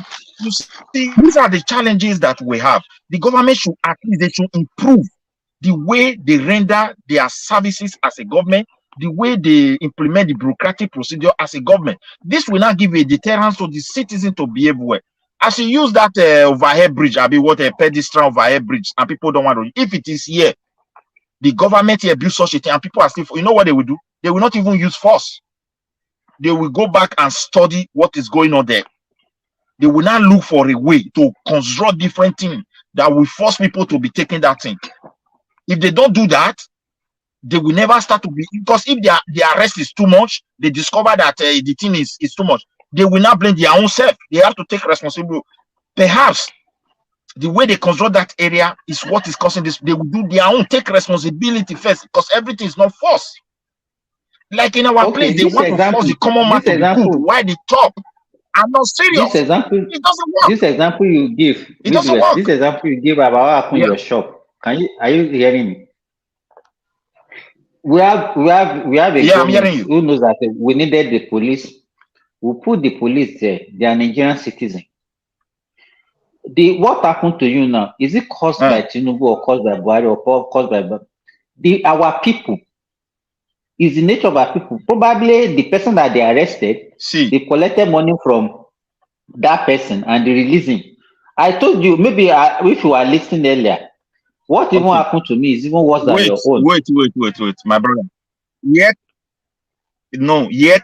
Here come an issue we always neglect. Here in Europe, the police that want to arrest you, there is a procedure you must follow. Operating outside that procedure, we put him in jail. In Nigeria, we don't define procedures.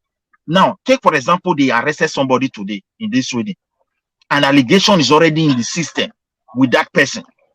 There is no way one person will just take bribe and set him free and delete everything. It's totally impossible. There are cases you establish, you must end the court. There are cases that are under investigation that you can say, oh, this is a civil case, we cannot take to court. But when something related to criminal as inter-criminal database, nobody, there is no way. They know how human behave. Like in Nigeria, we are looking for trustworthy people to come and do it. No human being is trustworthy, except we just agree to organize a system that put every one of us on check. That's why the best of us will come out. Those guys, I cannot blame the police officers. Do you know how much they budget for to the Ministry of Interior in Nigeria to take care for these guys? If they die on duty, how many of their children are in school? How many of them receive state burial? How do we insure them? Nobody talk about this. You don't even care. So some of them are transferred to Lagos. They don't have a house. So they have to collect their pension and gratuity by collecting bribe before they leave work. Listen, that same guy, that same guy collecting bribe and everything, taking to go and work in police in America, whether he will accept bribe again. You know the consequence. Take that person to come and work in Sweden, whether he will take a bribe. You know the consequence because he will be jailed. That is okay. That is one. Secondly, what is earning is in proportion for him to have the basic standard of living. The people that earn basic standard of living or something that will make them super rich are the politicians today, not those who actually do the job. Even inside the police, those high-ranking officers are the one having access to the I don't know, how many hours, pleasure. Yeah. How many hours do you work where you are? By law, you have to work a day 8 hours. This is law. But I'm very sure you work more than that. And our law is you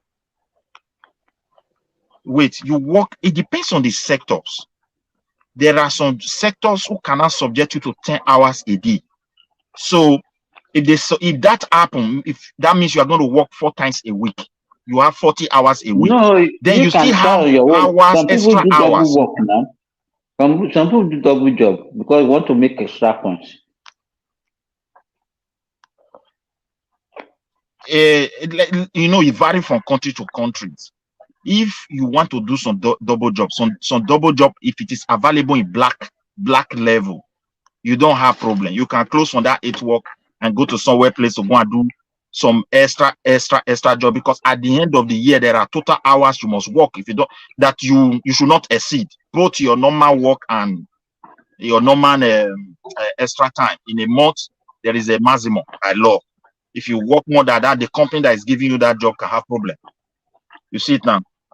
So, and you yourself, you can have problem if you don't have the normal document in Sweden. Maybe if you don't have permanent and you don't have citizen, you are under it temporary. Maybe you are hired as a professional, maybe even as an IT engineer and everything.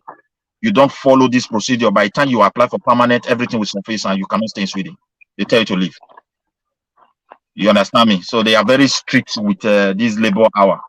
So it's also like that in many countries. But when black job, if you do small black job, you know why I'm asking this? What I discover is that in Nigeria, we give, you can, let me tell you, if you do anything wrong, you can find reason for, even in developed world. Thomas made the example of somebody who had an accident or something like that, and he was saying because there was a pothole, that was why he had an accident, and he might be right. So if you are trying to justify bribery and corruption on all our shenanigans based on say maybe because they don't receive enough salary, that's why they have to be doing that and all those things. Even if you are paying them more than enough, you can still justify anything. To me, in Nigeria, this is the fact. If Nigerian work between 8 and 4 p.m., probably, or 8 and 3 p.m., I can bet you that one, how many Nigerian workers will say I work actively for 2 hours in a day? None. Most of the time, they will not even see them in the office. Work 2 hours actively. Do you know? It's not the number of hours you stay at work that determines your CCSE. Okay. Some of them will not even come. Simba, let me put this one. Let me tell you. But what I'm saying is this: both the workers. But let me tell you, both the workers in Nigeria and the government are deceiving themselves. The workers are not doing what they are doing. They are not working. They are just receiving salary. And government also knows that they are not working at all. And that's why when this petrol subsidy of a thing we started, and you see some governors say, okay, we reduce the number of working hours to 3 days in the week. They know that they are not even, they don't even need them. They don't even need them. They can survive without even them coming to work, especially civil servants. Yeah, see, Simba, may I put this one for you? Simba, may I put this one? See the way it works. Like where I am now, if you're in the office or you don't trust anybody, there is a digital machine in the door there. You will put your ID card that will mark you present. Log in and log out. Now, if you are to attend to, if you are to attend to people in a day, a file, every issue file, there is a place where you will put your code, you will put your card to that computer, or else the computer will not work. That means you are not working. So there is a way they monitor everybody. There is a way they control what you are doing. In our society, we leave it in the hand of trustworthy people. When I say government, I mean it is generality of everybody. Everybody is a government. But those we have allowed to represent us in authorities, in big offices, in government institutions and everything, they are the one in charge that's supposed to put this measure in place. Even when you work for a private company here in this country, there is still a code they will still give to you that will open the gate for you. You go in, you go straight to computer, you go and put it there and present. You see, there are things. And if you are working, many things you cannot cheat.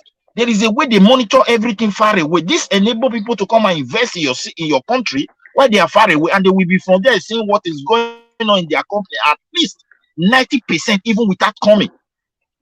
So this one gave them their chances. Like our home, we have allowed many things to be normal. The money they pump into the police in Nigeria, I think the government should come out and look for a better way to implement this fund. The money they have been pumping into Nigerian army, my brother, only few are getting it. Not those who even do the job. Most of our guys who go to straight to the compound, let me even burst your bubble. I was reading the news yesterday. They said there was one Major General Tawit something. The man, he was the chief accountant of Nigeria. He died. Okay. And now the family are now fighting over his property. If you see the property that this guy has, they said he has about 25 houses in Abuja. Turn right to stay on transportation store. Imagine 25 houses that's just in houses. Abuja. You don't even know cash. You don't even know the dollar and euro they will stack in one place. They will just load it in one place, unused. Because the person he holds the authority of the army. They don't report. The government don't have a separate database that they must report to monthly. Police here, man. Every job here, my brother. Every month ending, you must report to. There are places they put in place that those things have to reflect what the company is doing, what you imported, what you sold, people you employ, the salary you pay. The government must know. Ministry of Finance must know, and Ministry of Taxation must know. And this is how the government used to know it. So, and the company have to also keep their own. So the way we just hand over police to Inspector General of Police and his team, hand over me to the whether general staff or the army staff, hand over the Navy to Navy staff. I agree with you. We need to person you appointed, hand over education to the Minister of Education. To monitor our people, we need they must. These are what we are lacking. There must be a platform. I agree with you totally. They need to. If not, they need to. If they don't invest our people need to be pushed. That's what I'm saying. They need to be pushed to do the right thing. Human beings need to be pushed. Or Igbo themselves, if they leave their country like this, everything goes scatter. Or Igbo we more to never touch. He want for bicycle. Why do you think he's doing that? He want go sit down for us. He don't want work. Whether he can get insurance. So human being and human being, man, just the chance is not there. The chance is not there. Now make them. The cost is a no chance. You must do good. There's no way you can think if not that they don't steal. I will give you an instance. As tough as Swedish system here, one of the richest bank here, you know what they were doing? They were issuing fake contract and preparing fake what is it called, pay slip in order for them to move some ego, wuru ego. You understand? And they did it for almost like 6 months before the government discovered that no. You know, people in offices and everywhere, this is something is not right. And they tip those their police will know how to look into those things. And they were monitoring them. One day they came, they chased everybody away from the bank and packed all their computer. And that's all. So it was a shock to everybody. If they don't have that system or grant, these people can continue to do that small. Before you know it, other bank will become. They will have done a good. They will have done a lot of damages. Other bank will continue to monitor. Other institutions will come to imitate. Before you know, it become like normal. This thing, my brother, some years ago, a Nigeria citizen with the office, fear will not let him touch money will not be off. There's no way. Now small, now they take when Babangida just come.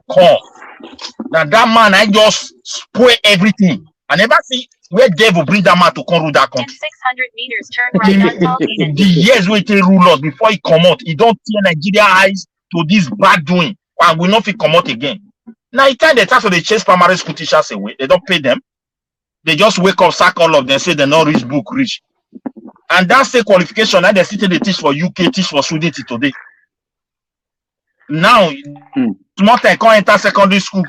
People will go and see this college of education. They now say no, make the graduate remain. That is my state at the talk or bend that to do. Before you come know, and now everybody, you can't reach everybody, irrespective of your profession. Now that math season, 19 scatter for that my country. It leads to one. I've never seen government will just can't lose the people to wrongdoing.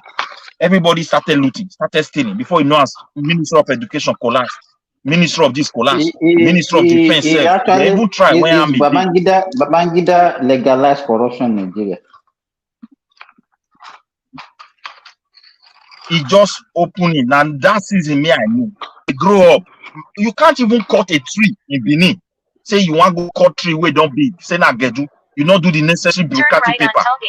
Forest guard must put license. When that man come, now so everybody can get the encouragement to take before you know it become normal thing. Now we just so Midwest. And for me, you see me say they come here, they say na Tinubu be my problem. Is it from you? Tinubu is not my problem. Voice underground. Is it from you? Like an Oyibo woman talking.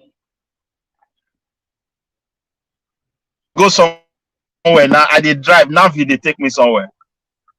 Okay. Sorry. In fact, Thomas, me I won't go. I won't go work.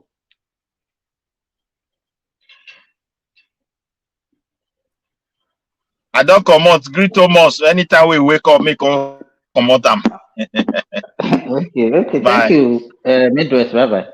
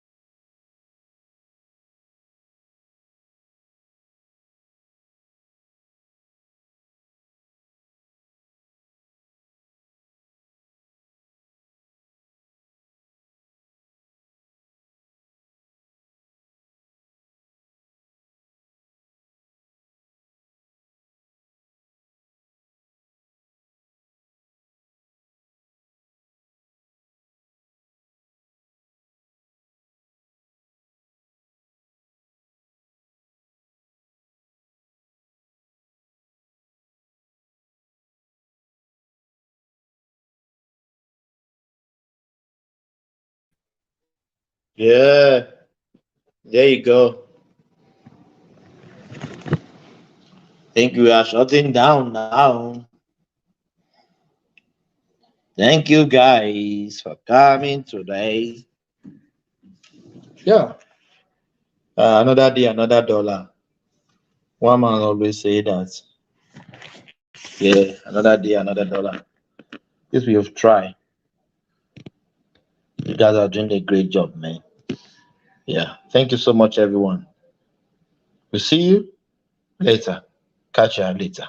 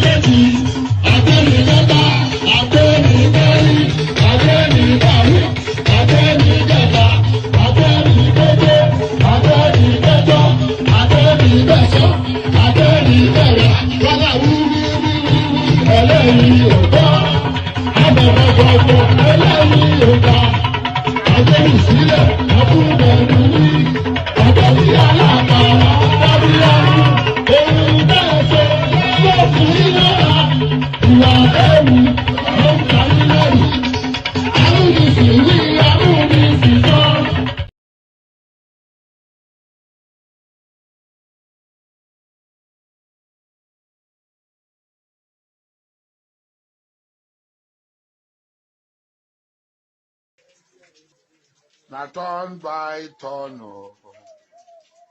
na Jagaban turn, turn by turn. I beg you wait for your turn. Come on. Turn by turn, na Jagaban turn, turn by turn.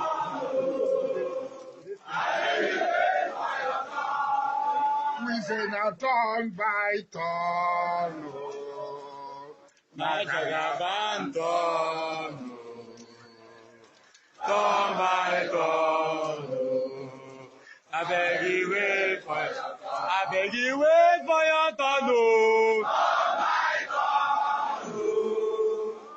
na Jagaban turn, turn by turn. If you do anyhow, you say anyhow. You do anyhow, you say anyhow. You do anyhow, you say anyhow. You will collect woto.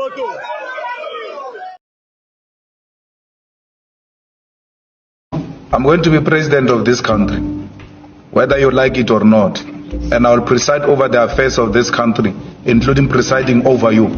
I think you must start adjusting to that reality. The sooner you do that, the less chest pains you'll have when that reality comes.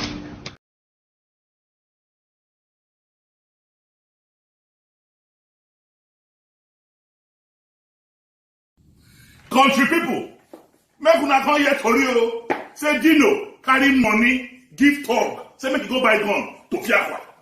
They say Dino carry money, give talk, carry gun, give talk. Say make dem go dey prepare for 2019. Ọlọ́run má jẹ́. They say meet them for Airport Road, Alakiaye. My brothers, the venom of a viper cannot do anything to the back of a tortoise. I don't waka. But make I tell you now, Yaya Bello, do you know? Yaya Bello ma ṣẹ̀wọ̀n lẹ́yìn ìjọba. I know. Yaya Bello ma ṣẹ̀wọ̀n lẹ́yìn ìjọba. Do you know? GYB ma ṣẹ̀wọ̀n lẹ́yìn ìjọba. We know. GYB ma ṣẹ̀wọ̀n lẹ́yìn ìjọba. Ìwọ Yaya. You Yaya. Kí ló tún kù tí ó sọ? Kí ló tún kù tí ó sọ? Ẹni tí mo bẹ́ lórí tó ń sẹ̀nu wúyẹ́. Kí ló tún kù tí ó sọ? Àti ẹkún ìyá ni ó jẹ. Yaya Bello. Àti ẹkún ìyá ni ó jẹ.